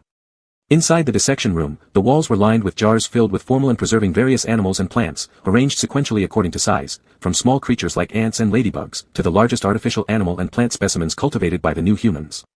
These things look pale and cold, but they are all artificially cultivated, specially for the research-dedicated animals and plants. Because of daily exposure, people became accustomed to them, taking it as normal. Recently, a new batch of interns had arrived. Each of them looked young and naive, curious yet timid about the real upcoming dissection classes. In any live dissection process, life must be respected. This was the most prominent slogan hanging on the wall in the dissection room.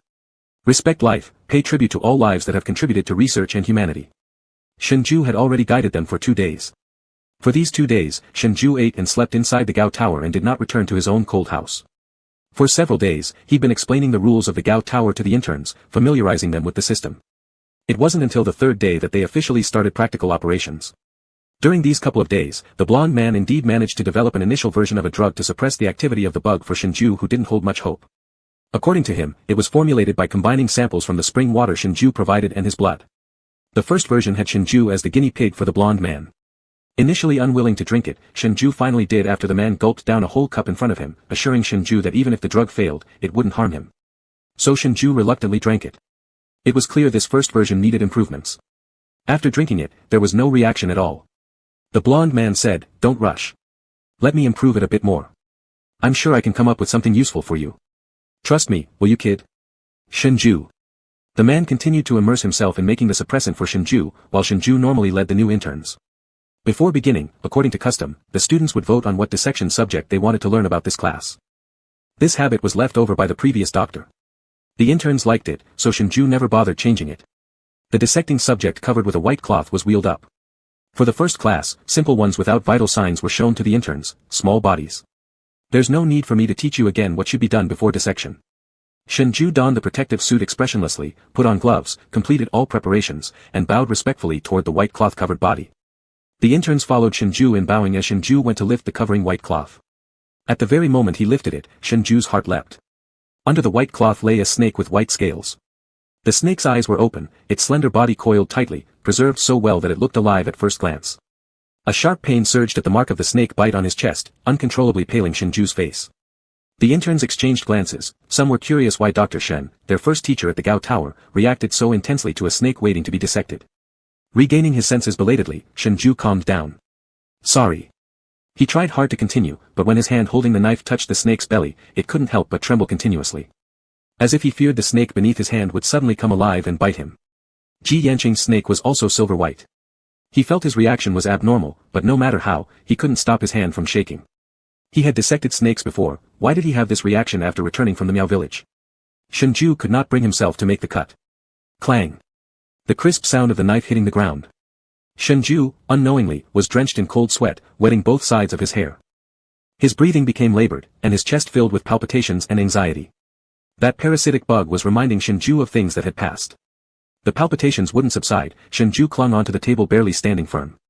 Pale-faced, among the interns in white coats who were confused, he curtly said, "Sorry, today's lesson has to be paused." He didn't want to show any abnormality in front of the interns. No one believed he was cursed, and no one in the Gao Tower believed in the existence of curses. "Dr. Shen, are you feeling unwell?" one student asked with concern. Shengzhai apologized once more. "We'll continue another day." "You're dismissed." After Shengzhai held on to the last shred of dignity and walked out of the dissection room. He heard one intern muttering, "It's just a dead snake, is it worth getting scared like that, cold-blooded executioner?" "It's all rumors then." Shengzhai sat in the hallway, smoking several cigarettes before calming down. Closing his eyes, he was pondering how to extract this love-inducing bug. As long as it remained inside him for one day, whenever Shengzhai came into contact with anything related to the past, those memories would flood him like a tide. He had already left the village, and he didn't want to recall even a bit of his past. However, the parasitic bug inside him constantly reminded him of every person he met in Shengzhai Village and everything that happened there. After finishing the cigarette, his palpitations finally calmed down. He glanced at the time. It was still early for the end of the workday. But the snake so similar to Ji Yanqing's unsettled Shengzhui's mind, making him unable to concentrate on any task. Research required precision, and his current emotions would only interfere with it. He didn't want personal feelings to affect his work. So he asked Shenmin for a half-day leave. Not long after their conversation, Shenmin had left, and Shengzhui's request was automatically approved by Shenmin's system. Shengzhai sent a message to Shenmin before dragging his weakened body up. The testing department was near the elevator, where Shengzhai often encountered Li Sheng. As he walked toward the elevator, his feet paused briefly. Then he turned around and went back towards the testing department instead. The testing department usually closed earlier than others, but today it was still lit up. The light came from Li Sheng's desk. Li Sheng was furrowing his brow as he studied the pendant Shengzhai had given him in the morning under a magnifying glass. There were piles of materials and documents scattered around him. Noticing someone enter out of the corner of his eye, Li Sheng looked up. Seeing Shengzhai, his eyes lit up, but then noticing Shengzhui's pallid complexion, he immediately showed concern. "Dr. Shen, are you feeling unwell? You look quite pale." Shengzhai managed a smile. "Maybe I haven't rested well enough." Li Sheng casually threw in a sentence asking Shengzhai to rest properly, then hurriedly came over with the pendant to ask for advice. "Dr. Shen, your pendant is really peculiar. I've used all kinds of instruments but couldn't determine what material it's made of. Its surface is very hard, and besides detecting an odor, I haven't been able to find anything useful." "Sorry, Dr. Shen." "Odor?" Shengzhai repeated. Li Sheng scratched his head, somewhat embarrassed as he said to Shengzhai, "Yeah, there's a blood component in the odor. Simply put, this smell might have been extracted from some kind of blood, but how exactly was it extracted?" Holding the pendant, he squinted at the liquid swaying inside it. "If only I could cut it open to examine the liquid inside, but its surface is too tough, I can't get through it." "How about this?" Li Sheng suggested. "The equipment on the 10th floor is military grade and should be able to cut it open." "Dr. Shen, how important is this item to you?" "It's not important." Shengzhai paused for 2 seconds before answering. Hearing this, Li Sheng sighed in relief. "Since that's the case, I'll send it up to the 10th floor tomorrow and have them use the military equipment to cut it open." As he spoke, Li Sheng returned the pendant to a sealed bag, preparing to lock it into a cabinet awaiting examination. For some unknown reason, Shengzhai called him back. "Wait." Back at home from Gao Tower. Shengzhai turned on the living room light. Cold light illuminated the chilly house.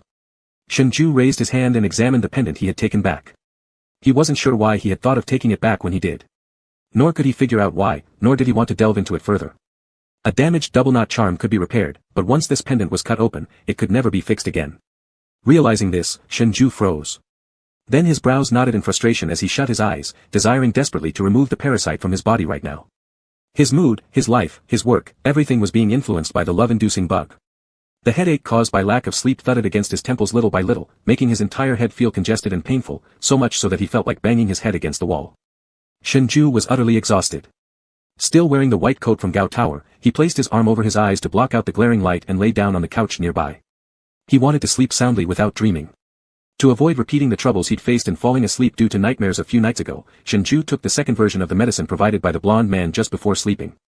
When the man first prepared it, he brought it to Shengzhai immediately, but Shengzhai had been busy and ignored the medicine at that time, so he hadn't taken it. Each time the blonde man asked about the drug's effects, Shengzhai evaded the question. Perhaps because he was overly tired and his brain was irrational, or perhaps out of desperation to try anything. He swallowed 3 pills. Gradually, his uneasy heartbeat steadied one by one. Half asleep, long-awaited drowsiness crept in, and his frowning forehead gradually relaxed. Surrounded by peaceful tranquility and soft cushions of the sofa, his consciousness hadn't been this calm for a long time. He thought that perhaps this time the medication provided by the blonde man really worked. However, 2 hours later, the nightmare came suddenly. Chapter 61 version 3.0. He dreamed of his childhood, of the kitten he had picked up from the side of a trash can. That kitten stayed with him for a very long time.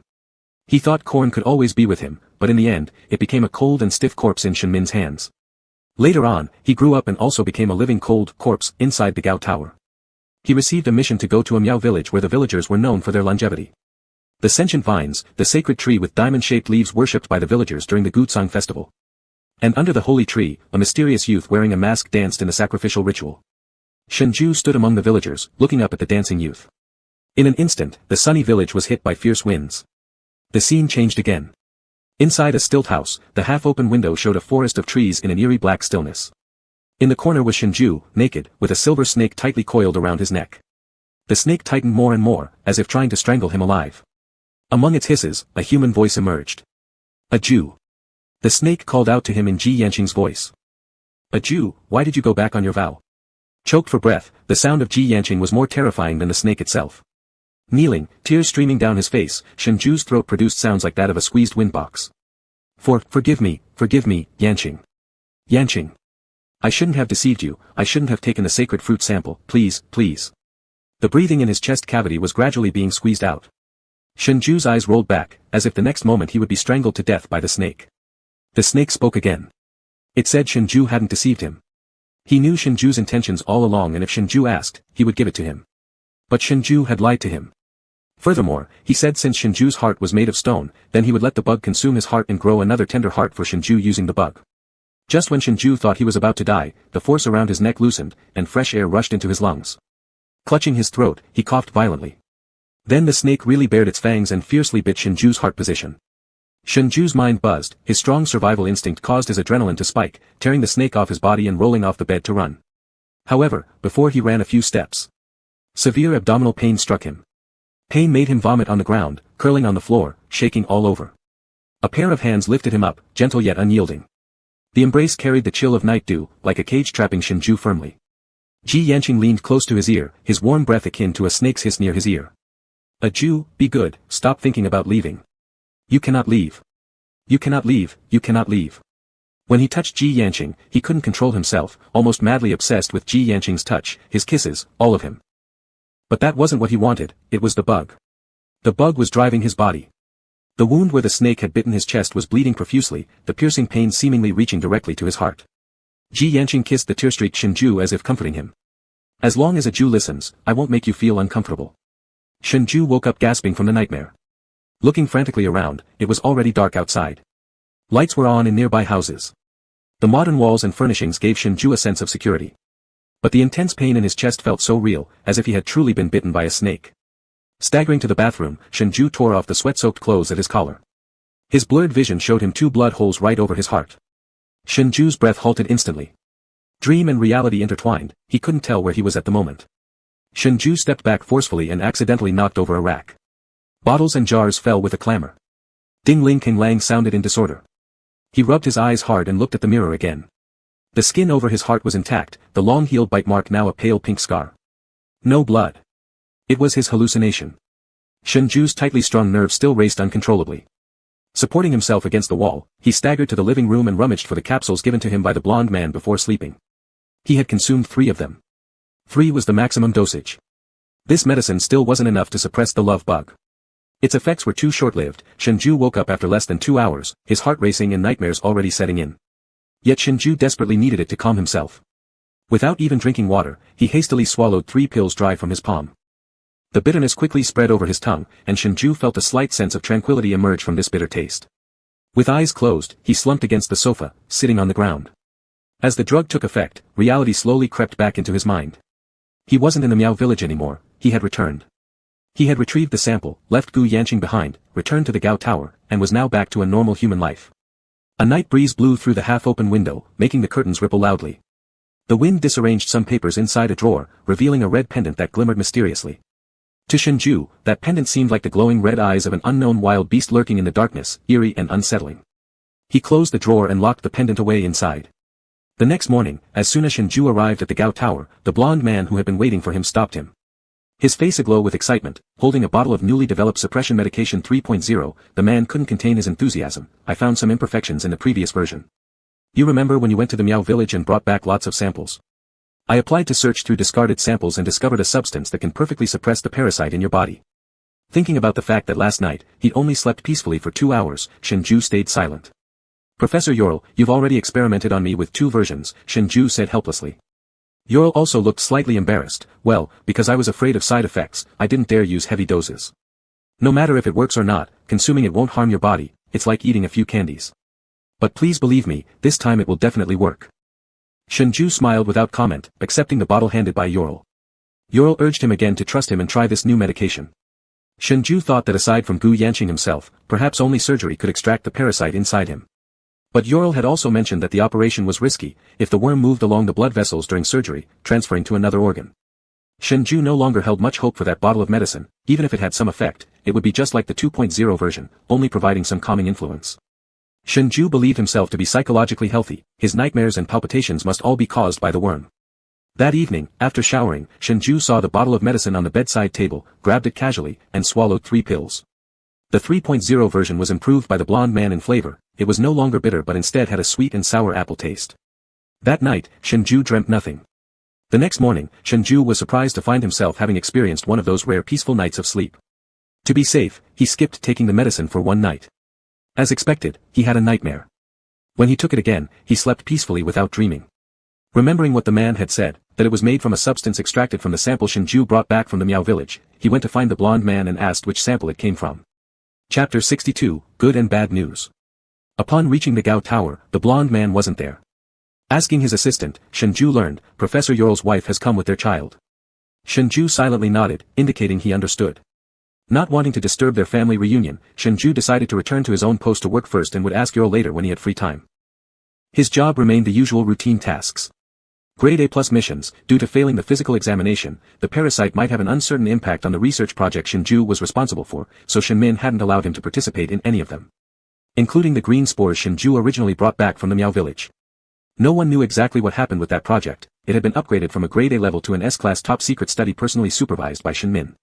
On the 90th floor, everything centered around research. No matter who participated, their bodily functions had to be rigorously checked daily to ensure they were in excellent condition. Such strict procedures aimed to safeguard the smooth progression of the scientific research. S-class studies revealed no information externally, so Shenzhou didn't know what discoveries were made regarding the green spore study either. Zhou Ye, promoted from intern to full-time employee, worked under Shenmin. Riding on Shenmin's backup assistant role, Zhou Ye joined Shenmin to participate in the spore research. Sometimes encountering Shenzhou, Zhou Ye would excitedly want to tell Shenzhou about their latest findings. In her view, Shenzhou had once been her mentor, and this project originally belonged to Shenzhou. It was just that Shenzhou's physical examination results were temporarily disqualifying him from participating. Once he passed, he'd naturally rejoin the project and could share everything. However, each time she tried to speak about it, Shenzhou would cut her off. Don't say it. That's divulging research secrets. You'll get in trouble with Director Shen.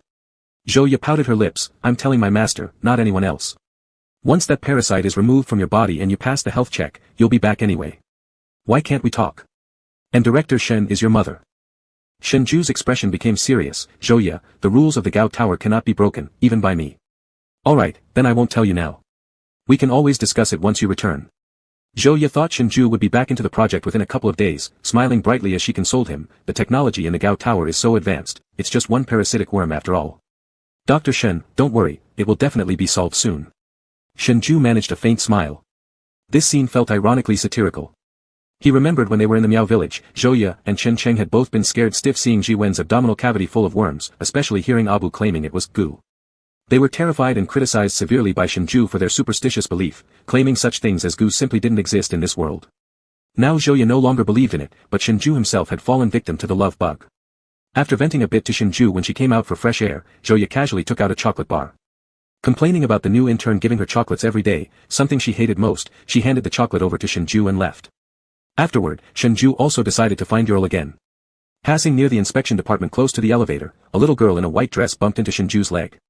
The little girl, around 8 or 9 years old, didn't cry after bumping into Shengzhai and falling on the ground.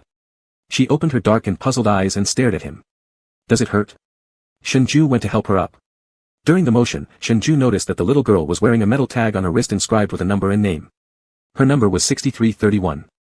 Upon seeing the familiar tag, Shengzhai paused. This little girl was part of the tree sapling program. Saplings, fittingly named, referred to the orphans the Gao Tower adopted from various places. The Gao Tower faced a talent shortage, human lifespans were shortening due to diseases, leading to fewer offspring being born. To address this issue, Shenmin applied to build an educational and residential floor at level 89 to take care of these children, with staff from level 90 assigned to look after them. Thus, reasonably speaking, besides the kids, most of the 90th floor staff had access to the 89th floor. Children who arrived at level 89 no longer needed to suffer from hunger or cold. Since arriving, they were cultivated as potential future talents for the Gao Tower. Each child willing to join signed a contract with the Gao Tower that would take effect when they reached adulthood. The gist of the contract was, the Gao Tower provided for their needs and education until adulthood, after which they could freely choose whether to return to society or stay in the Gao Tower. Choosing to leave meant nullifying the agreement, while choosing to stay would mean dedicating their entire lives to serving the Gao Tower. During the trial period, most children chose to stay, and thus the proposal quickly gained unanimous approval, entering formal operation. Every child joining the Gao Tower was assigned a personal number worn on their wrist. Shengzhai helped her up, asking, "Where's your supervisor? How did you manage to come up to the 90th floor?" Without an ID card or permission, the child might have sneaked onto the freight elevator along with cargo. Given her small size, hiding in the goods stack easily made her unnoticed. The little girl said nothing, only stared straight at Shengzhai. Shengzhai comfortingly touched her head. Just as he was about to contact the responsible personnel at level 89 to bring the little girl back, he saw an elevator rise from the 89th floor, where a man in a white uniform emerged. Upon spotting him, the little girl immediately hid behind Shengzhai.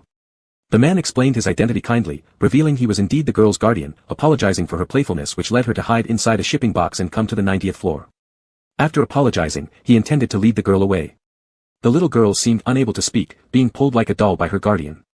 The guardian gently said to her, "Chiu Chiu, it's time for us to go back and join the other kids for class. Say goodbye to Brother Shen." The little girl didn't move, instead fixing her gaze on her own toes. Shengzhai frowned.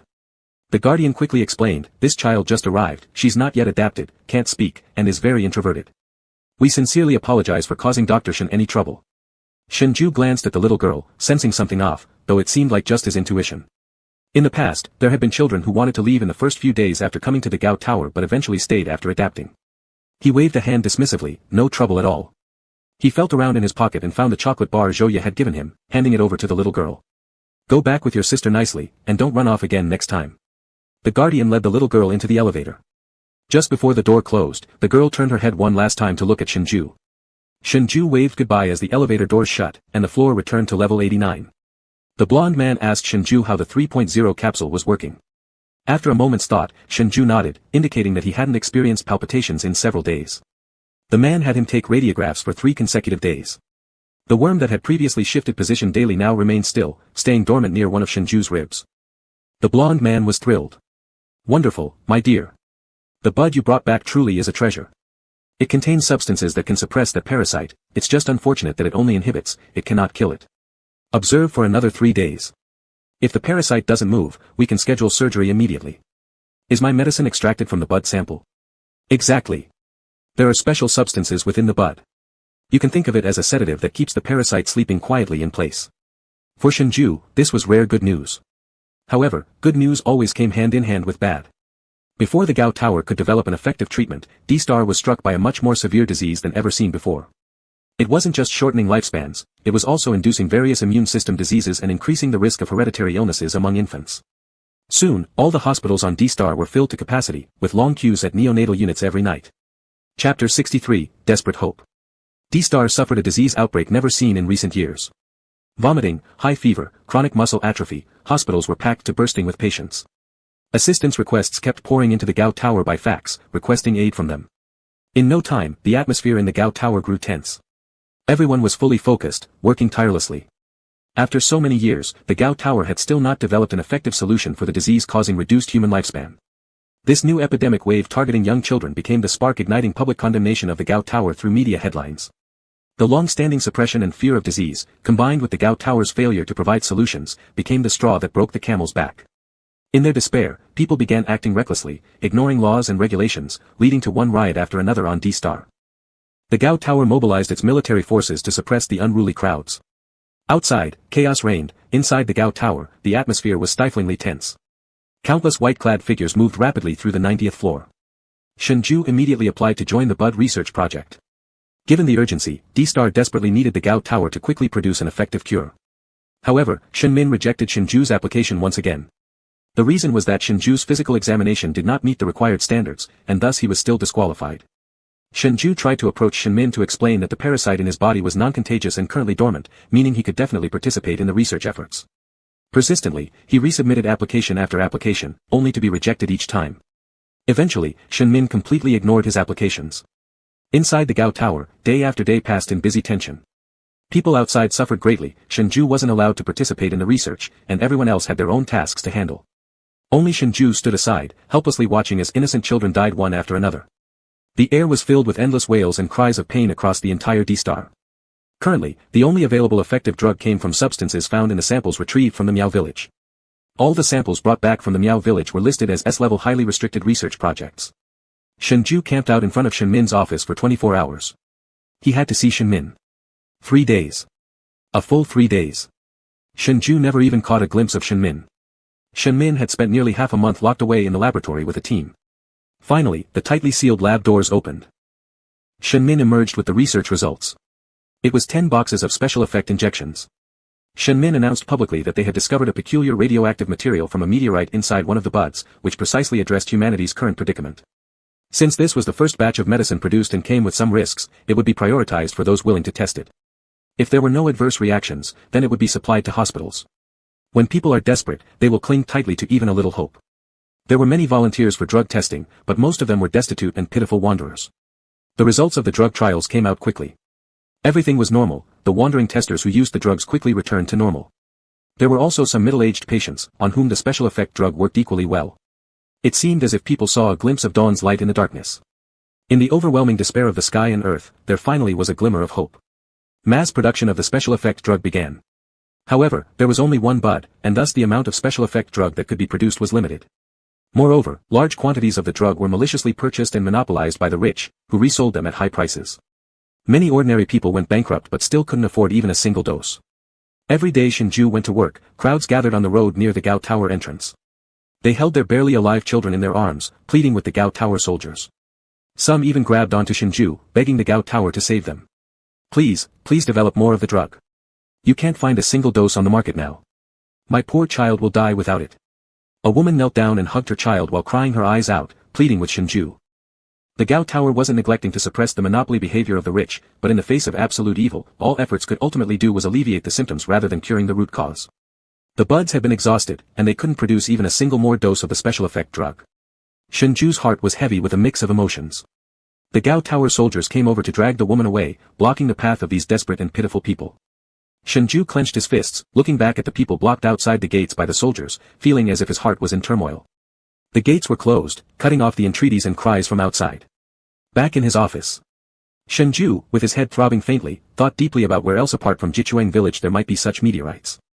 The longevity of the people in Jiteng Village was linked to that meteorite buried under the sacred tree, which made them immune to external diseases and lived longer, leading to the production of the buds that could make the special effect drug. But the terror of that village still haunted him. Not to mention the villagers of Jiteng wouldn't allow them back in again. Even if they managed to enter, how would they convince the people and leaders like Sai Yanqing to let the gout tower dig up their sacred tree again to search for the meteorite? And the people there practiced goo poisoning. People outside the gout tower needed saving, but safety inside the tower also had to be ensured. He needed a win-win solution. Shengzhai started researching various sources of information about the substance within the meteorite. He wanted to find a place other than Jiteng Village where such a meteorite might exist. Since it was a meteorite, it certainly wouldn't have landed just in one spot. He researched for a long time. On the internet and in systems, there was very little historical data about this type of meteorite, making it nearly impossible to track down. Shengzhai did not want to give up. Finally, he found relevant information in an inconspicuous old report. It was a record from 100 years ago, documented on an old newspaper. One day 100 years ago, in a remote mountain village, there was an old man suffering from an incurable disease. During a busy farming season, he picked up a stone that looked golden. Mistaking it for gold, the old man took it home, wrapped it in cloth, and placed it under his pillow every day. Who knew that the old man, originally on the verge of death, not only recovered but lived for another 50 years, passing away peacefully at the age of 150. Afterward, 100 years ago, the Gao Tower sent personnel to investigate that village. But due to the backward technology of the time, they only guessed that it was a certain kind of meteorite and didn't know what special substances it contained. Before they reached the village, an earthquake occurred, and the entire village was buried underground with no survivors. The meteorite was also deeply buried beneath the surface. With backward technology, and since D-Star was undergoing a war at the time, no one thought that a meteorite would have any particular longevity effects. Therefore, the stones were forgotten and deemed irrelevant. For 100 years, no reports about this emerged. Shenzhou carefully verified the blurred data, confirming that several substances mentioned in it matched those in the buds exactly. This was a good discovery. Gao Tower personnel would not need to risk returning to the Jiteng Village to get another meteorite. He went to see Shenmin and proposed leading a team to that village to use advanced instruments to search for the meteorite. Shenzhou had prepared himself for Shenmin's rejection. He assumed Shenmin would choose the fastest and easiest way, returning to Jiteng Village. Shenmin simply glanced at him and agreed, "All right, I'll approve the vehicles, personnel, and instruments later. You can start arranging the people." Chapter 64, His Departure. Shenzhou set out soon after. Shenmin approved 3 off-road trucks for him, a team of 10 elite members, and top-notch meteorite detection equipment. Before departure, Shenzhou carefully drew a map of the village buried by the earthquake and devised a highly detailed detection plan. According to his investigation, the village had become an uninhabited island after being buried in the earthquake.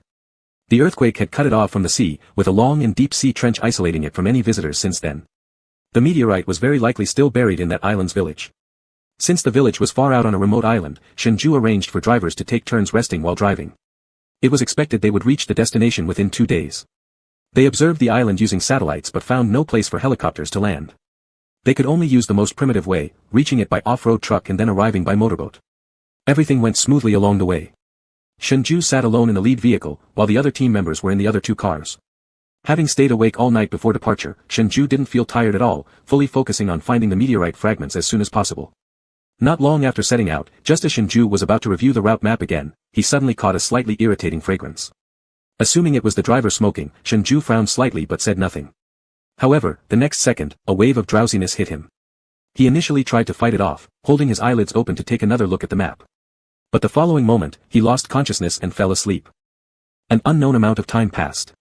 When he opened his eyes again, his head throbbed painfully as his consciousness returned. He quickly sat up, feeling an eerie unease rising in his chest. This wasn't how someone naturally falls asleep. A chilling fear slowly spread from his feet up to his scalp. He remembered that strange fragrance. He had been knocked unconscious by someone. Lifting the tarpaulin covering the truck, Shenzhou nearly cried out in surprise. He was in the Shengzhai, a developed tourist site. The scenic spot remained as usual, with tourists bustling around. Travelers dressed in Miao costumes posed here and there for photos. How did he end up in Shengzhai?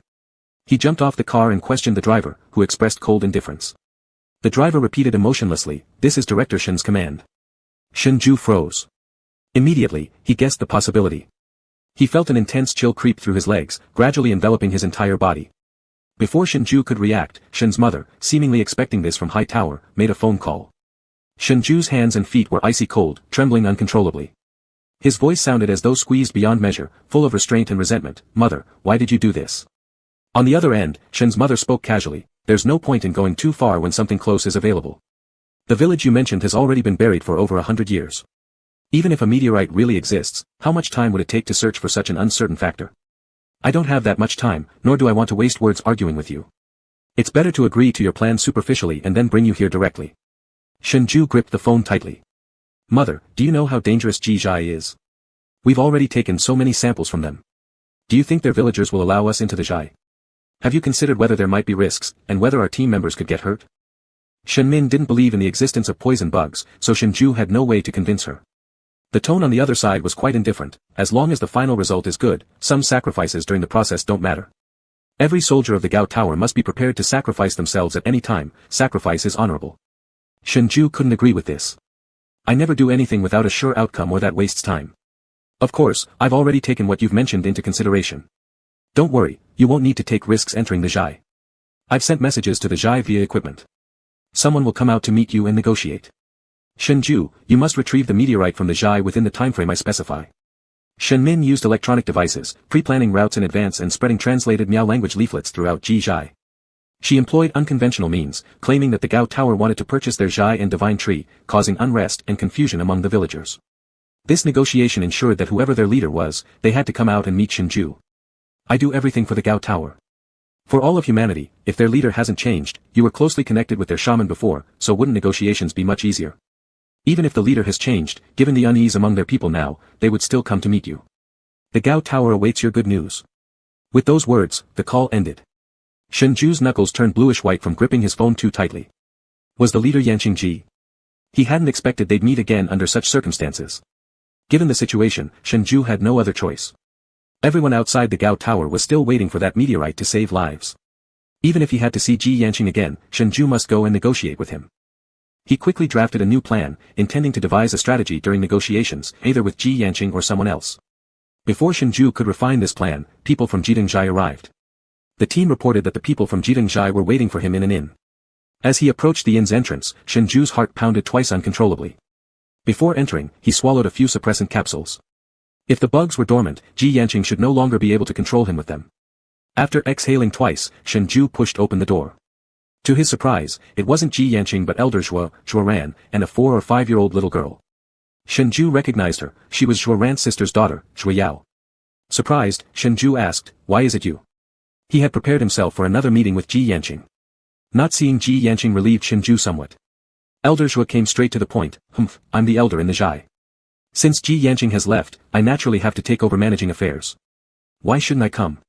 Elder Zhuo spoke in Miao, and Zhuo Ran translated. Left? Ji Yanqing wasn't in the Zhai. Elder Zhuo stomped his cane. You deceitful outsiders, I haven't come here to talk about cooperation. I'm here to tell you that we will never allow outsiders back into our Zhai. As for that meteorite you speak of, it doesn't exist in our Zhai. Shenzhou said, Elder Zhuo, I hope you can listen to my proposal. We won't damage the divine tree, we only need the meteorite beneath its roots.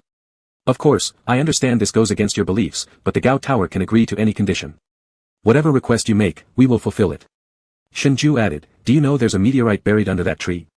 That meteorite can now save everyone from suffering. It emits a special radioactive substance, which is why the people in the Zhai have long lives. Even after the Gao Tower takes the meteorite, you'll continue benefiting and living long lives. The entire D-Star will be saved as well. We unconditionally agree to any demand, and I hope you reconsider. You're talking nonsense. We live long because the divine tree protects us. There's no such thing as a meteorite. Elder Zhuo scoffed, I've said it. No negotiation. Grandpa Zhuo. After speaking, Elder Zhuo left indignantly, leaving behind Zhuo Ran and the little girl. Zhuo Ran didn't leave immediately. The little girl saw a white butterfly and broke free from Zhuo Ran's grip, running around the room chasing it. The sound of her shoes on the wooden floor echoed dully. She didn't intend to leave and remain silent. Feeling awkward, Shenzhou started a random topic, sorry about last time. We shouldn't have used the tranquilizer gun on you. You already got what you wanted, why are you back? What else do you want to do to our Zhai? Zhuo Ran, like someone who had bottled up anger along the way, finally burst out, glaring hatefully at Shenzhou. I apologize, coming back to the Zhai wasn't my intention. Recalling what Elder Zhuo had said, Shenzhou asked, puzzled, Grandpa Zhuo just said that Ji Yanqing has gone. What does that mean? Is he not in the Zhai anymore? Chapter 65, Adopting Aereo. The little girl continued chasing the butterfly, which flew high. She jumped, trying to reach it. Because of you, nobody in the Zhai is willing to believe in him anymore. After you left, I never saw him again. I think he probably left and will never return. Shenzhou was stunned. Zhuo Ran gave Shenzhou a meaningful look, as though there was more to say but hesitating. Where would he go? Zhuo Ran frowned. I searched, even the place where the shaman stayed, but none of them were there. Shenzhou fell silent. Is Ji Yanqing really not in the Zhai? At that moment, Shenzhou caught a glimpse out of the corner of his eye. The white butterfly had landed on the cabinet corner. The little girl had somehow brought over a stool, stepped on it, and was struggling to reach the butterfly. The stool wobbled precariously as the little girl reached onto the cabinet. The cabinet began to tilt forward, about to fall directly on top of her. Shenzhou acted swiftly, rushing over and scooping the little girl into his arms just in time. The cabinet crashed down with a bang, landing squarely on Shenzhou's shoulder. The incident happened so quickly that Zhuo Ran, who had been talking to Shenzhou just moments ago, hadn't noticed the cabinet falling. Frightened, the little girl burst into tears. Gritting his teeth against the searing pain radiating from his shoulder, Shenzhou awkwardly patted her back to soothe her. Be good, don't be afraid, it's all right now. Regaining her composure, Zhuo Ran hurried over and helped lift the cabinet off Shenzhou. Shengzhai handed the child back to Zhuoran, his face pale from the pain. The cabinet had struck his shoulder at just the right angle, likely causing a scrape or even a minor cut. Zhuoran held the little girl silently, her eyes fixed on Shengzhai as she pressed her lips together. After calming the girl down and ensuring she stopped crying, Zhuoran suddenly asked, "Do you really mean that our longevity is due to that meteorite?" Shengzhai was massaging his shoulder when he heard the question. He paused briefly before nodding. Yes, the meteorite emits a special radioactive substance. Zhuoran continued, "Are many people outside sick now?" Each jab of pain felt like needles pricking the raw skin on his shoulder, but Shengzhai bore it, replying carefully, "Originally, life expectancy shortened to around middle age, but recently, the diseases have mutated. They've become hereditary and primarily attack the immune systems of newborns. Many families have already lost their children." Holding the sleeping little girl, Zhuoran fell silent for a long time. That rock, could it save many kids around Ario's age? Shengzhai hesitated for a moment before solemnly nodding. Yes, it could. Only with that meteorite could large-scale production of the effective medicine be possible, allowing all children on D-Star to be saved. Children were the hope of D-Star, without them, humanity there would inevitably perish. The substances extracted from spores after dilution contained too little of the meteorite's material compared to what could be obtained directly from the meteorite itself. Could you help persuade Elder Zhuo? On behalf of the Gao Tower, we thank you. Zhuoran's gaze lingered on Shengzhu's shoulder where his white shirt had started to show faint streaks of blood after saving Zhuoyao. She contemplated deeply. I can help you, but you must agree to 3 conditions. Shengzhai had expected refusal but was surprised by her agreement. He immediately nodded, "We'll agree no matter how many conditions you propose. First, provide us with enough food and clothes for winter." Is that all? Such a simple request left Shengzhai somewhat puzzled. Winters in the mountains were extremely cold, and since they avoided descending the mountain to purchase necessities from neighboring villages, each winter was an ordeal for them. We can fully provide these, and will continue every year. Shengzhai generously increased the value of this first condition. Second, during the excavation, the sacred tree must remain completely undamaged, not even a single leaf should fall. Shengzhai agreed immediately. Third, Zhuoran hesitated on the third condition, glancing at the little girl peacefully sleeping on her shoulder. I want you to take Ario away from the village and legally adopt her using your society's legal status. The yes Shengzhai had been about to utter caught in his throat. This condition wasn't difficult, yet he couldn't comprehend it. Why?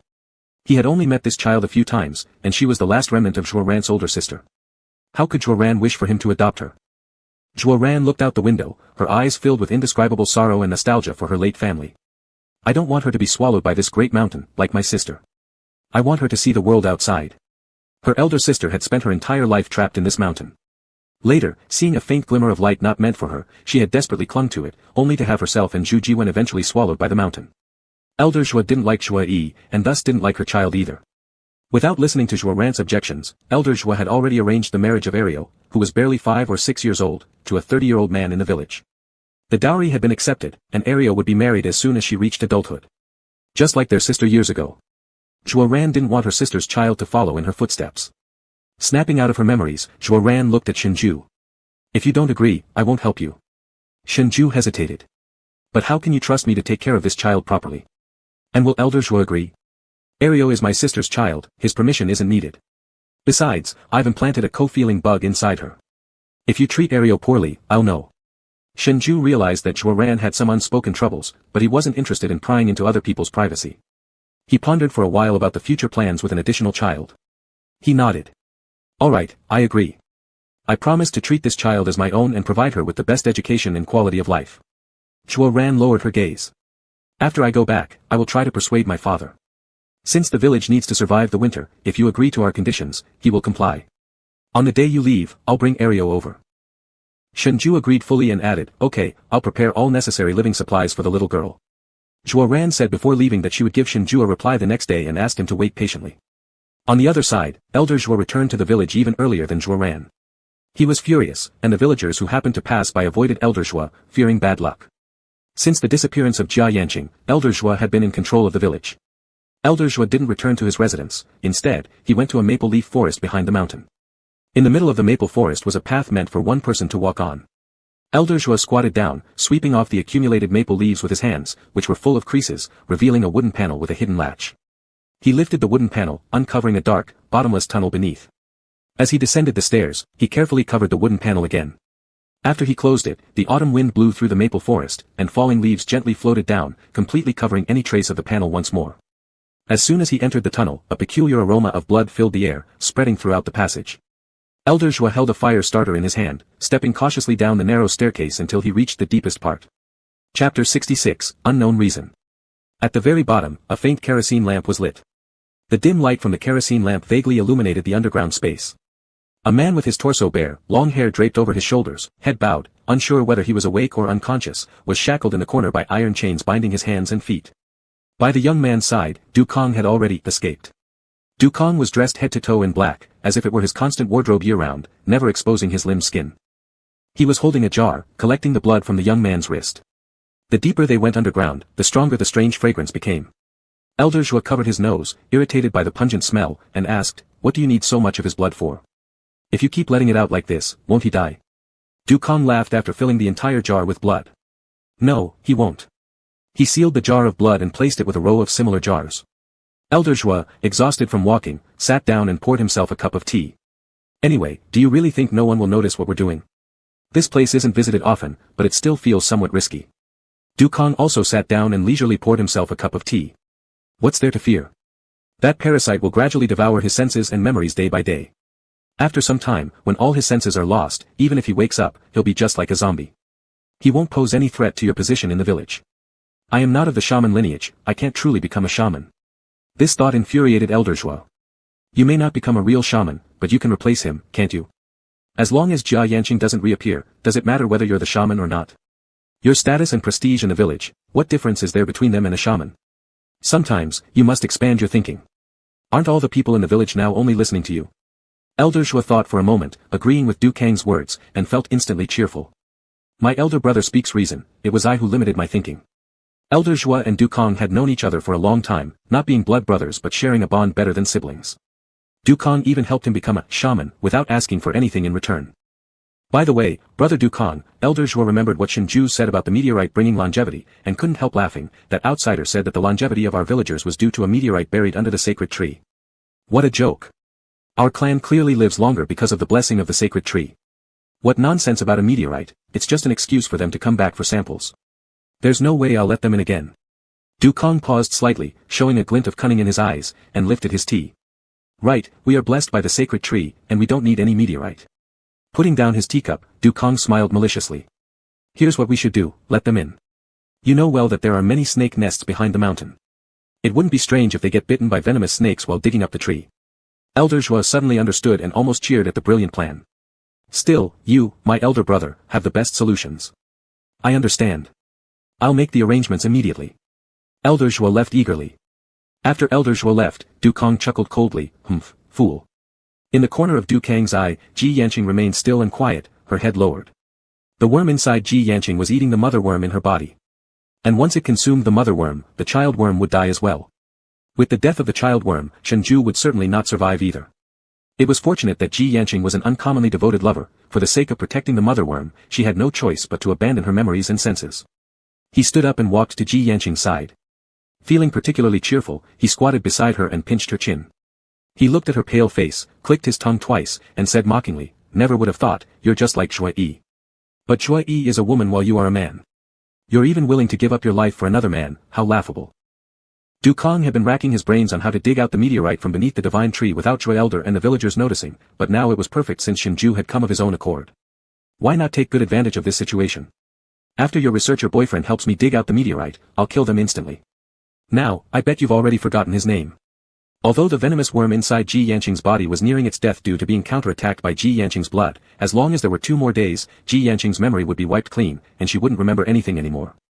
She would lose all cognition and senses, becoming a complete waste. Du Kang let Ji Yanqing bleed for 2 reasons. One was to extend the life of the venomous worm, and the other was for future use in refining the meteorite. He was definitely not doing this for nothing in return for Shui Elder. His real goal was to watch the world's ups and downs, to witness the changes of time, to achieve eternal life alone. This was Du Kang's true intention. Thinking of it made him excited more and more, with gleaming eyes so full of excitement that he didn't notice Ji Yanqing's fingers move slightly. The pair of eyes hidden behind black hair opened quietly. In the midst of Du Kang's crazy laughter, Ji Yanqing slowly opened his mouth. A slender silver snake crawled out and bit Du Kang's neck with lightning speed. Du Kang's laughter abruptly stopped as he clutched his neck and convulsed to the ground, staring disbelievingly. Ji Yanqing seemed to try to stand up, but once he moved, he was restrained by the chains around his hands and feet. He gazed confusedly at the iron chains trapping him. The agile silver snake then sharply entered Du Kang's pocket, biting a set of keys out before crawling back onto Ji Yanqing's body. Ji Yanqing unlocked the chains. Standing next to Du Kang, who struggled in pain, he draped his long hair to his waist and wore a traditional Miao-style skirt wrapped around his waist. He closed his eyes and used his temporarily incomplete five senses to feel the familiar yet strange vibrations coming from everything within the forest. Touching the empty area over his chest, a sense of attraction seemed to draw him inexplicably.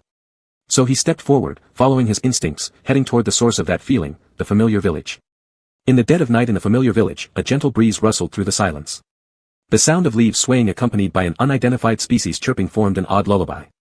Inside the inn, Shengzhai finished bandaging a small squirrel's injured foot and handed it a biscuit, saying, "Go farther away. Don't come back to the familiar village again. Be careful not to fall into the bird trap again." The little squirrel wasn't afraid of humans, wagging its fluffy tail in a most charming way. Shengzhai discovered this little squirrel in a bird trap when he went out for a smoke. Its leg was hurt by the bird trap. Seeing it in distress, Shengzhai brought it back. Holding the biscuit tightly, the squirrel hobbled away. Actually, Shengzhai could have waited until the squirrel recovered to release it. But Shengzhai did not wish to develop any feelings for any animals or keep any animals near him. After the squirrel left, Shengzhai sat by the window, taking out a jade bracelet. This bracelet was given by Grandma Shi. He had put it carelessly into his coat pocket on that day and only found it today when he wore it. If Ji Yanqing was no longer in the village and didn't have anywhere else to go, where would he end up going? Shengzhai admitted that once he learned Ji Yanqing was no longer here, he felt some relief. But there was also an indescribable emotion following him, constantly disrupting his peace of mind. Unsure of the feeling exactly, it lingered relentlessly and affected his thoughts. This bracelet, when they returned to the Sheng village, Shengzhai would ask Shuo Ran to return it to Grandma Shi for him. As the night deepened, Shengzhai took his clothes to shower. When he left the window, a tall figure emerged from behind the tree downstairs. Ji Yanqing looked up at the half-opened window. Barefoot with numerous wounds, he didn't feel any pain at all. He didn't know why he came here, but as soon as he got close, it seemed like the hollow in his chest was instantly filled. The silver snake perched on his shoulder popped its head out excitedly trying to climb onto Shengzhui's window. In the next moment, its head was caught, those sharp round eyes suddenly becoming smarter. Ji Yanqing frowned and said, "No." Then he paused, surprised. He didn't know why he had stopped the silver snake from going to Shengzhai, it was purely an instinctive reaction. Shengzhai finished his shower quickly and returned after a casual rinse. That tall figure reappeared by the window, and Ji Yanqing instinctively hid behind the tree. Ji Yanqing frowned again. He felt confused about his own behavior. Why did he hide? It was as if he didn't want to be seen by that person. In his peripheral vision, a squirrel with a small bandage on its leg holding a biscuit appeared before Ji Yanqing's eyes. Chapter 67, Pink Orchid. After finishing his shower, Shengzhai prepared to close the window when a brown furry creature suddenly jumped onto the window frame. Squeak squeak squeak. It was the little squirrel Shengzhai had released not long ago. Shengzhai paused in surprise. "How did you come back?" The little squirrel held a pine cone larger than its body in its arms, jumping onto the table in front of Shengzhai, placing the pine cone on it. "Is this for me? To thank me for saving you?" Shengzhai couldn't help but laugh. He hadn't expected that this little creature had such spirit. As he was about to reach out to touch the little squirrel, it jumped away. Surprised, Shengzhai felt a slight disappointment thinking he was being self-indulgent, assuming the little squirrel would let him touch it due to its human understanding. Shaking his head, Shengzhai was about to close the window again. But unexpectedly, the little squirrel that had just run away came back. This time, what it brought to Shengzhai was a pink wild orchid. Seeing this flower, Shengzhai suddenly recalled a person, and also a similarly pink orchid mantis. "Is this one also for me?" The little squirrel chirped twice. When Shengzhai reached out to touch it this time, the squirrel allowed itself to be touched. Its fur was fluffy and soft, warm and tiny, obediently standing on Shengzhui's palm licking its paws, combing through its fur. "You're quite cute, but it's best not to go near humans so easily. Not everyone will return you to the forest." After patting the soft squirrel twice, Shengzhai fed it 2 more biscuits and placed the little squirrel on the windowsill. "Go." The little squirrel munched on the compressed biscuits, bright black eyes darting around, staring at Shengzhai. Shengzhai was truly tired. Accepting the gift from the little squirrel, he placed the blooming, dewy wild orchid into a disposable cup to continue nurturing it before closing the window. Outside the inn, the moon was bright and stars sparse. Not until the light inside the room went out did Ji Yanqing emerge from the shadow behind a crabapple tree. He looked at the darkened window, holding a wild orchid in his hand. The little squirrel jumped onto his shoulder, chirping about something.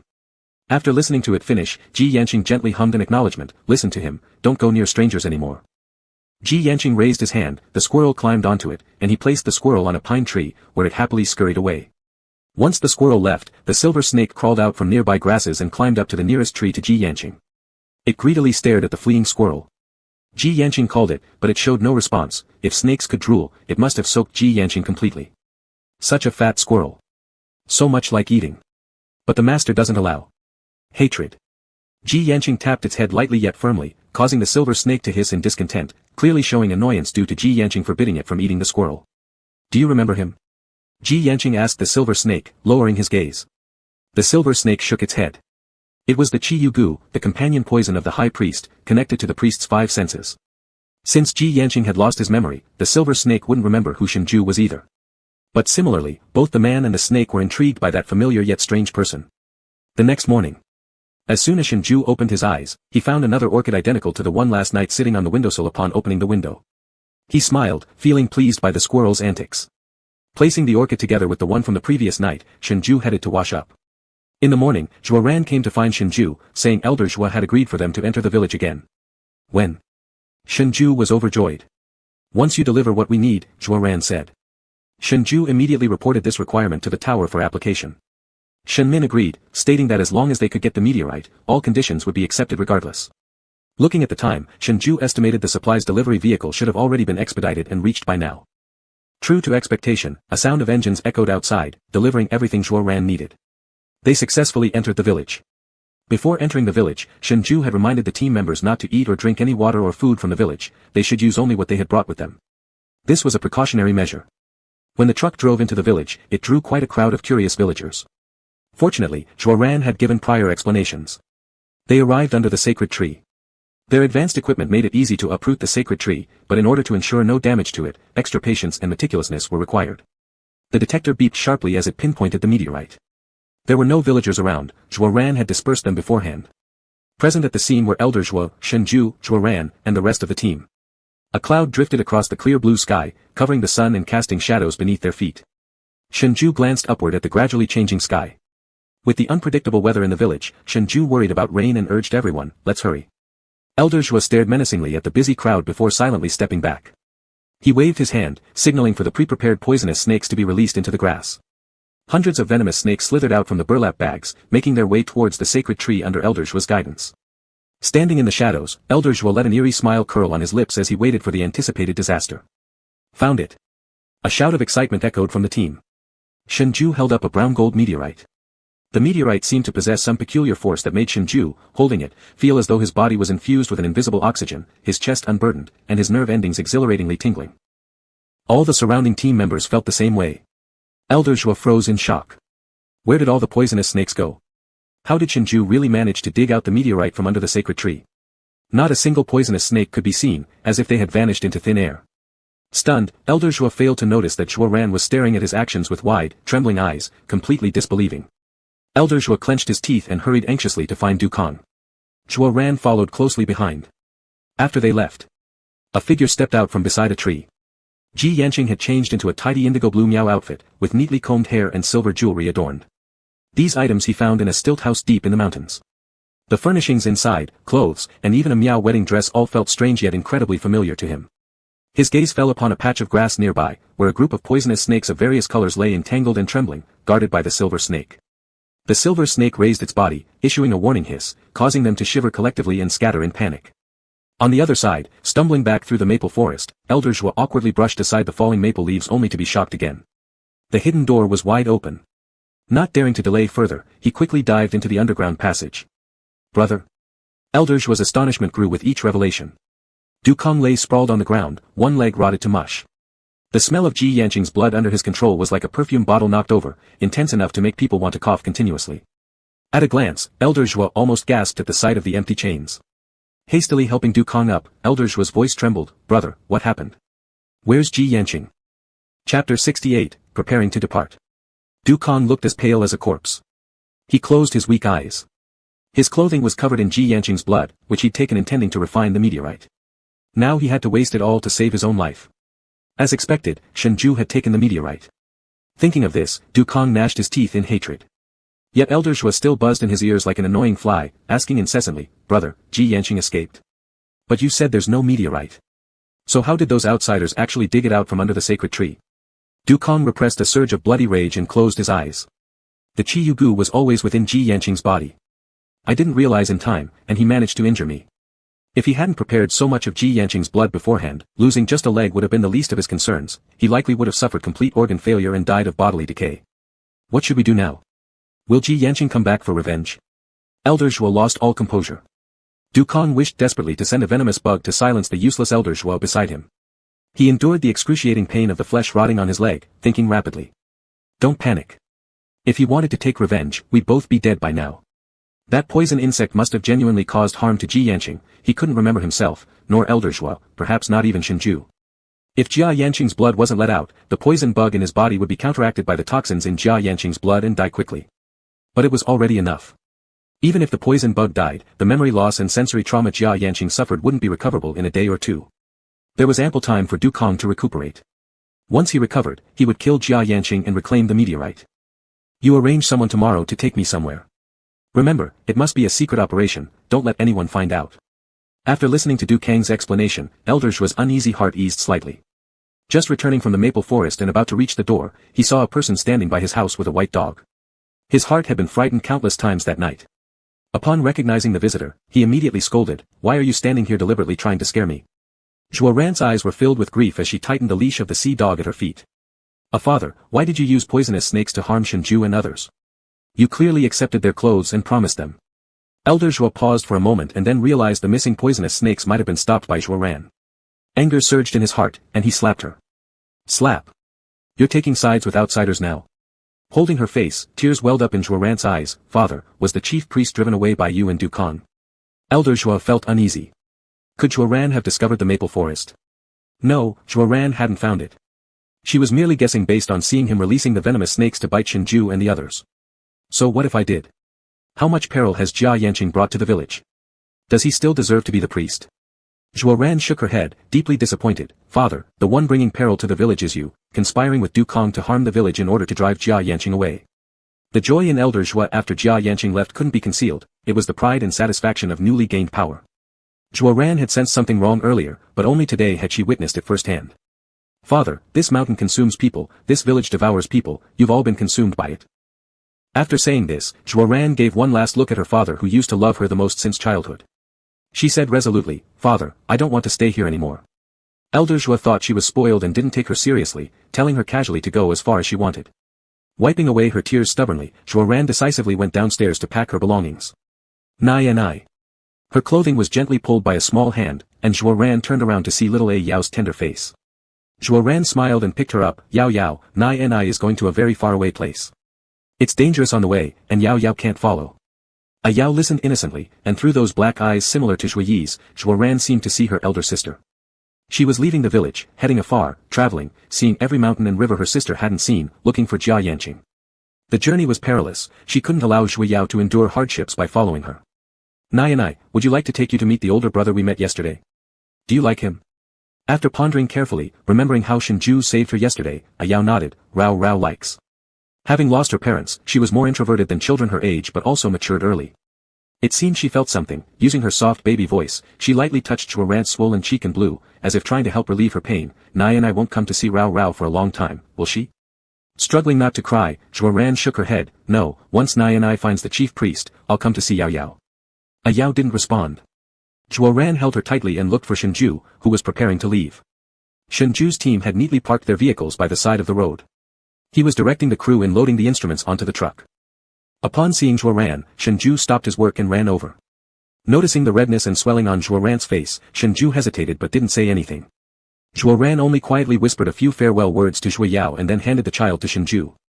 Zhuo Yao was obedient, perhaps due to her introversion. Her reaction was calm without the usual crying and fussing seen during normal farewells between children and family members.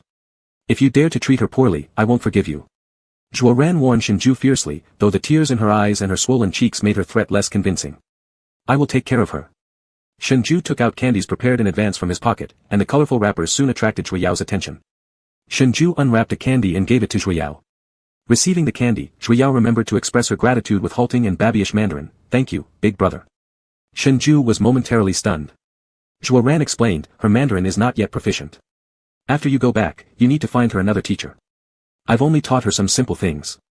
"All right." Zhuo Ran took a deep look at Zhuo Yao and turned to leave. Zhuo Yao was eating the candy, staring at the place where Zhuo Ran had left. She opened her black shiny eyes and asked Shengzhou, will Nai and I be like mama and not want a Yao anymore? Will brother also not want a Yao someday? The child's voice was soft. Departures had become habitual for her, as if one day Shengzhou would abandon her just like her mama, Baba, and Zhuoran. Shengzhou felt a sudden pang in his chest and hurriedly patted her head. It won't happen.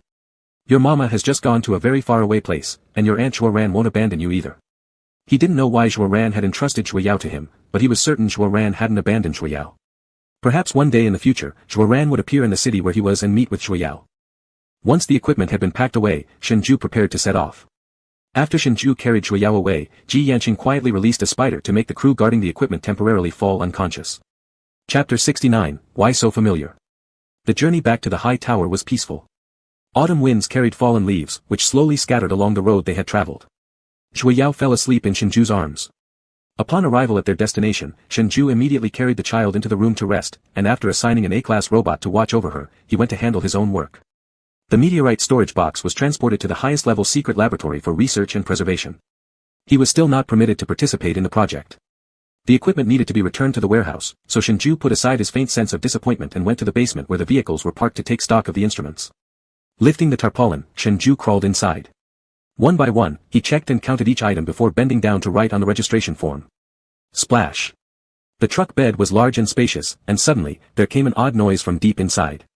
Shengzhou paused, alert as he narrowed his eyes and moved cautiously towards the sound, reaching for the ion gun at his waist. Thinking that some wild animal might have been unintentionally brought back from the village, Shengzhou carefully approached the source of the sound, aiming his gun as he was about to lift the tarp. His fingers hadn't even touched it when a cold white hand lifted it from the inside.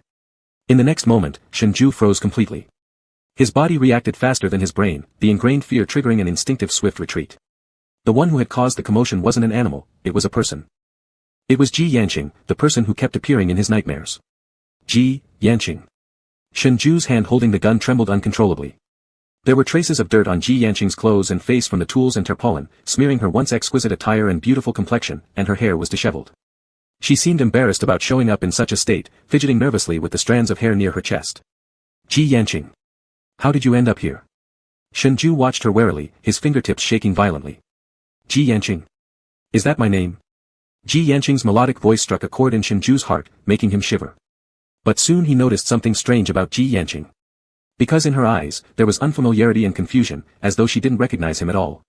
Ji Yanqing caught sight of Shengzhou's trembling fingertips, then shifted her gaze to his pale face, equally frightened. This handsome face seemed oddly familiar to her, yet she couldn't recall it. She didn't even understand why she had insisted on following Shengzhou. Are you afraid of me? Ji Yanqing inexplicably disliked the fear evident in Shengzhou's expression. Staring directly into Shengzhou's timid eyes, a void in her heart was gradually filled by this individual. Honestly, she said, you're leaving, but I don't want you to. However, my subconscious tells me you wouldn't want to see me. That's why she had hidden herself in Shengzhou's vehicle on the way back. Approaching Shengzhou, Ji Yanqing asked, who are you? The Ji Yanqing in front of him seemed like a different person, yet her proximity still terrified Shengzhou. As she stepped closer, he stepped back until his back hit the cold metal wall of the truck bed, leaving him nowhere to retreat. Shengzhou's breathing became rapid, his heart pounding like thunder. Ji Yanqing trapped him in the corner. Why do I feel so familiar with you? Have we met before? Shengzhou's breath quickened, his heart almost leaping out of his throat as Ji Yanqing seized his hand and held him captive, preventing his escape. She pressed his hand against her chest. Why does the pain stop here whenever I see you? Who are you really?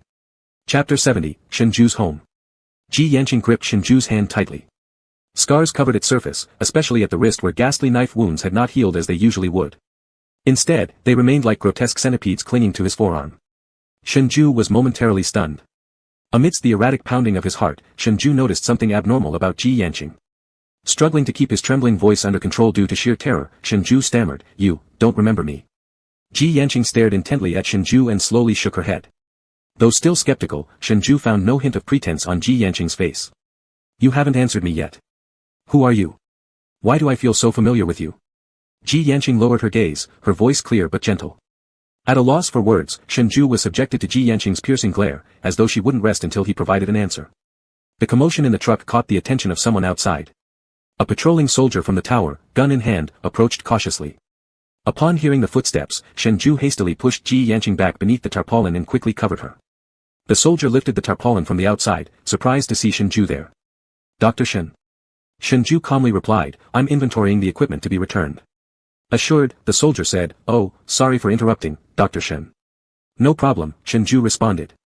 After the soldier walked away, Ji Yanqing emerged on her own.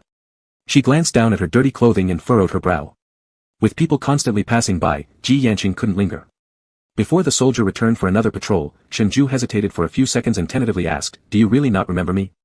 Shengzhai inspected Ji Yanqing's head, wondering if she had suffered an injury that caused her amnesia. Nothing was visible to the naked eye, only a systematic check could reveal the truth.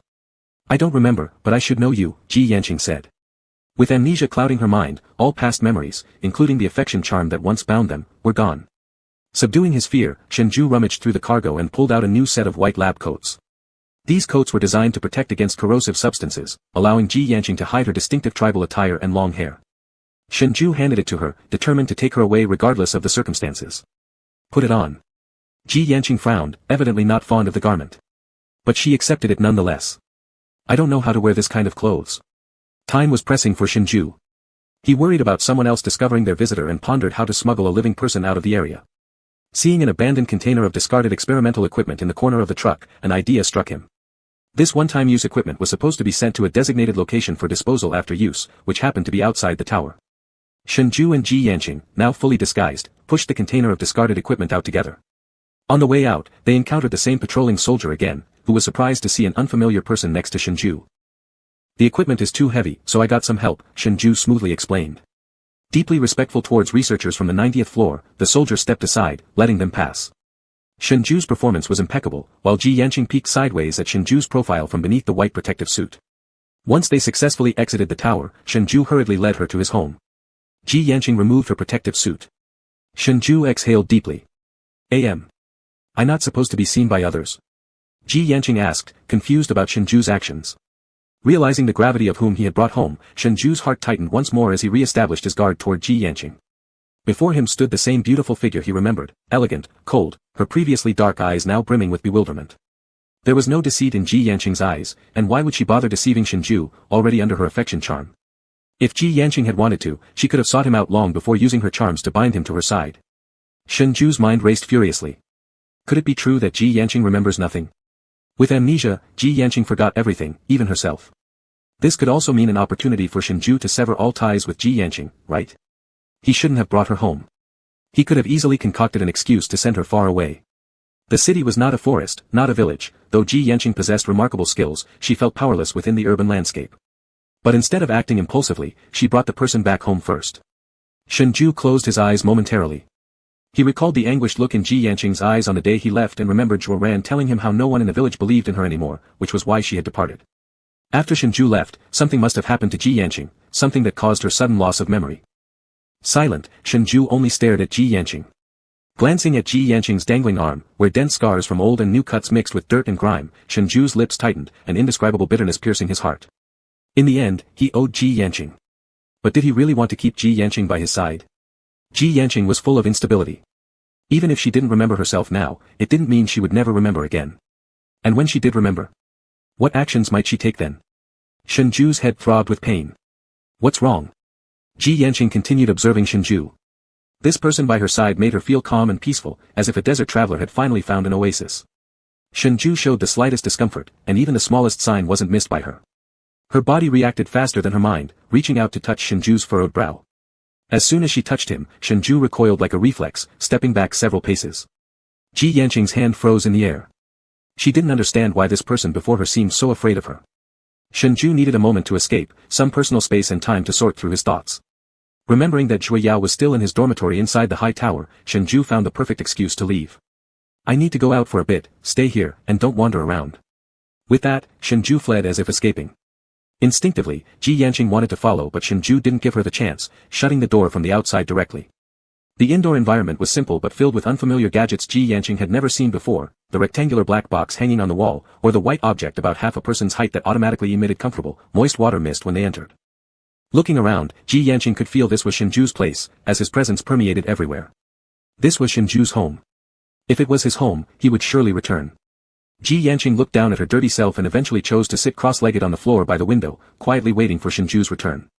Shengzhai returned carrying Zhuo Yao, having hesitated for a long time outside, reluctant to return home. Zhuo Yao was curious about this new world, and Shengzhai spent a long time walking with her along the street shops, buying many snacks, toys, and clothes that Zhuo Yao liked. By the time the sky turned dark, Shengzhai finally made up his mind to go home. Chapter 71, Another Lesson. When he got home, Ji Yanqing was sitting cross-legged on the floor near the window, her posture correct, back straight. Upon seeing him, Shengzhai actually noticed a faint smile of warmth appear in Ji Yanqing's previously serious eyes.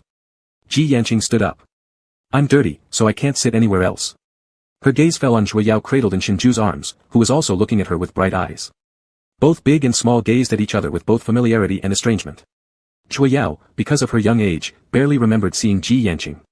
She held on to her cotton candy, glancing down at the Miao clothing she wore and then at Ji Yanqing's similarly purple Miao attire. She and I come from the same place. Even without memory, there was perception. Shengzhu's little girl in his arms, Ji Yanqing felt a familiar aura from her, one belonging to the same place as hers. Thus, Ji Yanqing calmly asked Yao, did you also hide in the truck and follow along? Yao blinked her eyes and shook her head. No, it was my brother who carried me. Ji Yanqing fell silent. Shengzhai had already thought of a plan while coming home and faced the amnesiac Ji Yanqing more composedly. He put Yao down. Rao, go play by yourself first, I'll come find you later. Okay. Yao obediently nodded. Shengzhai patted her soft hair. Be good. Standing beside, Ji Yanqing silently observed the kind and warm smile Shengzhai showed toward Yao. Yao held the building blocks Shengzhai bought for her and ran to sit by the living room coffee table to focus on her playtime. After the child left, Ji Yanqing finally earned Shengzhu's attention. Who is she? Your child. Ji Yanqing stared straight at Shengzhai. Have you married a woman? At the thought of the person before him marrying someone else and having a child, Ji Yanqing felt an inexplicable surge of jealousy, bitterness, and anger in her heart. The emotions came without reason. She seemed to understand something, she must have known this person before, but she had lost her memory of their relationship, forgetting what they once meant to each other. She couldn't even remember the person's name. This realization made her somewhat irritable, as though she had lost something important and precious for no reason, only for it to be taken by someone else. A familiar frosty chill, dark and icy cold, surfaced in Ji Yanqing's eyes, a harbinger of her anger. Shengzhai realized that although Ji Yanqing had lost her memory, her stubborn nature was still intact. He worried that Ji Yanqing's sudden outburst might scare Yao and quickly explained, you're overthinking things. Don't act crazy and scare the child. Rao has no father or mother. She was entrusted to me by a friend. Ji Yanqing snapped back to reality, the frost melting from her eyes, and muttered an apology. After hearing Shengzhu's explanation, the knot of resentment in her chest dissipated like smoke. Before coming back, Shengzhai had already arranged for a doctor, a life teacher, a nanny, and a house prepared for Ji Yanqing. His plan was to arrange for Ji Yanqing to undergo medical examinations the next day, to see if there was any hope of restoring her memories and how long it might take if possible. During this time, he would devise a new strategy. If her memories could not be restored, Shengzhai had contingency plans. He felt guilty toward Ji Yanqing, and now that she could not return to the village, he could not leave her alone in a strange modern city while she lacked her memory. Even if Ji Yanqing could return to the village, under the leadership of Elder Zhua and the distrust of the villagers, her life back there wouldn't be easy either. If she truly could not regain her memory, that would be the best outcome for Shengzhai. He wouldn't have to worry about what Ji Yanqing might do after regaining her memory or the complications caused by her control over love charms. He would help Ji Yanqing find a place to live in the city. They would live in the same city, coexisting peacefully but as strangers for the rest of their lives. Ji Yanqing cared deeply about cleanliness. After enduring it for so long, she finally couldn't hold back and cautiously asked Shengzhai, can I take a shower here? Shengzhai glanced at her, fetched some clothes, and led her to the bathroom. Go ahead. Not long after leaving, Shengzhai realized that since this was Ji Yanqing's first time in the city, she might not know how to use the modern shower. He knocked on the door. Ji Yanqing, do you know how to use it? There was no response, indicating that she didn't know. Shengzhai hesitated for a moment, then pushed the door open. Ji Yanqing had already taken off her clothes. Her tall figure was slender, with smooth muscles and flowing long hair partially covering a butterfly tattoo on her back. Her hair reached just below her narrow waist. Shengzhai uncomfortably averted his gaze. Ji Yanqing was looking down, focusing intently on figuring out how to use the showerhead, so much so that she didn't notice Shengzhai entering. When she found the switch and tried it tentatively, a stream of bone-chilling cold water suddenly poured over her head. Startled, Ji Yanqing frantically tried to turn it off but accidentally turned the temperature up to its highest setting instead. If she got scalded, it might peel off a layer of skin. Acting quickly, Shengzhai stepped forward to help her turn off the showerhead. The water also soaked half of Shengzhu's body. Ji Yanqing blinked, looked a little embarrassed, moved aside slightly, and lowered her eyes as she apologized, sorry, I don't really know how to use it. With the two standing so close, Shengzhai grabbed a towel nearby, turning his face away as he handed it to her. This type of showerhead was more advanced than the ones used by people in the past, it operated via touchscreen controls, making it difficult for those unfamiliar with it to use. Shengzhai demonstrated it to her once, then asked, do you get it? Try it again.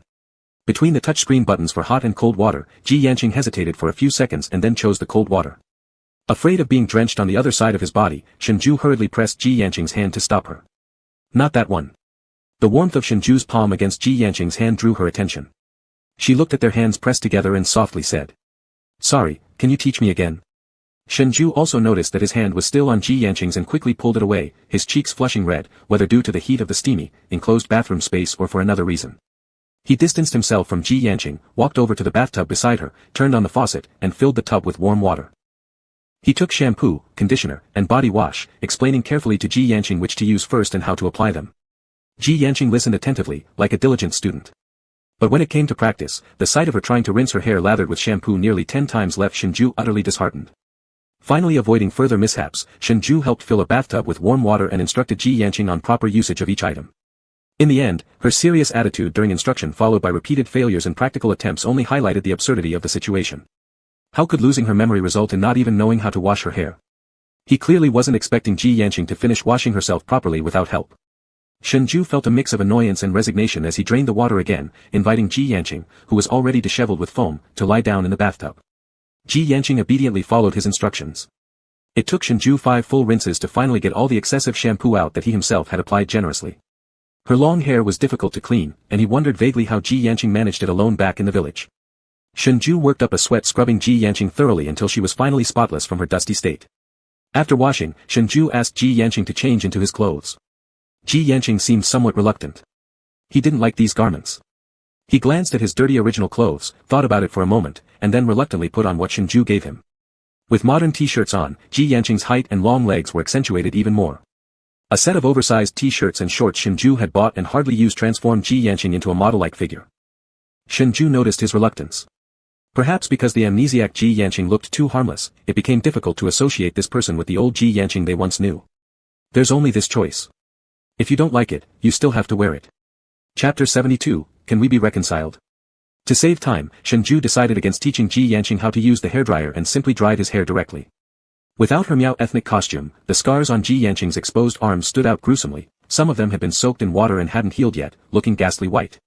The sight was heart-wrenching. Shenzhou paused, gazing at the wounds and asking, "How did you get these injuries?" Then he remembered, Ji Yanqing wouldn't recall anything. Recalling how her wounds used to heal before, and considering certain events, Shenzhou stiffened slightly.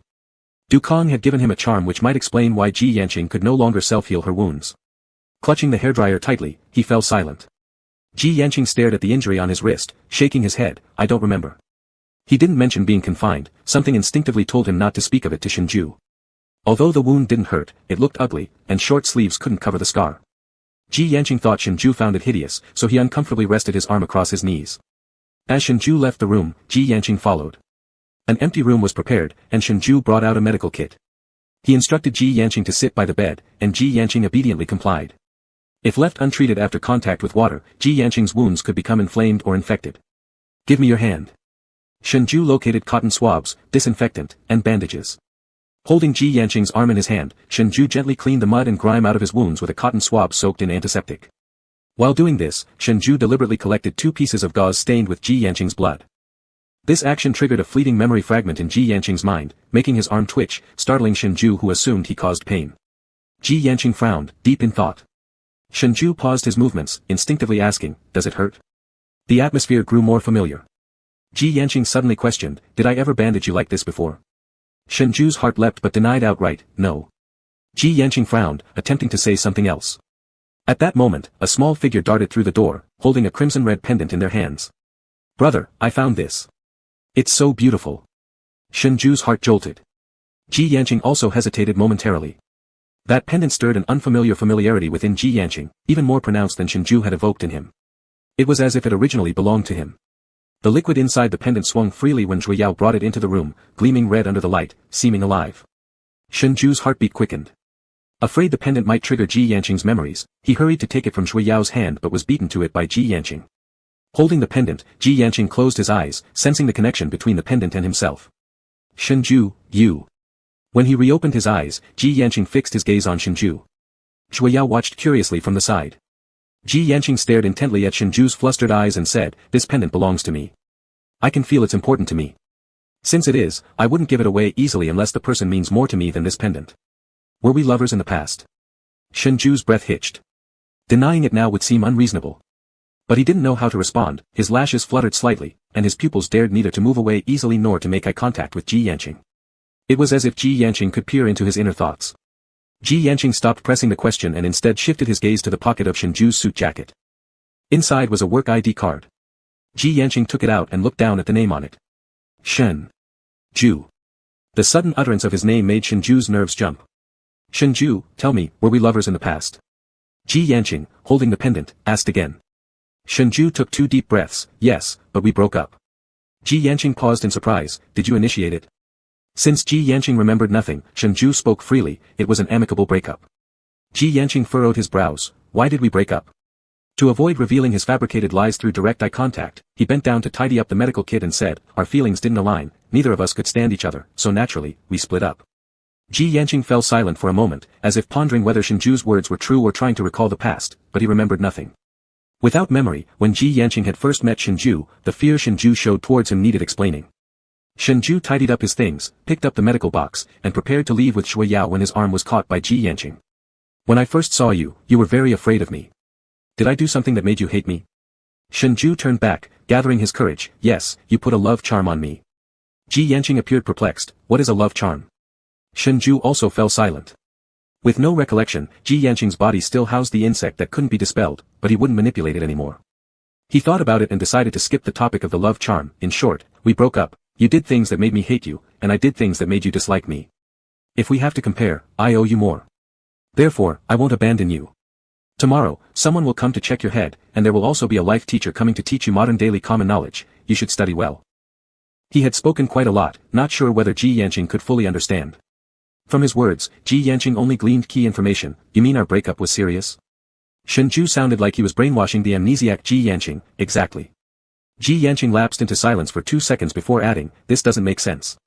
If I hated you, why would I follow you?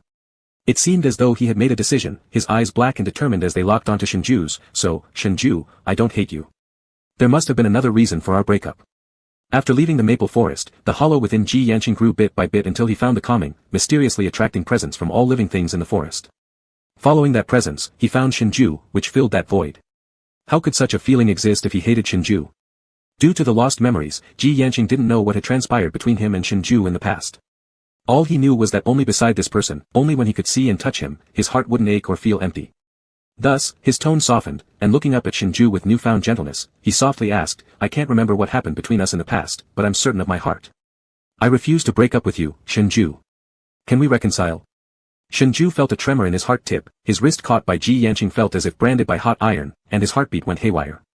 The former Ji Yanqing wouldn't express his thoughts and emotions openly, the now amnesiac Ji Yanqing was direct and sincere to a degree that frightened Shenzhou. A fleeting impulse to retreat formed in his mind, making him want to escape this scene as soon as possible.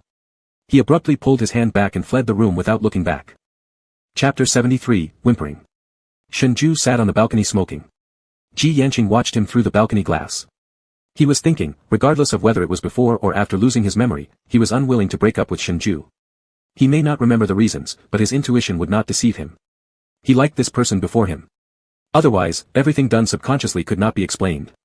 Perhaps he had been too hasty in his actions, and Shenzhou hadn't yet been ready to accept him anew. The next day, neither of them brought up that night's incident tacitly.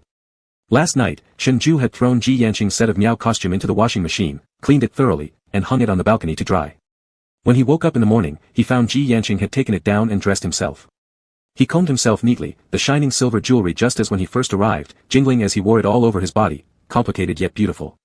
The sight was certainly pleasing to the eye. But this is a modern city, where such an outfit would only complicate and hinder movement. Dressing in it would make him look like someone from C.Splav, drawing too much attention. Shenzhou intended to correct Ji Yanqing, since they were now in the city of new humans, he had to learn how to blend in. He decided to give one more instruction to the life teacher, to help address Ji Yanqing's clothing issue and teach him how to accept and wear modern human simpler clothes, including suits and shirts. Shenzhou arranged for a doctor to check Ji Yanqing. After examination, no injuries were found, and the cause of Ji Yanqing's amnesia remained unclear. The more that modern technology couldn't diagnose, the heavier Shenzhou's heart sank. If nothing could explain it, then it must be the poisonous worm that Dukong cast. Shenzhou pressed his lips together. After the doctor left, he cautiously asked Ji Yanqing, do you feel anything, any insect inside your body? Ji Yanqing shook his head, no. If indeed it was the side effect of that worm, there might be no way to restore Ji Yanqing's memories. He opened his mouth as if wanting to say something but failed to utter a word.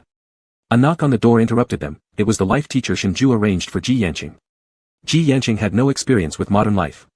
He needed a teacher to teach him how to interact with modern humans and survive in a modern city. The teacher was a very gentle middle-aged woman surnamed Peng, wearing glasses with a kind smile. Ji Yanqing watched puzzled as they chatted, occasionally glancing at himself. After communicating with the teacher, Shengzhai still had some matters to handle. He needed to take Shui Yao to finalize adoption procedures and scout schools for her. As for Ji Yanqing, who didn't even know how to wash his hair last night, without learning basic knowledge, it would be hard for him to survive in the city of new humans. Before leaving, Shengzhai explained to Ji Yanqing, "This is Teacher Peng. You need to follow what she teaches you while I go out with Yao Yao." Ji Yanqing didn't understand why Shengzhai got him a teacher. He didn't think he needed any lessons. So he frowned and asked, "Can I go with you?" "I don't need to study." Shengzhai replied succinctly, "No. You must learn." Ji Yanqing fell silent. Shengzhai took it as an agreement. "Teacher Peng, it's up to you." Teacher Peng smiled, exuding confidence as a gold medal educator of 20 years, "Don't worry. I've been teaching for over 20 years and have never received a negative review." Shengzhai nodded. He had carefully chosen Teacher Peng based on her skills, character, and personality. Therefore, he felt more at ease. After leaving, Shengzhai first went to the tall tower. At the entrance, Shengzhai stopped the car. Shortly after, a blond man descended. Shengzhai handed him a sealed bag containing the blood-stained gauze of Ji Yanqing. "Try this and see if it has any effect on suppressing the worm inside me." The blond man took the bag. "What is this?" "Blood." "Whose?" Shengzhai provided a plausible explanation. "Someone infected with the same worm as me, but his condition is much better than mine.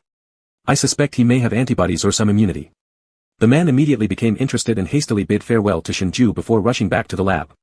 Perhaps Ji Yanqing's blood carried the potential to suppress the worm. With him having lost all his memories, Shengzhai couldn't force the amnesic person to solve his curse. He could only hope the blond man made progress. After handling personal business, Shengzhai brought Shui Yao to find a kindergarten. Not long after he left, the award-winning teacher, Ms. Peng, called Shengzhai for help in near desperation. Shengzhai was discussing Shui Yao's enrollment at a kindergarten when the phone rang, startling him. Through the receiver came the fearful, almost sobbing voice of Ms. Peng, piercing his eardrums painfully. Shengzhai furrowed his brows and moved the phone away from his ear. I quit. Find someone else."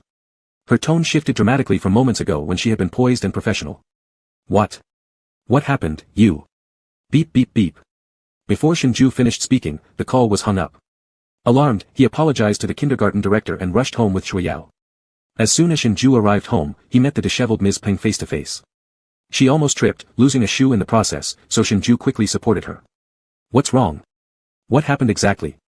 "I told him to take off his outfit, but he refused. He also had snakes, real ones. When I tried to undress him to help, he. Teacher Peng was incoherent, seemingly unable to repeat the shocking scene she had just witnessed. She fished out the payment Shengzhai had given her from her bag and hurriedly thrust it into Shengzhu's hands before fleeing. "I quit. You find someone else." Shui Yao blinked her eyes. "Brother." Shengzhai patted Shui Yao's head to soothe her. He opened the door. The living room was in disarray, with teaching aids, clothes, and other items scattered all over the floor. Ji Yanqing sat on the sofa, his clothes askew on his shoulders, and some of the silver ornaments had fallen onto the floor.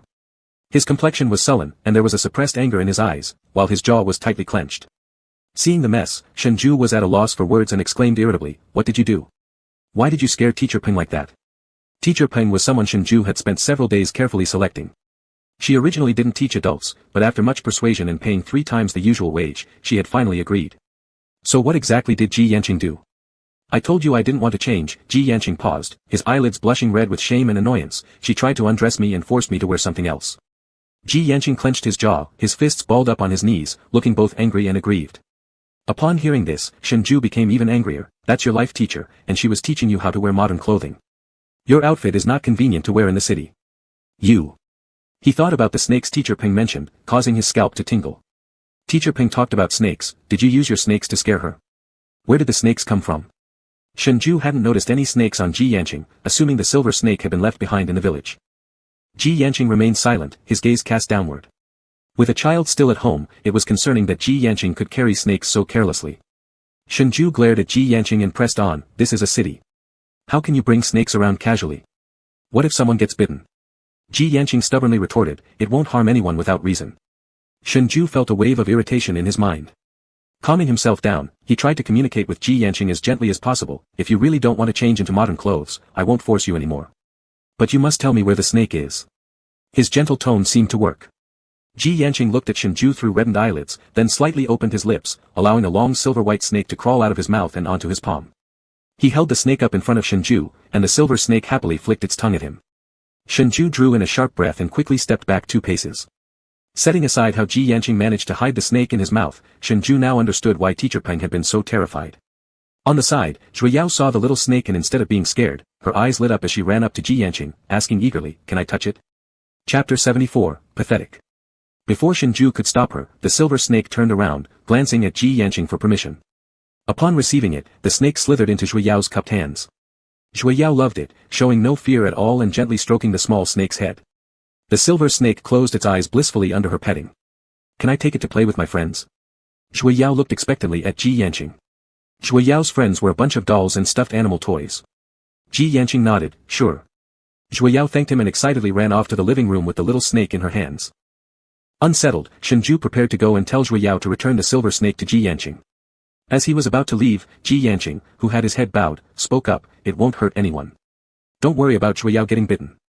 Shengzhai stopped in his tracks and looked back at him.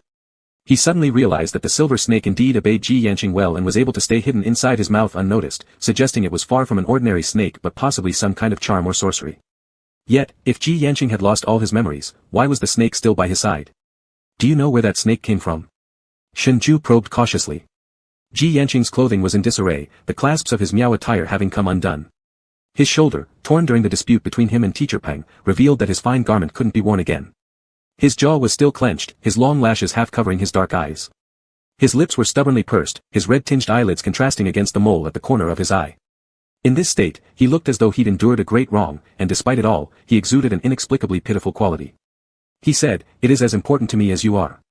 I don't remember where it came from, but I have a vague impression that it has been by my side since I was born." A companion snake. Shengzhai didn't understand the concept of their tribe's poisonous insects and left to check on Zhuiyao and the silver snake. Zhuiyao was playing house with a doll and the silver snake, which was quite patient, obediently coiled up in compliance with Zhuiyao. The scene was bizarrely harmonious. Shengzhai remained silent for a while before finally convincing Zhuiyao to return the snake to Ji Yanqing. Ji Yanqing said nothing as the silver snake climbed onto his black hair, acting as a piece of jewelry. Shengzhai felt unsettled and instinctively distanced himself from the snake in Ji Yanqing's hair. He discussed with Ji Yanqing, "How about I get a reptile terrarium and keep it locked up?" This was after all a human home. The image of Ji Yanqing hiding the snake in his mouth was indeed shocking, and having a snake at home. Shengzhai truly felt uneasy. Ji Yanqing glanced at him, though he didn't speak, silently agreeing. He looked up at Shengzhai, "Can I have a larger box?" Shengzhai, "Sure." As long as Ji Yanqing could properly contain the snake, any size box would be fine. Ji Yanqing, "All right." After speaking, both fell into silence. Shengzhai glanced at his torn clothing, unconsciously thinking. Ji Yanqing seemed to only have one set of clothes brought from his own place. Now there was no choice for Ji Yanqing but to wear modern clothes. When Shengzhai fetched his own set of clothes for Ji Yanqing to change into, Ji Yanqing tightly pressed his lips, lowly taking the clothes and placing them aside, facing away from Shengzhai, squatting down to pick up the scattered silver ornaments. For some unknown reason, Shengzhai suddenly felt a bit off. Hard to describe, but Ji Yanqing, wearing a broken Miao outfit, with bowed eyes, picking things up off the ground. There was an indescribable pitiful quality about him, as if Shengzhai had asked someone else to bully him. Ji Yanqing went to the bathroom to change, then returned without speaking to Shengzhai anymore. He took off all his accessories, neatly folding the torn Miao attire and taking it back to his room. Then he didn't come out again. That garment made him so upset. Shengzhai helplessly rubbed his forehead and quietly pulled out his phone, opening a shopping app. The next morning, Shengzhai received a temporary notice from the high tower that he'd need to go out of town in 2 days to inspect a certain project. The business trip was expected to last approximately 3 days. With work obligations, Shengzhai couldn't bring Zhuiyao along. As for Ji Yanqing, who struggled even to take care of himself, there was no way he could look after Zhuiyao. He contacted friends and colleagues, trying to find someone free to temporarily care for Zhuiyao for 2 days. Ji Yanqing was at least an adult, with an A-class home automation robot, living alone for 2 days shouldn't be a problem. Bathing supplies were programmed by Shengzhai for the robot, and water would be prepared ahead of time. Meals and such weren't Ji Yanqing's concern either, as the home robot handled everything. After making several calls, he finally found a colleague. It was Li Sheng, whom Shengzhai had met upon returning in the High Tower's inspection department. Li Sheng was currently on vacation and happened to be available. Whenever asking for favors, it was customary to invite the person out to dinner. So, that evening, Shengzhai invited Li Sheng to a restaurant outside. After putting Zhuo Yao to sleep, Shengzhai set the A-class robot's monitoring program and prepared to leave with the car keys. While changing shoes at the door, Ji Yanqing's room door opened. "You're going out." "Where?" Shengzhai, not looking up, only focused on the time. Zhuo Yao had gone to sleep a little late, and the agreed time with Li Sheng was approaching fast. "I'll be on a business trip these next few days, and someone needs to take care of the child. I found help, and I need to treat him to dinner." Ji Yanqing slightly frowned. "Your A-class robot is very intelligent. Watching over a child for 3 days should not be a problem." In his hurry to leave, Shengzhai didn't catch the undertone of Ji Yanqing's unhappiness. After changing his shoes, he casually responded, "Robots are just robots, without emotion. Letting it care for a child, I'm not reassured." Shengzhai grew up being taken care of by an A-class robot. No matter how smart and prevalent it was, it remained cold. Subconsciously, Shengzhai also preferred not to leave Zhuo Yao in the care of a robot. Ji Yanqing fell silent. "I'm leaving," Shengzhai rushed out, then hurried back to open the door slightly and told Ji Yanqing, "By the way, tomorrow there might be a package delivered. It's a box, remember to bring it in." After saying this, the door was shut, and Shengzhai walked away without looking back. Ji Yanqing stood where he was, half of his body hidden in the shadows. After dinner with Li Sheng, Shengzhai originally planned to send Zhuo Yao over the next morning before leaving on his own. However, halfway through the meal, the high tower notified him that the trip schedule had been moved up. Shengzhai needed to depart that very night. With no other choice, Shengzhai returned with Li Sheng. On their way back, Li Sheng suddenly remembered something and pulled a white bottle without any writing from his pocket. "Dr. Shen, Mr. John asked me to give you this. There are no words on it, so what is it?" Shengzhai took the bottle and understood immediately. "My sleep hasn't been great lately, so I asked Mr. John to help me get some sleeping aids." Li Sheng didn't suspect anything. "I see." The two chatted intermittently as they made their way back to the residential area. Upon entering, Shengzhai felt inwardly relieved. Ji Yanqing's clothes were damaged, and he wasn't wearing that eye-catching exquisite Miao outfit. Li Sheng hadn't met Ji Yanqing either, so all Shengzhai needed to say was that Ji Yanqing was a friend who would be borrowing his place for a night's stay. Shengzhai also prepared Zhuo Yao mentally by telling her that he'd return in 3 days. Afraid the little girl might worry, Shengzhai bought Zhuo Yao a children's wristwatch that could make holographic video calls. Chapter 75, I Can Too. Shengzhai insisted that he would have video calls every day with Zhuo Yao and absolutely wasn't abandoning her. But the little girl just looked at Shengzhai with bright eyes, hugged him, and said, "Brother has to work, Yao Yao knows, and Yao Yao will be good." Shengzhai felt completely melted inside. When Li Sheng met Ji Yanqing, he paused briefly, noticing the young man with long hair loosely tied with a hair tie, wearing a pair of white jeans, and with an unusually handsome face that looked both elegant and striking yet not effeminate. It was a striking beauty. "Who's this?" "A friend, he'll be staying over tonight. Yao Yao is asleep now." Shengzhai gestured toward Zhuo Yao. "I'll go pack her things first, and then wake her up so you can take her with you directly." "Got it. Nice to meet you, I'm Dr. Shen's colleague." Li Sheng politely extended his hand to greet Ji Yanqing. "Friend." Backlit, Ji Yanqing's expression was obscured by shadow, and he didn't respond to Li Sheng's handshake. Awkwardly, Li Sheng withdrew his hand and muttered something about helping to pack Zhuo Yao's things, heading to find Shengzhai afterward.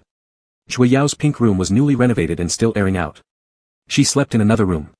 Uncertain about how much clothing Zhuo Yao needed for 2 days, Shengzhai hesitated and then simply crammed dozens of new outfits, shoes, and various toys she liked into 2 suitcases, which turned out not enough to hold everything. Li Sheng stared wide-eyed and quickly intervened, "Dr. Shen, she's only staying for 2 days, you don't need this much stuff. Also, the weather will get colder soon. These skirts are too thin, just bring a couple jackets and long sleeves with pants." Shengzhai paused, slightly embarrassed, "Sorry, it's my first time taking care of a child." Beforehand, Shengzhai had already informed Li Sheng that Zhuo Yao was entrusted by a friend, and would become his nominal adopted daughter. Li Sheng was initially shocked when Shengzhai asked for help caring for Zhuo Yao, thinking Shengzhai must have secretly married and had a child somewhere. This made Shengzhai laugh nervously. Shengzhai trusted Li Sheng. He had a sister, and her daughter was temporarily living with Li Sheng. "Alright, these things will do. I've taken care of my sister's child plenty of times. Don't worry, Dr. Shen, I'll definitely look after Yao Yao well." With rich experience, Li Sheng efficiently packed Zhuo Yao's belongings into a small suitcase. As the two left Zhuo Yao's room and passed by the living room, Shengzhai noticed that Ji Yanqing was still standing in the same spot, his gaze calm but with a hint of depth. "Hey. Dr. Shen, when did you start keeping reptiles? That snake has such a special color, its scales shimmer with silver." Li Sheng was surprised, looking down at the silver snake coiled below the TV stand in the reptile terrarium. The silver snake flicked its tongue, coldly watching Li Sheng with eyes resembling Ji Yanqing's. An inexplicable chill instantly shot down Li Sheng's spine, forcing him to retreat instead of stepping closer. Ji Yanqing lowered his gaze and stepped out from the shadows. The silver snake also withdrew its icy stare, flicked its tongue again, and climbed onto a tree branch in the corner of the box to curl up and sleep. Shengzhai came out holding a drowsy Zhui Yao and replied absently, "Ah, the snake belongs to a friend." "Ah, oh okay, I thought you bought it," Li Sheng scratched his head. "Yao Yao, be a good girl while staying with Brother Li." Zhui Yao rubbed her eyes and obediently nodded. Li Sheng carried Zhui Yao, who leaned against his shoulder, waving goodbye to Shengzhai. "Brother, remember to call Yao Yao." "Of course. Li Sheng, I'll trouble you with Yao Yao for now. When I get back, I'll properly thank you by treating you to dinner." "Oh, don't worry about it, it's no big deal, and besides, Yao Yao is so well behaved, it won't be any trouble at all." Shengzhai insisted on thanking Li Sheng upon his return, but Li Sheng, unable to refuse Shengzhu's enthusiasm, reluctantly agreed. "Then I suppose Dr. Shen will just have to spend a bit more money again." That chilling sensation from before returned, making Li Sheng shiver involuntarily. He turned around and saw that Ji Yanqing was standing behind him where the window was open, letting in cool gusts of wind. Li Sheng casually reminded him, "The temperature drops significantly at night, and your place is directly in the path of the wind. Don't forget to close the window, there might even be rain in the middle of the night." The cold feeling creeping up his neck grew stronger, as if he were being watched by some kind of cold-blooded creature. Ji Yanqing lowered his gaze and turned to shut the window. Finally, that bone-chilling sensation dissipated. Li Sheng thanked Ji Yanqing, who seemed quiet but considerate. "Thank you. Dr. Shen, shall I take Yao Yao home now?" "All right. Please be careful on your way back, and thank you for the trouble." As Li Sheng carried Zhui Yao past Ji Yanqing suddenly called out, "Wait. What's wrong?" Ji Yanqing picked up a small flower hair clip from the coffee table and gently pinned it into Zhui Yao's hair. In the process, his thumb accidentally brushed against Li Sheng's shoulder, leaving behind a drop of red blood that disappeared into the black fabric of his suit. "She likes this hair clip, I forgot to bring it." Ji Yanqing's tone remained calm and indifferent as he stepped back after pinning the hair clip. Zhui Yao, still half asleep, murmured, "Thank you, Brother Yan, Brother Shen, and Little Snake, goodbye." After Li Sheng left with the child, Shengzhai also started packing his things. He would leave that night. Ji Yanqing stood at Shengzhu's doorway and asked, "Aren't you leaving tomorrow morning?" Shengzhai replied while packing, "It's been moved forward temporarily. When you return, do you have to see that person again? Do you have to have dinner with him again?" Ji Yanqing's tone was neutral, making it impossible to decipher his intent. Shengzhai assumed it was a casual inquiry and explained, "It's basic etiquette in human society to return favors. If someone helps you, you should repay them accordingly. But haven't you already treated him to dinner once?" Shengzhai couldn't understand why Ji Yanqing was fixated on this issue and struggled momentarily to find an appropriate response. Favors aren't always repaid in one go, he thought for a moment. It depends on the situation. I'm leaving now. If you have any questions, call me, or let the housekeeping robot assist you. Shengzhai glanced at the time and realized he would miss his flight if he didn't leave soon. He hurriedly departed, leaving Ji Yanqing alone in the empty apartment. Raising his hand, Ji Yanqing examined the droplet of blood on his thumb pad, gently rolling it between his fingers. Strangely, a strange memory flashed through his mind. In the memory, his blood had transformed into a red worm capable of infiltrating others' bodies and controlling them. He remembered Shengzhai mentioning their breakup because he had once used love magic on him. Magic? What exactly was magic? And what could it achieve? On the first day of Shengzhu's business trip, everything went smoothly. Every evening, Zhui Yao video called him, enjoying herself immensely playing with Li Sheng's sister at his house. Regarding Ji Yanqing, Shengzhai monitored through the home surveillance system that Ji Yanqing woke up at a fixed time every morning, fed the snake after breakfast, and out of concern for Ji Yanqing's boredom, Shengzhai instructed the housekeeping robot to turn on the TV for him at set intervals. After watching TV, having lunch, taking a nap, and assisting in caring for the nearly wilting plants on Shengzhu's balcony in the afternoon, Ji Yanqing's daily life was tranquil and almost akin to peaceful retirement. Both the young girl and the man stayed safe and sound at home, allowing Shengzhai to carry out his business trip without worry. Li Sheng sent a message later regarding the medicine he gave him. John also sent a follow-up message saying it was 3 times more effective than version 3.0, able to suppress the activity of parasites over a long period. He urged Shengzhai to take it on schedule. Shengzhai had taken it for 2 days. There was no significant difference overall. More detailed results would only be clear after he returned and had an imaging examination to check for traces of the offspring charm's activity. The day before his return, Shengzhai received an unexpected phone call from Li Sheng in the evening. Li Sheng said something had come up and he could no longer take care of Zhui Yao. When Shengzhai asked why, Li Sheng refused to elaborate, repeatedly stating that there was an emergency and he couldn't look after Zhui Yao anymore. His words and attitude were completely different from his previous demeanor. With only one more day until his return, Shengzhai was now stuck trying to find someone else to care for Zhui Yao. Without waiting for Shengzhai to communicate further, Li Sheng took the initiative to send Zhui Yao back to Shengzhu's house. When Shengzhai called Li Sheng, the latter didn't pick up. In a hurry, Shengzhai dialed the home landline, and Ji Yanqing answered. "Hello? Is that Ji Yanqing?" Ji Yanqing softly responded, Li Sheng sent Yao Yao back. Did he mention any reason? No. Shengzhai felt helpless and anxious. Li Sheng wasn't one to go back on his word, there must truly be an emergency. As if sensing Shenzhu's urgency, Ji Yanqing's usually cool voice came through the receiver with an unexpected gentleness, I can also take care of her. Shenzhu was taken aback. Recalling how Ji Yanqing had needed 5 washes to clean the shampoo out of his hair, Shenzhu doubted it. Are you really capable? You'll be back tomorrow. It's just one night. I can manage. Shenzhu considered this, just one night and one morning. If worse came to worst, there was always the housekeeping robot. Then. I appreciate you watching over Yao Yao for me. I'll take the earliest flight back tomorrow. Call me if anything happens. Ji Yanqing, holding the phone, lightly tilted his lips into a small smile, all right. Chapter 76, Transforming Blood into Matter. After hanging up, Ji Yanqing looked down at the faint, unhealed wound on his thumb. So, his blood could indeed transform into physical objects to control others. That fleeting memory fragment wasn't an illusion, it had once been real, even though he didn't remember now. Transforming blood into matter, using matter to manipulate people. The drop of blood on Li Sheng marked Ji Yanqing's experiment, and the result was a successful manipulation of Li Sheng's will, making him return Zhui Yao. Shenzhu had taught him that sometimes favors cannot be repaid all at once. But as long as Zhui Yao was back, perhaps they didn't need to repay Li Sheng again. Ji Yanqing began questioning his own identity. Why did his blood have such a function? Was it related to the love charm Shenzhu mentioned? Would Shenzhu feel scared if he found out? After some thought, Ji Yanqing decided it was better not to let Shenzhu know, for now. Zhui Yao, who had been returned, was lying on top of the silver snake's cage and talking to it. She ran over and looked up pleadingly at Ji Yanqing, Big Brother Yan, can you please let the little snake out? We'll put it back in when Big Brother Shen returns, so he won't get scared. Hearing this, the silver snake's eyes lit up, wriggling excitedly inside its cage. If snakes could cry tears of joy, it would be sobbing right now. Ji Yanqing lowered his hand slightly and gave a quiet affirmation. Upon getting the permission, Zhui Yao opened the cover and gently took the snake out. Actually, Zhui Yao didn't need much tending to, just playing with her until she grew tired enough to sleep should have been sufficient. But Ji Yanqing underestimated Zhui Yao's boundless energy. She played happily with the silver snake and a bunch of dolls. She combed every doll's hair and pinned their clips, arranging them beside the silver snake. Then she looked at the remaining pile of hair clips and frowned. There were still so many beautiful clips left, but all the doll's hair was already full of them.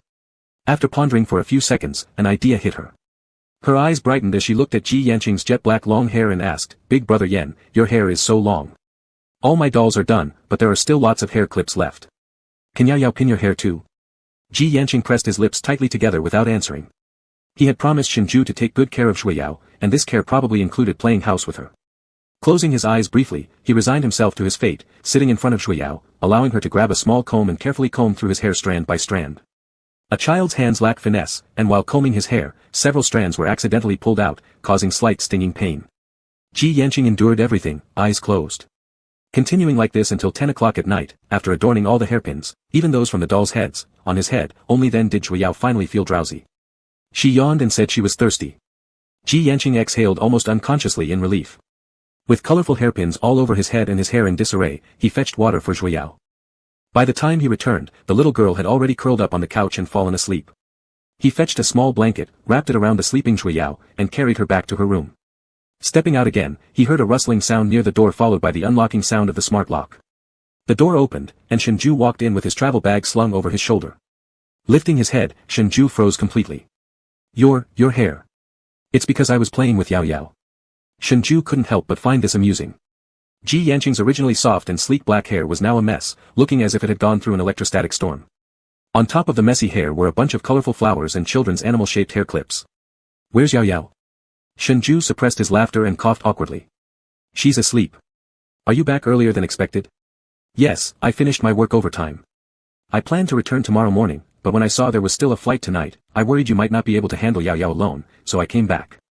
There was a faint rustling sound near his feet, as if something was crawling up his trouser leg. Shenzhu looked down to see Ji Yanqing's silver snake, which now had a red ribbon tied around its head and a flower loosely fastened with a rubber band around its tail. The snake twisted its body and began climbing up Shenzhu's leg, sporting this peculiar decoration.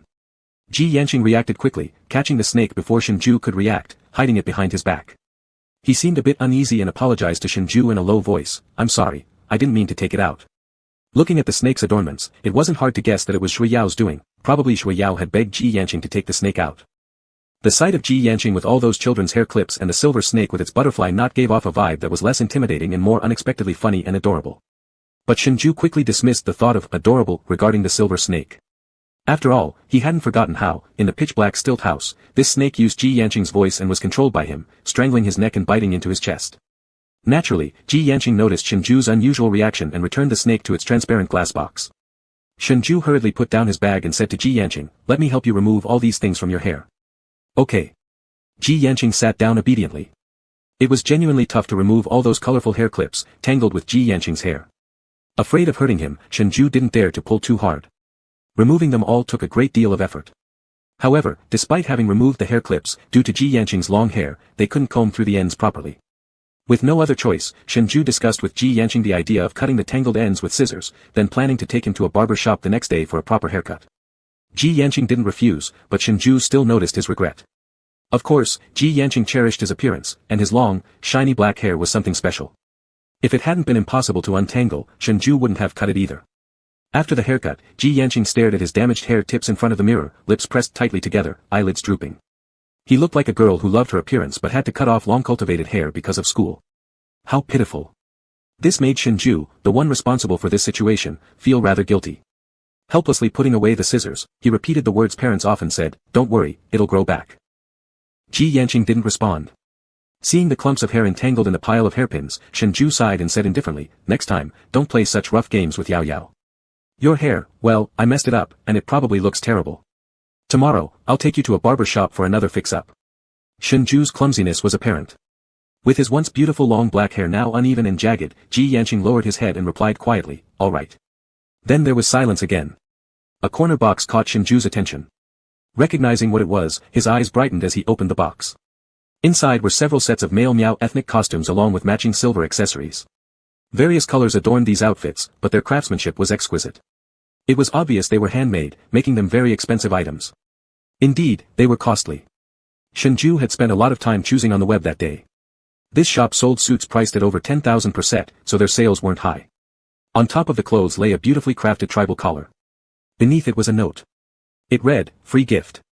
Due to the large order worth hundreds of thousands, the seller had gifted Shenzhu a handmade silver collar as an extra bonus. Chapter 77, Can I Kiss You? Glancing at the sullen Ji Yanqing because of the damaged hair, Shenzhu called him, "Aching, come here." This nickname startled both of them. Shenzhu was surprised himself for calling him this instinctively. He hadn't used this term of endearment for Ji Yanqing in a long time. As for Ji Yanqing, hearing the familiar, intimate tone made him pause for a moment. After hesitating, he obediently walked over. He paused, asking Shenzhu, "Shenzhu, can you call me this from now on?" The term "aching," when spoken, sounded intimate, and Ji Yanqing liked it when Shenzhu called him this way. Shenzhu hesitated. "Can I?" Ji Yanqing asked again. It was just a nickname. Shenzhu had just cut his hair and didn't want to upset him further, so he agreed hesitantly, "All right." Ji Yanqing noticed the box filled with over a dozen sets of Miao costumes and looked at Shenzhu with surprise. Shenzhu casually picked one up, compared it on Ji Yanqing, then nodded approvingly, "Fits you well. These are for me." Shenzhu rubbed his nose slightly awkwardly, replying in a low voice, "Yeah, didn't you only have one set of Miao costume? That one's ruined, and you don't like wearing modern clothes." The room grew silent without Ji Yanqing's reply. Shenzhu looked up in confusion and found himself staring into a pair of tender eyes full of warm smiles. His heart skipped a beat. "What, why are you looking at me like that?" "A Jew." This familiar term of endearment made Shenzhu's heart race once again. The cool palm covering his hand sent Shenzhu instinctively trying to pull away, but Ji Yanqing held even tighter. A subtle tension passed between them through the skin contact as Shenzhu's heartbeat began to quicken unconsciously. Ji Yanqing stared at Shenzhu's fluttering eyelashes and shifted his gaze upward to a small red mole hidden between the creases of Shenzhu's double eyelids. "A Jew, you've been very kind to me. Our breakup back then must not have been something I wanted willingly. I suspect there might have been some misunderstanding between us." Ji Yanqing lifted his hand slowly, lightly brushing Shenzhu's cheek first as if testing the waters before finally pressing his thumb softly onto the fully revealed red mole when Shenzhu instinctively closed his eyes, and gently stroked it. "I don't know what that misunderstanding is, but if you'd let me, I would use all of myself to resolve it. So, a Jew, can we start anew?" Thump thump thump, Shenzhu could hear his own accelerating heartbeat pounding in his chest. The hand pressing against his eyelid pulled away, but Shenzhu still dared not open his eyes as he felt the hand slowly slide down from his cheek, pausing at the back of his neck and applying slight pressure forward. Ji Yanqing's herbal fragrance grew stronger, his steady yet heated breathing inches away. Realizing the implication, Shenzhu's breath grew increasingly erratic as Ji Yanqing leaned closer. Their faces nearly touching, Ji Yanqing's eyelashes grazed Shenzhu's face. Nose to nose, their breaths intertwined. Attempting to push Ji Yanqing away, Shenzhu found himself immobilized under Ji Yanqing's gentle but firm hold. Ji Yanqing cupped Shenju's face with the other hand, brushing his fingertips lightly across his lips, his voice deep and raspy. "A Jew, may I kiss you?" It was more of an inquiry than a question that actually sought permission. Shenju's heartbeat and breathing turned chaotic. His mind buzzed incessantly, panic flooding through him. He struggled to prop his hands against Ji Yanqing's chest, but for a moment, his vocal cords seemed paralyzed, he couldn't utter a single sound.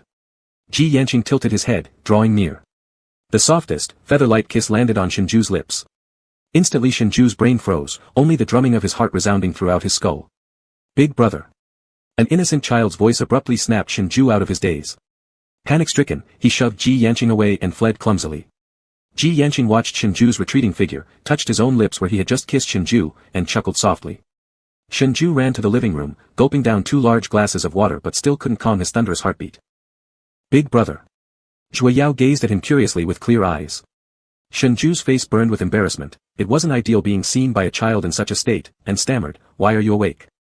Zhuo Yao clutched her doll, wearing her pajamas, blinking innocently, "I heard noises." "Is Big Brother back earlier than expected?" Shenju scooped Zhuo Yao into his arms. "Yes, let Big Brother take you back to sleep." With Zhuo Yao cradled in his arms, Shenju walked toward the bedroom while Zhuo Yao peeked over his shoulder at Ji Yanqing's room. After retucking Zhuo Yao in bed and gently shutting off the bedside lamp, Shenju ensured she was sleeping soundly before quietly closing the door and stepping out. In the living room, Ji Yanqing's room light was still on, signaling he hadn't slept either.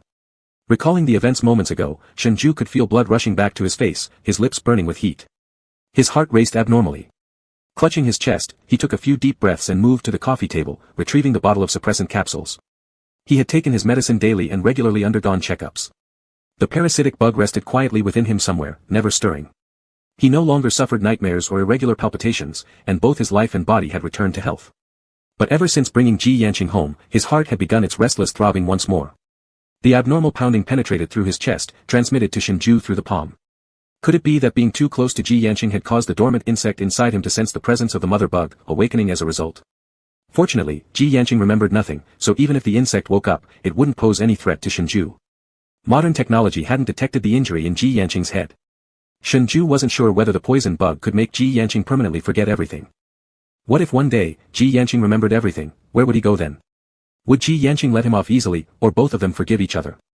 Feeling guilty, Shenju couldn't bring himself to leave Ji Yanqing behind.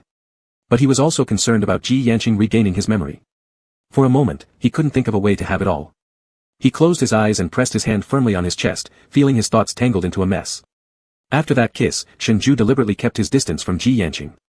Zhuo Yao had found a kindergarten and was about to start school soon. On the day Shenju took Zhuo Yao to school, holding her hand dressed in her uniform, they passed by Ji Yanqing's door, just as he got up. "Sending Yao Yao to school." Ji Yanqing glanced at Zhuo Yao with her little backpack. Shenju replied uncomfortably, "Yeah. Can I come along?" Shenju rejected without hesitation, "No need, it's very close. You stay home." Hearing this, Ji Yanqing frowned and directly pointed out Shenju's unusual behavior these days. "Why are you deliberately keeping your distance? Is it because of that kiss?" Shenju didn't know how to respond, his face burned again, and he hurriedly said, "No, Yao Yao will be late. I'm leaving first." With that, Shenju left hastily. This sense of distance lasted until a week after Zhuo Yao started school. It was Saturday when the new nanny came for her orientation. His job wasn't fixed, and he often had business trips. He couldn't always rely on his friends to look after Zhuo Yao, so he decided to hire an aunt. The tasks he assigned to the nanny were very simple, she came when needed, and when not, she didn't have to show up since Shenju was mostly home. Given her short working hours, she was still paid monthly. After returning, Shenju had contacted Li Sheng. Li Sheng said he fell sick with fever those days, fearing to pass it to Zhuo Yao, which was why he sent Zhuo Yao back temporarily. But Shenju found it strange that Li Sheng hadn't mentioned this reason at the time. Afterward, the two hadn't been in contact much. Thinking he'd finally have a peaceful and quiet weekend holiday, unexpectedly Gao Tower assigned Shenju a new mission. Chapter 78, came anyway. Gao Tower annually visited the slums, hospitals, and orphanages of D-Star for publicity, promoting their Tree Seedling program to encourage homeless children to voluntarily sign contracts and enter Gao Tower. Upon hearing this news, Shenju was slightly puzzled. The Tree Seedling program had already been promoted earlier this year, registering and accommodating 79 homeless children at Gao Tower. Normally, there shouldn't be another round of recruitment this year. Gao Tower explained to Shenju that they hadn't met their target number of accommodations this year, so another promotional effort was necessary to attract more potential researchers for the future. Shenju was incredibly grateful that he'd hired a nanny ahead of time. After calling Aunt Lu and informing her of the situation, Shenju began packing for the trip. Ji Yanqing seemed accustomed to his work nature and asked, "Are you going on another business trip?" How long will this one last? Shengzhai closed his suitcase, probably a day or two. Yao Yao doesn't have classes on weekends, Ji Yanqing suddenly blurted out, seemingly out of context. Shengzhai looked up at him confusedly, oh. What do you mean? Though originally having waist-length hair, Ji Yanqing now sported a shorter haircut that repaired the uneven ends Shengzhai had cut earlier. The length might be a bit shorter, but it still didn't affect its overall attractiveness. He hesitated, asking earnestly, Ju, can Yao Yao and I go together? Shengzhai was stunned. The accommodation area on D-Star was far from the city center, and once there, the environment was rather harsh. Bringing along Zhui Yao and Ji Yanqing obviously wasn't appropriate. Achin, I'm going to work, the conditions over there aren't good, you and Yao Yao surely won't get used to it. Just stay home. Shengzhai gently refused Ji Yanqing. Ji Yanqing didn't say anything more. Just then, Shen Min called to urge Shengzhai. He grabbed his suitcase and rushed off. Zhui Yao, who had just woken up from her afternoon nap, walked out of the room. She clutched a doll, still drowsy, her soft hair tousled and cascading down her back. Looking at the doorway, Zhui Yao asked, Big Brother Yan, is Big Brother Shengzhai going far away again? Ji Yanqing responded softly, yes. Zhui Yao felt a bit sad. Shengzhai had just come back, and he left again. Since I don't have classes, can Brother Shengzhai not take me along? Zhui Yao overheard Ji Yanqing's conversation with Shengzhai just now. Ji Yanqing did not reply but calmly asked her, do you want to go? Zhui Yao blinked in confusion, not fully understanding what Ji Yanqing meant. I want to. Gao Tower Base. This time, there were 31 people departing, including Shengzhai. The slum area had a mixed population and chaotic systems. To ensure the safety of the children and Gao Tower staff, every time they went there, the military area on the 10th floor would assign them a team of 30 people. All members of the team wore unified white hooded coats. They weren't wearing military uniforms but all carried firearms. The disguise was to avoid causing panic among the people in the slums about soldiers, and also to clearly tell them that it was the researchers from the 90th floor of Gao Tower who were promoting the tree sapling program. Before departure, Shengzhai routinely counted the personnel. Including himself, there were exactly 31 people. The journey took about half a day, during which the convoy stopped by the roadside for a 30-minute break. The closer they got to the slums, the narrower and more broken the asphalt roads became, and the skyscrapers of the city center gave way to ruins littered with garbage as far as the eye could see. The smell of decay rose from the clogged sewers, making people physically uncomfortable. Shengzhai was not previously responsible for promoting the tree sapling plan, and this was his first time stepping into this place. The accommodation and assistance for the slums were managed by the floors above the 90th. The outside world always viewed the slums as places where people simply lagged economically and environmentally, but their daily lives were not an issue due to the consistent aid provided by Gao Tower. Although they couldn't help everyone leave this place, they at least ensured everyone had enough food, clothing, and a shelter to sleep in. But seeing the desolation before him and the starving wanderers, Shengzhai fell silent. A homeless person approached Shengzhai, his dirty hand grabbing onto Shengzhai while emitting indiscernible noises from his mouth. The homeless person was mute. Through his gestures, Shengzhai understood he was asking for food. After calming the homeless person, Shengzhai had someone bring food and water and then arranged for the person to be sent to the nearest shelter. More homeless people came afterward asking Shengzhai for food and water, coming one after another in large numbers. With the aid provided by Gao Tower, there shouldn't have been so many homeless people. Shengzhai made records and collected evidence, intending to report back to the person in charge of aid for the slums. After all the homeless people were properly accommodated, Shengzhai's group also prepared to set off again. Crushing out the cigarette he had smoked halfway, Shengzhai got up and began counting the personnel who were returning one after another. At the end of the line, a soldier looked up in surprise at the teammate standing next to him who was at least 2 or 3 heads taller than him. That person wore the same white uniform as them, the hood covering their face, standing out conspicuously in the line due to their abnormal height. It was almost impossible for anyone to grow to such a height under normal circumstances. Shengzhai also noticed the extra person in the line. He narrowed his eyes and walked toward that person. Focusing on the man who covered his face entirely, Shengzhui's gaze landed on his empty neck. All soldiers hung a nameplate on their chests, but this person did not. Where is your nameplate?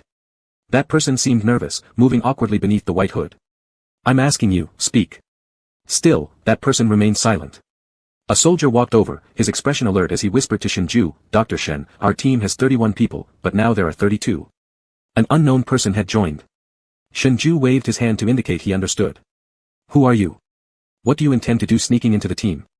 As he moved closer to that person, the person panicked and tried to retreat, even showing signs of wanting to flee. Shengzhai reacted quickly, grabbing hold of him and yanking off his hat.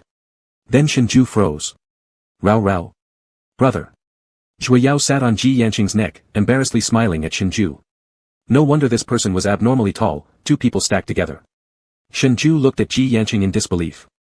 Ji Yanqing stared at Shengzhai, curling his fingers guiltily, his eyelashes fluttering rapidly. Zhui Yao hurriedly spoke up for Ji Yanqing, I wanted to come, please don't blame brother Yan, alright? You too. Shengzhai momentarily lost his words. The surrounding soldiers were equally shocked and asked, Dr. Shen, is this little girl your sister? Then who is this? When did their director Shen have a second child? Shengzhai didn't know how to explain to the team members and helplessly pinched the bridge of his nose. You all return to the formation first. The team members left with full bellies of doubt. Shengzhai turned back to Ji Yanqing and asked sternly, why did you follow? Ji Yanqing seriously apologized to Shengzhai, I'm sorry, I want to be with you. Zhui Yao widened her eyes and hurried to cover Ji Yanqing's mouth. It's Yao Yao who wanted to come, so brother Yan brought me along, please don't blame him, okay? Shengzhai was completely at a loss with these two. Chapter 79, Too Crowded. They were almost at their destination, there was no time to send Ji Yanqing back, and there weren't any extra vehicles available either. In Shengzhu's carriage, Ji Yanqing wearing the oversized white lab coat rested his hands on his knees, sitting quietly on the foldable bed opposite Shengzhai. Looking like someone who has done wrong, waiting for Shengzhu's scolding. With the bumping all the way, Zhui Yao had already fallen asleep in Shengzhu's arms. Shengzhai gently placed her on the bed, while Ji Yanqing's gaze never left them. After settling the child down, Shengzhai ignored Ji Yanqing, but Ji Yanqing softly called out to him, Adieu. Shengzhai busied himself with some tasks but didn't tell him to leave. He asked, did you walk all the way here? How did you know our path? Ji Yanqing obediently replied, I hired a driver. The traces you left, the plants communicated to me. Shengzhai fell silent. He had forgotten that Ji Yanqing could empathize with plants and animals. As long as they passed through places with flora or fauna, Ji Yanqing would know their movements. Since he had followed them, it wasn't practical to send him back now, and finding a driver or car in the slums was impossible. And anyway, it was only a 1 or 2 day mission, so bringing Ji Yanqing and Zhui Yao along might just save some trouble. Alright, hurry up and eat. Tomorrow, there's no need for you to take Zhui Yao walking, we'll go back together. Ji Yanqing paused, asking, you aren't sending me back. There's no vehicle or driver to send you back. Team members cannot leave arbitrarily, and their journey trajectories are monitored. Shengzhai couldn't let anyone leave the team temporarily to send Ji Yanqing back. By the time they reached their destination, it was already deep into the night. Their campaign would start early the next morning. It was already late, and team members gradually lay down inside and outside the carriage. The external team set up tents, 2 per group, Shengzhai sleeping in the carriage. There were simple living facilities inside the carriage, a single-person folding bed, a table, not even a chair. The space was already narrow, and now with Ji Yanqing and Zhui Yao, it felt even more cramped. It was at the level where turning over could result in face-to-face or hand-to-hand contact. Zhui Yao slept soundly at the corner of Shengzhu's bed. Facing a single bed, Shengzhai was stumped. Ji Yanqing voluntarily removed his white coat and laid it out on the cold, hard floor of the carriage, preparing to sleep on the ground. Noticing the constant stare behind him, Ji Yanqing looked up, why is Zhu staring at me all the time? Nothing. Ji Yanqing sat cross-legged, closing his eyes to rest. In such a tight space, lying down wasn't even possible, was Ji Yanqing planning to sit like that all night? The carriage lit by faint lighting remained quiet. Shengzhai placed Zhui Yao towards the inner side of the foldable bed. Given her small size, she occupied very little space. Shengzhai shifted sideways slightly to make a little more room. 2 people couldn't both lie flat on a single bed, so they could only lie side by side. Shengzhai hesitated for a while before calling out to Ji Yanqing, Aching. Ji Yanqing opened his eyes. You, come up too. Ji Yanqing blinked, we won't fit. We can squeeze in, we'll make do for one night. I'll find a way to buy another tent tomorrow. Ji Yanqing looked at him for a moment, okay. Shengzhu's body stiffened, unconsciously shifting inward all the time. But however he moved, the space was limited, making physical contact with Ji Yanqing inevitable. Ji Yanqing felt him moving constantly and whispered in the dark, is it too crowded? Speaking, Shengzhai felt a rustling behind him, seemingly Ji Yanqing getting up. In a panic, Shengzhai grabbed Ji Yanqing's hand and pulled him back, stammering, no, not crowded. Stop messing around, go to sleep quickly. So Ji Yanqing lay back down. The steady, strong heartbeat from Ji Yanqing behind constantly reached Shengzhu's ears. Shengzhai forced himself to close his eyes, continuously convincing himself. It was just about squeezing for one night. A thin blanket covered the 3 of them. Shengzhai faced inward, away from Ji Yanqing, who laid on the outer side. The distance between Ji Yanqing and Shengzhai was only a few millimeters, a reach could have wrapped Shengzhai in his arms. Ji Yanqing's eyes twinkled with amusement as he silently gazed at the back of Shengzhu's head. Perhaps truly tired, Shengzhu's breathing quickly steadied. Ji Yanqing tentatively extended an arm, lightly placing it around Shengzhu's waist, drawing him closer. In his sleep, Shengzhai seemed to sense something and subconsciously made some humming sounds.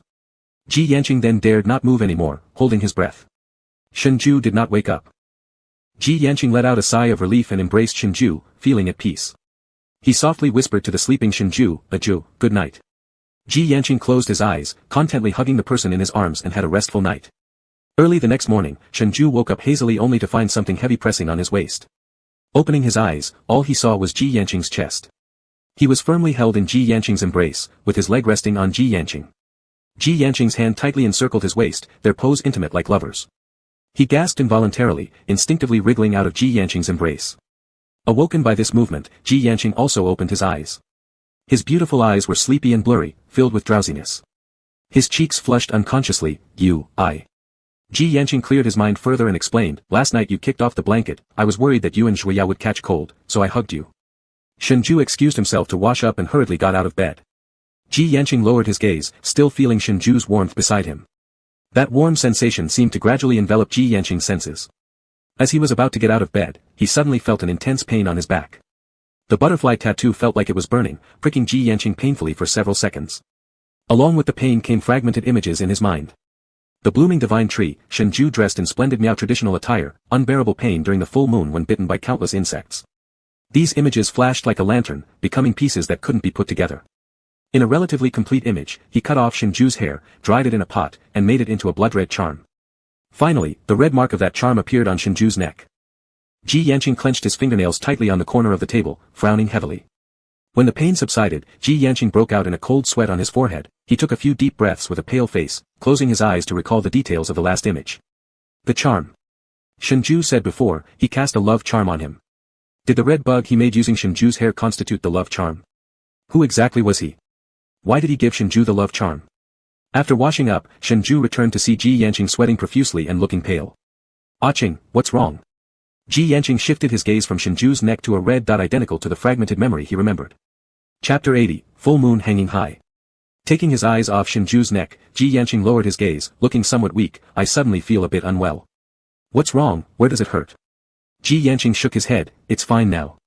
Shengzhai was uneasy, let me call over the accompanying doctor to take a look at you. Speaking, Shengzhai was about to step out the door when Ji Yanqing abruptly grabbed his arm, there's no need, I'll be okay after some rest.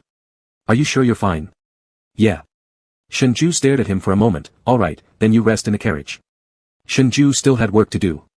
Seeing Ji Yanqing insist that he was fine, he put his concerns aside for now. There was a doctor traveling with the team. Shengzhai told Ji Yanqing, if you're still not feeling well, seek out the doctor traveling with the team. There will be a white cross marked on his armband, making him easy to identify. Okay. Their current location was a welfare home, and this round of publicity worked better than expected.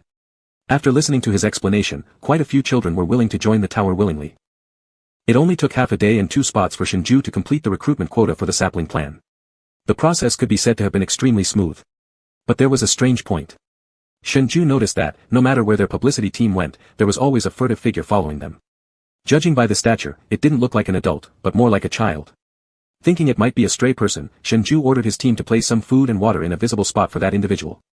When Shengzhai returned after finishing his work, the items they left were still untouched in their original place. Shengzhai furrowed his brow. Not a vagrant then. With heightened alertness, Shengzhai instructed the accompanying staff to be vigilant for anyone following them. The afternoon passed quietly, except that the childlike silhouette continued trailing them. Shengzhai intentionally had his teammates attempt to capture that shadow. Unfortunately, as soon as they approached, the figure would dart away faster than a rabbit, never giving them a chance to catch it. After observing all day, it could be confirmed that the one tracking them was indeed a child. The soldier mentioned that the child looked around 14 or 15 years old, was completely covered in dirt, and had strong vigilance, refusing to let them get close. Since it was a child, then there wasn't much of a threat. Stop approaching him. That child may keep following us, just pretend you don't notice him for now. Once he relaxes his guard, grab him. Be careful not to hurt him. After capturing him, find out his intentions. If he's interested in joining the sapling program, have him register. The soldier replied, alright, Dr. Shen. Having worked all day, Shengzhu's back and waist ached. He only wanted to return and lie down for a good night's rest. But in the next second, he remembered something and couldn't help feeling annoyed. He had been so focused on promoting the sapling plan today that he forgot to buy tents. Checking his watch, it was nearly 9 p.m. At this hour, the shops were almost closing. Shengzhai retraced his steps and walked towards the only store in the slum area that was relatively well stocked. After leaving, a stealthy figure revealed itself from where Shengzhai had just stood, glaring at him with hatred while stealthily trailing Shengzhai to the shop entrance. Having finished purchasing the tent, Shengzhai exited the shop without realizing anything unusual, preparing to return to the camp. He was looking through his phone messages while walking with his head down when suddenly he collided with someone's chest. He stumbled back a couple of steps. A familiar medicinal herb aroma wafted into his nostrils. Shenzhou looked up and saw Ji Yanqing. Ji Yanqing. What are you doing here? Ji Yanqing's gaze pierced through Shenzhou, landing on a shadow behind him. He retracted his vision and said, "You hadn't returned, I was worried about you." Shenzhou's heart skipped a beat. "I'm not a child, what is there to worry about? Are you feeling better?" Shenzhou asked. Ji Yanqing gave a light affirmative hum. Amidst continuous overcast days, the moon, which had been concealed all along, began to reveal half of its round brightness as the clouds dispersed. Neither of them noticed the mysterious crescent gradually emerging above their heads. Just as the two were conversing, Shenzhou suddenly felt a figure dart from somewhere behind him. The figure held a gleaming dagger and lunged at Shenzhou with bloodshot eyes. Before Shenzhou could react, his body was pulled aside by Ji Yanqing. Ji Yanqing caught the blade with his bare hands, and the blood streaming from his palm emitted a peculiar fragrance in the darkness. Ji Yanqing. Under the moonlight, Shenzhou recognized the darting figure. It was the boy who had been trailing them all day. Ji Yanqing grabbed the boy's hand and skillfully flipped it upward.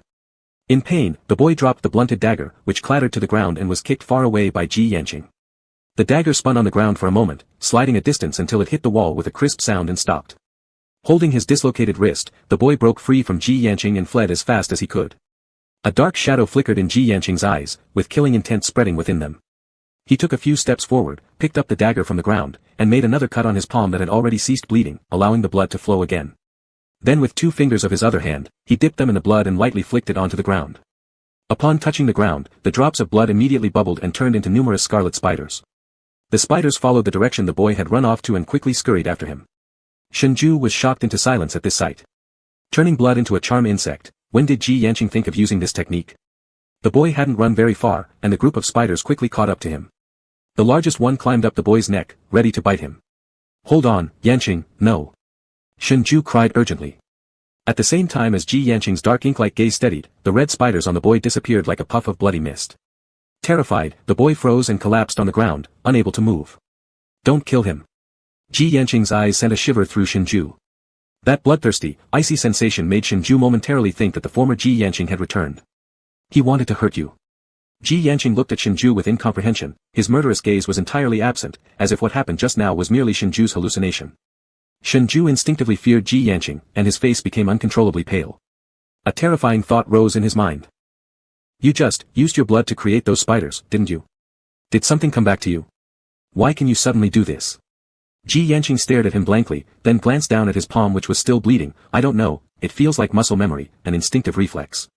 He raised his head and looked at Shenzhou, perplexed. "Why can my blood do all of these things?" Shenzhou stayed silent. It seemed Ji Yanqing knew nothing, even unaware why his blood could turn into spiders. His expression was confused, helpless, and a bit agitated. He hasn't regained his memories. Shenzhou sighed in relief. Unknowingly, the full moon above them emerged completely, bathing the earth in its cold, bright glow like a layer of delicate silver gauze. Chapter 81, It's Time to Repay. By the time Shenzhou noticed the surroundings illuminated by the moonlight, it was already too late. He turned toward Ji Yanqing, who had furrowed brows, rapidly losing color in his face, swaying unsteadily on his feet. Though his hand had stopped bleeding, it hadn't healed.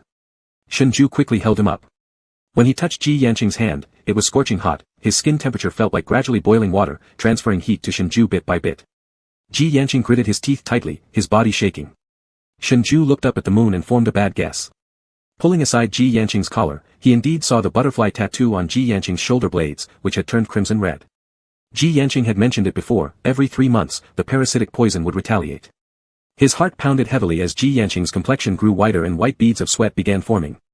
Not far away, the little boy who had been injured struggled to his feet and limped off.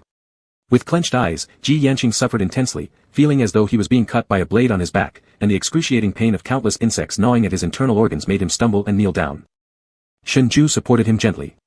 Leaning against Shenzhou's shoulder, Ji Yanqing gasped for breath, beads of sweat dripping from his chin to the ground. In a pained murmur, he whispered, "A Jew, hurts." Regaining some clarity amidst the chaos, Shenzhou held on to Ji Yanqing and called one of his team members on his phone to capture the fleeing little boy. The boy was injured and wouldn't get far. After hanging up, Shenzhou helped Ji Yanqing walk to find the nearest abandoned building, a dilapidated old church that used to serve as shelter for many vagrants. Over time, however, due to its deteriorating condition, it could no longer provide cover, so the homeless found other places to stay. The roof had collapsed partially, revealing the overly bright moon, its light spilling through the roof into the church, illuminating broken statues dust-covered by neglect. From a distance, the statue appeared as if it were compassionately gazing over the former believers of the church with sorrowful eyes. The church was spacious, and Shengzhai managed to find a relatively clean room that seemed like it used to be for storing items. Its rusted lock had long since corroded and broken open. After tearing apart the chain, Shengzhai pushed open the door. Inside, there were no traces left by vagrants. Given Ji Yanqing's current condition, they couldn't take him back to camp. He tore off a piece of curtain and laid it on the ground, helping the unstable Ji Yanqing sit on it. "Are you alright?" Once, Shengzhai had witnessed Ji Yanqing undergoing the torment of parasite poisoning, leaving a deep impression and lingering fear. Ji Yanqing was burning with fever, he seemed unable to contain his shivers caused by unbearable pain. Shengzhai had no idea how to help Ji Yanqing because Ji Yanqing had never told him how to deal with the poison attack. But in the next second, Shengzhai suddenly felt the dormant parasites within him waking up. This sensation was all too familiar, the stilt houses shrouded in darkness where Ji Yanqing had always let Shengzhai experience the feeling without any mercy. Loss of control, loss of self-awareness, becoming a mere puppet fully controlled by parasites seeking relief. He pressed his chest which started tingling, panic rising as he looked at Ji Yanqing. Ji Yanqing's pupil darkened, darker than the outside night. The shadow cast by the moonlight revealed a vertical streak across his irises. At first glance, it resembled the vertical pupil of a snake. In those pupils that defied human characteristics, there was a terrifying lust that made Shengzhu's heart tremble with fear. He stared straight at Shengzhai as if locking on to prey, ready to devour him in the next second. The memories of those stilt houses came flooding back furiously. Shengzhu's teeth began chattering, and his body unconsciously retreated backward. Ji Yanqing. The moon was half obscured by clouds, and Ji Yanqing's snake-like vertical pupils vanished. He began to cough violently, hack. Hack. Then, he suddenly spat out a large mouthful of blood. Ah Chin. Shengzhai instinctively reached to support Ji Yanqing but was forcefully pushed away. Ji Yanqing gasped for breath rapidly, the dual torment of pain turned his eyes crimson, leaving only a sliver of sanity in that horrifying gaze. "Stay, far from me." Shengzhai stood stunned. From the corner of his eye, he unintentionally saw a dark brown insect deeper in color than the blood Ji Yanqing had just spit out. That bug looked exactly like the one Du Kong had once given him. The bug in the blood showed no signs of life, it was dead. Stunned, he looked up, and Ji Yanqing had already curled up on the ground in pain. The strange fragrance in the air had unknowingly attracted 2 or 3 butterflies. They flew in through the collapsed roof and broken windows, landing on Ji Yanqing's body and the ground. This scene overlapped with some memory from the past. It was also a night with a mysterious moon hanging high. Ji Yanqing had collapsed among a sea of flowers, spitting out a black-red insect. His blood, carrying the strange fragrance, had attracted swarms of butterflies. The butterflies greedily sucked the blood from the barely breathing Ji Yanqing. Those forcibly forgotten memories now invaded Shengzhu's mind uncontrollably. No, Ji Yanqing had mentioned it before. When the poison retaliated, the mother bug yearned for the child bug. Mother and child bugs were both interdependent and mutually restrictive. During Ji Yanqing's suffering, the child bug could suit the mother bug. In these few brief seconds, Shengzhai thought about many things. Standing under the moonlight, he felt the dull ache in his heart caused by the awakening of the child bug resonating with the mother bug. "A Jew, go outside." His ears caught Ji Yanqing's restrained whisper. Shengzhai didn't leave. Instead, he obeyed the child bug for the first time, actively moving closer to Ji Yanqing hiding in the shadow of the moonlight. "A Jew, don't come closer." Ji Yanqing's nails dug deeply into his palms, and he shrunk further into the darkness, barely managing to control himself. Shengzhai closed his eyes briefly, gritting his teeth and said, "Ji Yanqing, you won't survive the counterattack, you'll die. If you die, I'll really owe you for the rest of my life." He grabbed Ji Yanqing's tightly clenched, blood-soaked hand, irritably swatting away the butterflies on his shoulder. "Consider this as repayment." Grasping Ji Yanqing's collar, Shengzhai pulled him up and kissed his blood-stained lips with a resolve akin to facing death. The moon shyly hid behind the clouds, the sound of insects gradually faded, and everything fell into a deep silence. The sky slowly turned pale white with the approach of dawn. Inside the church, Ji Yanqing opened his eyes and glanced at the person sleeping in his arms. His gaze was calm yet profound as he silently observed Shengzhai for a moment before shifting his eyes to the red dot on his neck. He raised his hand, wanting to touch that bug birthmark but stopped just before making contact. Taking out the pendant from his clothing, he hung it back around Shengzhu's neck. After finishing everything, he wrapped Shengzhai in his white coat and carried him back to camp waist-deep. On the way, they encountered patrolling soldiers looking for Shengzhai. Upon seeing Ji Yanqing and recognizing the pale-faced Shengzhai sleeping in his arms, the soldiers immediately called the accompanying doctor. They assumed Ji Yanqing was Shengzhu's new boyfriend, an assumption Shengzhai had always denied, though everyone implicitly understood.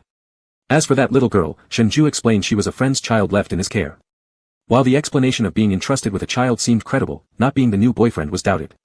With a cold tone, Ji Yanqing gave an uninflected command, one that subconsciously compelled obedience, "Not necessary. Please bring a basin of hot water." "Oh, okay, sure." After delivering the hot water to Shengzhu's tent, the soldier hesitated momentarily before realizing he had actually obeyed someone other than Dr. Shen.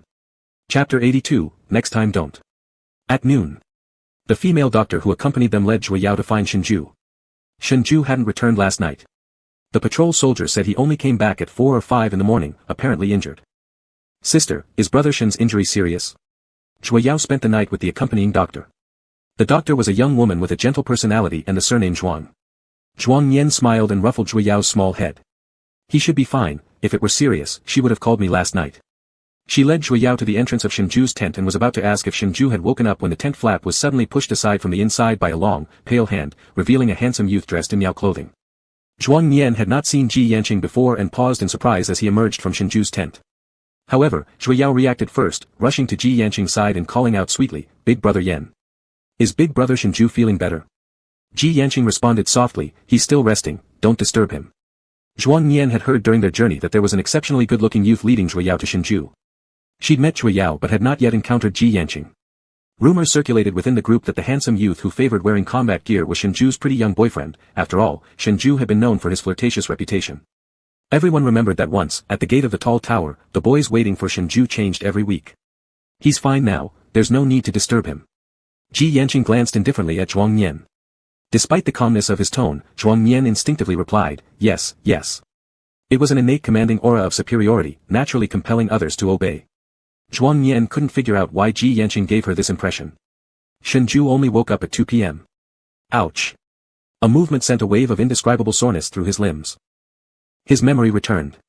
Embarrassment bubbled up just in time as footsteps approached outside, stopping at the tent entrance. Then Ji Yanqing entered, holding a bowl of clear congee. "Little brother Ju, you're awake." Shengzhu unzipped his sleeping bag, his body felt refreshed, without any discomfort. Ji Yanqing must have changed his clothes for him. Thinking that the counteraction of the worm poison would take place in 2 days, despair welled up in Shengzhu's heart and his cheeks flushed despite himself. He forced his wandering thoughts to stop and maintained a composed expression. "Are you feeling better?" Ji Yanqing looked somewhat regretful and guilty, speaking softly with slightly pink earlobes. "Brother Ju, I'm sorry. It wasn't intentional. I don't know what came over me." Shengzhu also didn't know how to explain to Ji Yanqing that the latter had used the poison charm and vomited the venomous bug. Without that poisonous bug, would its negative influence gradually disappear? Would Ji Yanqing regain some of his lost memories? Shengzhu didn't know. Casually, he mentioned, "You vomited a bug." Ji Yanqing murmured, "I saw it."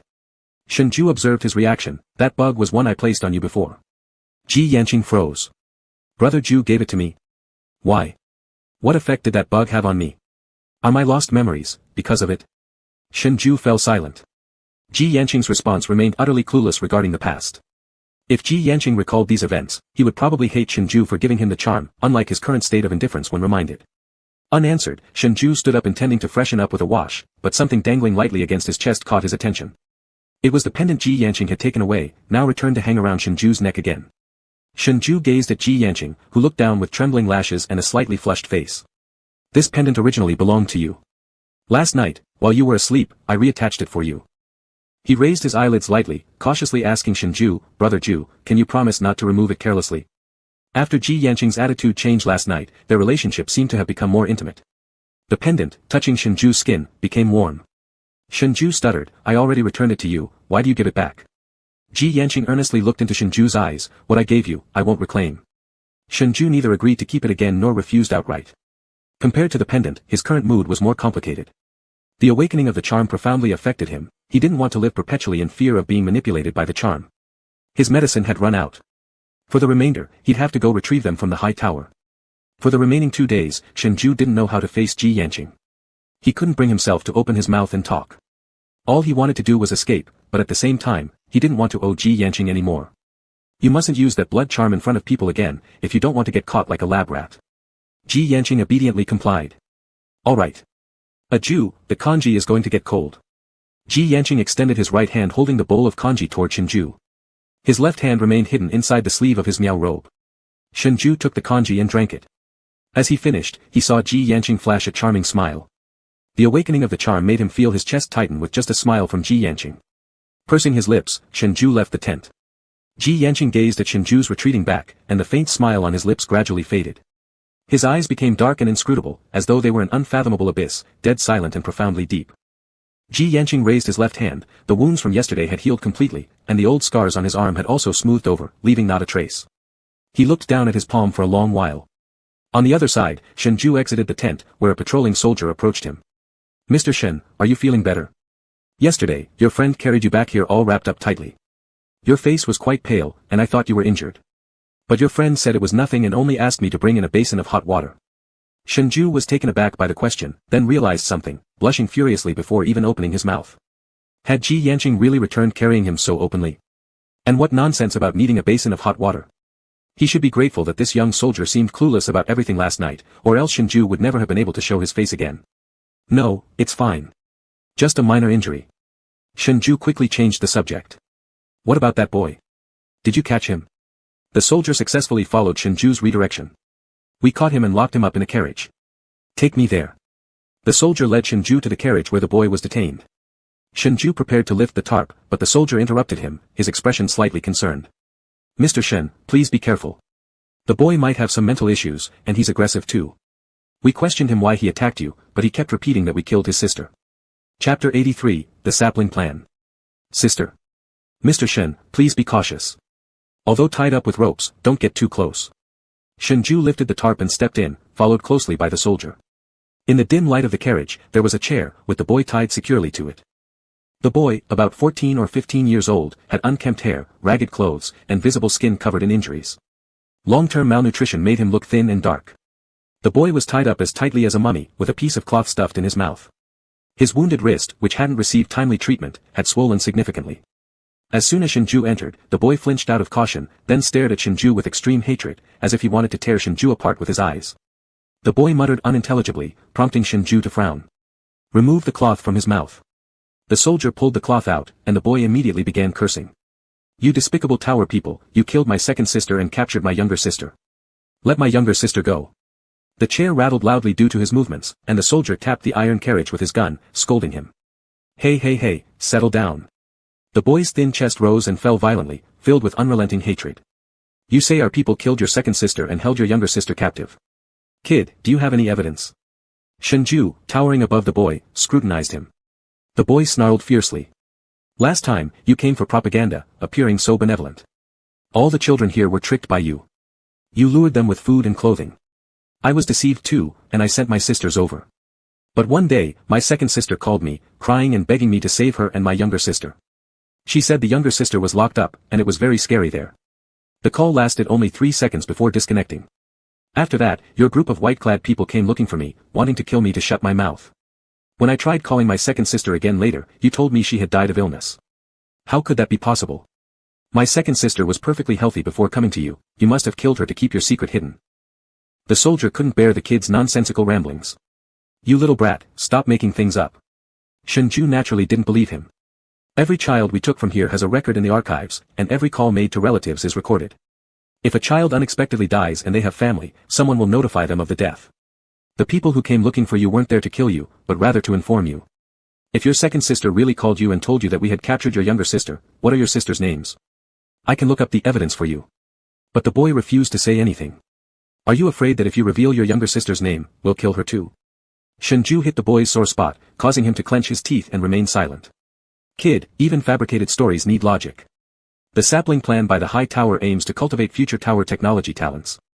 The number of humans on D-Star is already scarce, and children are precious to us. How could we possibly kill the hope of our own planet's future with our own hands? As for your 2 taken sisters, I need to conduct an examination before making a determination." The boy's mental state was very unstable, and his behavior was impulsive. He wanted to rescue his sister, yet impulsively harmed Shengzhai, who had come to promote their cause. Such illogical behavior could perhaps be explained as being rash due to youth and inexperience. However, he claimed that people from the high tower were looking for him wanting to silence him, so how could he dare attack himself when there were others around? Furthermore, the small knife without even a sharp tip, how could a normal person not know whether it was capable of killing someone? The soldier informed Shengzhai that the boy was mentally unstable. The sapling plan of the high tower did not recruit children with mental health issues, which explained why his 2 sisters had been recruited while he remained in the slums. Shengzhai obtained Shenmin's permission and access rights, reviewing all the information about the girls taken last time. There weren't many girls taken the last time. Shengzhai quickly screened and locked onto the 2 girls who had been taken together from the orphanage. On the other hand, after Zhuang Yan's examination, it was determined that the boy had a family history of congenital hereditary psychosis, with both parents having been diagnosed and succumbing to severe infections many years ago. This left behind 3 pitiful children, among whom 2 girls, after preliminary tests, showed no immediate risk and thus passed the preliminary review of the High Tower's sapling plan and were taken away. Hereditary mental illness has many uncertain factors. Even though there were no issues in the initial review, further observation would still be necessary later. Given that the boy had a hereditary mental illness, all credibility of his previous claims vanished. However, the boy did indeed have 2 sisters, one of whom Shengzhai found out through permission checks, had unfortunately died 4 months ago due to an infection that broke out among newborns and children. Combined with the onset of acquired sudden intermittent mental illness, she tragically fell down the stairs and couldn't be saved. All these details were documented, even retaining a video of the incident. Even within the High Tower, some children participated in the sapling plan carrying serious illnesses before joining. The sapling plan does not restrict sick children. Each child is a source of hope. The High Tower provides treatment to children involved in the sapling plan, those who can be saved are, and if not, the High Tower has done its best. The boy's other younger sister managed to hold on until the antibodies were developed and survived after receiving treatment. Upon seeing the photos, Shengzhai was startled. The boy's younger sister turned out to be the little girl Shengzhai had once met in the High Tower, the one who secretly sneaked into the freight elevator up to the 90th floor. Shengzhai pulled up the little girl's information for the boy to see. Your younger sister is doing well in the High Tower now. As for your second sister, she indeed passed away normally due to illness, and it's all documented. Unfortunately, she couldn't make it until the antibody was developed. The sapling plan doesn't take children with mental disorders, so I'm also sorry that I can't make an exception to register you. But I will report upwards and ensure better and more appropriate arrangements for children who do not pass the sapling review. Only after coming to the slums did Shengzhai realize how many loopholes existed. These flaws were no longer mere oversights, it seemed more like deliberate concealment. Someone from higher-ups in the High Tower had privately withheld subsidies intended for the slums. The boy stared at the tablet in Shengzhu's hands for a long time, his head bowed low and silent. Shengzhai asked the soldier to untie the boy, then bring him to Dr. Zhuang Yan to treat his wrist, collect some food and clothes, and then send him to the shelter. However, as soon as the ropes were undone, the boy knelt down before Shengzhai. Shengzhai was shocked. What are you doing? Get up. It was unclear whether the boy believed Shengzhu's explanation. He stubbornly knelt there, imploring Shengzhai. Please take me to the High Tower. Shengzhai was conflicted. The boy spoke up. I'm not asking to join the sapling plan. Then what do you want to go to the High Tower for? We were born and raised here. This place may be a backward area that you don't want to step into, but for us, it's our home. I want to bring my second sister back home, and I want to see my younger sister. Chapter 84, A Good Brother. You are a family member, so you can claim your sister's ashes. However, children in the sapling plan cannot easily interact with the outside world. I can't arrange a meeting between you two, but I can facilitate a video call. Do you agree? The boy thought for a moment and answered firmly, all right. What is your name? Xiao Yun. Xiao Yun, tomorrow morning I will take you downtown to claim your sister's ashes. After the video call with your younger sister, someone will send you back. The next morning, Shengzhai kept his promise and took Xiao Yun to the city center as planned. This was Xiao Yun's first time entering an area beyond the slums. He leaned against the car window, looking out from the dilapidated shantytowns of the slums to the dazzling skyscrapers and bustling streets in the city center. The streets here were spotlessly clean, and people walking on them were dressed impeccably. They passed by a bakery. The aroma of buttery bread wafted through the air, causing saliva to gather in mouths. So this was what the world outside the slums looked like.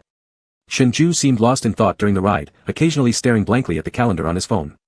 Ji Yanqing asked, "What's wrong?" Shutting his phone, Shengzhai replied, "Nothing." He slipped the phone back into his pocket, steering clear of the topic. His eyes fell on Xiao Yun in the corner. Zhui Yao was similarly enticed by the aromatic smell of the baked bread. She lightly tugged Shengzhu's little finger with a hopeful gaze, "Brother. Little glutton." Seeing her pitiful greedy look, Shengzhai couldn't help but chuckle and gave her nose a rub. The car stopped. Shengzhai handed Zhui Yao over to Ji Yanqing, "I'll go buy some bread. You keep an eye on these 2 kids." "Okay." Returning with a large bag of bread, Shengzhai got back into the car. Zhui Yao hugged the bag of bread and planted a kiss on Shengzhu's neck. "My brother is so nice." The aroma of the bread magnified infinitely within the enclosed car cabin, the sweet scent of honey cream penetrating noses. In the corner, Xiao Yun quietly clutched his growling stomach, stubbornly averting his longing eyes. Zhui Yao heard it and turned her head toward Xiao Yun in confusion. Looking down at the huge bag of bread she had been given by Shengzhai, more than she could finish alone, she decided to share. After giving one each to Ji Yanqing and Shengzhai, she intended to give one to Xiao Yun too. Shengzhai glanced at Xiao Yun out of the corner of his eye, while Ji Yanqing observed Shengzhu's expression, softly calling Zhui Yao's name, "Zhui Yao." Zhui Yao simply lifted her head to glance at Ji Yanqing before taking out a bread roll from her chest, going over to Qiu Yun's side, and extending it toward him. Here's one for you. Qiu Yun did not take it right away. Confused, Zhui Yao retracted her hand, then offered a strawberry-flavored one instead, biting her lips to part with her own. Do you not like mango? Here's mine instead. Perhaps because Zhui Yao's age resembled his younger sister's, Qiu Yun felt no ill will towards this girl who reminded him so much of his sisters. Seeing he still hesitated to take it, Zhui Yao reassured him, don't be afraid. My brother is very kind. This is bread, it's soft and sweet, incredibly delicious. Slowly extending his dirty hands, Qiu Yun took the bread carefully without eating it, instead protecting it tenderly in his arms. Qiu Yun was temporarily placed in a shelter for underage homeless children located in the city center. Just before leaving, Qiu Yun stopped Shengzhai and handed the bread in his arms to him. Could you pass it to my sister for me? Your sister in the high tower won't lack for food or clothing, they get bread daily. You should keep this. Qiu Yun stared blankly for a long while before withdrawing the bread. In the video shown to him by Shengzhai, his second sister indeed appeared mentally unstable. He remembered how his mother would act when she had her episodes, irrational babbling, utterly devoid of reason. It was hereditary. The symptoms of his second sister bore a striking resemblance to their mother back then. Knowing he himself carried the condition, after watching the recordings of his second sister before her death and seeing how well cared for his younger sister was, Qiu Yun began to doubt himself.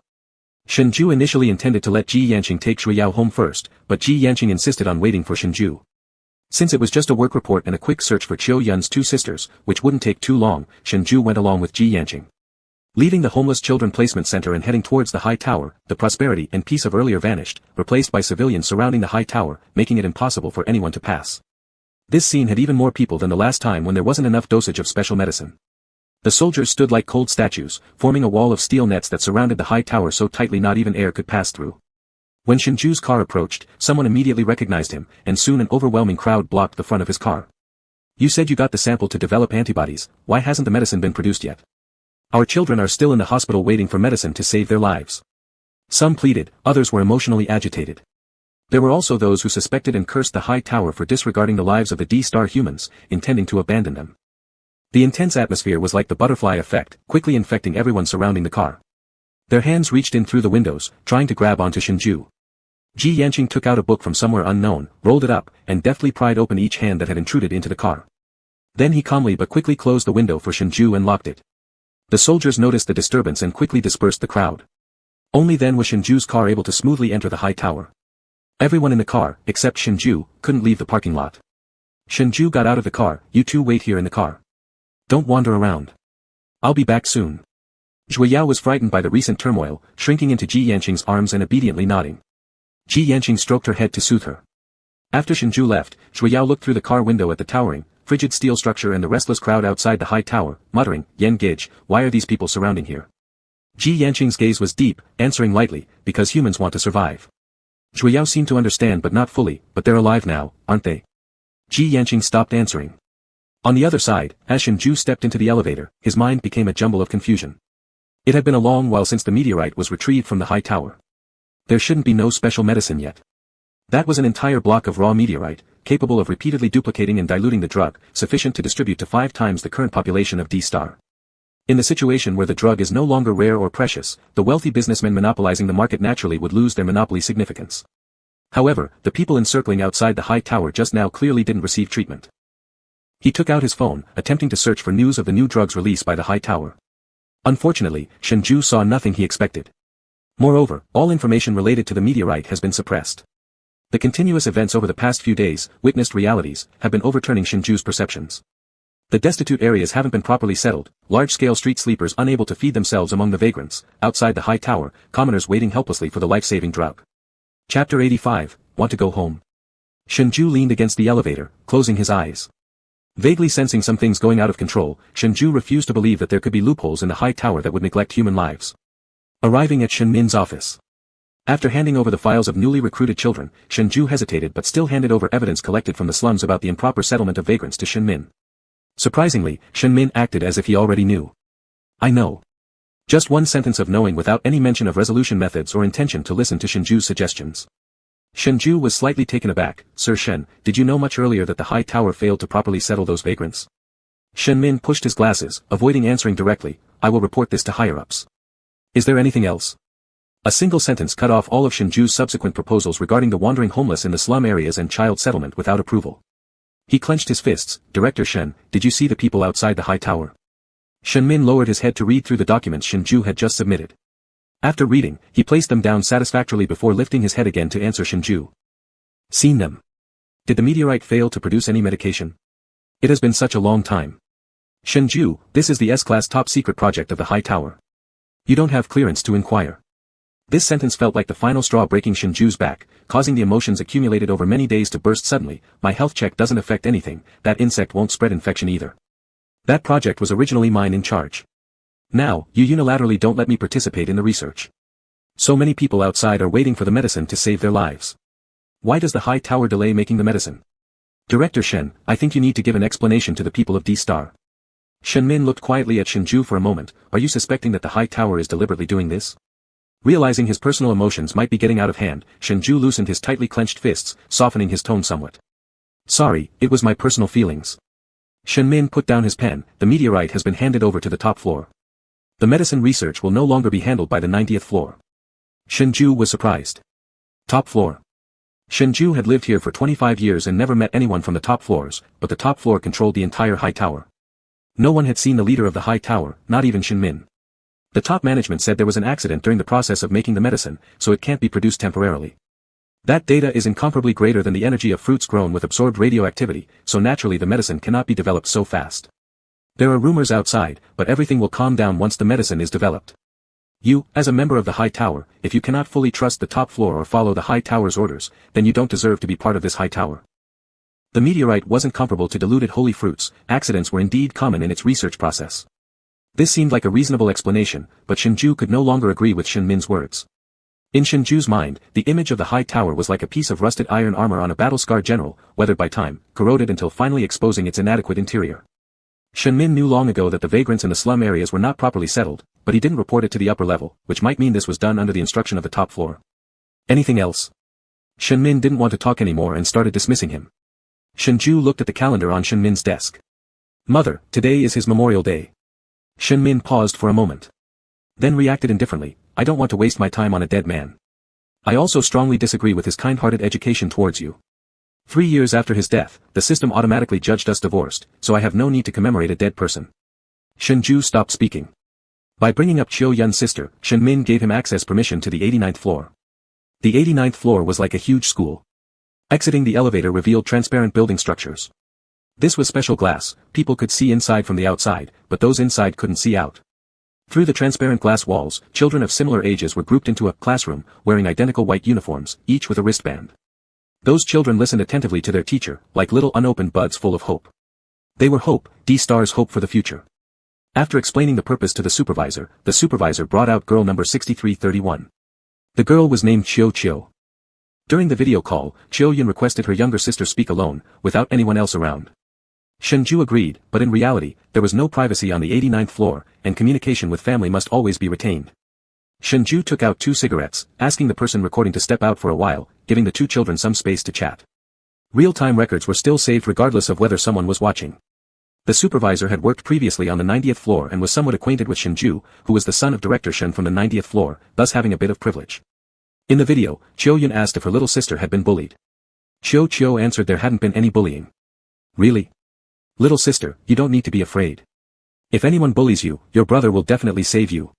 Chiu was about the same age as Shuiyao, with big eyes and a cute dimple. She sweetly called out, brother, really there hasn't been.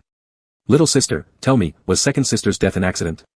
That day, sister was talking very strangely, then she heard other kids. An auntie here gave her a sedative. She fell asleep. During the night, she woke up, sneaked out of the ward, and then fell down the stairs. Brother, you don't need to worry about me. It's good here. There are clothes to wear, beds to sleep on, and lots of bread and food. I've never been hungry. Brother, take care of yourself outside. When I grow up, I can go find you. Finally, Chiu Yun felt reassured, tears filling his eyes. Good. Your brother will bring Chiu Ting home and wait for you together. Shenju stood outside the glass window, silently gazing at the 2 small figures in the video. As the communication time ended, the supervisor came back, reviewing the video. Apart from the innocence and humor in the 2 children's dialogue, everything seemed normal. Shenju left the high tower. When he came out, it had started drizzling lightly with specks of snow mingled among the rain threads. D-Star's winter came quickly. As soon as autumn passed, rains and snow immediately followed. He stretched out his hand, squinting, looking up to catch the fine rain and snow falling from the sky. D-Star's winters arrived rapidly after the brief autumn, promptly bringing precipitation in the form of rain and snow. Today seemed like an early warning to the people of D-Star, as a few snowflakes mixed in the rain vanished instantly and soundlessly. Only the bone-chilling cold remained, mercilessly stripping away D-Star's last bit of warmth. A black umbrella suddenly appeared overhead. Shengzhai looked up to see Ji Yanqing standing beside him, holding the umbrella with one hand. A gentle breeze ruffled Ji Yanqing's short hair strands, and the silver accessories on his body jingled with the wind. "It's raining, shall we go home?" Chapter 86, I can help you. How did you come down? Hurry, get into the car. This was the high tower, even if others might mistake Ji Yanqing as his new boyfriend, Ji Yanqing strolling so casually before everyone still made Shengzhai nervous. While they lingered there, a soldier approached, respectfully addressing Shengzhai, "Sorry, Dr. Shen, we received notification that Director Shen is asking you to leave the high tower immediately and, your access rights for 1 month have been revoked." Shengzhai paused, incredulous. "Why?" Director Shen said, "It was the higher-ups' decision, asking you to stay at home recuperating and reflect properly. Once your attitude towards obedience to the high tower is corrected, then, your access will be reopened." This was utterly unreasonable. He needed to find Shen Min, but was blocked by the soldier. Director Shen also said, "If you are dissatisfied, another month will be added to your suspension." Shengzhai chuckled in anger, pushed past the soldier, and dragged Ji Yanqing back into the car. The truck was returned to the high tower, and Shengzhai switched to his own car. Ji Yanqing slowly folded the umbrella. "You always seem afraid of people seeing me." Shengzhui's hand hesitated as he prepared to start the engine, looking at Ji Yanqing's outfit. "Your clothes are too noticeable." Ji Yanqing calmly replied, "Wearing what one likes is every person's freedom." That wasn't what Shengzhai meant. He feared that Ji Yanqing had forgotten his warning and used his enchantment in public. If a person who can manipulate plants and insects were exposed, it was unimaginable how much impact it would bring. High tower personnel would surely take Ji Yanqing for research and examination. The exposure of Ji Yanqing could implicate the Jiteng Village as well. Shengzhai didn't want to further owe Ji Yanqing. "Go home." Ji Yanqing smoothly changed the topic. Shengzhai started the car, hesitating for a second, saying, "Not yet." Shengzhai drove to a cemetery. There lay his father buried. His father, like his mother, was a staff member of the high tower. Both born and raised in the high tower, they both shared the belief of dedicating themselves to the high tower and humanity. These two individuals, differing in character but united in belief, were paired through the high tower's marital matching system and eventually came together. Soon after their marriage, Shengzhui's father left the high tower quite abruptly, for unknown reasons. Shengzhui's memories of his father were already quite vague. Everything related to his father at home was either stored away or destroyed by his mother. He only remembered that his father's temperament was very different from his mother's. His mother worshipped the high tower, loyal to it, placing it above family. His father was the opposite. He no longer viewed the high tower as humanity's only savior and disagreed with his mother's way of educating their son. Thus, the two often argued. More disputes stemmed from Shengzhai. His mother wanted to send Shengzhai to study within the high tower to serve it as he grew, while his father wished her to follow Shengzhui's preferences, not destroy his childhood, allowing Shengzhai himself to decide his own future, making clear that staying in the high tower wasn't the only option. On that day, Shengzhui's parents had an unprecedented argument. Further distant memories became blurry for Shengzhai. All he knew was that his father initiated a divorce with his mother, then took 5-year-old Shengzhai out of the high tower to temporarily reside with Shengzhui's grandmother for a couple of days, giving each other some time to cool off. It was on the road to Grandma's house when Shengzhui's father's car lost its brakes and collided with a truck.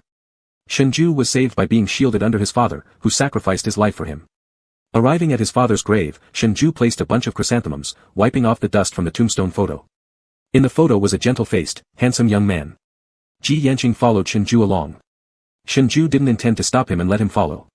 Shengzhai didn't say a word, just standing silently for a moment in front of his father's tomb. "Let's go." On the way back, Ji Yanqing asked, "He's my father." Shengzhai kicked a small stone on the road. Ji Yanqing fell silent. Zhui Yao was peeking at them through the glass, waving at them from afar. Getting into the car, Ji Yanqing handed Shengzhai a tissue, letting him wipe the rainwater off his head. "Once we hand his sister over to Qiu Yun, we can go home." Shengzhai leaned back in his chair, closing his eyes wearily. "I'm so tired." Zhui Yao simply said, "Then should Yen brother drive?"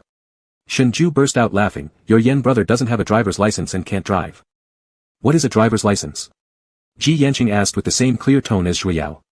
"It's a certificate that allows you to drive." Shengzhai rubbed his chin thoughtfully. "Do you want to take the test?" "How do I take it?" "I almost forgot, you don't have an identity card from D-Star." Saying this, Shengzhai took out his phone and typed up a series of messages to send off. "Not having an identity card won't work. I'll get someone to arrange one for you, you'll have it in a few days." After sending the message, Shengzhai closed his phone and started the car. On the road, noticing Ji Yanqing was constantly gazing at the scenery outside, Shengzhai began explaining casually the things he hadn't seen. As they passed a square, many people had gathered around, watching a group of children skateboarding in the center of the square. Shui Yao was immediately captivated. Ji Yanqing sincerely asked, "What are those on the children's feet? Why does their way of walking differ from ours when they wear them?" Shengzhai glanced through the rearview mirror and answered, "Oh, roller skates." He added, "They're shoes with wheels that kids love to play with. Won't they fall down? They won't fall if they know how to slide." Shengzhai told Shui Yao, who was staring unblinkingly, Rao, let's give Qiuyun his sister first, and then I'll buy you some roller skates, okay?" Shui Yao nodded. Shengzhai praised her, "Good girl." After handing Qiuyun's sister over to him, Shengzhai took Shui Yao to the best roller skate shop. While Shui Yao was led by the staff to change into skates, Shengzhai stood leisurely not too far away near a full-length mirror observing Shui Yao. Unexpectedly, Ji Yanqing mentioned, "A Jew." Shengzhai looked up. "The last time I saw your work ID, you're responsible for researching all samples of A level or above. The meteorite your team brought back, is it also in the high tower?" Shengzhai didn't fully understand what Ji Yanqing was talking about. Observing Ji Yanqing's expression, it seemed normal, just like an offhand remark inspired by a random thought. It had been several days since Ji Yanqing spat out that bug. Apart from occasionally using some kinds of goo, poison/magic, he couldn't even explain himself. There were no signs that Ji Yanqing remembered anything from his past. "Yes, so what? I can sense that the level of that meteorite is beyond A level. A Jew, you enjoy research work." Shengzhai mulled it over. He did enjoy it, but more than that, it had become an inseparable habit, a part of Shengzhai. "Do you want to return to the high tower?" Shengzhai was completely baffled. He'd just been suspended for a month by Shenmin, now, he couldn't even enter the high tower gates. Wanting to return, what could that possibly change? "How did you suddenly ask that?" "Even if I want to, I can't go back anymore." Ji Yanqing looked at him, "If you want to return, I can help you." Chapter 87, An Ex-Boyfriend. "How will you help me?" Ji Yanqing lowered his gaze, lifting his palm to reveal a branch of dried peach wood. It was a roadside ornamental tree. At this time of year, the peach blossoms had long since fallen, leaving bare branches. Suddenly, that dry and lifeless branch began sprouting in Ji Yanqing's palm, as if infused with life. It budded, grew new twigs, and soon tender green leaves appeared. Finally, it bloomed with pink peach blossoms. In the middle of late autumn, the wilting peach branch came alive in Ji Yanqing's palm, looking fresh as though freshly plucked in the springtime. "You can return just by taking me with you. No one here knows about goo, witchcraft. To the high tower, I would be at least A level." Ji Yanqing's suggestion was to let Shengzhai take him as an experimental subject back to the high tower for study, so Shengzhai could return to his work and continue his previous research project on the meteorite. Shengzhai snapped out of it, widening his eyes as he hastily tucked the vibrant peach branch into Ji Yanqing's arms and urgently checked if any passers-by had noticed that bizarre sight. "Are you crazy? I've already forbidden you from showing these witchcraft skills. And offering yourself up to be a guinea pig?" How could Ji Yanqing suggest Shengzhai treat him as a lab rat and take him back to the high tower, just for the sake of his passion for his job? "I warn you, never let anyone see that you possess these abilities again." Ji Yanqing blinked, "But you really want to go back to work?" Shengzhai gritted his teeth in anger, "No, I don't." "Alright then." Ji Yanqing looked disappointed as he lowered his eyes.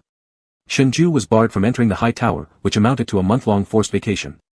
After purchasing roller skates for Shui Yao, the young girl didn't know how to play with them, so Shengzhai planned to take her to the skating rink to learn. On this Saturday, the skating rink was bustling with many couples who brought their children along. Only when Shengzhai arrived did he realize that his outing with Ji Yanqing and Shui Yao inadvertently mirrored those family-like scenes. He shook his head vigorously, expelling the horrifying thought. Ji Yanqing was male, his prolonged idleness must have rusted his brain if such thoughts could arise. At Shengzhui's strong insistence today, Ji Yanqing had not worn his ethnic Miao costume but instead donned a grey modern-style overcoat and work pants that Shengzhai had paired for him, accessorized with a mask and a baseball cap. Shengzhui's intention was to partially cover Ji Yanqing's excessively handsome face to avoid the situation where people would pester him for phone numbers like they had before. Unexpectedly, it did not diminish Ji Yanqing's charm. When Ji Yanqing lowered his head, his semi-obscured eyes combined with the perfect jawline accentuated by the mask only added to his cool aloof appeal as an indifferent heartthrob. Sure enough, not long after arriving at the skating rink, 2 or 3 girls approached Ji Yanqing asking for his WeChat. Surrounded by the girls, Ji Yanqing threw a desperate glance toward Shengzhai for help. With his arms crossed, Shengzhai narrowed his eyes and pretended not to notice, rescuing Ji Yanqing only after he had been trapped there for quite some time. The moment Shengzhai walked up to Ji Yanqing called out to him, "A Jew." Their attire today seemed somewhat alike, both grey overcoats and work pants that Shengzhai had casually picked out for himself and Ji Yanqing. This couple-like outfit caught the attention of one of the girls asking for WeChat, who cautiously asked, "Are you his boyfriend?" Shengzhai was taken aback. Before he could respond, Ji Yanqing had already quickly answered, "Yes." Shengzhu's eyes widened, almost choking on his own breath. The girls exchanged awkward glances before apologetically saying, "Sorry about that." Once the girls left, Shengzhu interrogated Ji Yanqing about his hasty response. "What nonsense are you talking? Who's your boyfriend?" "You," Ji Yanqing replied earnestly. Shengzhu's heart skipped a beat, turning away stubbornly and reaffirming, "I'm not." Ji Yanqing smiled silently, his slanted eyes radiating tenderness when he smiled. Truly, even a mask couldn't conceal his aura and charm. "I'll go check on Rao Rao." Shengzhu fled to find Shui Yao inside the skating rink. Staring at his retreating back, Ji Yanqing's smile gradually faded, clarity in his eyes replaced by darkness. Shengzhu leaned against the railing, staring blankly at the children moving back and forth inside the rink. Shui Yao was having a blast. Shengzhu had hired her a private instructor who only taught her. Shengzhu hadn't experienced this leisurely lifestyle in a very long time. In the past, it was just him alone, but now there were Shui Yao and Ji Yanqing too. Thinking of Ji Yanqing, Shengzhu pursed his lips slightly. He didn't know how long it would be until Ji Yanqing regained his memory. Shengzhu also didn't know how to face Ji Yanqing once his memory returned. As these chaotic thoughts swirled, someone suddenly tapped his shoulder. Turning around, Shengzhu saw a young man wearing glasses, handsome with a radiant appearance and a smiling gaze. "Hey, haven't seen you in ages, Shengzhu," the man greeted. Staring at the familiar face, Shengzhu failed to recall who he was. For a moment, the man's cocky expression faltered, and his hand unconsciously tightened on Shengzhu's shoulder. "You actually don't remember me?" Slightly taller than Shengzhu, the man sported a look that Shengzhu used to adore, handsome boy next door with a pair of slanted eyes. However, compared to Ji Yanqing, he fell slightly short in charm. Finally, Shengzhu remembered who he was. Yin Yang, his ex-boyfriend from 5 years ago. Their meeting was utterly cliché.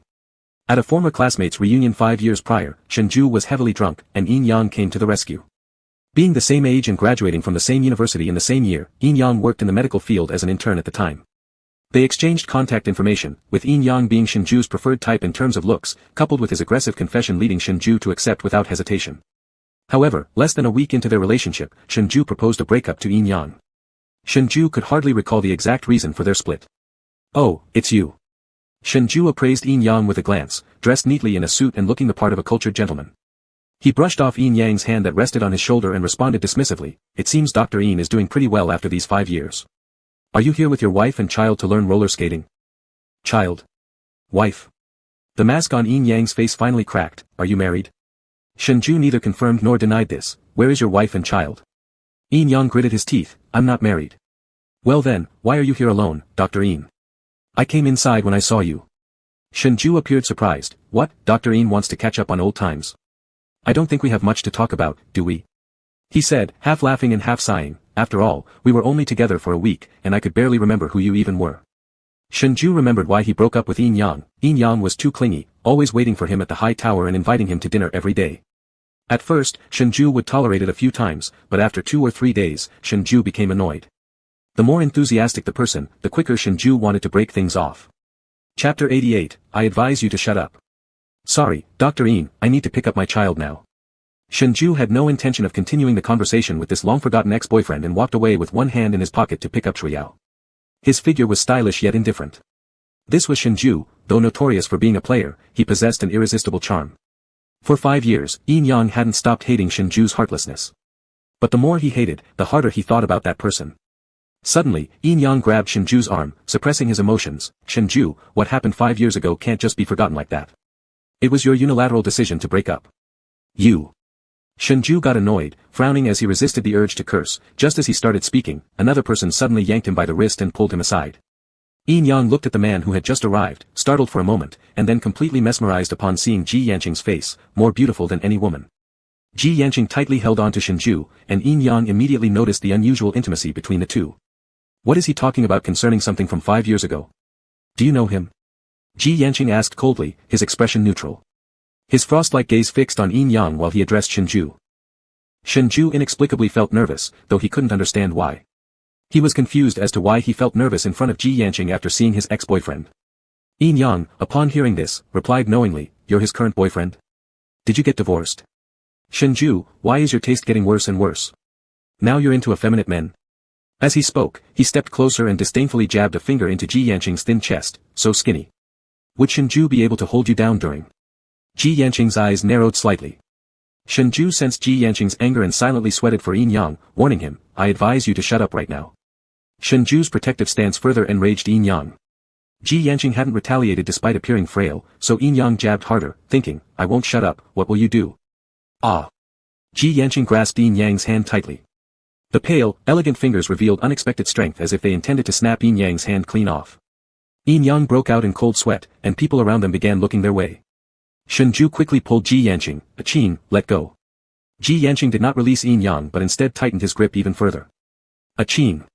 Shengzhai was worried, if Ji Yanqing got angry enough to unleash some poison insects here, it would be disastrous considering there were so many people around. Ji Yanqing finally released him, causing Yin Yang to lose his balance and fall backward onto the ground. Ji Yanqing raised his hand, brushing his clothes as if they were tainted by Yin Yang's touch. The girls who had mistakenly requested Ji Yanqing's WeChat earlier recognized him and witnessed Yin Yang's provocation. They immediately defended Ji Yanqing and Shengzhai. On D-Star, relationships between same-sex partners were somewhat accepted, and within moments, Yin Yang's face turned red with shame, wishing he could vanish into a crack in the earth. Shengzhai finally remembered the reason for their breakup. It was the day he suggested it to Yin Yang, who cried uncontrollably and later went to the high tower, where he clung to Shengzhai desperately. Even during their relationship, Shengzhai had never once held Yin Yang's hand. Apart from breaking up without hesitation, Shengzhai didn't feel he had done anything wrong. Furious, Shengzhai blocked Yin Yang, changed his phone number, and avoided dating anyone for quite a while until Yin Yang gave up, allowing Shengzhai to return from out of town. Zhui Yao's roller skating class for the day was over, and her teacher helped remove her protective gear, leading her out of the skating rink. Holding Shengzhui's hand, Ji Yanqing received Zhui Yao and directly headed outside. Zhui Yao noticed the unusual atmosphere between the two and looked back and forth between Shengzhai and Ji Yanqing, puzzled by Ji Yanqing's indifferent expression. Sitting in the back seat, Zhui Yao watched as Ji Yanqing immediately took out a wet wipe upon entering the car to clean Shengzhui's wrist. This scene was eerily familiar. Shengzhai remembered being in a village when he borrowed someone else's phone, only for his wrist to be pulled and then later sanitized by Ji Yanqing once they returned. He had an uneasy feeling, glancing toward Ji Yanqing, but Ji Yanqing just wiped Shengzhui's wrist clean before tossing the used wipe into the trash can. Is that person your former lover? How many people were you with before me? Ji Yanqing's hat cast a shadow over his eyes, so Shengzhai couldn't see his gaze. A baseless sense of guilt arose. I met him 5 years ago. We dated for less than a week. Shengzhai replied honestly. There's one more question. The tension inside the car became strangely heavy. Ji Yanqing fixed his eyes on Shengzhui's evasive gaze, demanding an answer. Oppressed by Ji Yanqing's imposing presence, Shengzhai felt somewhat breathless. He unconsciously swallowed hard and murmured, no. I don't remember. Ji Yanqing fell silent. His concealed eyes appeared deep and mysterious as he stared at Shengzhai.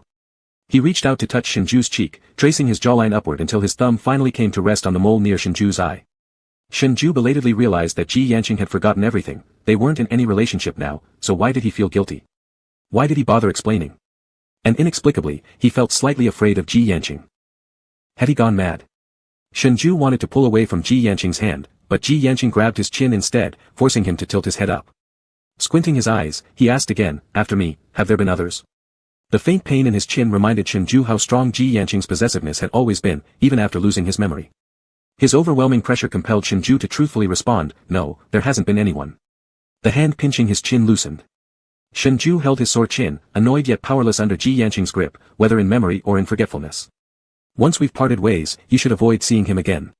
Ji Yanqing removed his hat, revealing the eyes previously hidden in the shadows. Sorry, I hurt you. Ji Yanqing said while extending a hand to rub Shengzhui's reddened chin. Shengzhai lightly swatted it away. He silently grumbled in his mind. Ji Yanqing saying not to see anyone else didn't apply, since they themselves were already broken up. Following Ji Yanqing's reasoning, shouldn't he then also refrain from meeting Ji Yanqing? Thoughts aside, he dared not voice them aloud. Let's go home. Shengzhai obediently drove. Throughout the days sheltering Ji Yanqing, he never instilled fear in Shengzhai. But today, Shengzhai perceived traces of the old Ji Yanqing's obsession, oppression, and even terror. Just like how the old Ji Yanqing used to make him feel. Once this thought surfaced, it lingered in Shengzhui's heart incessantly. Clutching the steering wheel tightly, Shengzhai checked Ji Yanqing's expression through the rearview mirror. Seemingly sensing something, Ji Yanqing lifted his gaze to meet Shengzhui's eyes in the mirror. He blinked innocently as if questioning what was wrong with Shengzhai. Clear, pure, it seemed all of Shengzhui's previous impressions might just be his illusions. Chapter 89, You're Lying. Shengzhai hadn't expected to run into Yin Yang again just a week later. This man seemed unchanged from 5 years ago, persistently lingering and waiting for Shengzhai without regard for consequences. Time may have given him an outward facade of maturity, but his personality hadn't changed a bit. To arrange another private meeting with Shengzhai, he somehow found out Zhui Yao's school and managed to locate Shengzhai when he went to pick her up after school. Amidst the bustling crowd at the school gate, Shengzhai received Shui Yao and was about to close the car door when a hand pressed against it. Shengzhai looked up, barely resisting the urge to roll his eyes. Dr. Yin, please tell me what it is you want. Yin Yang, recalling the humiliation at the roller skating rink where he was ridiculed by the crowd, wished he could chew up Shengzhu's current boyfriend. Shengzhai, I need to have a talk with you. I don't want to talk. Honestly, we were together for less than a week. What's there for you to obsess about for 5 whole years? Yin Yang gritted his teeth. Shengzhai, if you wish for us to sever ties completely, you must give me a clear explanation. I insist on having a conversation with you. Shengzhai smirked sarcastically and twitched his lips. Do you think I owe you something? He nodded. All right, let's say I do. How much will it take for you to leave me alone? Name your price, and it's yours. Yin Yang hadn't anticipated that Shengzhai would use this approach to humiliate him, and for a moment, he felt both ashamed and infuriated. However, he quickly regained his composure and agreed, all right, there's a tea house nearby, Shengzhai, let's have a proper chat about how much you owe me. Yin Yang was determined to make Shengzhai sit down and talk, showing no signs of backing down until they had their conversation. Annoyed by Yin Yang's persistence, Shengzhai figured since money could solve the issue, it would be best to deal with the trouble swiftly. I'm putting this out there, should you ever bother me again, I won't be as polite. Fine, Yin Yang replied without hesitation. Alright, Shengzhai glanced at his watch, it's 5:40 now. You've got 20 minutes to tell me what you want and how much you're asking for. Let's settle this in one go. Shui Yao, clutching her small school bag, asked Shengzhai, brother, aren't we going home? Yen Gage is waiting for us. Shengzhai seemed to be deliberately saying it so Yin Yang could hear, we'll wait a little. Let's handle the trouble first before going back. The trouble referred to Yin Yang, naturally. Yin Yang clenched his fists tightly, barely restraining his anger. Arriving at the tea house, Shui Yao was taken to the children's area to be supervised temporarily. Walking past a wooden screen, Shengzhai and Yin Yang entered a tea room elegantly furnished. The owner clearly had a penchant for reptile pets, as prominently placed in the tea room was an elaborate, pricey terrarium filled with lizards. Inside the glass tank were dozens of small, colorfully hued lizards lying lazily around. Leaning back and crossing his legs, Shengzhai lit a cigarette. Speak up, you've got 15 minutes left. Shouldn't those 5 minutes walking here count? Yin Yang donned his polished, gentlemanly smile and began preparing tea leisurely. As the tea aroma filled the air, Yin Yang showed no sign of cherishing these 15 minutes, he calmly washed and poured the tea. Shengzhai frowned, I didn't come here to drink tea with you. Since I'm already here, shouldn't we enjoy a cup of tea before discussing? Yin Yang, this isn't fun anymore. If you're not serious about negotiating, then there's no point. Shengzhui's sentence was interrupted when his phone rang. He glanced at the number, it was a call from his home landline. And only Ji Yanqing was at his place. Deliberately, Yin Yang said, what? Is your current boyfriend checking on you? What would he think if he knew you met with me alone? Shengzhai silently cursed in his mind, calling Yin Yang a fool, then took the phone to a corner where Yin Yang couldn't overhear. Hello? A Jew, where are you? Shengzhai paused. Although he was just negotiating with Yin Yang to avoid future entanglements, Shengzhai inexplicably felt a wave of uneasiness. For reasons unknown, Shengzhai did not mention meeting Yin Yang, instead saying, picking up Rao Rao. There was a brief silence on the other end. It's already past Rao Rao's school dismissal time, and you're not at the school, a Jew, you're lying. Gee. Before Shengzhai could finish, the call disconnected. Beep beep beep. Frowning, Shengzhai found his mood spoiled significantly by Yin Yang. It was Friday, and Shengzhai had promised Shui Rao that after returning home tonight, they'd go out to dinner together with Ji Yanqing. Just before leaving, he had instructed Ji Yanqing to wait at home. It should have been no more than 10 minutes drive from Shui Rao's school to his home, but Ji Yanqing had already called, as though always knowing exactly where he was or what he was doing at all times. Glancing sideways at the terrarium, Shengzhai noticed the lizards watching him unblinkingly with their open eyes. He froze momentarily. Could Ji Yanqing really be seeing where he was right now through those lizards? If he lied about picking up Rao Rao, wouldn't that give Ji Yanqing the impression that he was hiding a meeting with Yin Yang? Shengzhai slapped his forehead, inwardly cursing himself for making such a foolish mistake. Putting away his phone, Shengzhai lost all patience for talking with Yin Yang. I'll give you one last chance. State your terms. After today, whatever you think, this is our final meeting. Yin Yang tightly gripped his teacup. You sit down, and I'll tell you. Narrowing his eyes at him, Shengzhai sat reluctantly and impatiently checked his watch. 5 minutes left. Yin Yang handed him the tea. Let me speak, but before severing ties, joining me for a cup of tea isn't too much to ask, is it? This is good tea, it'd be wasteful to discard it. The earlier call from Ji Yanqing had rattled Shengzhai. He knew all too well how volatile Ji Yanqing could get when angry. Shengzhai realized that he was actually afraid, a layer of sweat forming on his palms. Perhaps to suppress his own palpitations, Shengzhai picked up the teacup and drank it all in one gulp. The tea was indeed good tea. When sipped, its rich fragrance filled the mouth, with a lingering sweetness afterward. Yin Yang said, I want 500,000 yuan. Shengzhai paused slightly, He had thought Yin Yang would ask for at least 1 million. Alright, send me your card number via email. After speaking, Shengzhai picked up his coat and car keys, getting up to leave. Yin Yang held his teacup, untouched, and a meaningful smile tugged at the corner of his lips as he watched Shengzhu's back and silently counted his steps. 1 step, 3 steps, 5 steps. In the next second, Shengzhu's figure swayed twice, then collapsed onto the ground. Yin Yang showed a satisfied smile, put down the teacup, stood up, and walked to Shengzhai who was kneeling on the ground half-consciously. Shengzhai grabbed onto the wooden screen of the tea room, gritting his teeth and glaring furiously at Yin Yang. What the hell did you put in the tea? Yin Yang crouched down in front of him with a mocking grin, shamingly patting his face. Nothing much, just a little muscle-paralyzing medicine, added while you were on the phone. He continued, you want to sever ties? That's fine. But I've thought about you for 5 whole years. These 5 years, how can they be repaid with money alone? And if I didn't say that, you wouldn't have met with me. Chapter 90, Do Not Expose. You tell me, if your boyfriend knew I touched you, wouldn't he be very angry? Go ahead and try touching me. Shengzhu's limbs gradually lost sensation, and the hand gripping the screen also slackened without strength. He felt like a fish on a chopping board, being helped by Yin Yang to sit on the sofa. Shengzhai cursed every filthy word imaginable, but Yin Yang pretended not to hear them and began unbuttoning Shengzhu's shirt.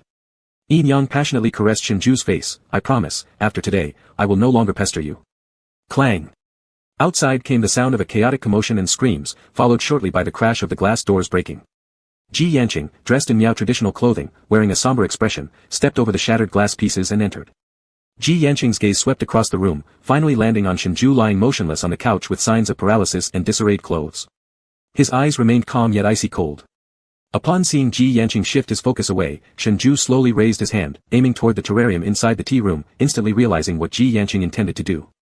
Shengzhu's heart beat wildly out of fear. Aching, don't.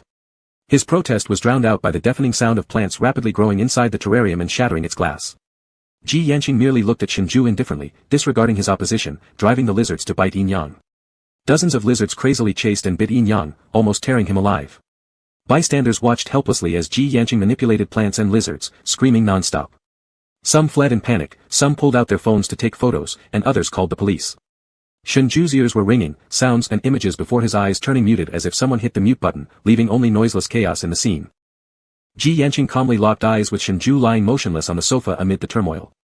It wasn't until a familiar white-clad figure rushed into the crowd that Shengzhu's auditory senses gradually returned. Struggling to rise, Shengzhai couldn't move an inch. Aching. Ji Yanqing was forcefully subdued and dragged away by tower soldiers. All that remained in Shengzhu's mind was a single thought. Ji Yanqing had been exposed. Someone had seen him manipulate goo worms and he was taken away by the tower. As Ji Yanqing was led away, Shengzhai and Yin Yang were sent to the hospital by the staff from the tower. Yin Yang was severely injured, bitten all over by lizards which were toxic, requiring continuous blood transfusions, causing him unimaginable agony multiple times over. Shengzhai regained consciousness in the hospital once the effects of the muscle paralyzer wore off. He immediately went to the tower but was stopped outside. I need to see Director Shen.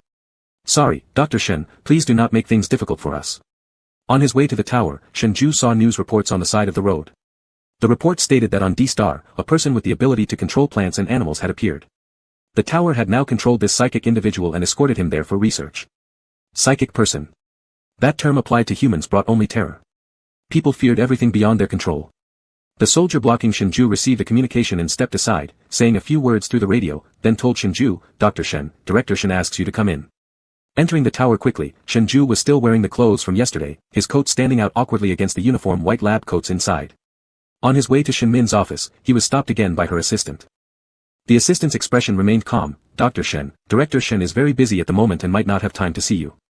Shengzhu's mind was in utter chaos. When Ji Yanqing had been dragged away, his rationality seemed to have slipped out of control. Let me pass, I need to see her. The assistant added, Dr. Shen, you're very agitated right now. What do you intend to say to Director Shen? This suddenly woke Shengzhai up. That's right, what could he say to Shen Min once he saw her? Could he ask her to release Ji Yanqing? Ji Yanqing had publicly revealed abilities beyond a human's capacity. Shen Min would undoubtedly be interested in his mastery of goo worms.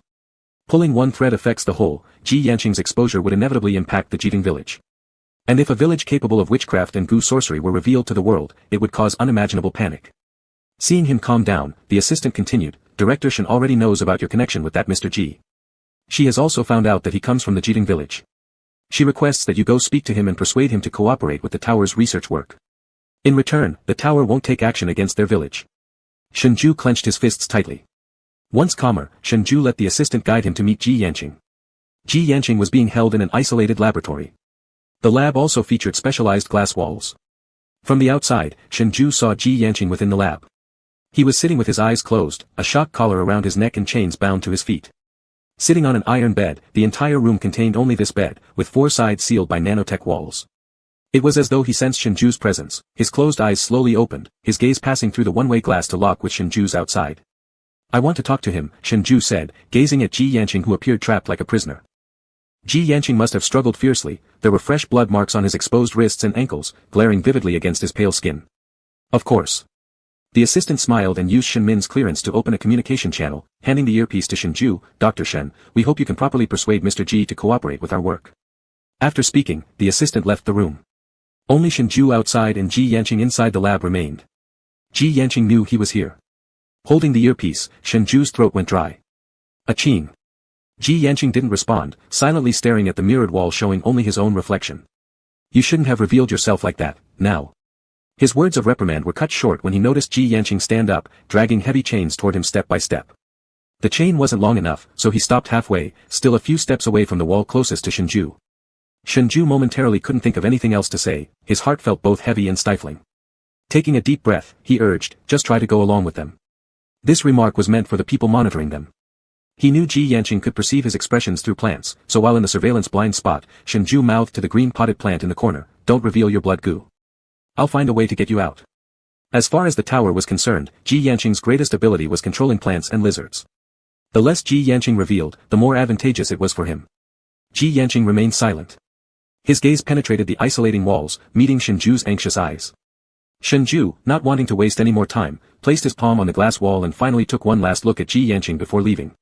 Chapter 91, Shengzhai, Fire. In less than a day, while Shengzhai was devising plans, Ji Yanqing had been transferred from the A-grade laboratory to the S-grade facility. Shengzhai had no idea what happened during this short period of time. Could it be that Ji Yanqing had exposed his blood goo? When Shengzhai tried to visit Ji Yanqing again, he was no longer permitted. Shen Min did not inform him of any reasons either, only saying that Ji Yanqing's abilities had high research value and he had been sent to the top-level special lab, guarded alongside the meteorite. Even if Shengzhai reached the top floor, there would be no way for him to rescue Ji Yanqing with 100 strategies. While he was in despair, Shen Min suddenly summoned him over. For the first time, Shengzhai detected an unprecedented tone of urgency mixed into Shen Min's usually composed voice over the phone. Then, Shen Min's voice in the phone was quickly replaced by the piercing alarms and chaotic voices in the background. He couldn't hear what Shen Min said next. It seemed that the communication channel was interfered with by some frequency, like uncontrollable electric currents that crackled through the receiver, stinging Shengzhu's eardrums. Then the call disconnected automatically. Something had happened at the tower. Shengzhai tightened his grip on his phone and immediately drove to the tower. When he arrived at the tower, the soldiers who had originally been guarding outside were now all called back inside the tower. Only unmanned electrical fences remained, along with restless civilians attempting to topple them. The last time Shen Min sent him to persuade Ji Yanqing, she granted him 24-hour access rights. Now, as these rights were still valid, he entered the tower through a special side passage by swiping his card. Entering the tower, Shengzhai was stunned. What he saw was utter chaos. Panicked staff fleeing everywhere, broken experimental equipment, various test subjects that had escaped from their confinement, and injured or deceased specimens lying about. The entire 90th floor was thrown into disarray. The sound of ion guns echoed throughout the tower in waves. Shengzhai caught sight of Zhouya rushing out of the lab with an experimental subject under her protection amid the continuous alarm bells, bumping directly into Shengzhai. Shengzhai quickly grabbed her. "Zhouya, what's happening?" Blood stained Zhouya's white coat, though it was unclear whose it was. Her face was pale and shaken. "Dr. Shen. The circuits for holding the test subjects here have malfunctioned, causing a sudden power outage. The system has collapsed, and without supervision, all the test subjects have escaped." After cleaning up the riots on the 90th floor, soldiers moved in to clean up the scene and guide the remaining staff away. Soldiers attempted to lead Shengzhai and Zhouya away as well. "Dr. Shen, leave quickly. It's too dangerous in the tower now. The out-of-control specimens are heading to the upper levels." Once the cleanup on the 90th floor was complete, the soldiers readied themselves and began ascending toward the top elevator. Among the soldiers, Shengzhai glimpsed Shen Min's white figure. Her expression was extraordinarily serious. Something must have occurred on the top floor for so many soldiers to be mobilized. Shengzhai rushed into the closing elevator, surprising Shen Min, whose face then turned cold. "Mother, what happened on the top floor? Why is there such a major riot within the tower?" His intuition told him that this might be related to Ji Yanqing, otherwise Shen Min wouldn't have summoned him over so suddenly. The elevator continued its ascent, filled with armed soldiers. Shenmin looked at Shenzhou for a moment, her usually graceful appearance now distorted. Her hair was messy, her clothes dirty, and there was a wound on her cheek. That person has superhuman abilities, which you brought alongside, and deliberately allowed himself to be captured in the tower to steal the meteorite. Shenzhou, you've caused me quite a bit of trouble. With a ding, the elevator reached the top floor. Shenmin glanced coldly at Shenzhou before commanding the soldiers to surround the top floor until they found Ji Yanqing. As soldiers poured out one by one from the open elevator doors, Shenzhou stood rooted to the spot in shock. He was digesting Shenmin's words. Deliberately. Had the meteorite on the top floor been stolen by Ji Yanqing? Impossible. Ji Yanqing had lost his memory, how could he have done it deliberately?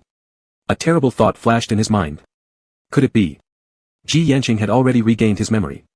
He remembered the day Ji Yanqing had casually asked if the meteorite was in the tower, and how he'd suggested, if he wanted to return to work, he could offer himself as an experimentee to get back. In the distance, the sound of gunfire rang out. Shenzhou snapped out of his daze and raced towards the source. The soldiers formed a human barricade around a laboratory, completely enclosing it. Shenmin quickly pressed a button outside the lab. The lab's doors shut immediately. Through the transparent walls, Shenzhou saw Ji Yanqing inside the lab. Ji Yanqing stood before a stack of sealed containers, holding a piece of dark golden-brown meteorite that faintly glowed. This lab was the place for S-level studies on mutated animals. Each clear container held creatures that watched Ji Yanqing greedily, bloodthirsty and carnivorous, their bodies grotesque due to mutations and making them extremely unsettling. At first, they were just ordinary test subjects. But now, they looked identical to what Shenzhou had seen in Ji Yanqing's fourth-floor goo house, those horrifying and hideous goo insects that had seemingly undergone radiation-induced mutations. Shenzhou had never seen these animals in the tower before. They assaulted Shenzhou's vision and senses. Shenmin communicated with Ji Yanqing inside the lab via an external communicator outside the lab. Put down the meteorite, stop resisting, or we will open fire immediately. Shenmin's expression finally calmed somewhat after Ji Yanqing escaped into that laboratory.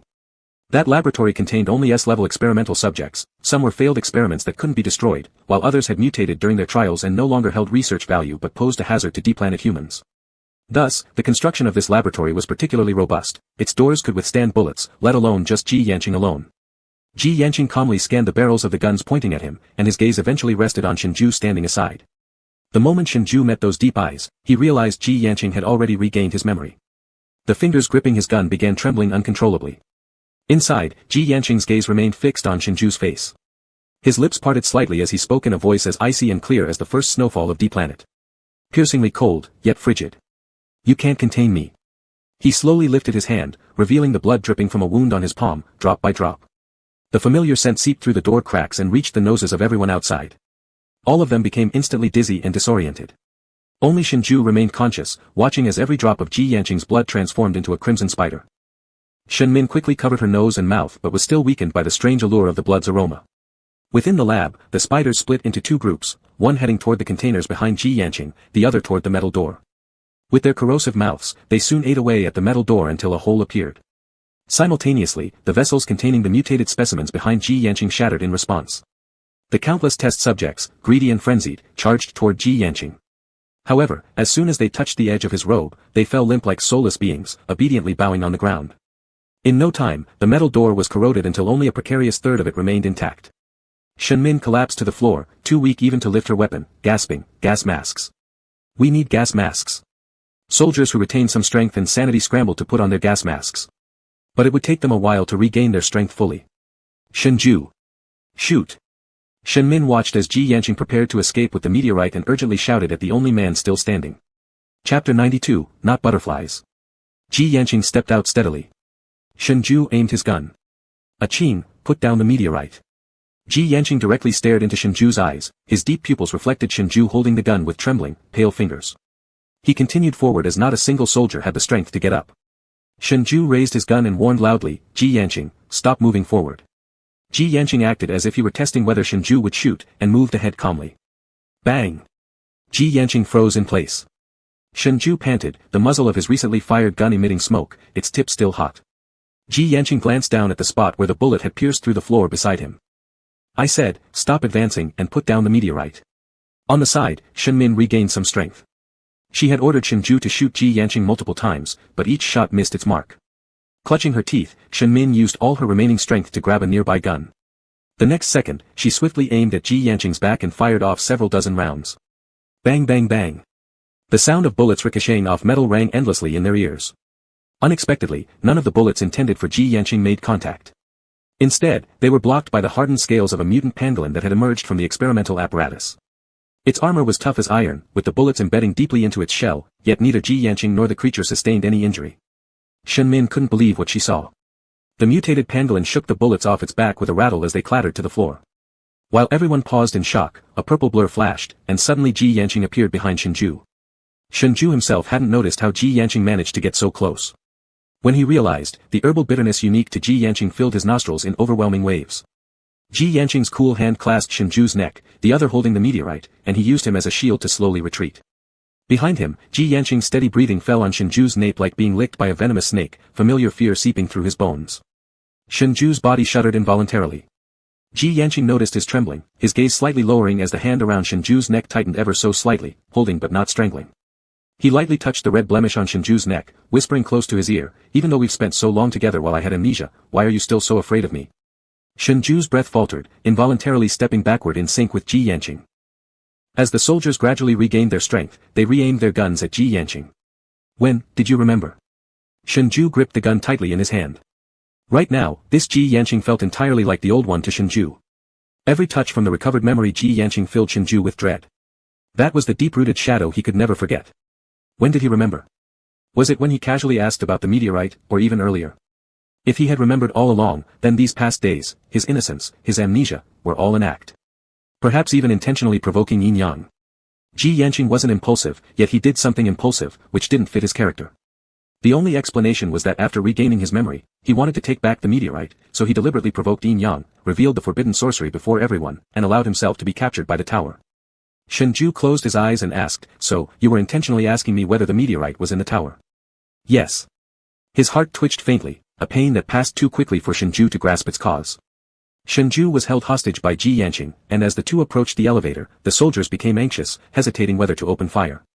In Shenzhou's expectation, the tower wouldn't abandon the meteorite for just a single doctor. Shen Min got up from the ground, dragging her gun and walking towards them. Her aim pointed at his direction. Shenzhou felt a slight ache at the corner of his eye, saying, "Aching, holding me hostage is useless, they will shoot both you and me. And what if I don't intend to hold you hostage, but rather, to forcibly take you away?" The pupil colors in Ji Yanqing's eyes changed subtly, black pupils deepened into mysterious purple hues, somehow reminding Shenzhou of the dark blue butterfly he saw in Shuizhai. As Ji Yanqing's words echoed, countless dark blue butterflies swarmed in by the hundreds, breaking through the tower's glass and surging inside. No, not butterflies. Shenzhou shook off the daze within 3 seconds. The soldiers flailed in midair, firing their rifles at invisible walls, but there was nothing, this illusion caused by the strange scent in Ji Yanqing's blood. From the moment they inhaled the fragrance, the parasites were already embedded in their bodies. There were no such things as dark blue butterflies before their eyes, it was all an illusion. Ji Yanqing attempted to lead Shenzhou into the elevator. Shenzhou's eyes widened as he struggled desperately. He didn't want to return to that village. But his struggle ceased abruptly with a sharp pain at the back of his neck. The world before his eyes blurred and gradually turned dark. As Shenzhou went limp and fainted, Ji Yanqing caught him and turned to enter the elevator. Guns fired incessantly behind them, chaos erupting everywhere. Shen Min realized it was an illusion, so she picked up a shard of glass on the ground and slashed her arm fiercely. Blood gushed out instantly. The intense pain cleared the illusions before her eyes. Without minding the pain, she grabbed the gun and aimed forward. Bang! Beep beep beep. Warning, warning. Emergency defense has been activated. All registered staff inside the tower may not leave. After 10 seconds countdown, all circuits within the tower will be used for defense. Any object crossing the defensive perimeter will be eliminated by lasers. Alert, alert, emergency defense. After firing that shot, Shen Min collapsed onto the ground, utterly exhausted. Due to the illusion, she couldn't aim properly at Ji Yanqing and ended up hitting the final defense mechanism atop the elevator instead. The ultimate defense mechanism, living up to its name, was the tower's last line of defense. Once activated, all floors would be forcibly sealed off for 72 hours. The defense system would cut off power and signals on all floors to achieve closure of the tower. At this moment, the tower was like an impenetrable fortress. Anything entering or leaving the laser barrier range would be eliminated indiscriminately. Only after 72 hours, when the system disables the defenses and presents two options, will those inside the tower have a chance to survive. Option 1, shall the defense be lifted? 2, shall we initiate the self-destruction program? This mechanism was designed for unforeseen needs within the tower that were beyond control. 10 seconds was Shen Min's only chance. By activating this mechanism, the tower gambled everything. Ji Yanqing could not take Shenzhou away, nor the meteorite. Shenmin smiled, certain that Ji Yanqing wouldn't be able to leave. Chapter 93, Trading Him. However, Ji Yanqing merely put the unconscious Shenzhou down and calmly walked towards the 100th floor window. Shenmin helplessly watched as a vine outside the window rapidly grew to the top floor in milliseconds. She widened her eyes, wanting to crawl up from the ground to stop it but fell back helplessly. Ji Yanqing stepped onto the giant green leaf of the massive vine. Indifferently, he stared at the chaotic scenes inside the tower. Want the meteorite? Trade it for Shenzhou. After speaking these words, the vine quickly disappeared out of sight faster than the eye could detect. It felt as though an entire century had passed, and Shenzhou awoke from a heavy darkness. Opening his eyes, he saw familiar furnishings of his bedroom. And Zhuoyao, who looked at him with joy upon realizing he'd awakened. Zhuoyao jumped off the stool by Shenzhou's bed and ran out shouting, "Aunt Shen, brother woke up." His head ached, as if someone had driven an awl into his brain drilling endlessly at his nerves. Shenzhou held his head and sat up frowning. The pendant hanging over his chest slipped out with his movement, its red glint suddenly reminding him of the moments before he fell unconscious. Ji Yanqing had regained his memory and taken the meteorite. Had Ji Yanqing knocked him out just before he lost consciousness? Then why was he back home now? Myriad questions filled Shenzhou's throbbing brain, as if trying to burst it open. Awake? An abrupt female voice broke through. Shenzhou lifted his head, surprised to see Shenmin. Director Shen. Shenmin had never come to his personal residence. Shenzhou couldn't even remember when anyone besides himself had last appeared at home. You don't have to call me Director Shen when you're home. Shenzhou hesitated again. Shenmin, for the first time in a long while, wasn't wearing her cold white coat. She was dressed in an apron, her hair tied up with a hairpin. Her left arm was wrapped tightly in thick bandages, and in her right hand, she held a steaming bowl of fragrant egg noodles. I didn't know you adopted a girl. Although this child is adorable, you should still consult your mother. Shenmin sat by Shenzhou's bedside, placing the noodle bowl on the nightstand. Without her white coat, Shenmin looked incredibly gentle. Her demeanor made Shenzhou feel disoriented. Zhuoyao rushed over, gripping Shenzhou's hand with teary eyes. Big brother, you've been sleeping for so long, I thought you would never wake up. You mustn't sleep that long anymore. Shenzhou absently patted the little girl's head to soothe her. A mere blow to the neck wouldn't keep him unconscious for 3 days. Shenzhou didn't understand why he had been asleep for so long, and currently, his mind was a complete jumble, his nerves both tangled and painful. He had questions to ask Shenmin, so he sent Zhuoyao away. Is the tower's crisis resolved? Qing. Ji Yanqing, is he still in the tower? The tower's defenses were so strict, yet Shenmin showed no signs of worry. Shenzhou guessed Ji Yanqing was likely captured and brought back to the lab. Even though the meteorite was retrieved, Shenzhou felt no joy. He couldn't resist asking, did they capture Ji Yanqing? A flicker of something strange crossed Shenmin's gaze as she glanced at the son she had barely paid attention to after giving birth. Shenzhou shared similar eyebrows and eyes with her, a similar background, a similar life path. Blood from her ran through his veins, and he ought to unselfishly contribute for the tower, for all of humanity on D-Star. Shenmin did not answer but urged Shenzhou instead. Your noodles will get cold, they'll stick together if you don't eat them soon. Shenmin rarely cooked or knew how to cook, so the appearance of the bowl of noodles wasn't pleasant. Shenzhou pursed his lips, picked up the bowl, and silently finished eating the sticky, overly salty noodles. Mother. After finishing his meal, just as he was about to ask the same question, Shenmin cut him off. Ji Yanqing escaped. Shenzhou paused with the empty bowl in his hands. Confused, he looked at Shenmin. Shenmin remained silent for a second, turning her eyes away from Shenzhou's, then resumed her usual cold tone, saying, I activated the tower's emergency defense, but Ji Yanqing still managed to escape. Shenmin couldn't help but feel hatred when she thought of Ji Yanqing. She closed her eyes briefly and told Shenzhou about Ji Yanqing's parting words. He said, if you want the meteorite, you need to trade you for it. Shenzhou, for the tower, for D-Star, you must go and make this trade. These words felt like a rusted, dull knife that cut across Shenzhou's heart without much weight, no blood spilled, yet the wound left behind an indelible scar. There was only a little warm broth left in the bowl he held, already cooled to a constant temperature. But Shenzhou felt it burning like hot iron against his skin. The taste of the noodles in his mouth seemed unbearably bitter. His throat felt parched as he let out a self-mocking laugh. Setting down the bowl of gradually cooling noodles, Shenzhou gave his consent. All right. His immediate compliance instead left Shenmin speechless. Everyone had witnessed Ji Yanqing's abilities, going this time was tantamount to a death sentence, or at best a lamb willingly entering the tiger's den. As if trying to compensate Shenzhou somehow, Shenmin said, once you get the meteorite, the tower will figure out a way to rescue you. If you survive and come back, the tower will appoint you as deputy director of the 90th floor. Shenzhou silently listened to everything Shenmin said. For a long time, neither of them spoke. The only sound in the room was the gentle rustling of the curtains moved by the wind. Director Shen. I will exchange myself for the meteorite for the sake of humanity on D-Star. Only for D-Star. I agree with all your arrangements, but I have one condition. Shengzhai looked outside toward the sunlit sky, pausing for a moment. I want to leave the tower. I no longer wish to be part of the tower. Thank you for taking care of me all these years, but regardless of whether I live or die after this mission, no special honors should be given to me. Too many chains bound him, those shackles confined Shengzhai for 25 years straight. At this moment, after finishing the sticky lump of egg noodles, Shengzhai suddenly didn't want to be bound anymore. Including the manacles known as family ties. A desert wanderer who spares no effort to find their oasis, ends up discovering only mirages. Shengzhai forgot what Shenmin's expression was like that day and also forgot what she said afterward. He packed his belongings and combined all his transferable properties and real estates together. This was for Zhuoyao and Zhuoran. Shengzhai called over Zhuoyao, who looked sullenly unhappy. Rao Rao, do you want to see your aunt? Brother, are you and Brother Yen abandoning me too? Shengzhai found himself unable to say a word. He wanted to explain and console Zhuoyao, but not a single word came out. He wasn't even sure if he would survive to see Zhuoyao again. So Shengzhai could not bring himself to deceive Zhuoyao with hollow promises. Shengzhai forced a weak smile. Zhuoran, I know you can hear me. After speaking to the co-feeling insect inside Zhuoyao, Shengzhai quietly waited for 2 days. 2 days later, Zhuoran appeared at Shengzhu's doorstep. Shengzhai handed a stack of documents to Zhuoran. This includes all my property and real estate, enough for both of you to live comfortably for life in the city. I'm sorry, I can no longer take care of Rao Rao. Dressed in her familiar ethnic costume, Zhuoran hugged Zhuoyao, who cried into Zhuoran's shoulder. Through the co-feeling insect, Zhuoran also learned about Ji Yanqing coming to the city.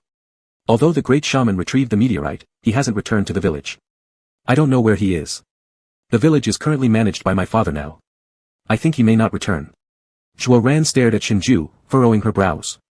Her own experience in romance was non-existent, and though she knew something was off, she didn't know how to start. The bond between you and the great shaman is tangled like a knot impossible to untie. There are still so many barriers between you two, blurred by foggy uncertainties. Neither of you can clearly see each other, which is why you keep hurting one another. She wanted to ask Shengzhai if he loved Ji Yanqing. But upon second thought, since Shengzhai was under the control of the great shaman's love poison, asking wouldn't make a difference. Annoyed and frustrated, she said, if the great shaman asked you to trade for the meteorite, he will definitely give it to you. As for his purpose, I don't know. You'll have to ask him yourself. He loves you so much, surely he wouldn't kill you. Chapter 94, Half of the Meteorite. Re-entering the forest he had fantasized escaping from countless times, Shengzhu's heart remained unusually calm. By the time he reached the Shu village, it was deep into the night. The cool moonlight scattered around, shining upon the nearby forest as Shengzhai walked towards the direction of the Shu village. This forest always seemed eternally verdant, the evergreen trees green throughout all seasons. On the slate paving, a silver-white snake lay still. When Ji Yanqing was imprisoned in the high tower, the silver snake was not with her. Now that Ji Yanqing has left, the silver snake followed her over. The silver snake flicked its tongue and stood in the middle of the path looking at Shengzhai. Shengzhai knew it could understand him. I've come, where is he? The silver snake flicked its tongue again, turned its body, and slithered a bit before turning around to look at Shengzhai, urging him to follow. Shengzhai understood its intention and followed. The silver snake led him on a short walk along a forest path. They came to a stilt house standing alone in the forest. Seeing this scene, Shengzhai froze for a moment. This stilt house, it was Ji Yanqing's home outside the village. Could Ji Yanqing be here? There were too many shadows associated with this stilt house for Shengzhai. As he approached, his fingers trembled involuntarily. The silver snake slithered into the grass silently. After a moment, a figure emerged from behind the grass. The person wore a sleeveless red Miao dress with a silver headpiece. The silver rings on their wrists jingled as they moved. This Miao costume resembled the one Shengzhai first saw Ji Yanqing wearing. In a daze, it felt like they were back to the moment of their first encounter. It was cold in the mountains, but Ji Yanqing dressed so thinly as if she didn't feel the chill. The silver snake slid up her clothing, eventually resting among her long black hair.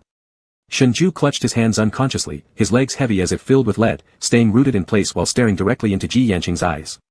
Ji Yanqing stepped closer towards him, each step causing the silver accessories on her body to chime softly. A familiar herbal aroma grew stronger.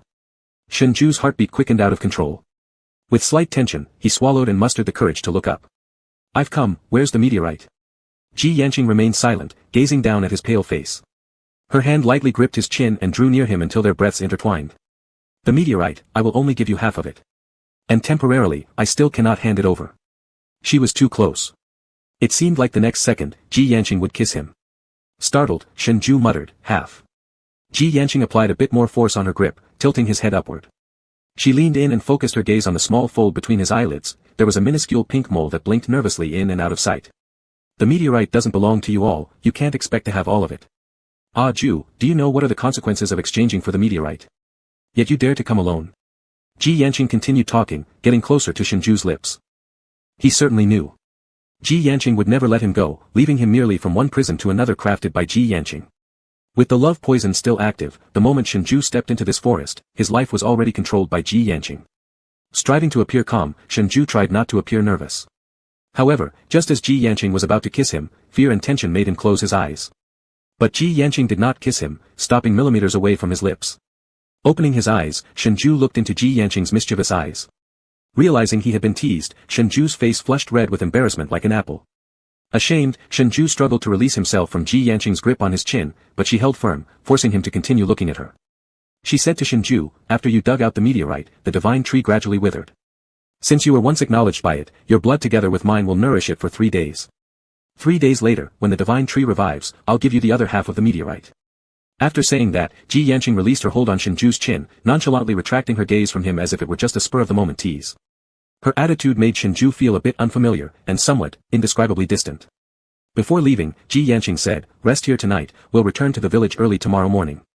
With those words, Ji Yanqing departed. The door left open, moonlight flooded inside, and Ji Yanqing's silhouette disappeared down the bamboo corridor.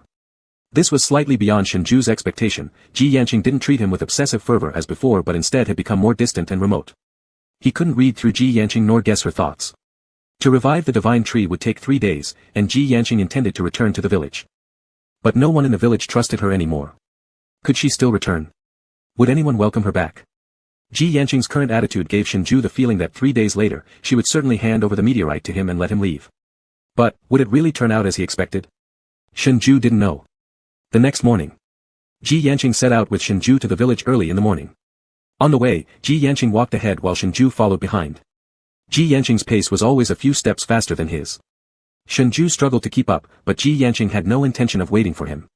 Finally, unable to walk any further, Shengzhu simply sat down on a rock by the side of the road. Hearing the noise behind her stop, Ji Yanqing paused her steps. Shengzhu used a wooden stick to support himself. Having worked in a high tower for years, he rarely engaged in any physically demanding activities, so his physical condition wasn't very strong.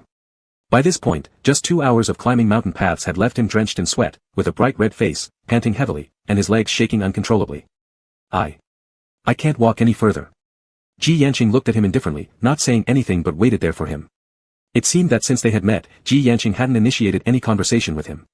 Shengzhu tightened his grip on the wooden stick, wiped the sweat from his chin, and glanced up at Ji Yanqing who was only a few steps away. She stood under a young pine tree, looking elegant and otherworldly. Her cold phoenix eyes carelessly glanced at him as she asked, "Are you rested? If you're ready, we should continue. I don't want to spend the night in the mountains, so we need to reach the village before sunset." Shengzhu pursed his lips, struggling to stand up with his sore legs.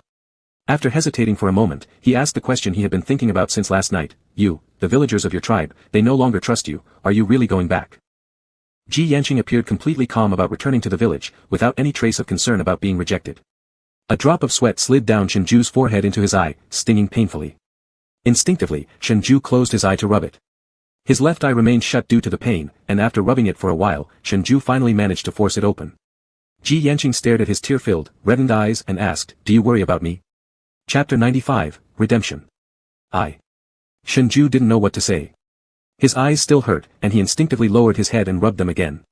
Ji Yanqing gazed at the top of his head and said calmly, "Those who no longer trust me are all followers of Elder Zhua and Du Kang. Without enough time for them to be self-righteous, how can we remove them entirely?" Shengzhu paused mid-motion.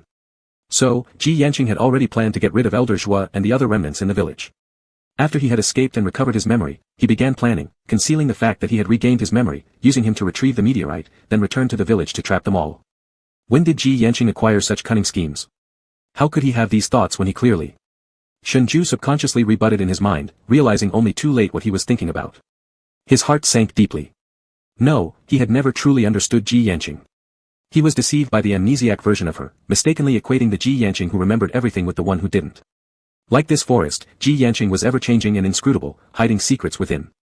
He realized he knew nothing about Ji Yanqing. Returning to the village, the moon once again hung high overhead.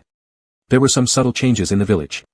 The path leading into the village was blocked, and there were many poisonous insect barriers surrounding it, clearly set up by the villagers to prevent outsiders from intruding again. These barriers did not impede Ji Yanqing. Ji Yanqing stopped where she was, waiting silently for a while. Shortly, a pink orchid mantis flew out of the misty woods and landed on Ji Yanqing's palm. Shengzhai recognized the orchid mantis. It was also one of Ji Yanqing's spirit pets. After the orchid mantis disappeared into the mist, Ji Yanqing followed closely behind and said to Shengzhai behind her, "Let's go." Shengzhai silently caught up. As soon as they entered the fog, it quickly dissipated. By the time they reached the familiar bullhead wooden gate, Elder Zhua had already brought people with torches in their hands, blocking the entrance. The light from the torches illuminated the village, as if they had anticipated their return and had been waiting all along. Elder Zhua glared at them coldly. "Humph, Ji Yanqing, because of the outsiders you brought, our sacred tree died, and the village was damaged. You no longer have the right to come back, nor the right to serve as the village shaman." Ji Yanqing scanned the crowd behind Elder Zhua. The number of villagers was roughly 1/3 of the total population of the village. This quantity suggested that Elder Zhua had started plotting earlier than Ji Yanqing had expected. "I warn you, leave immediately, or both of you will die." Elder Zhua was somewhat wary of Ji Yanqing, but then again, Ji Yanqing's mother, who had been so powerful, had died at his hands. How terrifying could Ji Yanqing possibly be? Moreover, Ji Yanqing was alone, whereas he had brought along Shengzhai, who couldn't fight to save his life. Nearly half the villagers were already on his side. Even with superior skills, one person couldn't defeat a group of others. Ji Yanqing had also been poisoned by Du Kang's venomous insects, which likely reduced her powers significantly. Elder Zhua didn't believe she could kill half the village single-handedly. Shengzhai had already foreseen that the village wouldn't welcome Ji Yanqing back, but the situation in front of him seemed far worse than he'd imagined. Instinctively, he glanced at Ji Yanqing's calm expression and hinted that they should retreat first. With so many on Elder Zhua's side, engaging in combat would not guarantee their victory. Qing. Some ordinary villagers who weren't skilled in using poisons happened to pass by and seeing this confrontation, hurriedly took their children and ran away. After noticing several warnings given to Ji Yanqing went unheeded, Elder Zhua began harboring murderous intent. He slammed his cane, and the people following him eagerly manipulated their insect familiars. Their faces were painted with mud marks. Whoever bore these marks were all supporters of Elder Zhua. "Since you refuse to listen, don't blame me for being merciless." Behind Elder Zhua, countless bats flew out of the woods by the hundreds and thousands. The black bats moved like the wind, charging toward Ji Yanqing in unison. At the same time, other villagers unleashed their insect familiars to launch attacks on them as well. Shengzhai nearly stopped breathing, but Ji Yanqing remained unmoved. Just as the insect familiars were about to attack them, in the next second, they froze in mid-air, as if paused. Then, one after another, they fell to the ground, losing control. Shengzhai was struck with shock, unable to speak. Ji Yanqing raised her hand. That beautiful, elegant hand seemed to grasp nothing but air. And yet, opposite her in the air, Elder Zhua was tightly strangled by an unseen vine that had suddenly emerged. It coiled around his neck like an extension of Ji Yanqing's arm, choking Elder Zhua bit by bit, squeezing his last remaining breaths from his throat. The villagers who supported Elder Zhua met the same fate. Vines wrapped around their throats, tightening until the last remnants of breath were snatched from them. Only Elder Zhua remained barely alive, red-faced and struggling for air while caught in Ji Yanqing's strangling vines. "You, how could you manipulate plants?" A Gu witch was traditionally capable only of controlling poison insects. There wasn't a single person in the entire village, including Ji Yanqing's mother, who could control plants. Ji Yanqing's abilities had clearly exceeded his expectations. At this moment, a woman's figure rushed swiftly toward them from behind. Seeing her, Shengzhai instinctively pulled Ji Yanqing, who was facing away from the woman. Just before Elder Zhua suffocated completely, Ji Yanqing released the vine. With bulging eyes, Elder Zhua gasped for a huge breath of air and collapsed onto the ground, clutching his throat and coughing violently. Before he could even catch his breath properly, a sharp pain surged in his chest as a gleaming dagger pierced straight through it. Shocked, he looked up to see a young, familiar face. This face, one he'd scrutinized up close countless times over the recent days, now wielded the knife plunged deep into his chest. To Shengzhu's surprise, the girl was not targeting Ji Yanqing. She was instead going after Elder Zhua. Shengzhai stood frozen in place, while Ji Yanqing watched silently, lowering her gaze. Enraged by the lack of retribution, the girl pulled the dagger out only to stab Elder Zhua again. Her pale face carried a satisfied smile, her disheveled hair and untidy clothes matching her crazed mutterings, "Die! Die!" Elder Zhua choked on his own blood, every sound coming out broken and wheezing like a damaged windbox, spraying blood all over the girl's face. "Enough," Ji Yanqing said calmly, halting the girl. As if deaf, the girl continued trying to pull the dagger out of Elder Zhua's chest for yet another stab. But the blade got stuck between his ribs, making it impossible for her to withdraw. Ji Yanqing delivered a swift chop to the back of the girl's neck, causing her to fall unconscious onto the ground. Elder Zhua lay sprawled amidst a pool of blood, on the verge of dying from excessive blood loss. Ji Yanqing knelt down and fed him a brown pill-like worm. A moment later, Elder Zhua's dilated pupils refocused. As if a drowning man suddenly regained oxygen, he gasped long and deeply before collapsing to his knees in agony, coughing endlessly. Ji Yanqing stood up and looked down from a height. "Elder Zhua, you need to live in order to atone for my mother's sins." Chapter 96, In the Fog. After adopting Zhuiyao, Shengzhai had inadvertently learned a bit of Miao language. Therefore, he understood some of their conversation. The Ji Yanqing in front of Shengzhai was a side he had never seen before. His heart was full of strategy and plans. Though Ji Yanqing was still Ji Yanqing, she made Shengzhai feel an unprecedented sense of strangeness. He stood dazedly in place while Ji Yanqing casually glanced at him and then turned her eyes away. The scene was a mess, with Elder Zhuo covered in blood lying on the ground. He was alive but suffering from pain as if countless worms were gnawing at his heart. The worm that Ji Yanqing fed him saved his life, yet it abolished all his abilities and constantly tormented him. All his people lay unconscious on the ground, while Elder Zhuo's nails clawed desperately into the earth, leaving him without the strength to rise again. Meanwhile, the ordinary villagers who had been hiding nearby saw that things had calmed down and that Elder Zhuo had lost his ability to confront Ji Yanqing. They cautiously stepped out of the shadows and knelt down beside Ji Yanqing. As one person led the way, more and more ordinary villagers embraced their children and came forward. They spoke in the Miao language to Ji Yanqing, "Great High Priestess, please stay and save us. Please punish Elder Zhuo." They had once feared Ji Yanqing and harbored resentment because outsiders brought by her destroyed the sacred tree. All they wanted was to live peacefully within the village. So, who became the high priest mattered little to them as long as that person managed the village well and protected its safety. However, after Ji Yanqing left and Elder Zhuo took over, their lives did not improve but rather became harder under his oppression. Not everyone in the village knew the art of gu, toxic insect manipulation, and the larger part consisted of ordinary people. These individuals, unable to protect the village and their families through gu, were considered lower than those who could in Elder Zhuo's eyes. When Ji Yanqing was around, these people enjoyed equal rights. After she left, however, Elder Zhuo and his followers continued to oppress them. Ordinary villagers knelt before Ji Yanqing, begging her to stay. Shengzhai noticed that they were wearing very thin clothes and looked pale and malnourished. The infants in their arms were skeletal due to nutritional deficiencies. In contrast, Elder Zhuo and his subordinates lying on the ground were all warmly dressed, with red and glowing faces, forming a striking contrast with the villagers kneeling before Ji Yanqing. Shengzhai had once made a deal with Elder Zhuo, exchanging supplies for digging below the sacred tree to retrieve the meteorite. These supplies were not distributed to all the villagers by Elder Zhuo. Zhuo Ran had mentioned that every winter was a tough time for the village, requiring large amounts of clothing, coal, and food to get through the season. So, Elder Zhuo had secretly kept all the survival necessities for himself. To obtain what they needed to survive the winter, they had to obey Elder Zhuo's orders. Among the crowd, a poorly dressed middle-aged man and a young man stumbled forward. The middle-aged man's emaciated body seemed like it might fall over with even the slightest breeze. His leg was lame, and he tripped while running over. He quickly got up, helped by the young man, and together they stumbled to the side of the girl who had just stabbed Elder Zhuo. The middle-aged man shakily picked her up, sobbing and calling, "Anna, Anna." Ji Yanqing said, "She is fine." The middle-aged man, Anna's father, confirmed that his daughter indeed had no injuries, and gratefully bowed to Ji Yanqing in thanks. The young man, seeing Anna's disheveled state, hurriedly removed his own thin jacket and tightly wrapped her up, exposing his bare upper body. In the process, catching a glimpse of Elder Zhuo from the corner of his eye filled the young man with hatred, and he clenched his fists so tightly that he didn't rush forward to kill Elder Zhuo. All the people present glared at Elder Zhuo with resentment. They wanted revenge for all the suffering inflicted upon them by Elder Zhuo during this period, but since Ji Yanqing hadn't given an order, no one moved. The young man tightly hugged the girl, his eyes bloodshot. He pleaded with Ji Yanqing, "High Priestess, Elder Zhuo forced Anna to marry him using clothes as leverage. When we refused, he broke Anna's father's legs." Speaking of it made the young man's expression turn painful as he hated himself for being unable to protect the one he loved and despised his own helplessness. "For my sake and Uncle Qi Lang, Anna." The young man did not continue, but Shengzhai already understood the whole story. Elder Zhuo had forced Anna, who already had a fiancé, into marriage by using winter supplies as leverage. When Anna's father disagreed, Elder Zhuo broke one of his legs. It was likely that he continued to threaten Anna with her father and fiancé. With no other choice, Anna could only reluctantly submit to Elder Zhuo. "High Priestess, you can punish me in any way you want, but I must kill him." The youth gritted his teeth and glared at Elder Zhuo, who writhed in pain like a dying dog. "I planted the 100-day devouring goo inside him. This goo will gradually consume parts of his organs each day, leaving him in a state worse than death." Ji Yanqing turned around and said, "Within 100 days, don't let him die. Afterward, it is up to you." After hearing this, the youth gradually calmed down. Yes, Anna had suffered so much humiliation, and the commoners in the village had been oppressed for too long. If he killed Elder Zhuo too quickly, it would be too merciful on him. Making him live worse than dead was the only way to repay all the suffering he had caused everyone. Ji Yanqing left the scene and walked toward the village.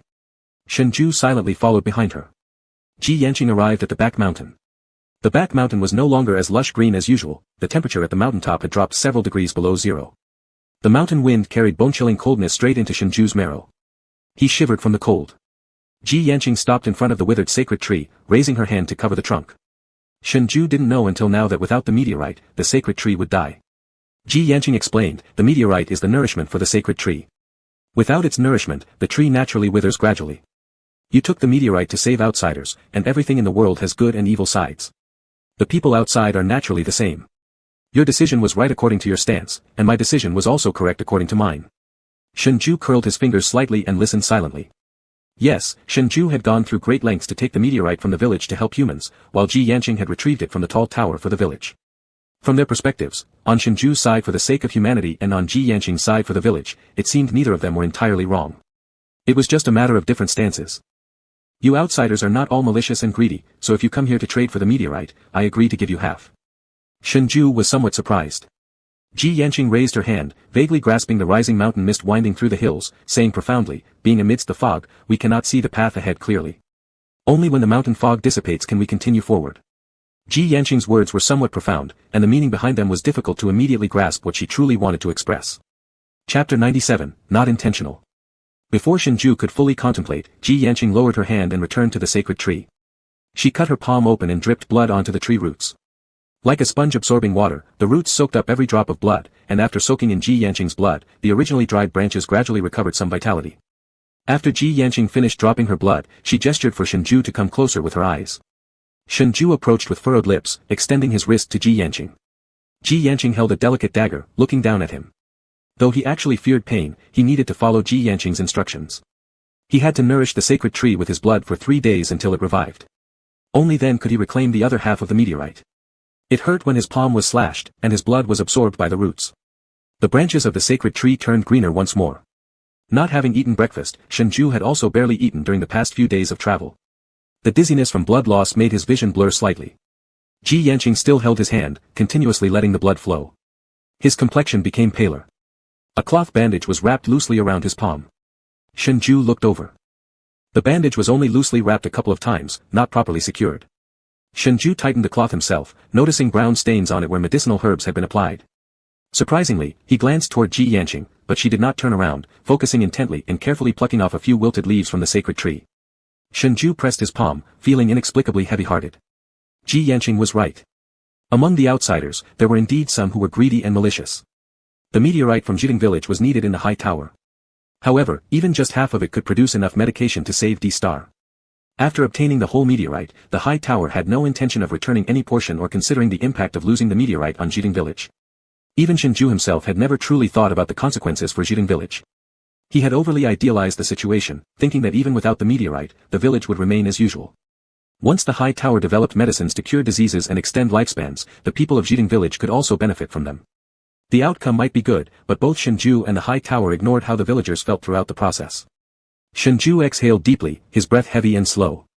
Now that he had left the tall tower behind, with half of the meteorite retrieved, its future was no longer his concern. A significant change had occurred in Shengzhai's mindset. Once determined to escape Ji Yanqing at all costs, he now felt devoid of energy to struggle against her further, even if she refused to let him go. He resigned himself, it could be this way. Living without striving for the high tower or a cause, having nothing, day by fleeting day. If one day Ji Yanqing sought vengeance, he would willingly accept death. Noticing Shengzhai's wandering thoughts, Ji Yanqing quietly observed the days on his face. On the withered branches of the sacred tree, a few lonely leaves hung. A breeze swept through, scattering them onto their feet. The tranquility between them was abruptly shattered by the appearance of a pink orchid mantis. Looking up, Shengzhai watched as the mantis urgently landed in Ji Yanqing's hand, frantically moving its limbs as if conveying an urgent message. Ji Yanqing's calm expression suddenly turned solemn. Then, Ji Yanqing set off quickly down the mountain.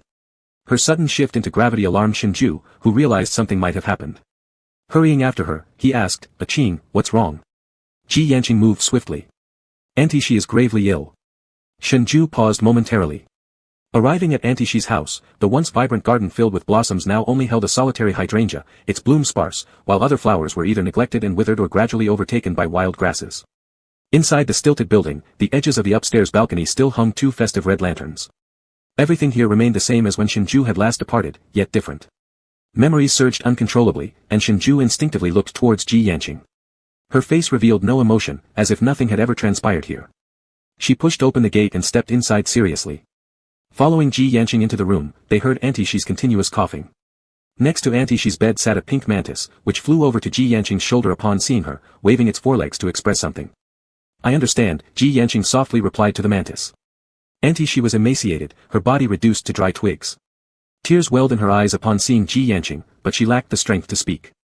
Instead, she weakly extended her trembling hand toward Ji Yanqing. However, upon catching sight of Shenzhou behind Ji Yanqing, Auntie, she suddenly became emotionally agitated.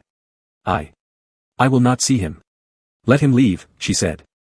Although Shenzhou understood Little Miao language, these words were clear enough for him to grasp. His foot hovered awkwardly across the threshold. Neither stepping back nor moving forward, he stood stiffly, indecisive. Ji Yanqing turned around and calmly said, "You should wait outside." Shenzhou instantly regretted coming along with Ji Yanqing. Having harmed Auntie Shi's beloved daughter Ji Yanqing, it made sense that she didn't wish to see him. It wasn't much of an issue, yet inexplicably, it pierced his heart like a thorn, not painfully, but impossible to ignore. Hurriedly withdrawing his foot, he fled out, standing uneasily at the door. Just as he stepped back outside, a girl dressed in traditional Miao clothing hurriedly rushed in. She was so caught up in urgency that she entirely overlooked Shenzhou standing by the door. Thinking to intercept the girl entering so recklessly, Shenzhou stopped as Ji Yanqing called out the girl's name. Contrary to expectation, she wasn't dismissed from the room. His hand suspended mid-air in its attempt to push the door open to warn her froze. Were they acquaintances? From where he stood, Shenzhou could hear faint traces of conversation through the partially open door. Through the crevice, he glimpsed the interior. The girl sobbed, holding Ji Yanqing's hand tightly, asking her something earnestly. Ji Yanqing patted the girl's head gently, patiently explaining to her. Though Shenzhou's grasp of Miao language wasn't perfect and their speech was too fast, he couldn't decipher much of what they were saying clearly. He ought to distance himself, eavesdropping wasn't polite. But his feet stuck rooted to the ground. As footsteps approached from within the house, realizing how inappropriate this action of his seemed, Shenzhou hastily retreated backward. A figure dashed out past him into the hallway. Perhaps because of excessive nervousness, his heel accidentally bumped into the hydrangea flower pot, lost balance and embarrassingly fell to the ground. The only hydrangea plant was crushed by Shenzhou. Pieces of the broken ceramic pot embedded into his bandaged palm, adding another fresh wound. Ji Yanqing frowned at him. What are you doing? Shenzhou's eyelids turned slightly red, whether it was from pain or cold, his voice trembled lightly. I'm sorry, It wasn't intentional. Chapter 98, Dislikes Osmanthus Flowers. Shenzhou awkwardly got up, with mud stains on his white clothes. His palms felt scorching, his face flushed. I wanted to stop her.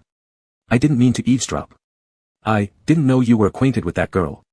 Ji Yanqing's gaze rested on the hand he had hurt, which now trembled in pain. She is Auntie Shi's granddaughter. Auntie Shi never married, Nan Ji was an abandoned baby she picked up. When Nan Ji was a teenager, her biological parents found Auntie Shi, bringing Nan Ji to live in the Shu village. Thereafter, Nan Ji stayed in the Shu village and worked there. But she often came back to visit Auntie Shi. Due to the peak tourist season in the Shu village some time ago, Shenzhou did not meet her. Is that so? Auntie Shi. Is she okay? Recalling hearing Auntie Shi's cough, Shenzhou paused for a moment before asking. There's no immediate danger yet. Is it because of the sacred tree? Shenzhou wanted to ask if it was because the village lost the sacred tree that Auntie Shi fell ill. Ji Yanqing calmly replied, no. Shenzhou looked puzzled. Auntie Shi is already 145 years old this year, everything has its cycle. Even the meteorite couldn't change the outcome, eternal life has never existed. Shenzhou comprehended. The average lifespan of the villagers in the Jiteng Village is around 150 years. Auntie Shi is 145 years old this year. At this age, equivalent to the final years of humans outside, elderly people often experience a gradual decline in bodily functions. Sorry. These words were said by Shenzhou both to Auntie Shi and as if also to Ji Yanqing. Ji Yanqing's eyes faintly changed. Let's go, he quickly reined in any abnormal expression and walked ahead of Shenzhou. Shenzhou obediently followed. In the evening, Ji Yanqing pushed open the door of Shenzhou's room from the outside. These 2 days, Ji Yanqing had been sleeping downstairs and hadn't shared a room with Shenzhou. Through muscle memory, the moment Ji Yanqing entered, Shenzhou instinctively looked toward him with fear. Standing in the doorway, Ji Yanqing was tall and slim, holding a bowl of dark green herbal medicine in his hand. He said nothing, just casting a light glance at Shenzhou's injured hand that had been wounded again but yet untreated. He placed the medicine on the table without a word. Under Shenzhou's frightened eyes, he closed the door and left. By the time Shenzhou realized this, Ji Yanqing had already gone out.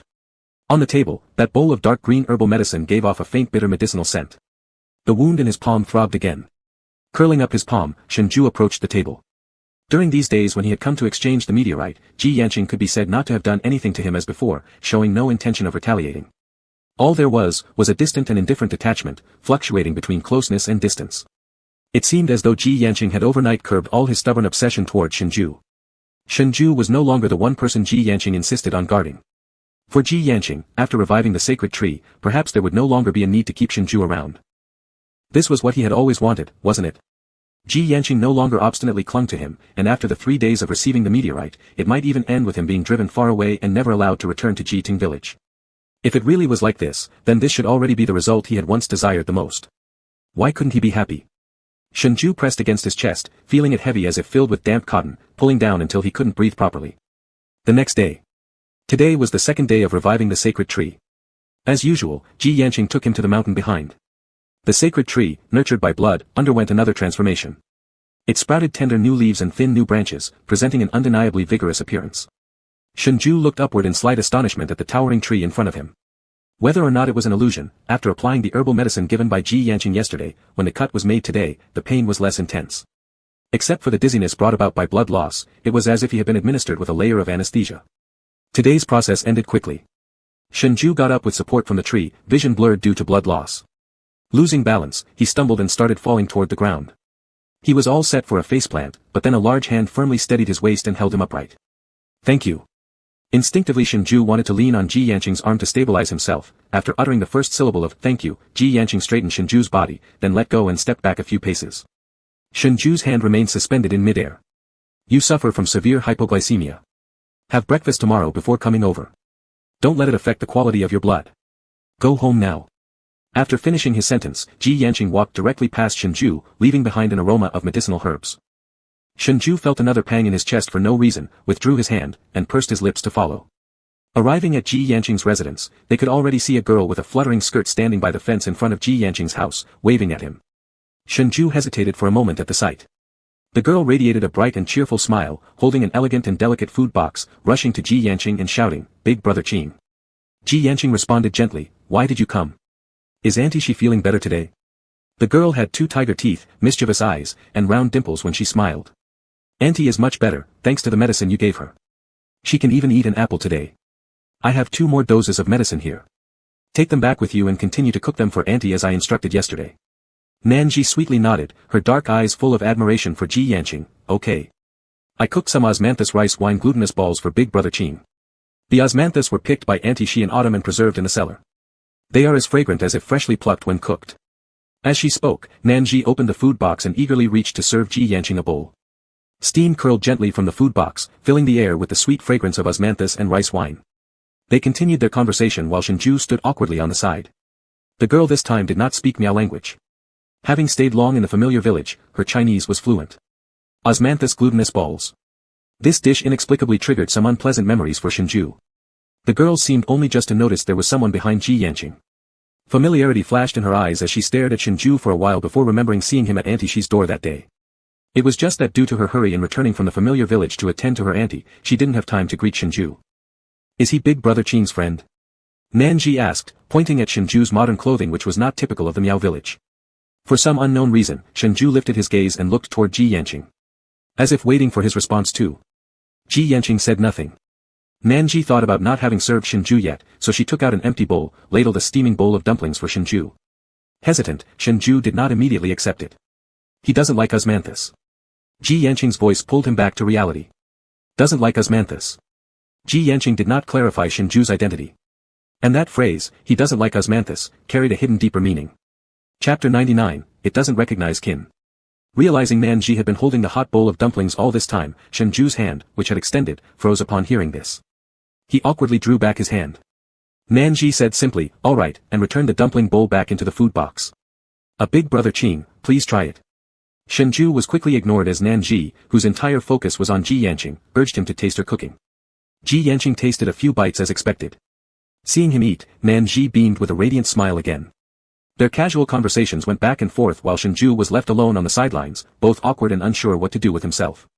He thought of making an excuse to smoke a cigarette to ease the awkward atmosphere but hadn't spoken yet when he heard Nanji's excited voice, "Big Brother Qing. Is this praying mantis also one of your pets? It's so beautiful." As she spoke, her eyes fell upon it. A pink orchid mantis rested on the side of Ji Yanqing's fence, its pink body resembling a peach blossom blooming on the fence. Before Nanji touched the mantis, it leaped up and flew past her, heading directly toward Shenzhou. Shenzhou watched helplessly as the mantis flapped toward him, instinctively raising his hand to catch it. The mantis folded its wings, lazily landing in Shenzhou's palm and using its forelegs to scratch its head. Nanji gazed longingly at the mantis resting in Shengzhu's hands. Shengzhu was also somewhat at a loss, turning to look at Ji Yanqing, who approached calmly, his handsome features expressionless. He came forward, took the mantis from Shengzhu's hand. Being so close, his slightly cool fingertips grazed Shengzhu's as he retrieved the insect. Shengzhu's fingers stiffened, and he only relaxed when Ji Yanqing took the mantis away. Ji Yanqing said to Nanji, "It doesn't recognize kin. Don't touch it randomly." Ji Yanqing released the mantis, which flew into the bamboo forest. "Is that so? I thought Brother Qing's bug pets were all obedient." Nanji said with a tinge of regret. Not recognizing kin. Shengzhu glanced at Ji Yanqing's profile in confusion. He remembered this mantis as being very clingy and gentle. The brief interlude of the orchid mantis soon passed. Nanji bit her lips softly and called out to Ji Yanqing hesitantly, "Brother Qing. I want to tell you something." She glanced at Shengzhu, who was present, her face blushing slightly, making her a bit shy about saying it in front of him. But then she thought, since this person was Brother Qing's friend, perhaps there was nothing inappropriate for him to hear. After hesitating for a while, she reddened and whispered, "Brother Qing, Grandma, she asked me recently, how I felt about a Zhou." A Zhou was from the Sheng village. Theoretically speaking, although Nanji grew up in the Sheng village, she still belonged to it despite later moving to the Shu village, but she often came back to visit Grandma Shi.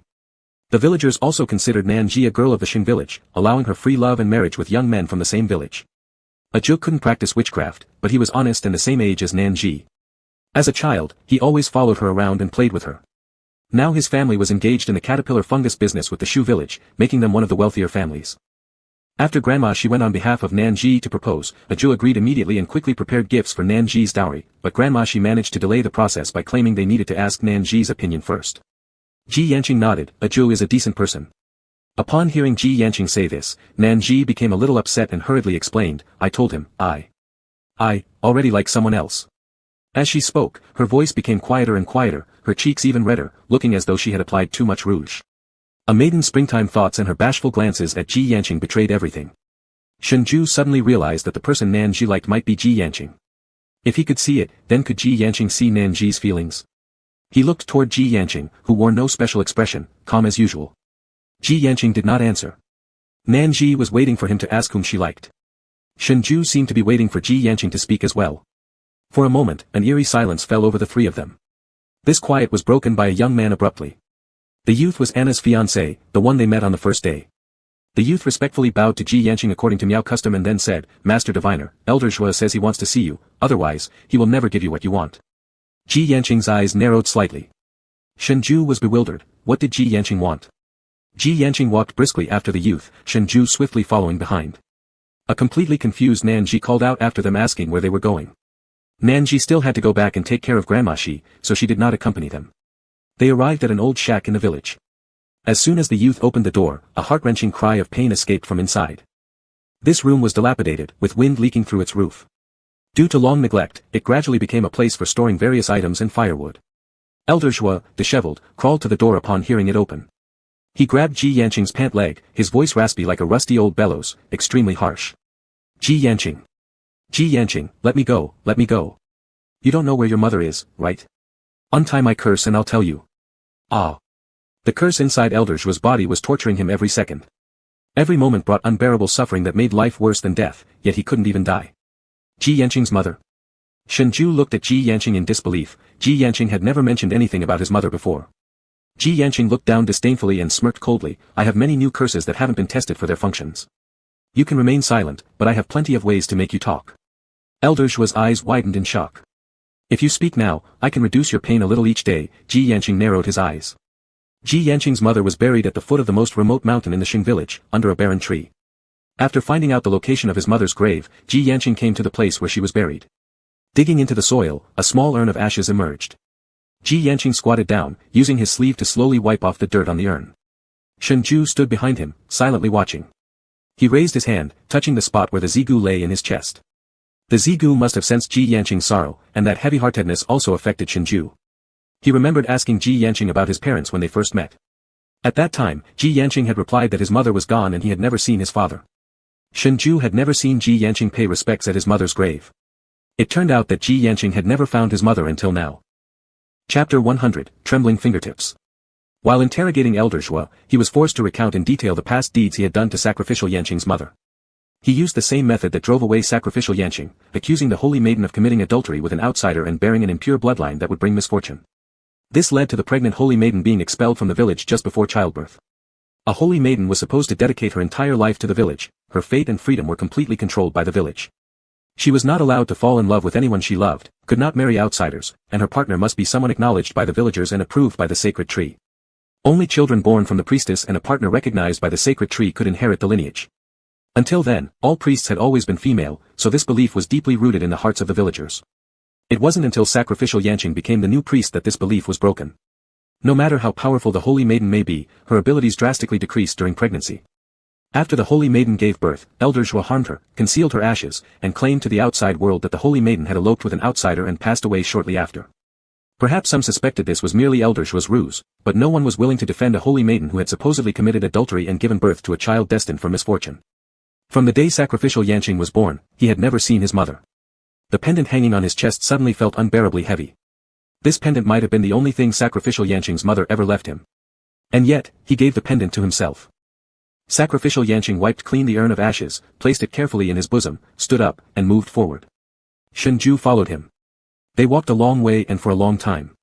From the dense forest of the living village, they reached the summit of a mountain far from the living village, where the view opened up. Standing here, they could see an endlessly winding river at their feet.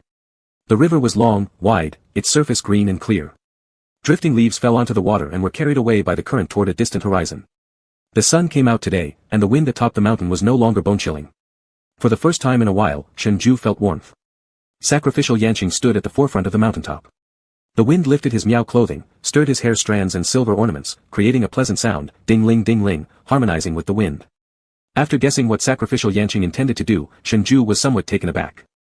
As he guessed, sacrificial Yanqing opened the jar, tilted its opening, and the white powder scattered with the wind. Shengzhai instinctively tried to stop him. "Qing, you." He wanted to ask why he didn't keep something precious found after such difficulty as a keepsake of his mother and instead scatter it in the wind. With sacrificial Yanqing's hair flying in the breeze, he said, she was confined by the identity of the holy maiden her whole life. I think this is what she wanted. The wind will take her wherever she wants to go. The wind is free, and so is she. What about you, if you miss her in the future? Sacrificial Yanqing looked toward the distant mountains and waters. Every tree and every river here will carry my thoughts to her. After scattering his mother's ashes into the wind, they descended from the mountain. Halfway down, sacrificial Yanqing took another path. He explained, the herbs on this path are ripe now, and Grandma she needs them. The destination towards which this path led made Shengzhai pause momentarily. Before his eyes lay a familiar scene, the familiar little road, the familiar plants. It was the same road where Shengzhai and his team got lost the second time and saw sacrificial Yanqing collecting herbs. Memories from the past flooded his mind uncontrollably once again, like a switch had been flipped. Sacrificial Yanqing walked to the place where he used to collect herbs and picked a few mature medicinal herbs. Just as they were leaving, sacrificial Yanqing noticed Shengzhai still deep in thought. He simply glanced sideways and said coolly, "Tomorrow is the last day." Shengzhai snapped back to reality and was confused for a moment. What? After tomorrow, I'll give you the meteorite. In an instant, Shengzhai understood everything. Another pang of pain shot through his chest as Shengzhai bit his lip and remained silent. His medicine had run out long ago, and without it, the heart palpitations brought about by the awakening of the Zigu parasite started tormenting him again. But sacrificial Yanqing no longer controlled him with the affection poison. It seemed as though he had forgotten that Shengzhai still harbored the affection poison inside him. Enduring the intermittent pain in his chest due to lack of medicine, the two returned to the village. By the time they arrived back at the village, it was already late at night. The village was peaceful, with bright lights everywhere. After Elder Zhua stepped down, sacrificial Yanqing established a rule in the village. Those who practice sorcery must coexist peacefully with those who do not. There should be no high or low among people, no discussion of the amount of winter supplies. Everyone is equal, and all materials are distributed uniformly by a Na's fiancé. Entering the village, they walked to the center of the square and saw that many families were still awake. They were busy at their doors, gathering things from outside and bringing them inside. It was so late, yet these villagers were unusually not resting. He glanced at Yanqing, but Yanqing showed no intention to explain. Rather than going home, Yanqing headed for Grandma Shi's house. Lights were on at Grandma Shi's house, she also hadn't slept yet. Yanqing was there to deliver herbs to Grandma Shi. Outside her door, Shengzhai hesitated and mumbled, I think I won't go in. Yanqing gave him a glance and indifferently acknowledged it. Nanji came out of the house with a wooden basin and brightened when she saw Yanqing, big brother Qing. She ran up to Yanqing and noticed Shengzhai standing beside him. This person seemed to always follow behind Yanqing. Friends? They were together every day, weren't they somewhat too intimate? Though Nanji had some doubts in her mind, she greeted Shengzhai politely, "Hello, please come in and sit down." Shengzhai hastily waved his hands, "No need, no need. I want to smoke, which is bad for elderly people, so I'll stay outside." Although he said he wanted to smoke, there was no cigarette on him. This excuse was clearly clumsy and just blurted out subconsciously by Shengzhai. Fortunately, neither Yanqingji nor Nanji exposed his pretense. Nanji brought over a wooden stool and placed it next to Shengzhai, "Then you can sit here for a while." As she spoke, she pulled Yanqingji's sleeve, her face red as she tugged him into the room. "Big brother Qing, grandma woke up. She wants to talk to you." Hearing this, Shengzhui's heart suddenly sank. Yanqingji was pulled into the house by Nanji. Shengzhai curled his fingers but didn't leave to smoke as he had claimed. Uncontrollably, he wondered what grandma she would say to Yanqingji. A thought flickered through his mind. Shengzhai was surprised to find that his fingers were trembling. What was he afraid to hear? Afraid that grandma she would entrust Nanji to Yanqingji, and that Yanqingji would agree? Was it the Zigu parasite? Was the Zigu parasite causing trouble again? His hand trembled more and more violently. Shengzhai moved closer quietly, unable to resist wanting to eavesdrop. From inside came Grandma Shi's weak voice, "Nanji, dear, go to the cellar and fetch some pine needle tea. Brew a pot of tea for your big brother Qing." This obviously meant she wanted to send Nanji away.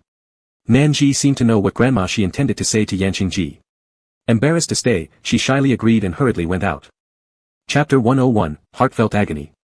After she left, Grandma Axie said again, "Qing, Nanji has rejected Aju. She said she likes someone else." Shengzhai involuntarily gripped his hands tightly, the nails digging into his palms, with a slight sting matching the ache in his chest. Ji Yanqing said, "I know." Grandma Axie hesitated, "But the one Nanji likes is you." At the doorway, Shengzhui's breathing stopped for a moment. His hands were shaking uncontrollably, the pain in his chest already surpassing the deep imprint of the nails on his palm. "I'm getting old, seeing your happiness is my biggest wish. Qing, do you have any feelings for Nanji?" Ji Yanqing did not answer immediately, and the silence tightened Shengzhui's nerves. Ji Yanqing said, "Granny." Suddenly, Shengzhai lost the courage to keep listening, the blood in his limbs turned cold. He stepped back, turned around, and ran away. Inside the house, Ji Yanqing listened to Shengzhui's retreating footsteps before replying, "Granny, I don't have any feelings for Nanji. But I will take care of Nanji." Grandma Axie sighed as expected, "You still can't let go of him, can you?" Ji Yanqing remained silent. Grandma Axie, her eyes filled with tears, said, "I guessed that you would reject Nanji. Granny isn't an unreasonable person, I won't force you to do anything for me with these old bones. I'll talk to little Ji.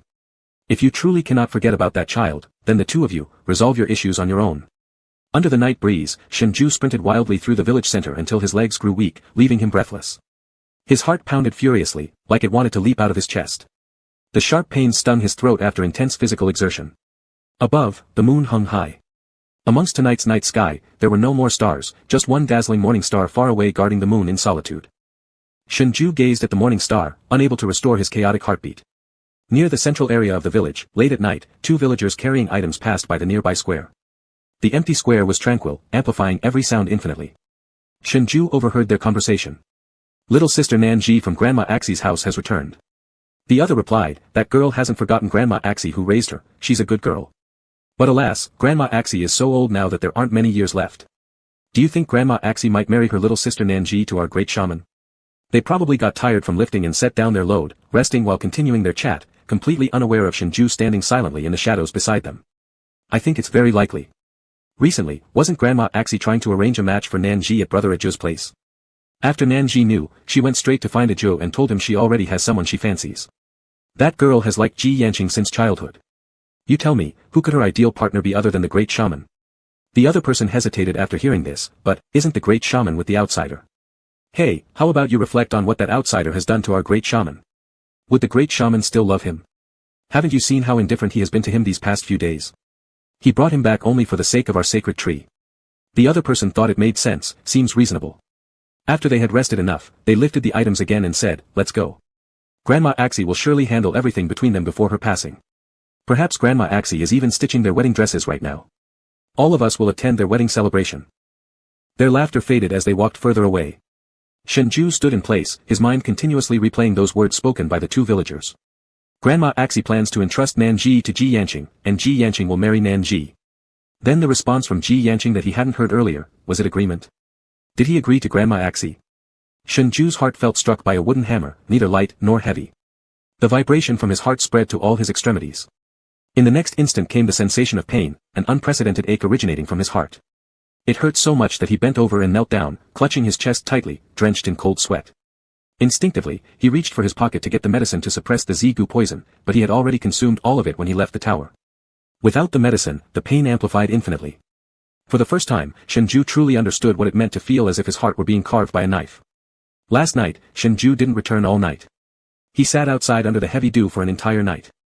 Until the first rays of dawn painted the horizon fishbelly white, and the sunlight brushed his eyelashes dotted with dew. Only then did he slowly rise from the ground and walk back. After he left, the spot where Shengzhai had just been was covered by a tall and slender figure. The wind stirred the silver ornaments on his body, making a tinkling sound. That figure kept gazing at Shengzhu's retreating back until it disappeared from sight. When Shengzhai returned to his dwelling, he saw Ji Yanqing closing the door, about to leave. Glancing at his clothes and hair dampened by dew, Ji Yanqing frowned. "Why didn't you come back last night?" I got lost." Ji Yanqing studied his slightly pale lips and flushed cheeks for a moment. Reopening the fence, Ji Yanqing motioned for Shengzhai to go inside. Shengzhai mechanically followed Ji Yanqing's instructions. When told to return to his room and sit down, he did so without question.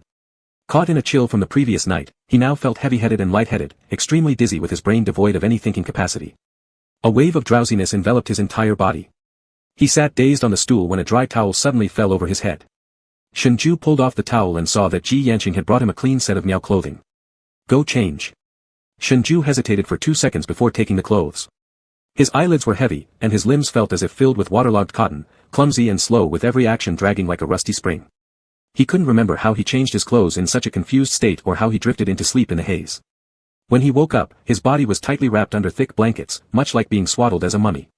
A thin layer of sweat covered his skin, indicating the wind coldness he had contracted last night had fully dissipated. How could he not recall wrapping himself up like this before sleeping?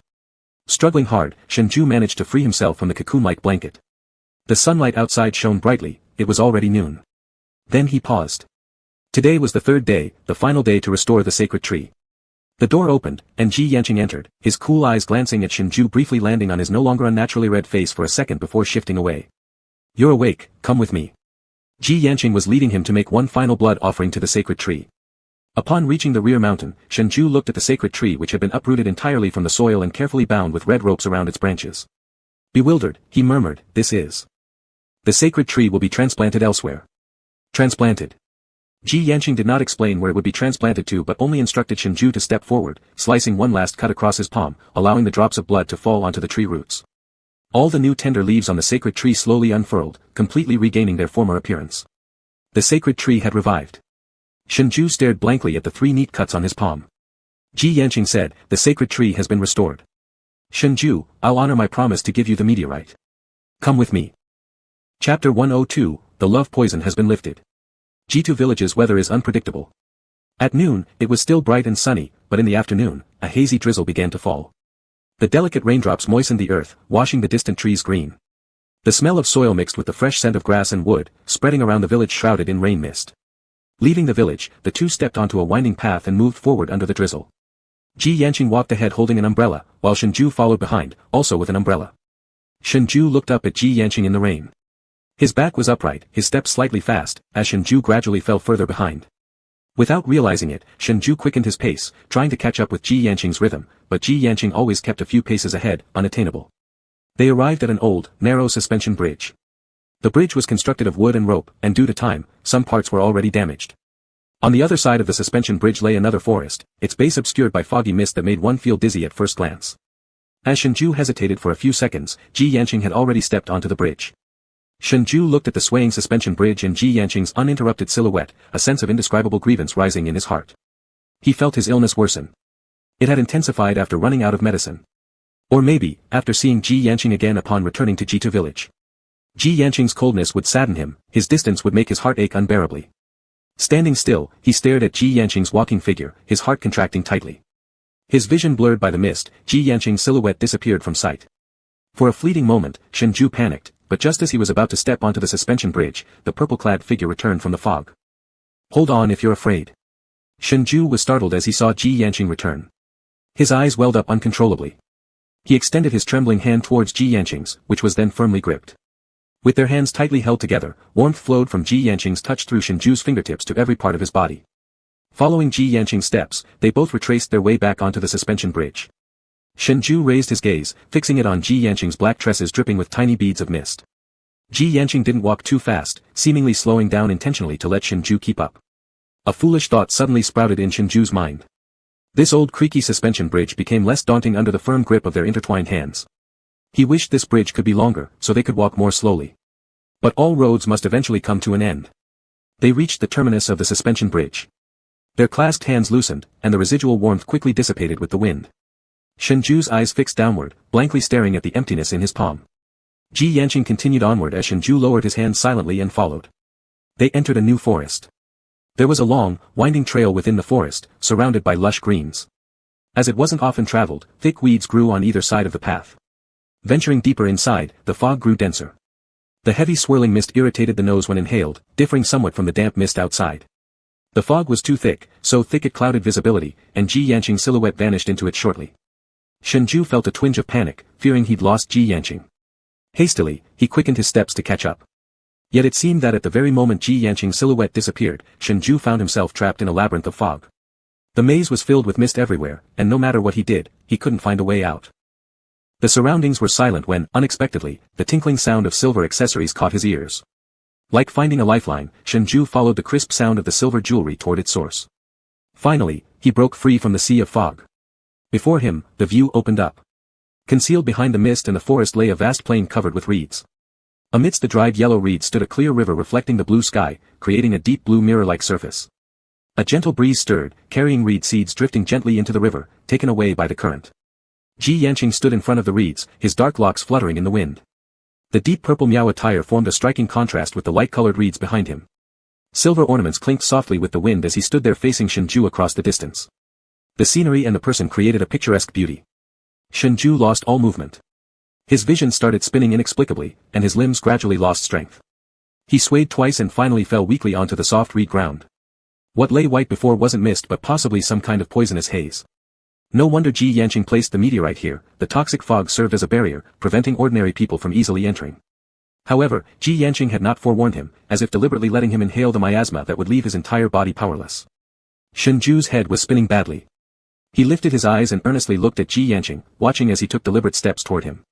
In his hand, Ji Yanqing held half a brown gold meteorite. Sitting on the ground, Shengzhai leaned weakly against a rock, unable to move even a single finger. Ji Yanqing squatted down in front of him and placed the half meteorite into Shengzhu's palm. Only Shengzhu's eyes could move. Helpless and panicked, he stared at Ji Yanqing's face, not understanding his intentions. Shengzhai. This soft call carried an immense weight, landing squarely on Shengzhu's heart, causing it to momentarily shudder with numbness. He sensed that Ji Yanqing wanted to say something to him, but Shengzhai instinctively wanted to block his ears so as not to hear. But he couldn't move. His eyes silently screamed. Don't say it. Don't say it. Ji Yanqing slowly said, Shengzhai, I'm giving you the meteorite. But, I think there is one more thing I need to do. Ji Yanqing raised his hand, brushing off a fallen leaf from Shengzhu's shoulder, then lightly pressed his fingers on the spot where the mark was located on his neck. Shengzhu's breathing grew increasingly rapid, and his eyes gradually reddened with barely suppressed emotion. The fingers on his neck applied slight pressure, followed by a barely perceptible sting, after which Ji Yanqing lowered his gaze and softly declared, the love poison has been lifted. After saying this, his hand moved to Shengzhu's chest, pulling out the pendant that hung there. You're free now. Shengzhu's eyes widened in shock, his chest rising and falling violently. No. His silent cry went unheard by Ji Yanqing. That pendant, yanked away from his neck by Ji Yanqing, seemed less like jewelry and more like Shengzhu's very heart being torn out. As Ji Yanqing took away the pendant, it felt as if someone were pulling Shengzhu's heart out alive, leaving behind a bloody hole. Ji Yanqing stood up, the red string of the pendant swaying in the wind. Then he turned and left. Tears overflowed, breaking through the dams of his eyes, and with all his strength, he managed only to lift part of his arm, his trembling fingertips just barely grazing the hem of Ji Yanqing's robes. Shengzhai collapsed onto the ground, emitting a hoarse, despair-filled cry from his throat, Ching.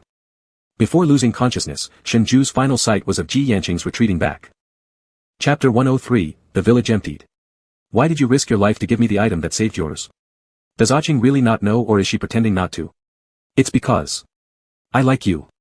Aching, can't you like me even once? The chaotic scenes played one by one in his dreams, and past memories were like a jar of honey left out too long in winter. There was a layer of sugar frost on it, but from afar, its sweet aroma could still be smelled.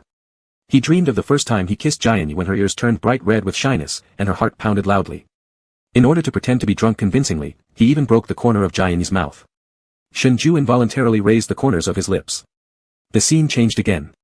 Under the sacred tree, petals danced, and Jianyi gazed at him intensely as she pinched his chin. Shengzhai, I want you to swear that you will never change your heart, and you will never leave Jianyi. Back then, all he wanted was to kiss Jianyi's tempting lips, so he recklessly responded, I swear, I will always love Jianyi, and I will never leave her. After he said those words, the frost in Jianyi's eyes melted away, leaving only tenderness behind. I understand. From now on, whatever you desire, I'll give it to you. An empty heart was filled with past memories, and when Shengzhai slowly woke up, there was still a trace of sweet laughter on his lips. However, when he opened his eyes and saw the river before him where reeds stretched endlessly across the water, his whole body froze. The dreamlike images shattered like a mirror falling to the ground with a crash. A strong sense of hardness came from his hand, and upon looking down, it was the half-piece of meteorite Jianyi had promised him. His breathing caught, and hurriedly, he touched his chest. But his chest felt hollow, the pendant originally there was gone. The affection poison has been cured. You're free now. Shengzhai climbed up from the ground and knelt shakily by the riverside. He looked at his reflection in the water. Amidst the shimmering ripples, his neck was smooth and pale, the former poison mark had vanished without a trace. It hurt. Shengzhai gripped his chest, the pain making it hard for him to breathe. His nails pressed harshly into the skin near his collarbone, yet none of this eased the ache in his heart. The affection poison has been cured, the affection poison has been cured. Why, without the poison, does his heart still hurt? Hundredfold more painful than before. He panted heavily, sweat covering his forehead, and at some point, the reflection showed he was already crying uncontrollably. As his tears dropped into the water, causing ripples, without the poison, these symptoms should have disappeared just as they used to. In his dreams, Jianyi's tender gaze and the cold, distant back she showed him just before he fell unconscious seemed to turn into knives mercilessly stabbing Shengzhai in the heart, creating deeper wounds on his already shredded heart. It was as if he understood something at this moment, but there was still a thin veil separating him from the truth. Shengzhai climbed up from the ground and rushed back wildly. He wanted to see Jianyi. He wanted to ask Jianyi why, without the affection poison, his heart still ached ceaselessly. On the way, Shengzhai didn't know how many times he fell or how many cuts the thorn bushes on the side of the road caused. He paid no attention to any of it. As if forgetting fatigue, Shengzhai ran tirelessly through the drizzle as if wound tight like a spring. When he finally returned to the village and found Jiteng eerily empty, his legs collapsed as though regaining sensation all at once, and his knees gave way beneath him. Shengzhai panted violently, his face pale as paper.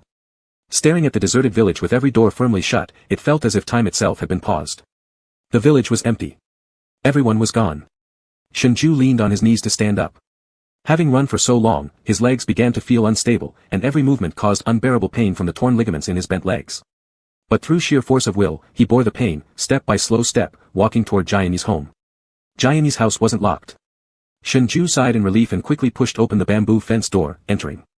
Though the door wasn't locked, Jianyi's house was also empty. Suddenly, an odd memory surfaced in his mind. Shengzhai remembered that when he went to offer the sacred tree blood for the last time, the tree had already been unearthed. Jianyi had said the sacred tree would be transplanted elsewhere. Also, late that night, he had seen many villagers not sleeping, packing their belongings in every household. Connecting everything together, a cruel reality became apparent. Jianyi had moved the sacred tree and left with everyone from the village. Shengzhui's heart, already numb, clenched again in pain. He blankly looked around him. Everything was still familiar, nothing inside the house had changed, and the garden outside remained the same as well. Every flower and herb that Jianyi had taken care of still grew vibrantly. Despite his injuries and exhaustion, Shengzhai sat stubbornly in Jianyi's garden, waiting. He could have gone to check if the sacred tree was still there or visited Aunt Axi's house to confirm whether Jianyi had truly left. But he didn't want to do any of it. Instead, he obstinately waited in Jianyi's garden, deceiving himself into believing she might return. He waited until the sun set, until the sky was covered by night, until a full moon hung high. Hugging his knees, Shengzhai buried his head in them, his eyes vacant and staring at the unlocked door. He recalled every single detail of the past 3 days. The moment Jianyi had cured him of the affection poison, Shengzhai finally realized with profound sorrow that his symptoms perhaps had never been caused by the poison at all. Jianyi had been like a reed fluff that accidentally landed in his heart, carried lightly by the wind, so weightless that he hadn't noticed it settle. Over time, her name had unknowingly taken root deep within him, sprouting wildly in his heart. When vast fields of reeds bloomed inside him and he eventually understood that it wasn't because of the affection poison, it was too late. A wild fire swept through the reed fields, leaving behind only a barren plain and the tangled roots embedded in the earth. Shengzhai spent the entire night sitting in the garden. The night dew transformed into a wet cloak, drenching him as he drifted into an exhausted sleep. His curled body was soon covered by the shadow of someone tall and graceful. Even in his sleep, Shengzhai seemed uneasy. His brows furrowed, and a tear hung on his trembling lashes. The figure reached out, attempting to wipe away his tears, but they quickly rolled down Shengzhu's cheek and vanished into his hair. The night dew was heavy. Tender banana leaves grew quietly and silently shielded his sleeping form, protecting him from the cold morning dew. As dawn approached, birds chirped and woke Shengzhu. Opening his eyes, he immediately looked toward Jianyi's door. It stood exactly as it had the previous day, half open and untouched. Disappointment weighed heavily on Shengzhu as he lowered his gaze. He stood up, brushing against a banana leaf covered in dew, which dripped down onto his arm. He froze momentarily. Where he had curled up the night before, the ground was dry under the protection of the banana leaf. Lifting his hand, he gently touched the leaf that had shielded him. Shaking off the dew, Shengzhu rose, clutching the half-piece of meteorite, and left the village. Chapter 104 6331. After leaving Jiteng Village, Gao Ta sent people to meet Shengzhu. Due to the importance of the meteorite, it was stored in a biometric password sample box that only Shengzhu could open, and he needed to deliver it to Gao Ta personally, then open it himself.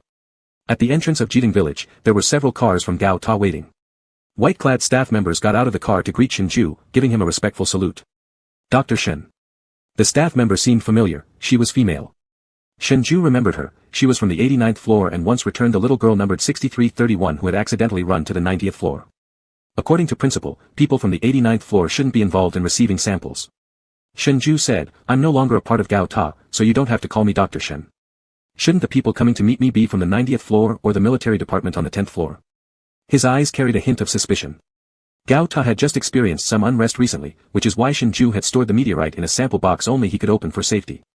The female staff member explained gently, it's like this, Gao Ta underwent some disturbances recently, and the upper floors are currently reorganizing and maintaining the personnel distribution among the floors, hence some slight changes. Dr. Shen need not worry.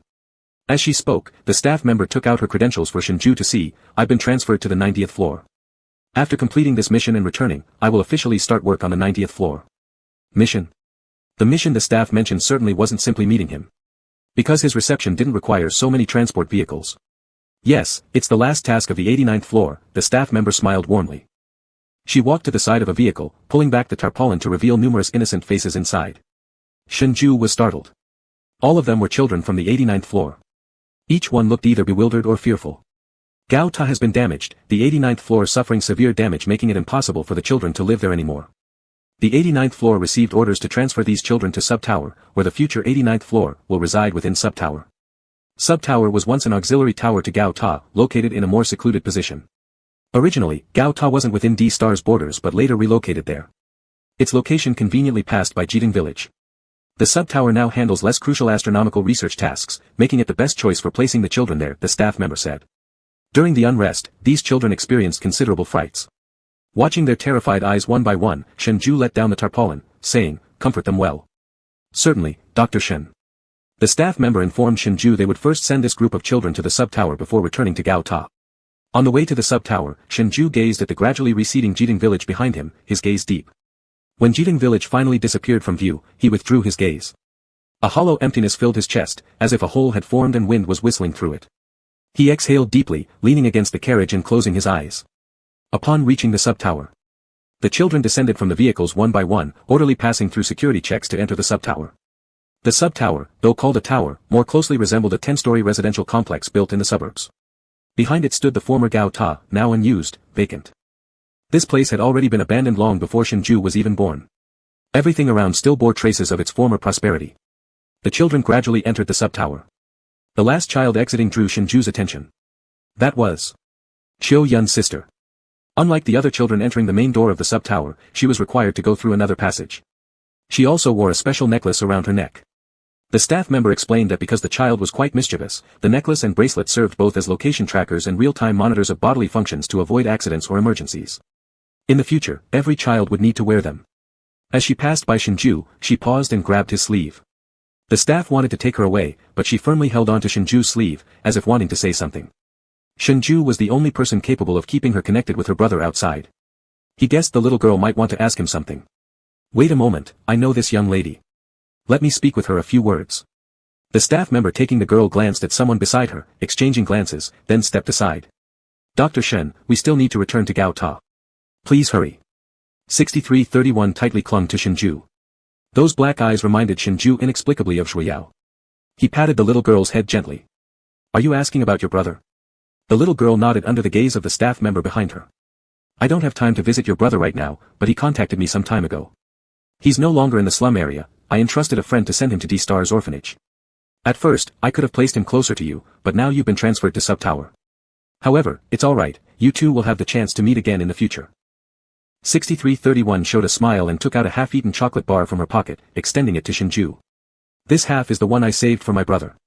Can you help give it to him? That chocolate bar was given to the little girl by Shengzhai when they first met. He didn't expect her to still keep it. Shengzhai declined to take it. Keep this with you. I can buy lots of chocolates for your brother. But 6331 insisted. This one I've kept for a long time, it's different. It tastes different from other chocolates. Shengzhai looked down at the half-eaten chocolate, its packaging wrinkled from being tightly clutched. The chocolate had been gifted by someone who was courting Zhouya, and judging by the English label, it was imported from another planet, definitely hard to find on D-Star. He accepted the half-eaten chocolate, smiling as he ruffled her hair. Alright, I'll give it to your brother. 6331's eyes curved, and she smiled even more like Shuiyao. Thank you, but big brother, you cannot secretly eat it yourself, okay? Shengzhai chuckled. Alright. Big brother, see you. See you. The little girl was guided into the sub-tower by the staff. As the metallic door of the sub-tower closed, 6331's figure was gradually shut off inside. The half-eaten chocolate in his hand was slightly melted, its inside sticky and scattered.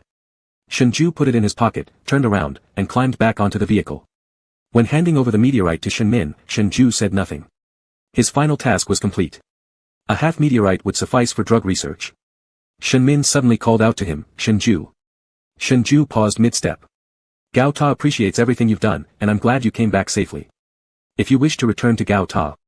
Shengzhai cut her off. Director Shen, I've already withdrawn from Gao Ta. Shenmin tightened her grip on the sample box. I did this for D-Star, not for Gao Ta. So Gao Ta doesn't need to thank me, nor do you. Chapter 105, The Conspiracy of the Tower. Due to the destruction of the 90th floor and the top floor laboratory, the meteorite couldn't be studied immediately. Furthermore, in order to protect it, it wouldn't be removed from its special container at once.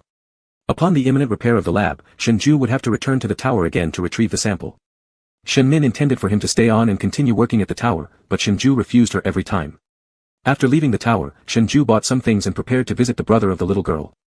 On his way to meet the brother, a thunderous explosion, shaking the whole D-Star, suddenly erupted, turning the originally peaceful streets into chaotic pandemonium. Shengzhai slammed on the brakes, disbelievingly looking toward the source of the explosion. A wisp of black smoke was rising far away. The direction was the sub-tower.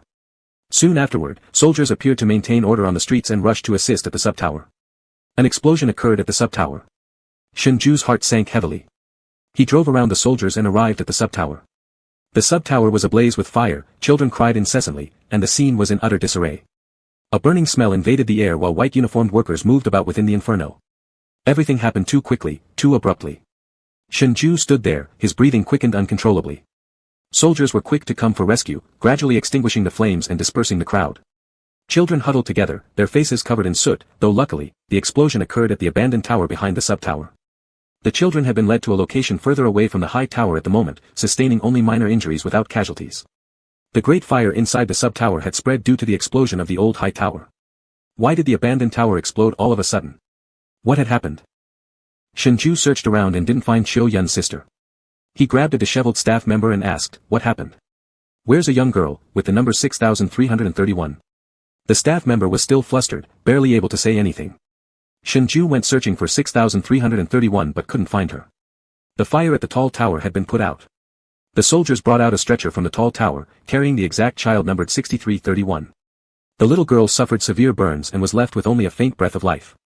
She was carried onto an ambulance for emergency care. The scene before his eyes was like a nightmare. How could 6331 have been inside the abandoned tower, which had long been sealed off and declared inaccessible? Something wasn't right. The words that 6331 had spoken before entering the sub-tower suddenly echoed back in Shengzhui's mind. That half piece of chocolate. Shengzhai pulled out the fragmented piece of chocolate he'd been holding, and sure enough, he felt a hard object inside. He dunked the chocolate completely into his palm, finding a thumb-sized holographic recording storage card embedded in the dark chocolate. This type of card was very concealed, easy to use, produced exclusively within the high tower, and not available on the market. Shengzhui's heart raced uncontrollably. Clutching the card tightly, he immediately left the scene. Back home, Shengzhai hastily opened the holographic storage card. At first, the images flickered like static, then gradually revealed themselves. The shooting angle was low, as if filmed from a child's height. 3484, rejected by meteorite properties, death. 1235, rejected by meteorite properties, death. 2364, death. The cold voice, mechanical-like, reported one after another code numbers deaths. The camera could only capture the lower halves of the white-clad workers. As Shengzhai watched further, his heart grew heavier. 6331, well accepted by the radioactive properties of the meteorite, no rejection response. There was much content in the video recording, chaotic and extensive, suggesting it had been filmed for a long period. Shengzhai continued watching. Until he saw a particularly unique segment. All around were children lying unconscious with tubes inserted into their bodies, including 6331 who made this video. How had she managed to record this unnoticed by so many pairs of eyes? Suddenly, Shengzhai thought of the hairpin on 6331's head. Her height and the tilt of her head as she lay unconscious matched almost perfectly with his suspicion. In the video, a pair of black pants stood out among the uniform white outfits, contrasting in color. The owner of those black pants stood before the lens, their face unclear, but from the demeanor of the surrounding staff, they clearly held this person in great respect. That person spoke, their tone authoritative. Is this the child? An adjacent staff member replied, yes, we've conducted countless experiments. Only this child does not reject the meteorite material, her body can perfectly accommodate the substance. Shengzhai felt as if he'd been struck by a bolt out of nowhere, his mind buzzing incessantly. He repeatedly replayed this section of the video, piecing together a horrifying reality that wooed not only himself but also the entire D-Star. All the children on the 89th floor were nothing more than test subjects for accommodating meteorite materials. The meteorite material was special and could only be maximally accommodated by children's bodies. Their purpose was to create a perfect carrier, one that, through specialized instruments, could spread a certain radioactive substance from the meteorite to every corner of D-Star. Ironically, the high tower had never intended to save D-Star's humans at all. All these sacrificed children were merely tools. Its true intention was to reduce all the inferior genetic humans on D-Star. For decades, the unsolvable diseases plaguing D-Star were none other than creations of the high tower. During the war 100 years ago, large numbers of people from other planets had flooded into D-Star. At first, they came to escape the war, but later they stayed and settled down, causing the D-Star population to soar rapidly. The percentage of elderly, weak, sick, and disabled individuals once significantly surpassed the healthy youth. After the war ended, these refugees had no place to go. At the time, D-Star was not a prominent member of the Alliance. It was only because it accepted these refugees that it gained a seat in the Alliance to voice its opinions. D-Star's upper echelons had never genuinely welcomed these people and were deeply dissatisfied. But due to public opinion, they couldn't drive them away. Thus, they conceived the idea of developing a drug that could alter the genes of the frail and diseased refugees. Those who fled from the war were invariably emaciated and plagued with illness. This strategy proved both ruthless and effective. However, the original high tower miscalculated. That drug unexpectedly mutated, affecting even the originally healthy residents, and later even infants. Instead of quietly reducing the alien population, it caused chaos within their own ranks. But the top levels of the high tower had never abandoned their plan to expel those extraplanetary refugees. Upon discovering the meteorite, the high tower further realized that through 6331 and the meteorite, they could maximize the activation of the purge plan, targeting and indiscriminately exterminating all humans deemed inferior genetically, including some of D-Star's own population. Thus, from the very beginning, the high tower had never intended to use the meteorite to save the lives of D-Star's humans. This recording card only had one opportunity to reach the little girl, during her first hiding inside the cargo elevator. That shipment of goods was a batch of recording cards prepared for inspection, which, for unknown reasons, were returned later. All individuals involved in making, inspecting, and transporting the cards were thoroughly investigated. Shengzhai hadn't known the specific reason at the time, as each level of the tower managed its own affairs. Theft and resale of cards by staff wasn't unheard of, so it didn't seem strange then. Reflecting on it now, Shengzhai felt an uncontrollable chill run down his spine. It turned out that the person who took the recording card was actually 6331. At the end of the video, there was a snippet of audio conversation. 6331 had been pushed off the experimental table. The video continued walking, capturing only the sound of the man in black trousers. And also, the name Ji Yanqing. Chapter 106, Fog dissipates, road clears. The sound gradually faded from near to far, becoming increasingly indistinct. Did Ji Yanqing see this? A staff member replied, yes. There are signs of damage in the lab, but the launch equipment is intact and undamaged. However, the meteorite has been stolen, so we currently cannot activate the instruments. No rush. After waiting all these years, does it matter now? The meteorite contains a special transparent particle substance that splits slowly in the air over time until it can be captured by us. The purification plan must not be disclosed. Once the substance is captured, send people secretly to Jiteng Village immediately. The man didn't continue with his words afterward, but his intentions were clear, to eliminate Ji Yanqing and the entire village as witnesses. The video progress bar stopped, and all images abruptly ceased. Shenzhou was drenched in cold sweat. The transparent material mentioned by the man in black slacks was the white powder Shenzhou used during his first trip to Jiteng Village to mark routes without being noticed by the villagers. Once scattered, the powder would keep floating on objects unless eliminated by a specialized reactive liquid. It would remain indefinitely otherwise. This kind of powder was also a type of special material, differing only in that it could be seen with the naked eye. These substances had all been researched and developed by Shenzhou. However, the transparent, odorless, and tasteless material described by the man in black slacks was generally undetectable by regular instruments. Even Ji Yanqing's insect-based techniques might not have detected any tampering with the stolen meteorite piece. The harsh reality was laid bare before him. Towering structures stood prominently amid the city of D-Star, appearing from afar like steadfast generals guarding their stronghold. But Shenzhou found irony in them now. It turned out what Ji Yanqing had referred to when she said one couldn't see the road ahead while amidst fog meant that the fog symbolized the towering structure. From start to finish, Shenzhou had always been trapped in its haze. Now the fog had dissipated. Shenzhou's path had become clear. He recalled the particles. If they were to go unnoticed and still be remotely detectable by the tower's instruments, only a small amount could be placed on the meteorite to wait for its natural division and multiplication to reach detectable levels. Shenzhou closed his eyes and estimated within himself how long it would take for the standard to be reached. If the number he imagined had been placed matched his thoughts, then that would mean 15 days. He opened his eyes and gripped the miniature recording card tightly. This card would be an essential piece of evidence in the future. Currently, there was another critical task. After the explosion at the sub-tower on the top floor, they would likely soon discover something was amiss. Then, they would trace it back to the 6331 girl, which would lead to uncovering a leak of secrets. Before the particles were captured, Shenzhou had to find a way to remove the particulate substance on the half-meteorite Ji Yanqing held. She had given him only half, requiring the whole for the purification plan to activate. Could Ji Yanqing have guessed about the tower's conspiracy from the beginning, giving him only a part? Shenzhou shut his eyes briefly. The meteorite fragment he already handed over to the high tower couldn't be retrieved easily.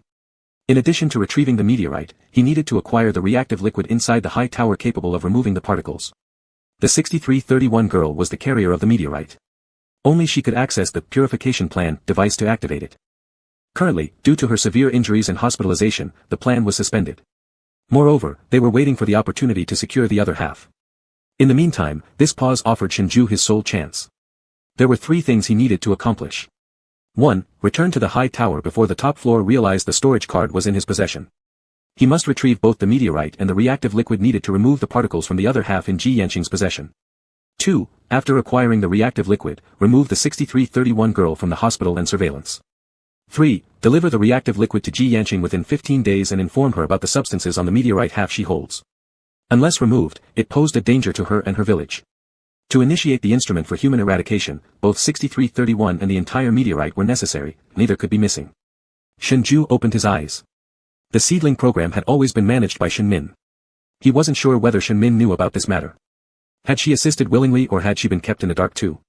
Shenzhou did not know. Obtaining the reactive liquid and moving 6331 required more than Shenzhou acting alone. Zhuo Ran had been in the city all along. Not long ago, the explosion caused quite a stir socially, prompting her to notice some irregularities. She had been waiting for Shenzhou to contact her voluntarily. After Shenzhou got in touch, Zhuo Ran arrived with Zhuo Yao. Upon seeing Shenzhou after a long separation, Zhuo Yao ran towards him, shouting, "Big brother." Shenzhou squatted down to meet her, "Yao Yao. Zhuo Ran, I need your help." Before she arrived, Shenzhou had already explained the situation to Zhuo Ran.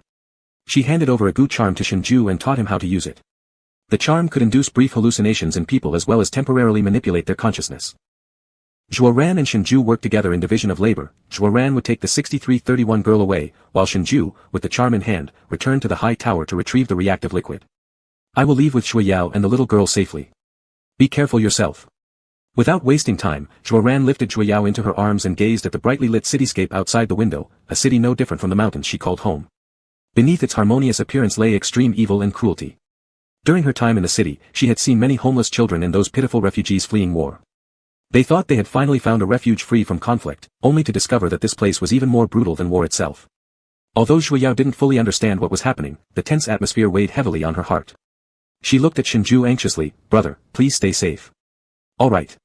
Zhuo Ran then left. Shenzhou began his own plan. So far, the high tower hadn't discovered the leak of the video card, apart from the hospital where 6331 was under multiple layers of protection so tight not even a fly could get in. The high tower was still operating normally. An hour ago, Shenmin had sent Shenzhou a message instructing him to go to the high tower and open the meteorite sample box. This was Shenzhou's only chance to enter the high tower and obtain the reactive liquid. Once he took the liquid and 6331 was relocated, the high tower would surely become immediately aware that their plot had been exposed. 15 days. Only 15 days. Within 15 days, he absolutely must eliminate the sensing material on the half-meteorite held by Ji Yanqing. Under the lead of a soldier, Shenzhou passed through several verifications and entered the high tower, coming face to face with Shenmin. As always, Shenmin wore white, her demeanor graceful, showing no sign of abnormality. Shenmin glanced at Shenzhou with a complex look, as if she wanted to say something but refrained from asking directly in front of others. "Leave us," Shenmin said to the soldier who had brought Shenzhou there. The soldier followed orders and retreated. In the cold, hard corridor, only Shenzhou and Shenmin remained. Shenzhou showed no intention of speaking first, his expression calm and indifferent. Chapter 107, On the Run. Shenmin took the initiative to say, "I know you're familiar with the child named 6331. She is out of danger now." The explosion at the sub-tower was suspected to be malicious sabotage by an interstellar spy. All the children have now been moved to a safe location. Shenzhou paused slightly. Was Shenmin unaware of something? Shenzhou no longer trusted the tower, including Shenmin. He had no intention of exposing himself at this time, so he did not reveal the truth to her. Seeing his silence and colder demeanor towards her than ever before, Shenmin felt unsettled. She assumed Shenzhou was still upset about the meteorite exchange, so she frowned slightly, with more reproach in her voice. "Shenzhou, we had no choice but to ask you to trade the meteorite. There was nothing else we could do at that time. As a member of the tower, one should always be prepared to sacrifice oneself for the tower. Besides, you've returned safely now. Are you still determined to leave the tower and continue being reckless?" His heart, long since numb, would no longer stir from any word spoken by Shenmin. Shenzhou's mind remained as calm as still water. "Director Shen, I'm here to open the sample box." Shenmin's next words halted abruptly as she stared at Shenzhou's face. His eyes showed no desire to return to the tower, he was resolved to leave it. "Shenzhou, if you leave the tower, you will surely regret it." Shenzhou said nothing, and walked straight ahead. Shenmin stood in place with clenched fists. She suddenly found her son harder to understand. Much of the interior of the tower was still under repair, and many of those damaged marks were left behind by Ji Yanqing. Looking at those traces, and this strictly regulated place where he had worked for over a decade, filled him with desolation and sadness. Passing by Laboratory 90 on the 90th floor. The broken door had yet to be repaired. The twisted metal lay crookedly aside. Inside, the white walls bore prominently at the entrance, a golden slogan ironically hanging there. "Respect life. Pay tribute to all lives sacrificed for research." The slogan had been struck by bullets and some words were missing. Now it read, "Pay tribute to all sacrificial lives. No longer for humanity, no longer for research." How absurd. In front of the sample box protected by green isolation beams, Shenmin disabled the current protection system. The floating silver sample box descended slowly, delivered by robotic arms to Shenzhou. With a beep, the sample box passed Shenzhou's biological authentication and opened slowly. Shenzhou gazed deeply at the half-piece of brown gold meteorite inside, silent. Shenmin said, "Even though it's only half, you've done your best." The meteorite was re-encased within the current protection net and floated high in the air. Shenzhou drew back his gaze. "Are you really determined to leave the tower?" Shenmin asked again. "Director Shen, I believe my stance has been clear enough." Shenmin's brows knitted together tightly. "In that case, then go hand over your work, Shenzhou. Let me make it clear to you, once you decide to leave, you will never set foot in the tower again." This was Shenmin's final attempt at persuasion, as well as a final warning. The tower lacked talented people, but it did not need someone whose heart was no longer with the tower. If Shenzhou chose to leave, he should never come back. In 2 silent seconds, Shenzhou answered Shenmin with an action. He walked towards his former office and removed the nameplate marked with Shenzhou. Then, holding a stack of documents, he came out, stopped beside Shenmin, handed the files over to her. "I don't want anything inside anymore. You can dispose of them yourself. These are the records of some projects I was previously in charge of. After handing these documents over to the relevant departments, you may also erase my information." Shenmin's expression changed slightly as she accepted the files. At the moment her fingers touched the files, a mild sting coursed through her hand, followed by her feeling as if her soul had been extracted. Her eyes became vacant and dull, and the papers in her hands fluttered to the ground. Shenmin returned to the meteorite archive area. Mechanically certifying, she deactivated the electrical field around the meteorite. Then she handed the meteorite to Shenzhou. As Shenzhou clutched the meteorite tightly, Shenmin collapsed into unconsciousness. Shenzhou caught her, leaning her against a surveillance blind spot. Then, with the meteorite in hand and several pages of documents under his arm, he walked away. The reaction fluid was in the A-grade laboratory. That lab was currently managed by Zhouye. Zhouye knew he was going to leave the tower, and her eyes turned red. "Teacher Shen, you really..." Shenzhou handed over the documents to her and gave a faint smile. "I've made my decision." Zhouye looked down, feeling sorrowful. They stood by the lab door. During this period, all team members had left for the day except Zhouya, who remained there. Shengzhai slightly lowered his eyelashes and tightly gripped the delusional charm hidden in his pocket. This would actually facilitate his move. Shengzhai walked to Zhouya's side and patted her shoulder comfortingly. "Don't be sad. This place isn't suitable for me after all." Zhouya was about to speak when she suddenly felt a flicker before her eyes, then saw Shengzhu's apologetic gaze. The next second, as if manipulated like a puppet, her consciousness faded and her eyes became vacant, just like Shenmin's had been. Zhouya, like Shenmin, mechanically unlocked the lab verification door. Following this, Zhouya cut off the power supply of the surveillance from within the lab. After obtaining the reaction fluid, Shengzhai retrieved the charm from Zhouya. Zhouya closed her eyes and her body went limp. Shengzhai caught her and gently placed her on the ground. Half an hour after leaving the tower, Zhuoran had successfully taken a young girl named 6331 out as well. Shengzhai handed over the reaction fluid to Zhuoran and said to her, "I'll take this half meteorite, you take the reaction fluid to Ji Yanqing." Both the meteorite and the reaction fluid were what the tower wanted back the most, definitely the meteorite. Zhuoran was already traveling with 2 children and still carrying the meteorite, making it too dangerous. During their escape, Shengzhai deliberately left behind some traces here and there so that those tracking them would focus more on him. Even if he unfortunately got caught in the end and the meteorite fell back into the hands of the tower, it would only be half a meteorite, not enough for them to activate the instrument. The time Shengzhai managed to buy would be sufficient for Zhuoran to deliver the reaction fluid to Ji Yanqing. As for Shengzhai himself, the consequences of betraying the tower were obvious without words. Shengzhai didn't fear death, but he did want to see Ji Yanqing one last time. He wanted to tell Ji Yanqing that he was sorry, it took him too long to realize his feelings. But he could not, nor should he.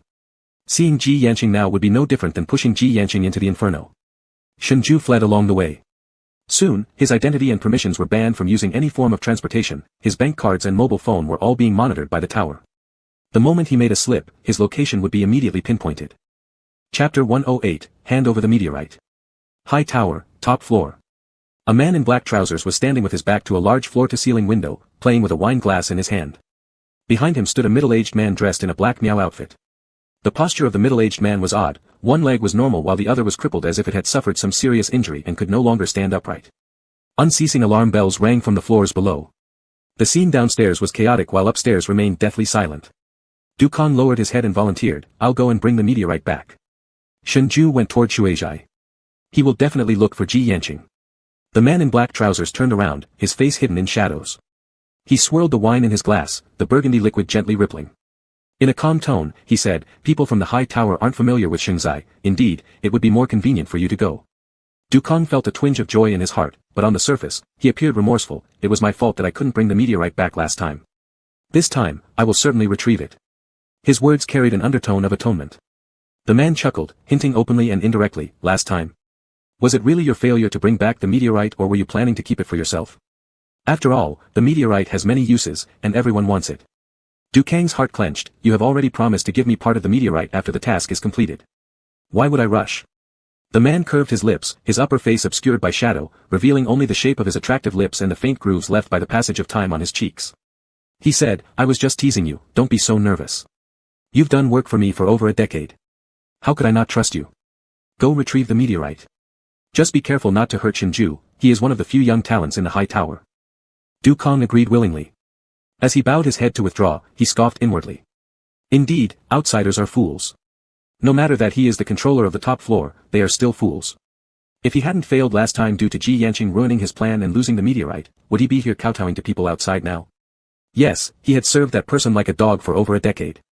A loyal dog for over a decade doesn't lose its master's trust so easily. Once the meteorite falls into his hands, no one will be able to treat him arrogantly again. He will become the only immortal in this world. After Dukong left, the man in black trousers put down the wine glass and stood with folded arms before the large floor-to-ceiling window. From the height of a 100-story building, one would feel as if touching the stars. The man gazed at the night sky outside and quietly instructed the person behind him, "Go supervise him. Once he gets the meteorite, kill him immediately." The man sneered, "Dogs are far more loyal than he is. Comparing him to a dog is quite flattering." "Yes. Oh. And make sure Shengzhai isn't killed." Outside, the starlight flickered as Moon's gentle radiance was gradually covered by dark clouds. Shengzhai, wearing a mask, walked towards a crowd, shedding his coat along the way and casually throwing it into a trash can. Using 2 coins to board the bus, Shengzhai sat by the window and tossed his phone out carelessly. From his pocket, he pulled out a wig which he wore while pretending to tie his shoelaces. Before long, the bus was stopped by high tower personnel. White uniformed workers boarded and began comparing photos row by row, looking for the wanted Shengzhou. Shengzhou now wore school uniform, with a wig and thick black-rimmed glasses, carrying a used backpack bought from a roadside stall for 50 cash yuan. With this disguise, he successfully slipped past inspection. When the bus stopped, Shengzhou discarded the wig, removed his school jacket, and rented a motorcycle. He headed toward Shengzhai but didn't enter. Instead, Shengzhou circled around those tracking him within the nearby woods. Ji Yanqing had brought Shengzhou through these woods many times. Knowing the tendencies of the high tower well, Shengzhou did not recklessly rush to Shengzhai. The surrounding forest was like a maze. Once inside, signals were lost, making trackers chase in circles. Exhausted from running all day, Shengzhou finally abandoned his motorcycle, having run out of gas, and continued walking on foot. He found a pile of scattered rocks, settled down for a brief rest. In his haste, he had forgotten water and food, leaving his throat parched and every swallow painfully dry. As the sun set, the temperature in the woods dropped quickly. Using the last rays of light, Shengzhou found a vine dripping with water from a nearby tree. The water vine stores a large amount of water, and as long as it is identified as non-toxic, it can be consumed. Shengzhou cut down a water vine, confirmed it was non-toxic, and finally quenched his parched throat a little. He didn't dare to linger at the spot, but just as he was about to continue walking, he suddenly heard some rustling from the grass behind him. Shengzhou tensed up, and when a white snake darted out of the grass, he rolled away in time to avoid its attack. The snake resembled the one owned by Ji Yanqing, but upon closer inspection, there were differences. Ji Yanqing's snake had scales that shone with silver under the moonlight, while this one was a grayish-silver color. This reminded Shengzhou of the skin shed by the snake that had killed Abu. The shape of the scales and the size matched exactly with the one before him now. As if reading Shengzhou's thoughts, a voice abruptly spoke, "Yes, this snake and the one that killed Abu were born from the same mother." Shengzhou immediately became alert and looked toward the source of the voice. "Who's there?" The voice sounded familiar. When the person emerged, Shengzhou stared in disbelief. It was Du Kong. What was he doing here?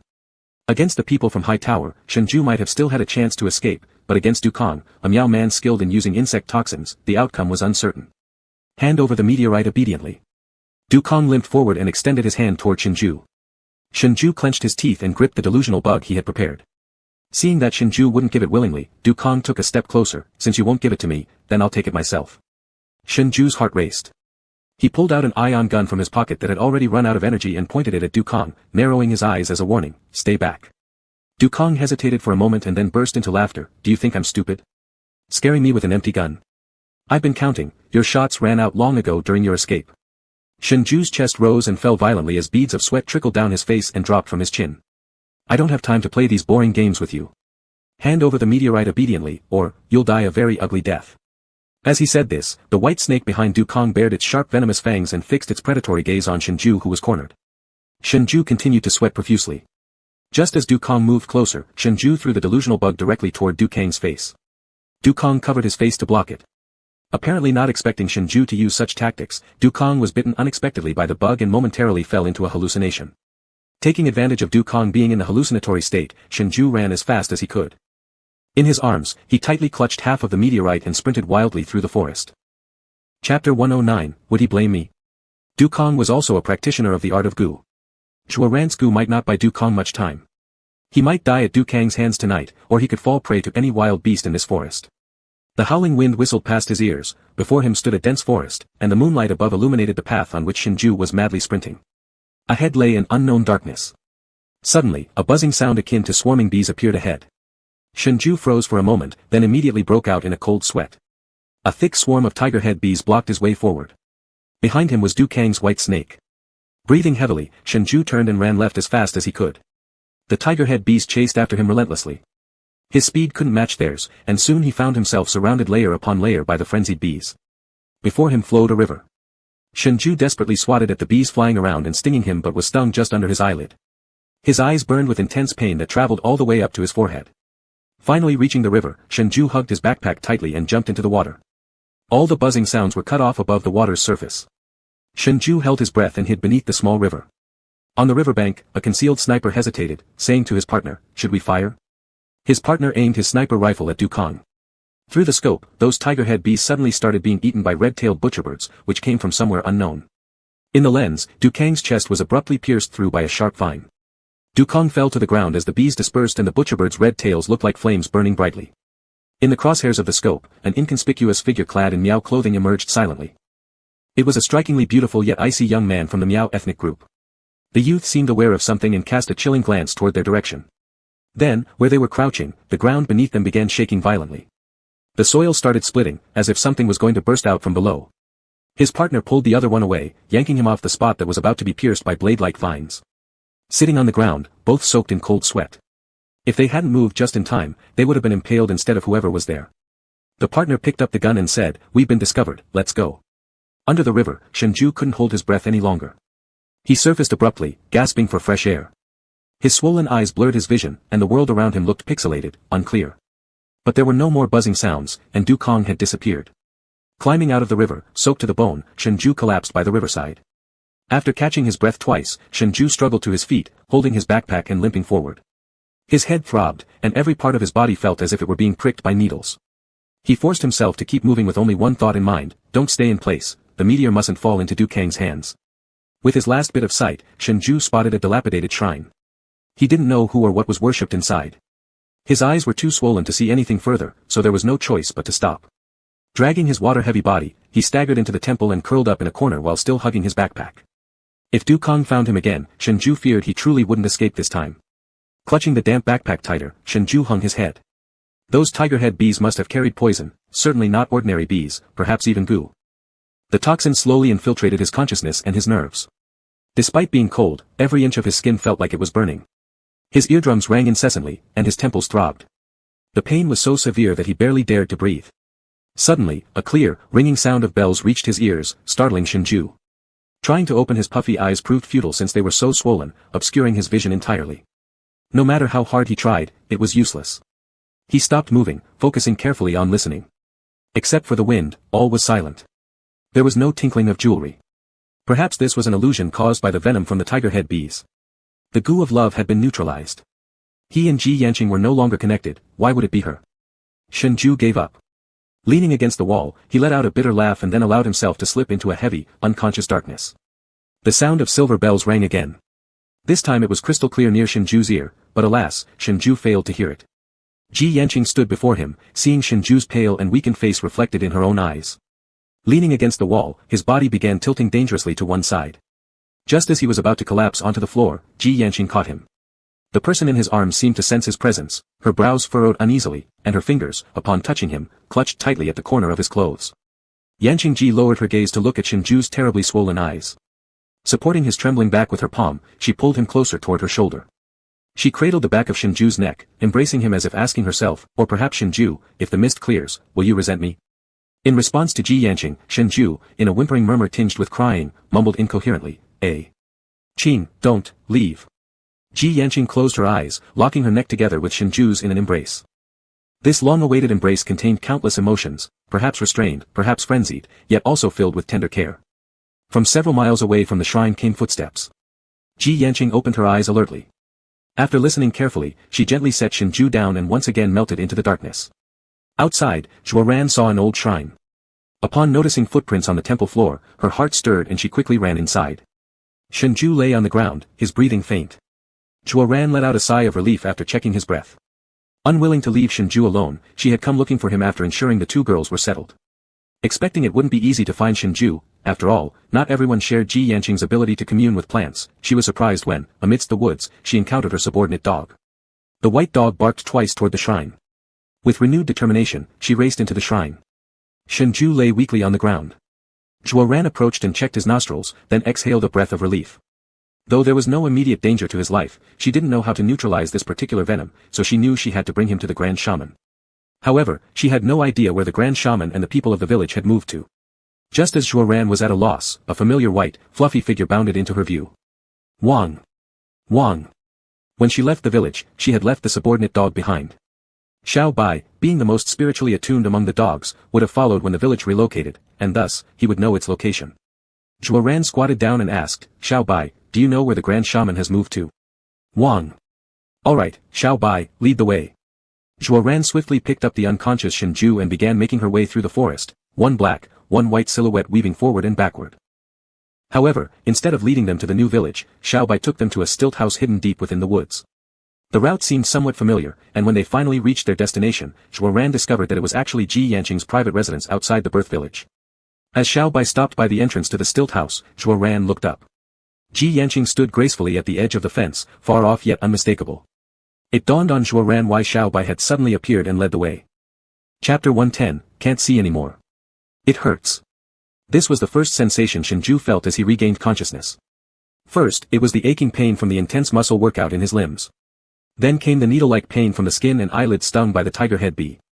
Shengzhai struggled to get up, lifted the quilt covering him, feeling his swollen eyelids with an intense sensation of a foreign object on the surface. He tried to open his eyes, but his vision was like being in a room with the lights turned off, nothing but darkness. Shengzhai was slightly stunned. Trembling with his fingertips, he touched the gauze bandaged over his eyes. His eyes. A fleeting sense of panic surged within him, and he hastily fumbled around the surrounding furnishings. Smooth, rod-like bamboo walls. Where was he? What place was this? In his panic, Shengzhu's body gradually shifted off the bed, falling directly down. With a splash, the sound outside caught Zhuo Ran's attention, who quickly pushed the door open. She put down the herbs and gauze in her hand, helping Shengzhai up from the ground. What are you doing? Why did you fall out of bed so suddenly? Shengzhai only saw pitch blackness ahead, as if walking through an endless, intangible void of space. He felt suffocated, oppressed, and overwhelmed with multiple emotions. The voice was familiar, identified as Zhuo Ran. He grabbed her sleeve, pale-faced asking, "Where are we now? Are we safe? Have you handed the reaction fluid to Ji Yanqing yet? And my eyes. I can't see. Calm down first, we're safe right now. Your eyes were injured by the toxins from the tiger head bee, affecting your corneas, so, that's why you can't see. Damaged corneas meant blindness." This reality briefly shocked Shengzhai, then more pressing matters took precedence as he continued questioning Zhuo Ran. Did Ji Yanqing eliminate the substance on the meteorite fragment? Zhuo Ran didn't know how to answer Shengzhai. She indeed handed the reaction fluid over to Ji Yanqing, but whether or not he used it remained unknown to her. "I've given it to him, the high priest didn't tell me if he used it." She sat Shengzhai at the edge of the bed and began untying the bandages around his eyes. "I'm going to change your medication, don't move anymore." Unsatisfied with the response, Shengzhai anxiously dodged Zhuo Ran's hands trying to remove the bandage, growing restless. Did he not use the reaction liquid? That substance is extremely dangerous and cannot be left on the meteorite. Thinking Zhuo Ran might not understand the dangers of the substance on the meteorite. "Zhuo Ran, take me to see him. I will explain personally." Silent and wordless, Zhuo Ran remained quiet beside him. Shengzhai turned his head, frowned, and called out again, "Zhuo Ran." Stuttering, she seemed reluctant to reveal something. Shengzhai sensed something amiss and fell silent himself. Then he carefully asked, "Is it because Qing doesn't want to see me?" Zhuo Ran replied hesitantly, "Yes, but also no." How should I say this? Try as she might, Zhuo Ran couldn't come up with a suitable explanation. Ji Yanqing had ordered her not to tell Shengzhai that White Dog led them here at Ji Yanqing's request. He also forbade her from taking Shengzhai to meet him. Her inability to understand Ji Yanqing's intentions and having no choice but to follow the high priest's orders made Zhuo Ran increasingly uneasy under Shengzhai's persistent questioning. Zhuo Ran's reticence seemed to confirm Shengzhai's suspicion that Ji Yanqing didn't want to see him. Suddenly, a sour ache spread in his heart. Shengzhai pleaded earnestly with Zhuo Ran, "The substance on the half-meteorite in his possession is very dangerous. If it isn't removed, Ji Yanqing and all the villagers will be threatened. Zhuo Ran, I beg you, take me to see him." Biting her lips, Zhuo Ran was troubled and distressed. She stomped her foot in frustration. "You two are so stubborn. I don't care about either of you anymore." Upon saying that, the sound of Zhuo Ran running away echoed. Before Shengzhai could see which direction she ran towards, he only managed to grab at the air. Zhuo Ran. Just as Zhuo Ran ran out, panting and angry, she collided into someone. The person dropped their food box, scattering aromatic foods onto the muddy ground. Nanji lost her balance after colliding and tumbled to the ground. Clutching her chest from the collision, Zhuo Ran irritably shouted without thinking, "Who is it that doesn't watch where they're going?" Her words faltered upon realizing she had collided with a girl. The girl appeared to be about 18 or 19 years old, dressed in a light purple Miao dress. Her face was delicate and lovely, and for some reason, looked somewhat familiar. Zhuo Ran helped Nanji up. "Are you okay?"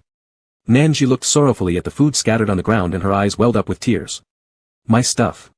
Zhuo Ran guiltily touched her nose. "I didn't mean to. I'll compensate for your things." Nanji ignored her and squatted down to pick up the box. The more Zhuo Ran looked at her, the more familiar she seemed. Suddenly, a flash of memory came to her mind. It was a little girl who used to follow Grandma Axie around when she was young. Her eyes lit up. "You're Nanji from Grandma Axie's place?" Still, Nanji gave no response. It seemed that after the earlier collision, she had lost all liking towards Zhuo Ran and didn't want to even look at her. Nanji picked up the box and walked towards where Zhuo Ran had just come from. Zhuo Ran immediately grabbed her arm. "Hey, where are you going?" "I'm going to find Brother Qing." Zhuo Ran still held on to Nanji. "Nanji, it's me, Zhuo Ran. Don't you remember me?" Nanji furrowed her delicate eyebrows, recognizing Zhuo Ran but choosing not to respond. Clearly, she was still angry that Zhuo Ran had ruined the food she had carefully prepared for Sacrifice Yanqing.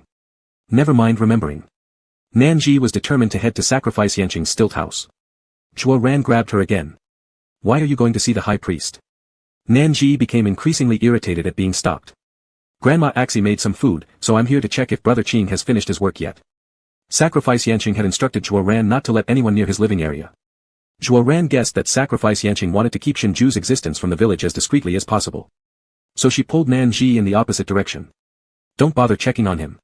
The high priest is still busy. It's been such a long time since I last saw Grandma Axie, take me to see her first. Let go of me. Nanji was half forcibly dragged and half persuaded by Zhuo Ran away. After they left, inside the stilt house, Shengzhu slowly felt his way towards the door. He still didn't know where he was or if Sacrifice Yanqing had used the reaction liquid to remove the substance from the meteorite fragment. As he kept feeling his surroundings, he found that this place seemed eerily familiar with its layout and furnishings. The elegant bamboo fragrance, every piece of furniture he could touch that was made of bamboo, along with the damp mist and insect sounds outside the window. A preposterous idea began to rise in his heart, though he dared not confirm it yet. Until he touched the wall and painfully stumbled towards the bamboo door.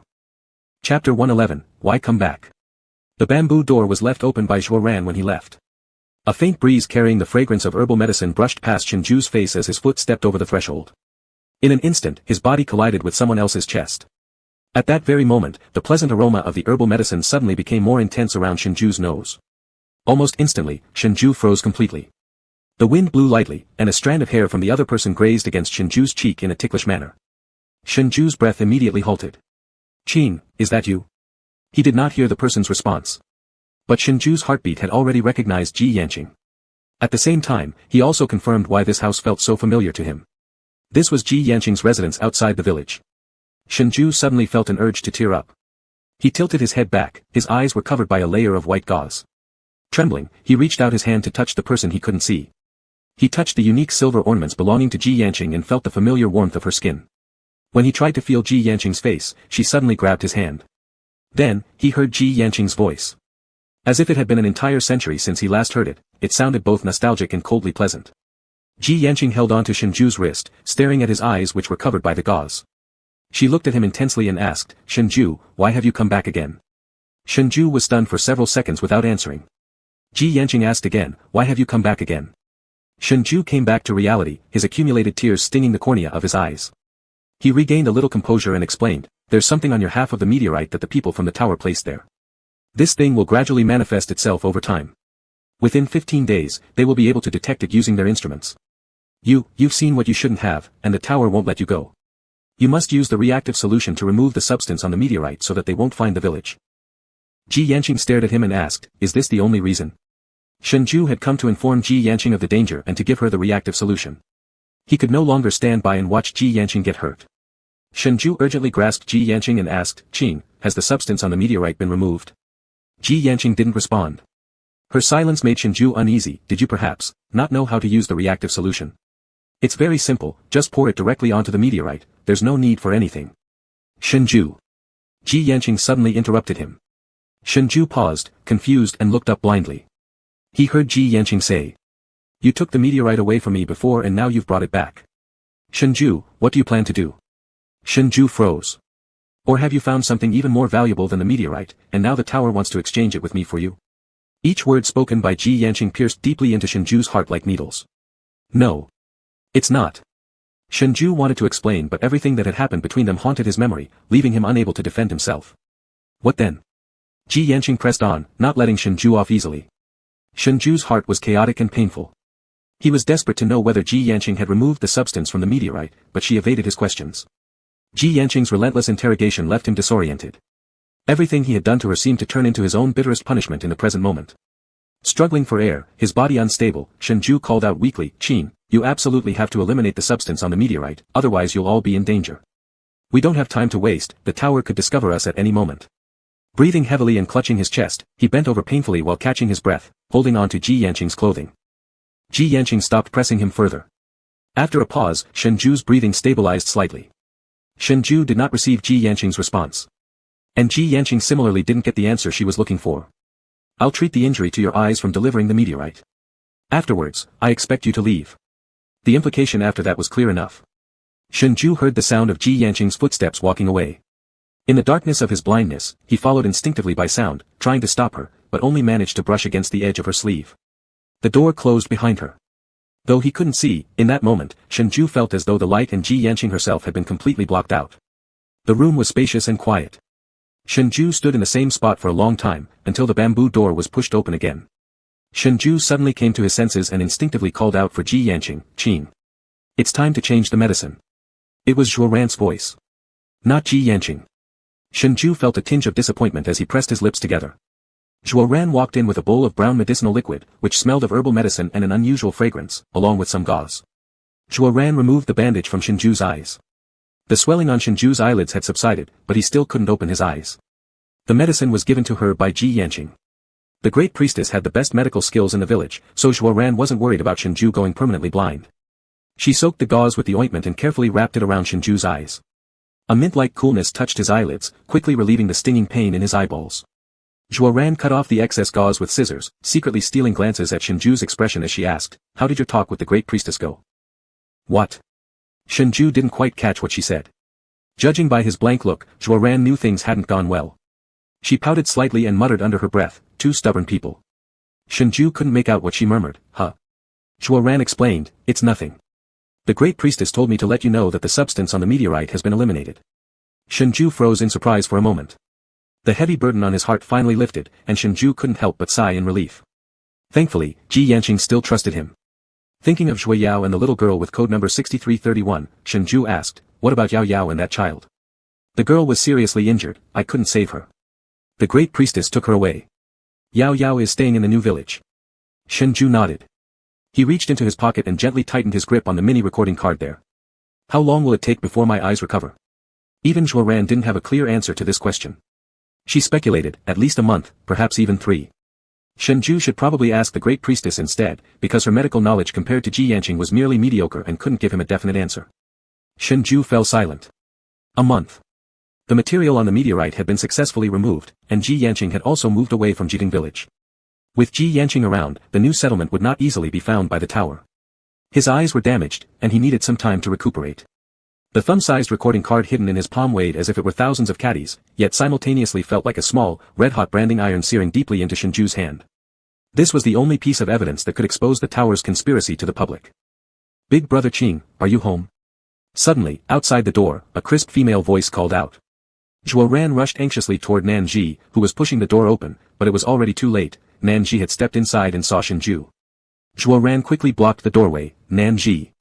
I already told you that the great priestess won't be home these couple of days. Why do you keep coming?" "Nanji." This name startled Shengzhai. In her arms, Nanji carried a basket of wildflowers. She stared dumbfoundedly at Shengzhai, whose eyes were heavily bandaged and whose face was pale. Chapter 112, My Business. "The high priest isn't here, go back." Zhuo Ran pushed Nanji out and quickly shut the door. Nanji was somewhat distracted. She remembered what Grandma Shi had said. Ji Yanqing wasn't the right person for her. He already had someone in his heart.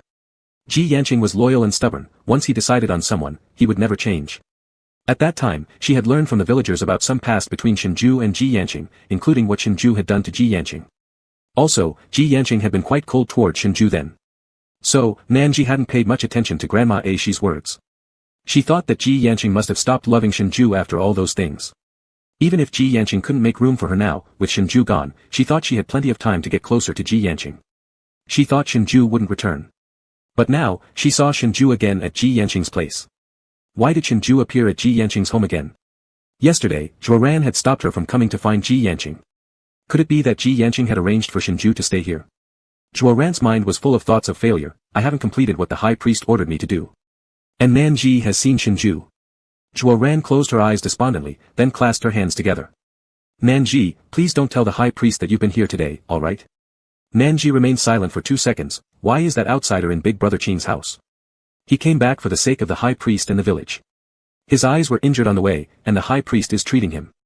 Zhuo Ran didn't want to say more to Nanji. Seeing the strange expression on Nanji's face, a look of being lost, she asked, "What's wrong with you?" Nanji clenched her flower basket tightly. "Nothing. It's Auntie Shi's birthday tomorrow. Tell Big Brother Qing when he returns." Then she hurried away.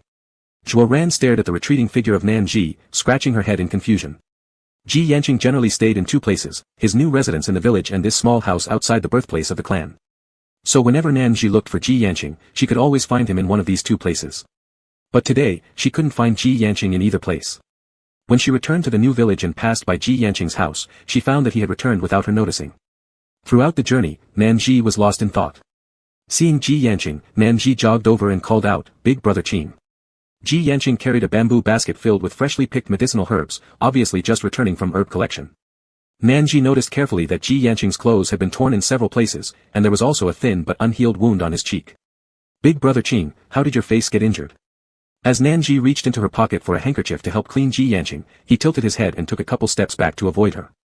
"I got scratched while collecting herbs. Is there something you need?" Ji Yanqing said indifferently as he opened the fence gate of the new residential compound, walked in, placed the basket in the yard, began sorting the medicinal herbs, washing them, and finally grinding them into medicinal paste. Nanji followed Ji Yanqing inside. He continued with his own business, paying no attention to his injuries, and focusing intently on processing the herbal medicines in his hands. Holding the handkerchief, standing beside Ji Yanqing, Nanji recognized the functions of some of the herbs in the basket. Detoxifying, improving vision, promoting blood circulation and resolving stasis. All these herbs treated eye ailments. After grinding all the herbs into powder, Ji Yanqing rolled up his sleeves to reveal his arms, then took out a dagger he carried with him and prepared to cut his wrist to draw blood. Nanji was scared and rushed to stop him. "Big brother Qing, what are you doing?" Ji Yanqing furrowed his brows lightly. "If you don't have any reason to see me, Nanji, go back to accompany Grandma A Shi. I'm busy. Do you gather these herbs and use your blood as medicine only for that person?" Ji Yanqing paused briefly, narrowing his eyes and looking up at Nanji. "Have you visited them?" Nanji bit her lips, tears welling up in her eyes, feeling deeply aggrieved. "Big brother Qing, he hurt you. He doesn't deserve you doing all these things for him." Ji Yanqing's tone contained a hint of warning. "Nanji, this is my business." Upon hearing this, Nanji's eyes instantly turned red, and she turned around and ran off. Nanji ran all the way back to the vicinity of the stilted building where Shengzhai stayed. Standing in the forest, tears fell like pearls from her eyes. She couldn't understand what made Shengzhai so special. She couldn't understand why even though Ji Yanqing had appeared so cold towards that person before and told that person to leave, he now silently approved of their return and allowed them to stay in his private quarters. Just because he was helping treat the eyes of that person. Wasn't it excessive to use the blood of the high priest as part of the treatment? It was evident that Ji Yanqing hadn't let go of Shengzhai. After realizing that Ji Yanqing had never truly forgotten about that person, Nanji felt extremely reluctant. She had liked Ji Yanqing for so long, originally thinking she would have plenty of time to gradually win his heart. However, after Shengzhui's return, it was evident that she didn't even stand a tiny chance anymore. Nanji stared at the stilted building with its lights still on and saw Zhuo Ran come out from inside, heading in the direction of the new village. After Zhuo Ran left, the light inside remained lit, indicating that the person inside hadn't gone to sleep yet. Driven by her pain and reluctance, she returned to that stilted building once more. Inside, Shengzhai sat by the bed, the gauze over his eyes slightly loose as he tried to tie it properly without success. He was so focused on securing the bandage that he paused only when he heard footsteps not belonging to Zhuo Ran. He could sense someone else's presence in the room but wasn't sure who it was. Because there was no smell of herbs that accompanied Ji Yanqing, this person definitely wasn't Ji Yanqing either. Shengzhai became alert and cautiously reached under the pillow for the phantasmic insect, a protective gift left by Zhuo Ran. Tilting his head, Shengzhai asked, "Who's there? You already took the meteorite and left, why did you come back?" This familiar statement made Shengzhai pause, then quickly identify whose youthful voice it was. It was Nanji. Nanji's voice sounded raspy, tinged with the hint of a sob, like she had been crying just moments ago. Grandma A she had once suggested a relationship between Ji Yanqing and Nanji. Faced with this girl who might already have an engagement with Ji Yanqing, Shengzhai felt completely disoriented, unsure how to respond even. Her appearance here while crying seemed to further affirm the connection between Nanji and Ji Yanqing. The sudden sharp pang in Shengzhui's chest was unbearable. He took a deep breath, curling his fingers tightly before asking, "Are you Ji Yanqing's?" Nanji found no outlet for all her complaints. From the moment Shengzhai returned, from the moment Ji Yanqing chose to injure himself to use his blood in treating Shengzhui's eyes, it became crystal clear that she had completely lost any chance. Still, she couldn't bear to let the last thread of hope be taken away by this person standing in front of her. Like seeking some form of retribution to balance things somewhat, she said angrily on purpose, "Yes, I'm Brother Qing's fiancé. Tomorrow is Grandma A Shi's birthday, and we are holding the ceremony then. Why did you come back?" Chapter 113, The Person to Find. Shengzhui's heart felt as though pierced by a long blade, gushing blood. Fiancé. Ji Yanqing had really agreed with Grandma Axie. The faint hope that Shengzhai had before coming here, along with all the unspoken apologies and affection, were now completely overwhelmed by the title of fiancé. An unusual fragrance faintly lingered in the air as Ji Yanqing picked up the bowl of medicine and left. Outside the village. Inside the stilt house. Shengzhai, wearing only a thin Miao inner garment, sat in a daze by the half-open window. Previously, sitting here allowed one to see the damp mist swirling through the mountains and the lush forests. Now, he could only hear the crisp chirping of birds outside and the faint sounds of insects. After losing his sight, his hearing became much sharper. When the sound of silver jewelry jingling echoed from downstairs, Shengzhai noticed it immediately. He paused for a moment. Holding his breath, he carefully identified the sound of the silver accessories. It wasn't messy like Shuoran's, rather, it was unhurried and orderly, unique to that particular person. Shengzhai clenched his fingers tightly. Ji Yanqing had arrived. The door opened, and a familiar medicinal herb aroma, mixed with the dew from outside the window, greeted him. Shengzhu's breathing became slightly unstable. Ah Qing. Is that you? Although he already knew the answer deep down, Shengzhai still asked the question. Are your eyes feeling any better? Ji Yanqing placed the bowl she held down, and Shengzhai smelled the strong herbal scent in the air. He nodded, much better. Ji Yanqing made an approving sound. The atmosphere between them fell silent again. Shengzhai wanted to ask Ji Yanqing if it was true, as Nanji said, that they had a marriage agreement. But he seemed to lack both the courage and the right to ask. Since the moment the love charm was undone, it was as if the end had been announced between him and Ji Yanqing. I've heard that Grandma Axie will celebrate her birthday tomorrow. I left in such a rush, I don't have anything valuable to give her. Despite how rational his mind remained, his heart had spoken what it truly wanted to say, winding its way indirectly. Thus, Shengzhai closed his lips and stopped speaking. Ji Yanqing stared at the bandage wrapped haphazardly over his eyes and asked, Did you tie this yourself? Shengzhai was momentarily surprised. What? The bandage. Realizing what she meant, Shengzhai replied, The bandage came loose. Zhuoran was busy with something and I couldn't see, so I just tied it up myself. Suddenly, a hand covered his eyes, causing Shengzhu's entire body to stiffen. Ji Yanqing helped him remove the old bandage, applied new medication, and carefully rewrapped it. Even after Ji Yanqing finished everything, Shengzhai still maintained his rigid posture with a straight back. For someone who is turning 145 years old, inviting everyone in the village to wish Grandma Axie happiness is very important. I've prepared enough medicine for 2 days. During these 2 days, I'll be very busy and won't come again. Tomorrow was Grandma Axie's birthday. Nanji had mentioned that tomorrow would also be the engagement ceremony between herself and Ji Yanqing. Ji Yanqing had let go of the past, leaving Shengzhai alone, standing still where he was. His shoulders uncontrollably trembled. As Ji Yanqing turned around, Shengzhai, unable to control himself, grabbed the hem of her clothes. Ji Yanqing looked back at him, seeing his expression filled with unspoken words. Is there anything else? 1,000 words clogged Shengzhu's throat. But he couldn't speak, nor should he speak. How could Shengzhai confess his feelings for Ji Yanqing when she was about to become engaged to Nanji? And if he did voice his feelings, where would that leave the girl involved? Gradually loosening his grip on Ji Yanqing's clothing, Shengzhai managed a forced, bitter smile. No, nothing. Happy birthday to Grandma Axie. I guess I should attend too, but I think maybe she wouldn't want to see me. It's probably very dark outside now. Be careful on the way. Okay. Ji Yanqing left. Shengzhai stumbled his way to the window, listening to the gradually fading footsteps of Ji Yanqing downstairs. Even after the sound of the footsteps disappeared, he still stood rooted in place, sleepless for the entire night. The next day, Ji Yanqing indeed didn't return. In the evening, Zhuoran hurried over to change his bandage once, then left as well. They said that the new village, where Grandma Axie was celebrating her birthday, needed everyone in the village to come and celebrate together. I'll come back early tomorrow morning. The food and water are already placed beside your bed. You just need to reach out and you'll find them. Then I'll go first. If I'm late, I won't get to partake in the good luck. In the village, it was a festive occasion for an elder to celebrate their 145th birthday. Everyone was going to give blessings and share in the good fortune, hoping for peace and happiness. Zhuoran was afraid of being late. Sitting by the bed, Shengzhai absent-mindedly responded with a low, all right. The bells on Zhuoran's clothing jingled hurriedly as he rushed further and further away. After losing his sight, Shengzhai had also lost the basic sense of time. Daybreak and nightfall could only be discerned by the rooster crows in the early morning and the insects chirping at night. He did not know how long he had been sitting by the window. Only when he heard the insect sounds did he realize that an entire day had passed. Shengzhai had little appetite for the food left for him. But in order to maintain normal bodily functions, he still touched a piece of steamed bread and took a few tasteless bites, chewing slowly. He remained sitting by the window. The insect sounds grew louder as midnight approached and would stop around dawn. As the frog calls gradually quieted, Shengzhai looked up, imagining the bright moon and the brightest morning star in the sky. It must be dawn now. Grandma Axie's birthday celebration should have ended too. Finally feeling a bit of the piercing chill of the night wind, Shengzhai stood up, closed the window, and prepared to go back to bed. As soon as the window was shut, a crisp sound of silver jewelry reached his ears along with the disordered footsteps of someone. Ji Yanqing had said he wouldn't come back tonight, and this uneven pace certainly didn't belong to Ji Yanqing.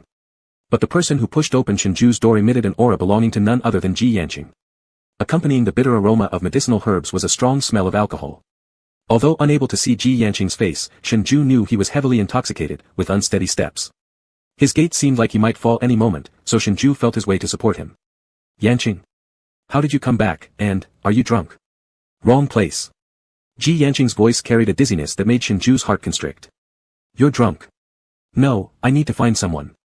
Ji Yanqing obstinately repeated, as if he couldn't recognize Shengzhu. To find someone. Who does Ji Yanqing intend to look for? Who do you want to find? Shengzhu's voice trembled uncontrollably. The answer had long been clear.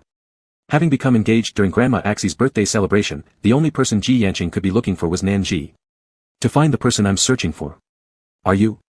Once upon a time, Shengzhu was the one Ji Yanqing was searching for, but now he wasn't anymore. I am not. Through his tipsy eyes, Ji Yanqing's gaze reflected Shengzhu's pale face. Staring at Shengzhu's bandaged eyes, silence spread between them. Shengzhu wrestled with anguish. Perhaps the drunken state of Ji Yanqing gave Shengzhu the courage to ask, or perhaps he wanted an answer spoken directly by Ji Yanqing. Qing. Is it true that you've become engaged to Nanji? Ji Yanqing's voice, still heavy with intoxication, neither confirmed nor denied, but instead asked, will you bless us? Shengzhu's heart tightened. He suddenly found it embarrassing to inquire about something Ji Yanqing had already settled with another. It was as if Ji Yanqing had moved on, yet Shengzhu continued clinging stubbornly. This could invite ridicule. He tried suppressing the ache in his nose and burning sensation on his face, helplessly saying, I wish you two a lifetime together. Ji Yanqing's eyes slightly narrowed, hiding the irritation brewing deep within. He grabbed Shengzhu's chin, cutting off all remaining words with a fierce and possessive kiss. Ugh. Chapter 114, I'm not her.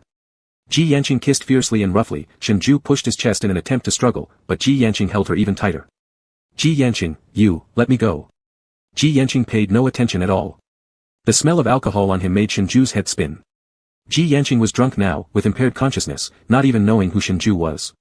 This kiss hurt Shengzhu more than a stab by a knife to the heart. I'm not Nanji. Shengzhu used all her strength to push Ji Yanqing away. She couldn't see. When she pushed Ji Yanqing away, she lost her balance and her lower back crashed into the corner of the table. The sudden intense pain turned Shengzhu's face pale, and cold sweat streamed down. She clutched the edge of the table tightly, her knuckles turning ghostly white from the force. Who did Ji Yanqing mistake her for? Her lower back pain was so severe that she couldn't straighten up. Shengzhu bent over, gasping for breath heavily. In the struggle, her lips were accidentally bitten by Ji Yanqing's teeth, leaving a streak of red blood on her lips. Shengzhu's voice trembled, as did her heart. I'm not Nanji, don't confuse me with her. Far away, Ji Yanqing stared intently at the distressed Shengzhu. Finally, he sighed deeply in his heart. He sat on the edge of the bed, watching Shengzhu silently. Hearing no sound from Ji Yanqing, Shengzhu strained to listen carefully, still hearing nothing. She felt around on the desk and stood up. She softly called out, Qing. Shengzhu started to worry. With such a big commotion during their struggle, perhaps she had accidentally pushed Ji Yanqing down and he got injured somewhere. Qing. Say something. Receiving no response, Shengzhu anxiously leaned against the wall and returned to where Ji Yanqing was. Her foot kicked Ji Yanqing's leg. Following the bed edge, Shengzhu touched Ji Yanqing's arm. Ji Yanqing's body was slumped over the edge of the bed. Shengzhu tensely felt his back of the head to make sure he hadn't bumped it before relaxing a bit. His breathing was steady, his chest rising and falling, probably just asleep from being too drunk. Shengzhu slowly adjusted his body to lay properly on the bed and pulled the blanket over him. Actions like these could be completed within a few seconds by someone with normal vision, but Shengzhu took several minutes to settle Ji Yanqing after he drank himself unconscious. She felt around and brought over a stool, quietly sitting beside the bed. Even though she couldn't see, she could imagine what Ji Yanqing looked like. His features were imprinted deep within Shengzhu's mind. Unconsciously, Shengzhu reached out to trace Ji Yanqing's features, but hesitated just before touching him. She controlled herself, pulling her hand back and balled it into a fist resting on her knee. Ji Yanqing's regular breathing was clear in her ear.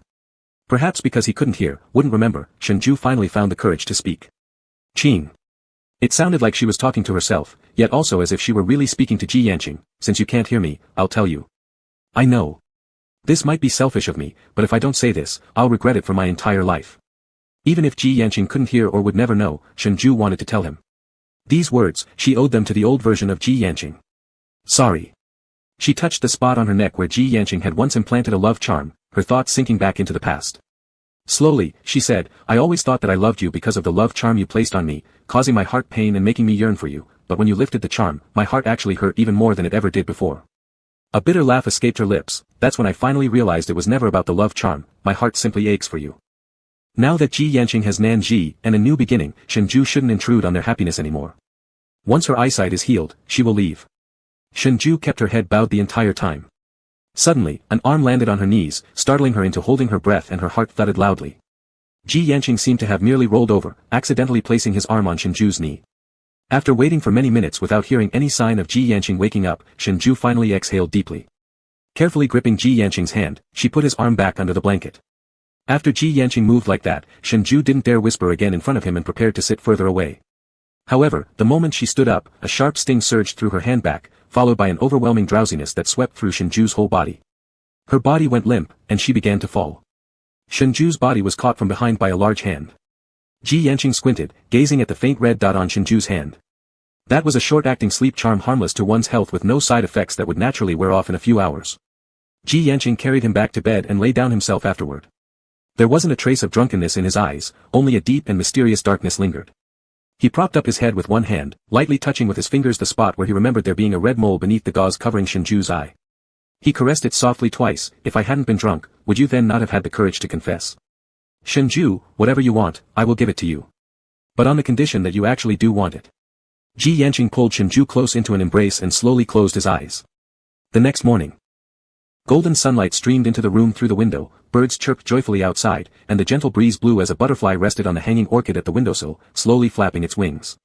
Consciousness slowly returned. After sleeping for too long, Shenzhou woke up holding his slightly achy head and sat up. When had he fallen asleep? He couldn't remember anything.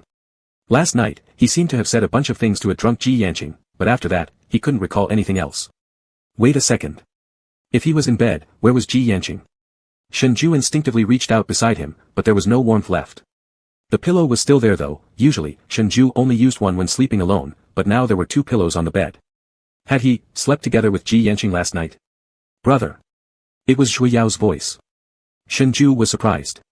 Zhui Yao happily ran in from outside, throwing herself onto the bed to hug Shenzhou. Helplessly, Shenzhou hugged her. Yao Yao. Brother Yan brought me here. Brother, are your eyes feeling better?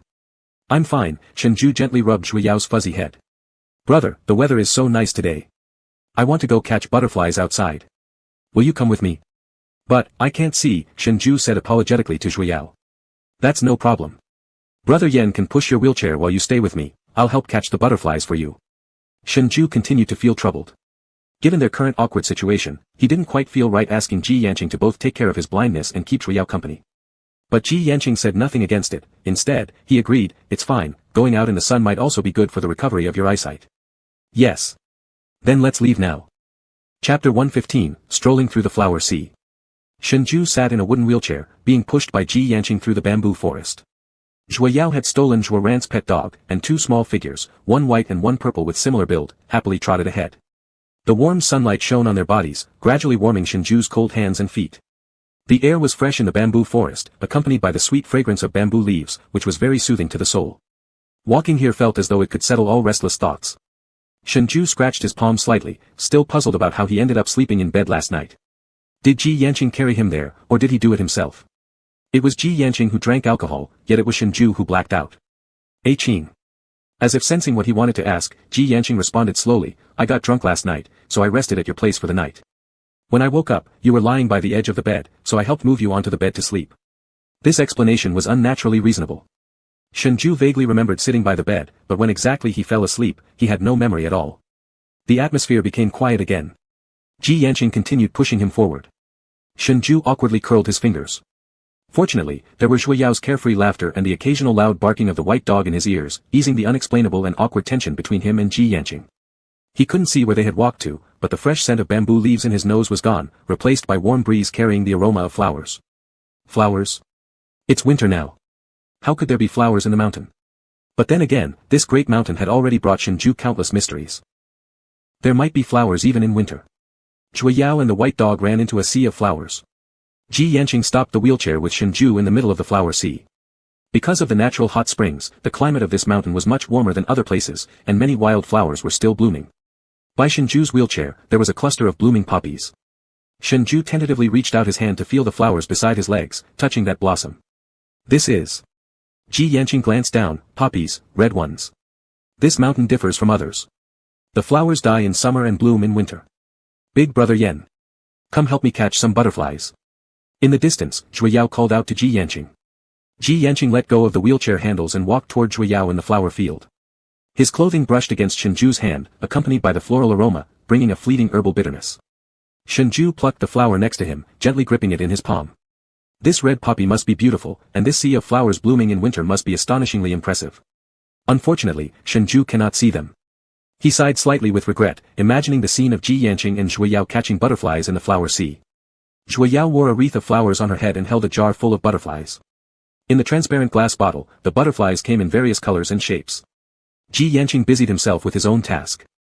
Zhui Yao sat beside the white dog, focused on counting the butterflies in the jar. Suddenly, she paused. Ji Yanqing looked over at her. What's wrong? Zhui Yao bit her lip, silently opened the jar, and released all the butterflies inside. Ji Yanqing asked with an unchanged expression, why did you release them? Zhui Yao answered seriously, I heard them crying. Ji Yanqing paused slightly, you heard? Zhui Yao nodded, yes, I heard them say that they didn't want to be trapped in the jar, so I let them go. The last butterfly, a bright green one, didn't fly away immediately. Instead, it landed on Zhui Yao's fingertip. Zhui Yao looked at it with delight, do you not want to leave? Then just follow me. I promise I will give you plenty of flower nectar every day. From a banyan tree, a pine cone rolled down along with a fluffy, chubby squirrel that landed on the ground. The silver snake perched on Ji Yanqing's head, which had been lazily watching the large group of butterflies dancing gracefully, suddenly lit up its gaze. Its eyes followed the squirrel closely, and its head moved along with the squirrel jumping back to the tree. That squirrel is even fatter than the last one, I really want to eat it.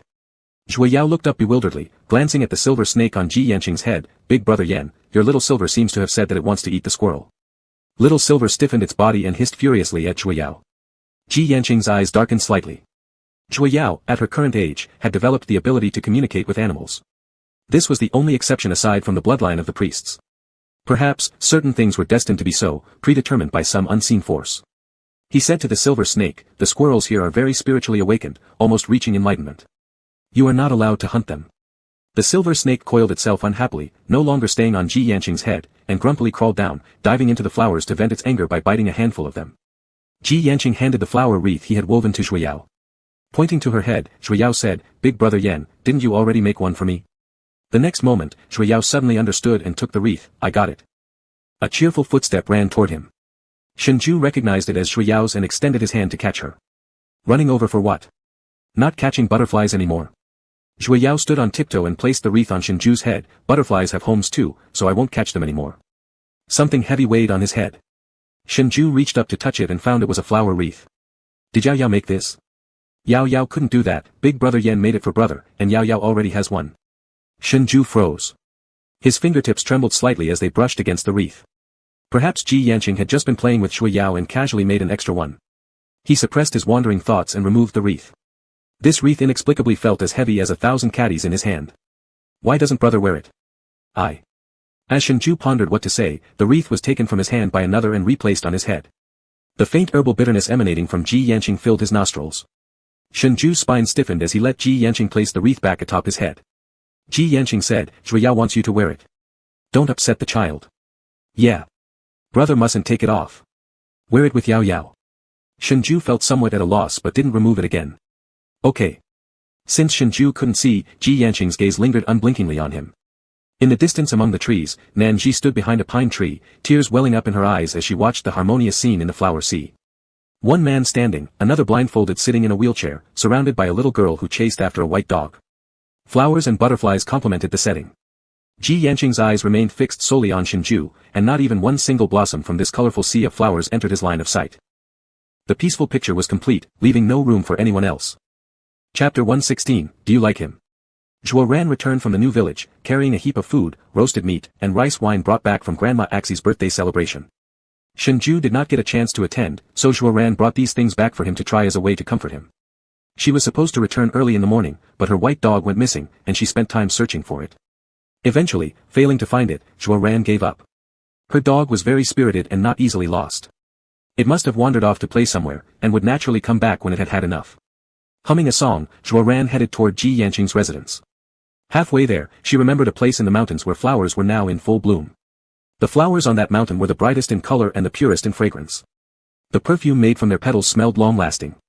In the past, her elder sister would go there every year at this time to pick petals and make perfume. Her sister had the most skilled hands, and every bottle of perfume she made smelled uniquely pleasant. Although Zhuo Ran didn't know how to make perfume, whenever her sister finished making it, she shamelessly called out, "Sister, sister," and begged for bottles of perfume to use. Thinking about her sister, Zhuo Ran's heart ached a little. A trace of longing flickered in her eyes as she paused momentarily before turning toward the mountain. She wanted to pick some flowers to place on her sister's grave. Her sister would definitely like them. When she reached the top of the mountain, she suddenly saw a familiar slim figure. That figure stood behind a tree, gazing forward. Following her line of sight, Zhuo Ran saw Shengzhai and Ji Yanqing. And Zhuo. Wait, wasn't that a white flash dashing out from among the flowers? Looking more closely, it was none other than her white dog that she had been searching for all morning. So Zhuo had secretly taken her dog with her. When had this girl started hanging around with Ji Yanqing? Before Zhuo Ran could think it through, the person standing by the tree turned, their eyes meeting hers. Both were startled. South Ji. South Ji's eyes were red-rimmed, filled with tears. Upon seeing Zhuo Ran, she hastily wiped away her tears and ran, only to be caught by Zhuo Ran, who quickly advanced and grabbed her arm. "What are you doing here? And why are you crying?" "You." Interrupting herself mid-question, Zhuo Ran suddenly recalled certain things. Staring at South Ji in astonishment, memories surfaced of how often South Ji visited Ji Yanqing, taking great care of her. She seemed to understand something. "Do you, like the high priestess?" Caught off guard and having her secret exposed by Zhuo Ran, South Ji was both flustered and embarrassed. She fiercely shook off Zhuo Ran's hand and yelled softly, "It's none of your business." Then she ran off. Zhuo Ran was already holding a lot of things, and when South Ji struggled free, everything fell to the ground with a loud crash, breaking some jars. Frustrated yet tender-hearted, Zhuo Ran immediately chased after her. The commotion drew the attention of Ji Yanqing nearby. Ji Yanqing cast a cold glance in a certain direction. After a moment, his expression returned to normal. Shengzhai also heard the noise, tilting his head to ask, "What was that just now?" "There is nothing." "Someone was passing by," Ji Yanqing said nonchalantly. Upon hearing that someone passed by, Shengzhai immediately grew anxious. Who? Shengzhai did not want it to be South Ji, he feared South Ji might misunderstand again. Zhuo Ran. Shengzhai let out a sigh of relief. The serene, gentle atmosphere between the two seemed disrupted by this small incident. Shengzhai felt awkward again. He should keep a distance from Ji Yanqing and better control his emotions. Unconsciously, he bit his lip, preparing to suggest they go back. But as soon as his teeth touched his lips, he winced in pain. Some memory struck him, causing his face to turn scarlet instantly. His breathing became slightly erratic. Yet, Ji Yanqing asked, "What's wrong with your lips?" Shengzhai tried his best to stay calm. Last night, Ji Yanqing had been drunk and based on her tone, seemed completely unaware of kissing him. Since Ji Yanqing had no knowledge of it, why should Shengzhai feel nervous? Even though he told himself this, Shengzhai still couldn't help but feel a tinge of jealousy and unease. "It's nothing. Maybe I accidentally bit it." Ji Yanqing looked at his flushed ear tips, her eyes shimmering with changing light. This scene seemed strikingly familiar. The Shengzhai of the past used to deliberately pretend to be drunk to tease him this way. Zhuo Yao yawned wearily while leaning against Shengzhui's legs. Shengzhai patted her back, held her in his arms, and let her sleep with her arms around his shoulders. "Let's go back quickly. Yao Yao seems tired." Shengzhai finally found a proper excuse. "Good." On the other side, in the woods. Zhuo ran, out of breath, caught up with Nanji and grabbed her. "Why are you running? Don't go any further." In front of them was a forest floor covered with piles of fallen leaves. On the trunk of the tree farthest ahead, a red cloth was tied. The thick layer of dead leaves completely blanketed the ground.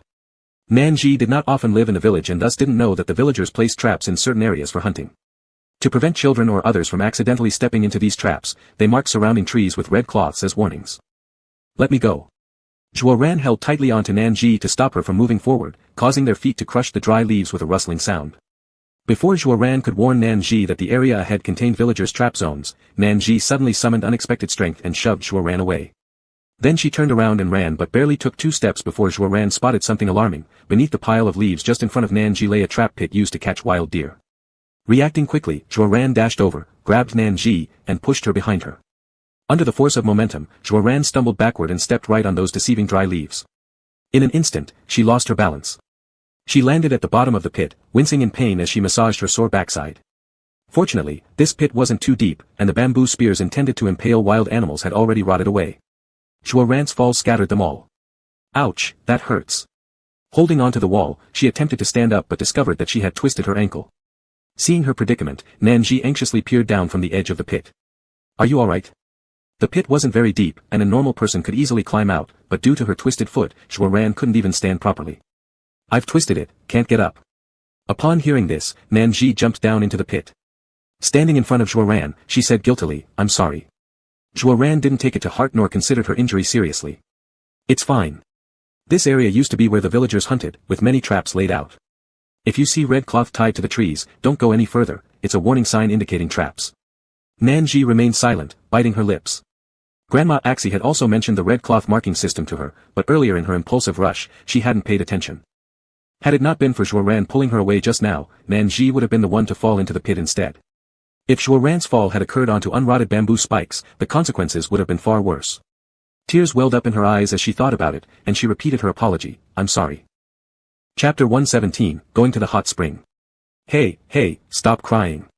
The more Zhuoran tried to console Nanji, the harder she cried. He kept apologizing to her. Finally, Zhuoran simply held his leg and said, let's go up first. If my leg isn't treated soon, it might break. At hearing this, Nanji's tears stopped instantly. She looked at Zhuoran limping and then crouched down with her back facing him, I'll carry you up. Zhuoran was stunned for a moment. But considering that he indeed couldn't climb up like this, apart from letting Nanji carry him, there was really no other way. Nanji appeared even slimmer than him, yet her strength didn't match her figure as she easily carried Zhuoran up. Zhuoran, lying on Nanji's back, smelled an invigorating aroma from her soft hair. This scent was extremely similar to a bottle of perfume once made by her elder sister, which was also Zhuoran's favorite one. After Nanji carried her to the top of the pit, Zhuoran said, alright, put me down now, I can walk myself. No. Unexpectedly, Nanji not only did not put her down but continued walking while carrying her. You were injured trying to save me. Since you can't walk, I'll carry you back. Nanji was unusually stubborn. No matter what Zhuoran said, she refused to let her down. Later, Zhuoran just let her be and obediently lied on her back. The fragrance from Nanji's body drifted into Zhuoran's nose with the wind.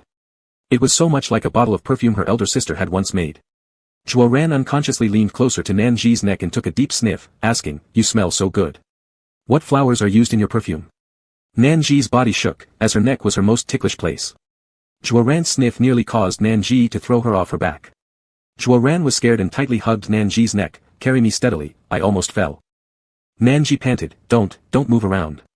Zhuoran persisted in asking, you haven't told me yet, what kind of flower is your perfume made of? Tuberose. It was tuberose indeed. Her elder sister had once used this too. No wonder the scent was so similar. Sister. Zhuoran sighed silently in her heart. She thought about how Nanji liked the high priest and paused, sincerely reminding her, Nanji, the high priest already has someone he loves, you. Zhuoran didn't continue further. I know. Grandma she also told me this, but I just think he doesn't deserve Brother Qing. That outsider did so many ruthless things to Brother Qing, yet Brother Qing still likes him so much. I just feel it's not worth it for him. Nanji only had the mindset of a little girl, without any bad intentions, and Zhuoran could see that. Nanji, Shengzhai is not as bad as you say. Between him and the high priest, they are like mutually balancing scales. Regardless of who caused more harm in the past, they will always find balance with each other. There's no need for anyone to judge whether they are worthy or not because it's their business. Whether they stay together should be decided by themselves. Zhuoran's words obviously indirectly hinted at Nanji. Between Shengzhai and Ji Yanqing, although they hated each other deeply, their love was equally profound. Ji Yanqing wouldn't let go of Shengzhai, and Shengzhai also realized his feelings. So regardless of how things stand now, from beginning to end, there's no need for anyone to judge whether either of them deserves the other. Who deserves whom is something only they themselves can decide. Nanji remained silent for a very long time before slowly saying while carrying Zhuoran. After realizing that Brother Qing's eyes no longer had me, I understood. People live for one lifetime, always leaving behind regrets. I won't entangle myself with anyone. Don't think I'm such a bad person. Zhuoran touched her nose awkwardly and chuckled twice. I was just giving you a reminder, I didn't mean you're bad. But the implication of your words means I'm bad. Come on, why are you so stubborn? I said you weren't, and I meant it. Yes. Autumn leaves fluttered down. Their figures along with the sounds of their debate gradually faded away as the sun stretched their shadows very, very long. In these few days, Ji Yanqing had been staying at his residence outside the Shengzhai. Every day, he watered flowers, played with birds, and added another task of changing Shengzhu's medication daily. It wasn't that Shengzhai wanted anything more, it was just that Ji Yanqing had just become engaged to Nanji. Not going to accompany his fiancée and always staying here seemed quite peculiar. But this was also Ji Yanqing's home, and he had the freedom to choose where he stayed. Shengzhai had no right to question why he wouldn't leave. With doubts in his heart, Ji Yanqing couldn't focus when doing things. He had mentioned the kettle several times, but Ji Yanqing hadn't heard a single word. It wasn't until the kettle was taken by Ji Yanqing that he snapped back to reality. They were in Ji Yanqing's garden, where Ji Yanqing was watering his flowers, plants, and vegetables. Shengzhai had been invited by Ji Yanqing to help out. He hadn't helped much, instead getting lost in thought, feeling a bit embarrassed. Sorry. Ji Yanqing said nonchalantly, no problem. Grab a clean set of clothes later and come with me. Go out. Where are we heading? The weather has been clear these days. The hot spring on the mountain where I took you last time can be soaked in now. Shengzhai was startled. Before he could speak, his face turned red first as he stammered, soak, in the hot spring, us. Ji Yanqing glanced at his flushed cheeks, what are you thinking about? While soaking in the hot spring, I'll add medicinal herbs to your water to quickly remove the toxins from your eyes. The hot spring will open up your pores all over your body, which is similar to taking a medicinal bath. Shengzhu's ears were practically steaming with embarrassment, he wished there was a crack to hide in. Oh, that's how it is. Do you think I'm going to soak with you? Shengzhai really wanted to cover Ji Yanqing's mouth to make him stop talking. His face was flushed terribly, fumbling anxiously as he left the bamboo fence yard. No. I'll go get my clothes. After being here for quite some time, Shengzhai had already become familiar with the layout of the buildings and furnishings, able to move around confidently even without sight. But right now, overwhelmed by embarrassment, he collided several times with the bamboo fence railing before finding the correct exit. Watching his flustered silhouette, Ji Yanqing's lips curved upwards in satisfaction. He collected the medicinal herbs for Shengzhu's herbal bath, then returned to the bedroom to grab a fresh set of Miao clothing. To save time, this trip, Ji Yanqing pushed Shengzhai there in a wheelchair again. Upon arrival, Shengzhai didn't catch the familiar floral fragrance, indicating they weren't near the sea of flowers from before. As they moved forward, the temperature grew hotter, and the damp air carried a faint smell of sulfur rising from underground. Ji Yanqing came to a halt. Shengzhai asked, are we here?